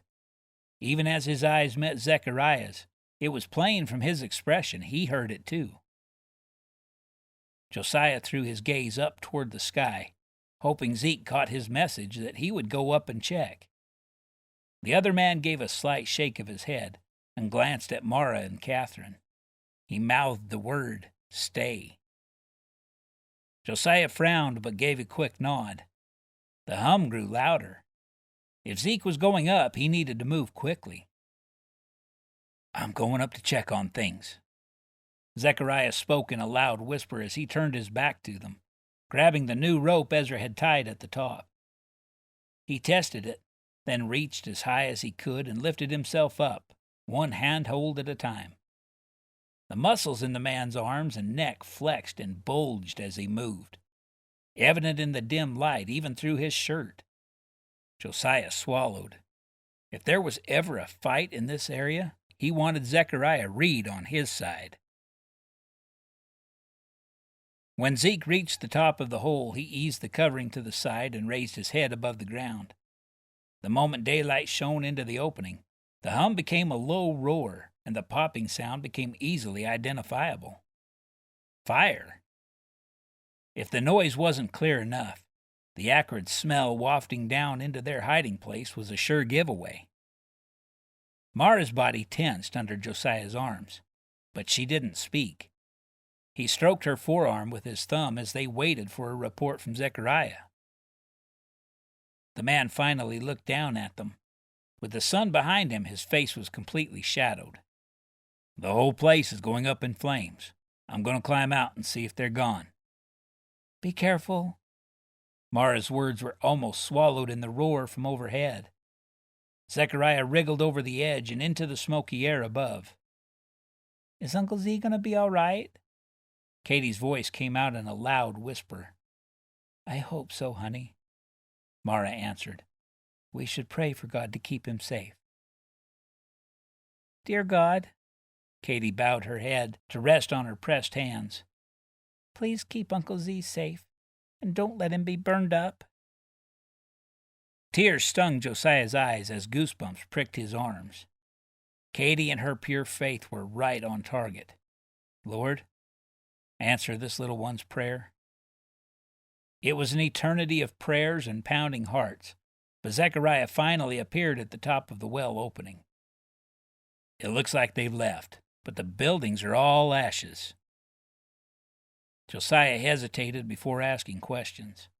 The last thing he wanted to do was alarm Katie, but he had to make sure things were safe before he let Mara and Katie come up. "Do you think they're watching from the trees?" "I don't see anything moving. Can't say for sure unless I ride out there, though." "I'm coming up." He had to get a look at things himself before he'd take a chance with the girls. He planted a kiss in Mara's hair before loosening his hold on them. His hands didn't want to untangle themselves, but he pulled free and pushed to his feet. Gathering his strength, he gripped the rope Zechariah had used. "Lord, I'm not asking for the same show of strength Zeke had. Just help me not to fall and make a fool of myself with this thing." Through sheer determination, he made it to the top. Although he was out of breath and possibly missing some of the tooth powder he'd ground off by clenching his jaw with the effort. The air outside was gray and smoky, and didn't do anything to help his lung capacity. The first deep breath left him coughing, but he struggled to his feet and stood next to Zechariah. It took a long moment to absorb the destruction around them.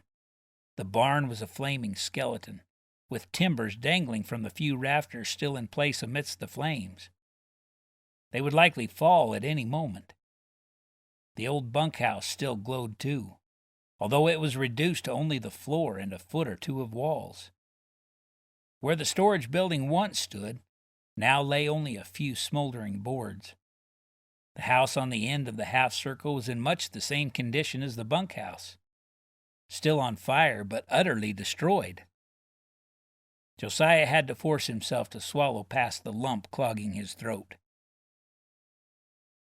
I'm thinking those loudest booms were the ammunition exploding in the storage building. Zechariah's voice rumbled, despite the background noise of the crackling fire. Josiah looked at the smoking wood in front of them again.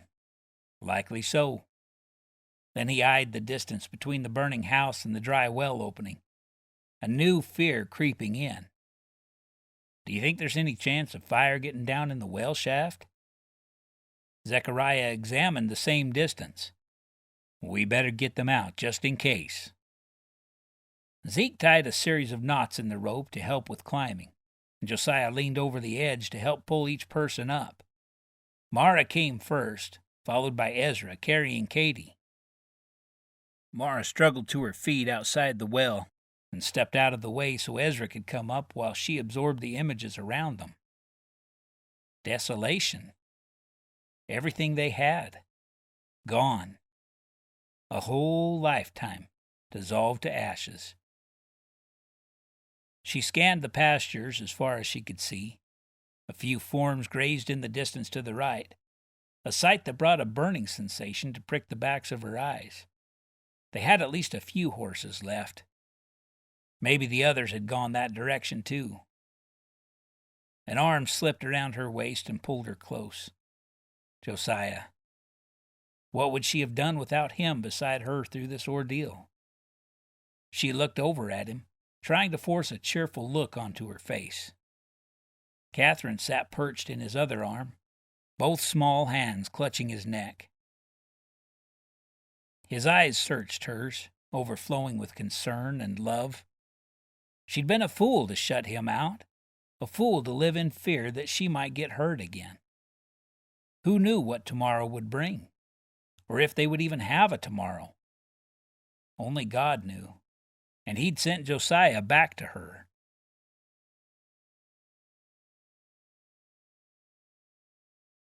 Chapter 29. Josiah forced his eyes open in the darkness. Where was he? An earthy odor permeated the air, along with a hint of fresh pine. Ah, yes, his barn. He stretched, squeezing his eyes shut against the ache in every muscle. They'd put in long hours at the rocky ridge over the past few days, clearing debris and cutting logs for the new house. His arms hadn't stopped throbbing since the fire. He had a house full of sleeping guests, with Mara and Katie sleeping in the master chamber, and Ezra stretched out in the extra bedroom. Zechariah had been bunking with Ezra, but he left for town the day before to pick up supplies. If all went well, he'd be back that afternoon. Josiah could have bedded down on the floor in the main room, but it didn't feel right to sleep in the house with Mara there. Not yet, anyway. A smile tugged his mouth. She'd been a different person since the fire. Not depressed or teary-eyed like he would have expected, but open and fervent, like she was determined to live each day to the full. They hadn't had a spare moment alone together, but one day soon he'd be asking her to marry him. If nothing else good came from the fire, it had convinced him that each day was precious, and he wanted to spend every single one of them with this woman. Tossing aside the blanket, he rose to his feet and ran a hand through his hair. He'd washed in the river the night before, but a shave would be a good idea this morning. But first, coffee. And breakfast for everyone. A low nicker pierced the air as Josiah stepped out of the barn and strode toward the house. His muscles tensed at the sound, his eyes scanning the tree line around the house. The Indians that had camped across the river left right after the burning of the Rocky Ridge station, but it was always possible another war or hunting party moved into the area. As his eyes searched the fence near the source of the sound, Rose's stocky form appeared in the dusky light. She released another soft nicker. Ears pricked at him as if she expected him to produce breakfast. Josiah's shoulders sagged. Not Indians. A bird twittered in the trees, and another returned the message. All normal morning sounds.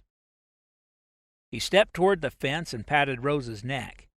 She responded by snuffling his hand, searching for oats or apples. "I'll feed you in a bit, but you gotta stay quiet, girl." He spoke in a whisper. Dawn barely lit the eastern horizon, but maybe he still had time to get breakfast started before everyone arose. The hinges on the front door creaked when he opened it. That needed to be oiled soon, maybe after breakfast. A rich aroma filled his nostrils, followed by a yeasty scent. He stopped for a second and closed his eyes to savor the fragrance. Just for a moment he was back in his old kitchen in Savannah, surrounded by ingredients and cooking utensils that would have delighted a Parisian chef. He pulled his eyes open and took in the stunning sight before him. Mara stood at the cook stove watching him with a soft smile on her lips. Her long hair hung loose around her shoulders, shimmering in the light from the lantern. "Good morning." Her voice came softly, like the first few rays of the morning sun. His body pulled him forward before his mind could object. In 4 steps he strode up behind her and slipped his arms around her waist. His mouth found her neck, and he breathed her in, then placed a single kiss there. "Good morning." Mara didn't seem eager to move, didn't try to squirm out of his hold. Instead, she settled her hands over his as if to keep him there. Oh, this woman. After a moment, she reached forward to pick up a wooden spoon and turned the eggs in the pan in front of her. Josiah inhaled again, taking his time to draw in the aroma of Mara's rosy scent, mixed with the smells of cooking breakfast. "I like coming in to find you in my kitchen." She didn't answer, but finished fluffing the eggs, then placed the spoon on the counter. In a smooth motion, she turned in Josiah's hold so she was facing him, then raised her arms to hook them around his neck. His heartbeat exploded in his chest, emotion and desire churning inside him. He lowered his forehead to rest on hers, forcing his lungs to breathe. Was it too soon to ask? Maybe.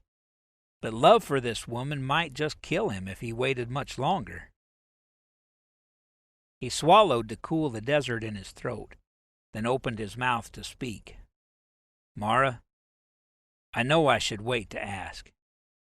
You deserve so much better, but I can't wait. Would you marry me? You and Katie?" Oh, he'd made a mess of that. But it was out, and now he couldn't breathe as he waited for her reaction. He raised his head a few inches so he could watch her face. Moisture pooled in her amber eyes, and his stomach climbed into his throat. But then her beautiful lips formed a smile that lit her eyes and every part of her face. "Yes, Josiah English, I would love to marry you." It took a full moment, but finally the impact of her words sank into his dense brain. Yes. She said yes. He swooped in to seal the agreement with a kiss, but a hand on his chest stopped him. Mara's smile had cocked sideways a bit. "But I can only speak for myself. You'll have to ask Katie for her answer." He couldn't stop a victory whoop as he scooped Mara up and spun her around. When her feet landed back on the floor, she leaned heavily on him. She was shaking. Was she scared? Oh, Lord, don't let her regret the decision already. Josiah scanned her eyes for remorse, but there was none he could see. Only love. Was that really love? There was no holding back his kiss this time. Josiah lowered his mouth slowly, savoring every millisecond he held this remarkable woman. But he'd no more than gotten started when something tugged the back of his shirt. What now? It couldn't be Mara. Her hands were tied around his neck, pulling him closer. Closer.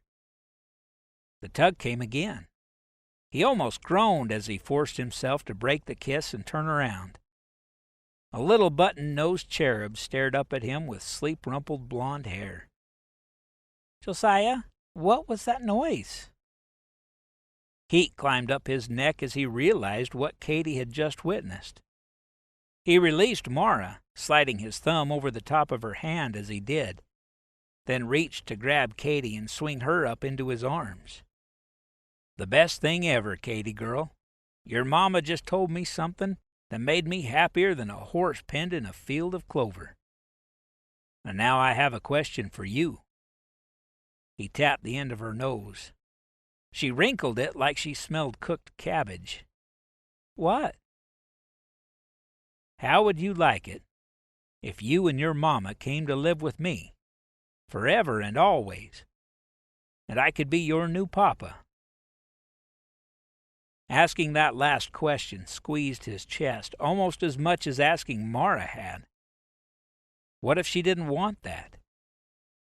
But Katie's face bloomed into a smile that lit up the room. "Really?"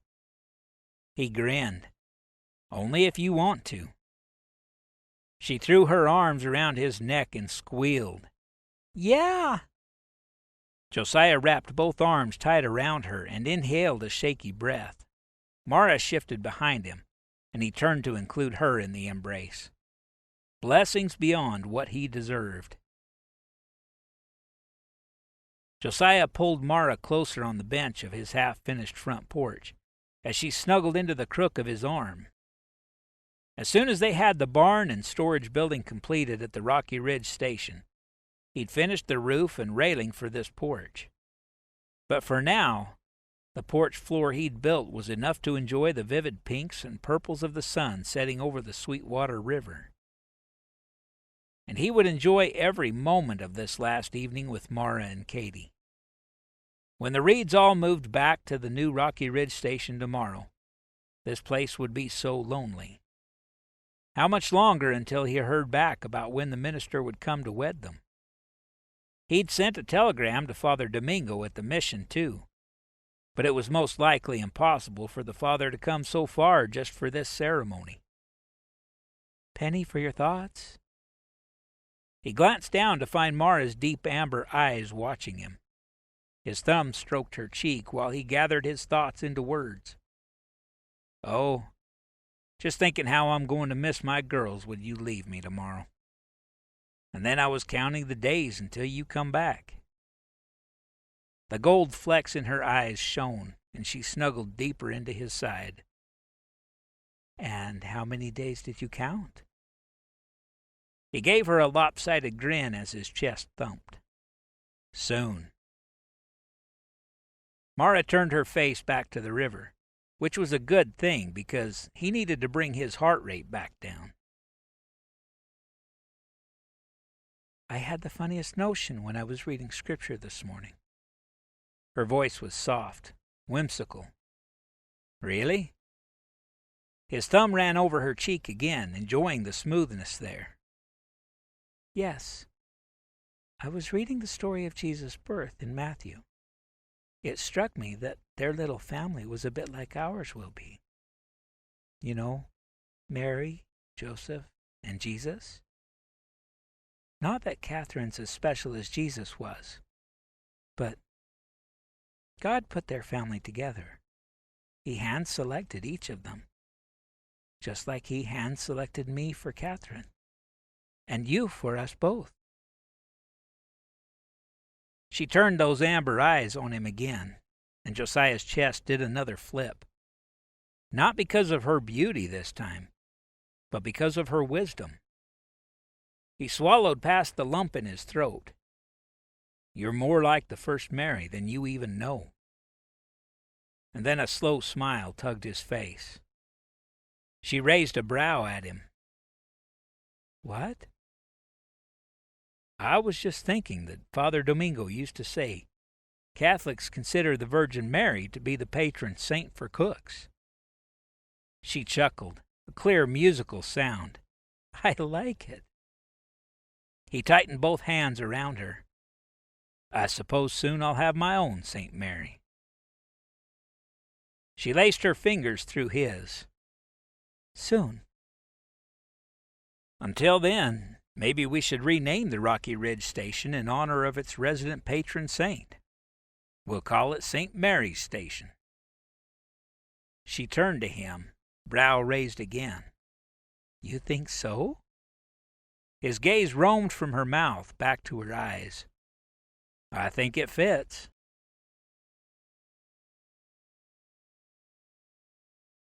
Epilogue. Josiah tugged on the sleeve of his nicest navy cotton shirt and shifted under the warmth of the sun. Why had they picked a spot out in the open where there weren't any shade trees and not a breeze around? A hand gripped his shoulder and he turned to face Father Domingo. The man's kind eyes were outlined by a myriad of lines displaying his years of wisdom. "God is with you, my son. What God joins together, He will bless." The air left Josiah's lungs in a rush, releasing the tension in his muscles with it. Yes. His eyes drifted around the yard again. This really was the perfect day, with sunshine sparkling on the Sweetwater River behind him. Father Domingo stood to his right, and Ezra on his left. Across the distance between them and his cabin, the grass shone a vibrant green, and a handful of horses grazed near the river. Yes, God had blessed them with a beautiful day for a wedding. Josiah's eyes found their way back to the front door of his cabin. What was taking so long in there? "I guess I shouldn't have told her to do whatever it took to make herself pretty," Ezra drawled from beside him. Josiah spun to face the man, and not even the quirk of Ezra's mouth calmed his ire. "Your sister could come out in a buffalo hide and she'd still be the prettiest woman west of the Mississippi. East of it, too." Ezra winked, but Josiah was spared his response because of a motion from the house. The front door opened and out slipped Katie. She could have passed for a fairy with her pale blue dress floating around her, and her blonde braids wrapping her head like a halo. And the bouquet of purple Indian paintbrush she held added the perfect touch. The cutest little pixie he'd ever laid eyes on. The doorway widened again, this time pulling all the way open. Zechariah Reid stood in the opening, his broad shoulders filling the frame. He turned slightly and stepped aside to reveal the most beautiful image Josiah had ever seen. Mara was radiant. Her soft blue gown matched Katie's, but the look was stunning on his bride. His bride. Emotion swelled in his chest and clogged his throat. He'd never felt so vividly alive before this moment. Her eyes found his and never wavered, even across the expanse of grass between them. She tucked her right hand into her brother's arm, and her left held Katie's as they proceeded down the stairs and toward the river, toward him. When they were mere feet away, the threesome stopped. Josiah's gaze flickered to a beaming Katie, and he shot her a wink. Her smile smothered her face, wrapping from ear to ear. "Here you go." Josiah turned to face Zeke. The man's eyes were piercing, almost wary, as though he wasn't sure whether he should really trust Josiah. And he didn't extend Mara's arm to give her over. Zeke's protective instincts had always showed strongly, and now how hard must it be to turn over responsibility for his little sister to another man? Josiah's chest tightened at the thought of doing such a thing with Katie. He willed the man to see his sincerity in his eyes. He would cherish and protect Mara no matter what it took. At last, Zeke turned to his sister and gave her a soft look, stepped back to offer her hand to Josiah. Josiah swallowed as he accepted that hand and looked into Mara's face.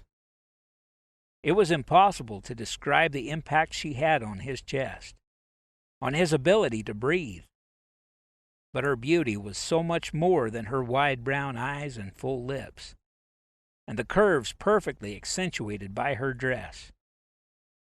It was the depth of her heart that showed through every action.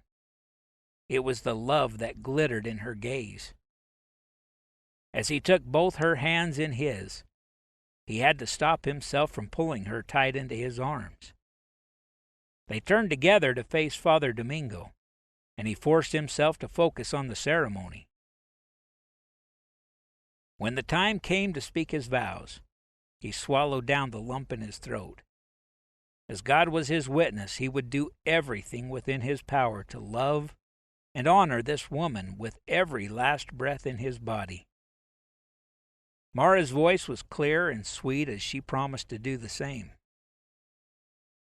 And then the priest rested a hand on each of their heads and bowed his own. May God, the Eternal Father, keep you of one heart in love for one another, that the peace of Christ may dwell in you and abide always in your home. Josiah moistened his parched mouth, then spoke his Amen with the others before Father Domingo continued. May you be blessed in your children, have solace in your friends, and enjoy true peace with everyone. Your children. Yep. May you be witnesses in the world to God's charity, so that the afflicted and needy who have known your kindness may one day receive you thankfully into their eternal dwelling of God. Amen. The entire group spoke the word together. Father Domingo removed his hands from their heads, and Josiah lifted his gaze. The priest watched him with a bit of a twinkle in his dark eyes. Josiah English, you may kiss your bride. Josiah turned back to Mara, and the love shining there stole his breath. His bride. He took a step forward and pulled her tight against him. Everything around them faded as he lowered his mouth to hers. Her lips were pure sweetness, more than ever before. He infused every ounce of love he could into the kiss. God had blessed him beyond what he'd ever imagined. Bonus Epilogue, July 16th, 1866. Sweetwater River Valley, Wyoming Territory. Mara glanced sideways at the lanky girl riding beside her. Katie grinned wide enough to reveal a missing bottom tooth. It was hard to believe she would be 9 years old when her birthday came in a couple months. Mara returned the smile. Are you looking forward to a week with your uncles? Katie's eyes sparkled. Uncle Ezra said I can send all the outgoing telegrams for him. A warm chuckle sounded from Josiah on Mara's other side. I'm sure he's looking forward to the break. She caught her husband's gaze, and that very familiar tingle slid through her. This man. 1 year of marriage had flown by in a whirlwind of full days, hard work, laughter, and love. So much love. Now she and Josiah were setting off on an anniversary trip to South Pass, just the two of them. A treat she'd been looking forward to for weeks, though it seemed wrong to leave Katy behind. Their daughter hadn't been to South Pass in years, but how wonderful it would be to have Josiah all to herself for a few days. As they neared the stage stop, the front door opened and Zeke stepped out. He left the door open, and a moment later Ezra trotted out and down the steps. Her brothers met them in the yard, and Ezra swept Katy from her saddle, spinning her around as she squealed with glee. "There's my favorite girl. Are you ready for some fun this week?" Mara smiled at them, then shifted her gaze to Zeke. He watched the pair with a half grin, though something about him seemed distant. He glanced up at Mara, and when he caught her gaze, his expression sobered. He shifted his focus to Katy's horse, stepping forward to take the gelding's reins. "I'll put him in the barn." As he turned away, he paused, then sent a glance back at Josiah and Mara. "You two come in for a minute before you head off." A knot of worry niggled inside her, and as Zeke led the horse away, she met Josiah's gaze. His eyes held curiosity, but not the apprehension pressing through her. Zeke must want to tell them something they wouldn't like. Had he received bad news? Who could it possibly have come from? One of the stage lines? Or was it something with the horses? Was Zeke ill? He seemed hale enough, with no limp or loss of color. She dismounted and let Josiah take her reins, then followed Ezra and Katy inside.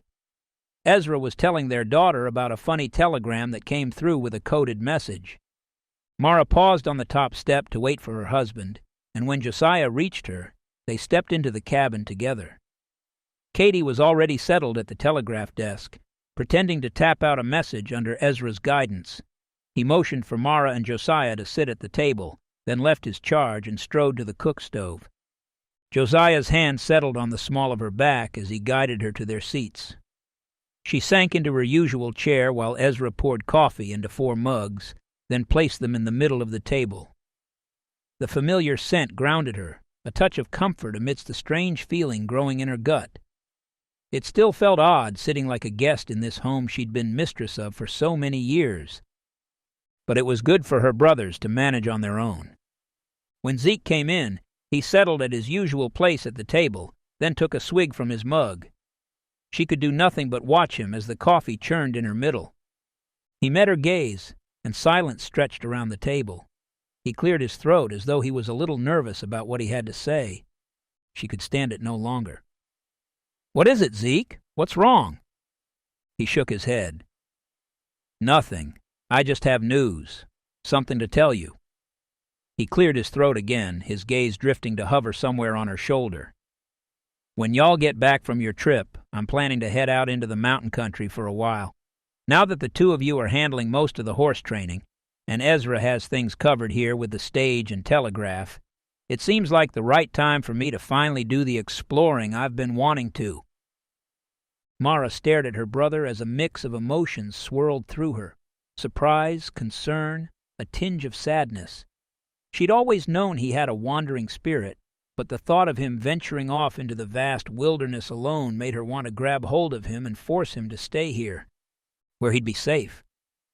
She reached across the table and grasped his hand. "Zeke, are you sure about this? The mountain country is so dangerous, especially for a single person." Zeke met her gaze, his eyes filled with the quiet determination she'd seen so many times. "I'm sure. It's something I need to do.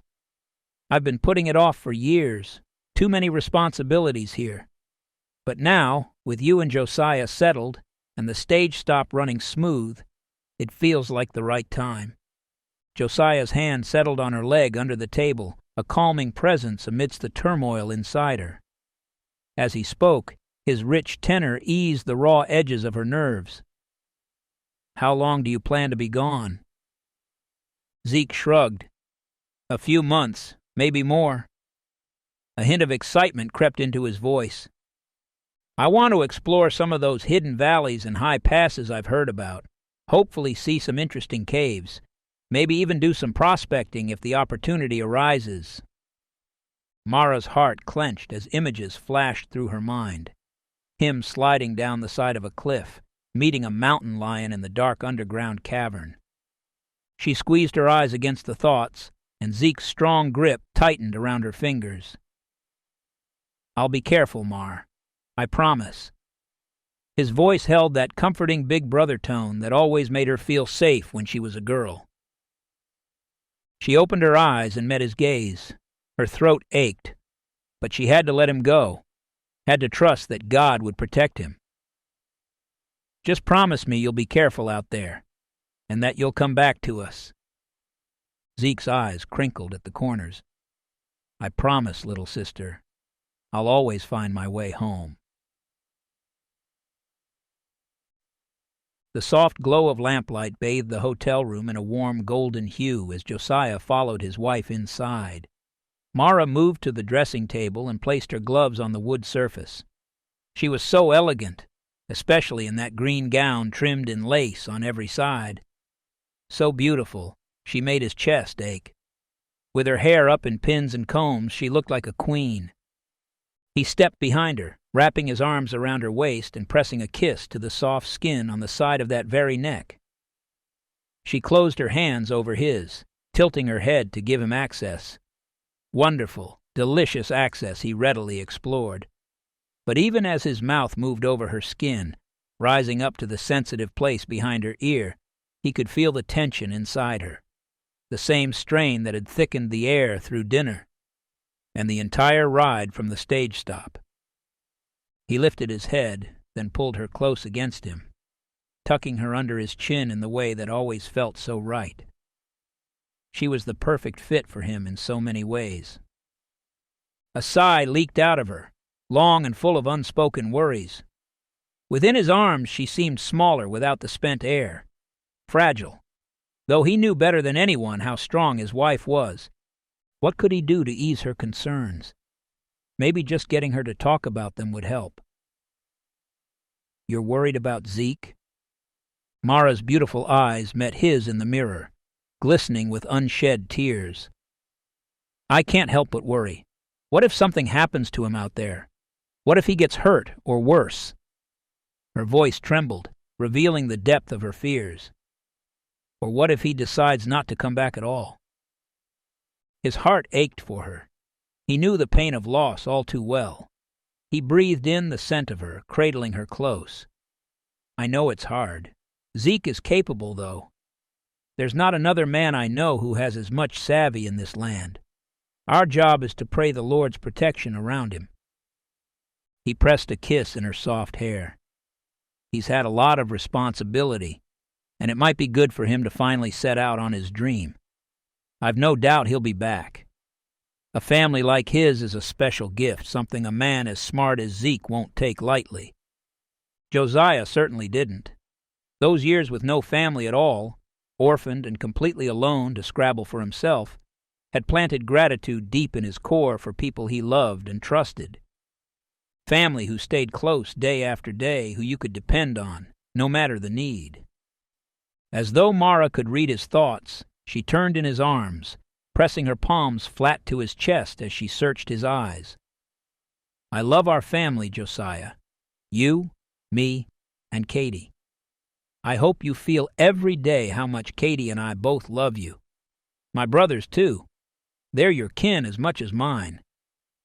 He soaked her in, letting her sweet concern warm his insides. Then he settled his forehead on hers. "I know, and I don't take it lightly." She drew in a long breath. "I don't know what I'd do without you." "You'll never have to find out," he murmured. Her warm breath against his skin was making it hard to think straight. "I wake up every morning thanking God for blessing me with you and Katie." Then he tilted her chin up, capturing her lips. He did his best to keep the touch tender. She felt too fragile for him to pour out all that was building inside him. But he could let her know how he treasured her. When they parted, a glimmer of liquid wet her cheek. His chest tightened a little more, and he brushed the drop away with the pad of his thumb. He dipped his chin to catch her gaze again. "We'll get through this together with the Father's help, just like we always do. We'll pray for Zeke's safety and trust in the Lord's plan." He's watched over us all this far, and he'll continue to do so." Mara inhaled once more, then a soft smile graced her lips. "How did you ever get to be so wise?" He returned the grin. "I guess my wife's virtues are rubbing off on me." That brought a deeper smile to her eyes, and she reached up to cup his face. "You know, we were talking about how wonderful our family is. Wouldn't it be even better if we expanded the group a little?" His entire body stood at attention. "Are you saying—" Was she— He searched her eyes. Her cheeks turned pink, and she shook her head quickly. "Not yet. Not that I know of. I was just saying that— we should—" A new rush of heat swept through him, even as his heartbeat eased from the frantic gallop she'd just sent his pulse into. He exhaled a slow breath, then allowed a slow grin to form. "I like the way you think, and I couldn't agree more." He tightened his hold on her, tugging her as close as she could possibly come. Not close enough. He reached down and scooped her up in his arms, moving so quick she let out a little squeal. Then she wrapped her hands around his neck, pulling his face close to hers. "Happy anniversary, darling." Then he took her mouth in his, relishing the love she gave so freely. This has been a Pony Express romance.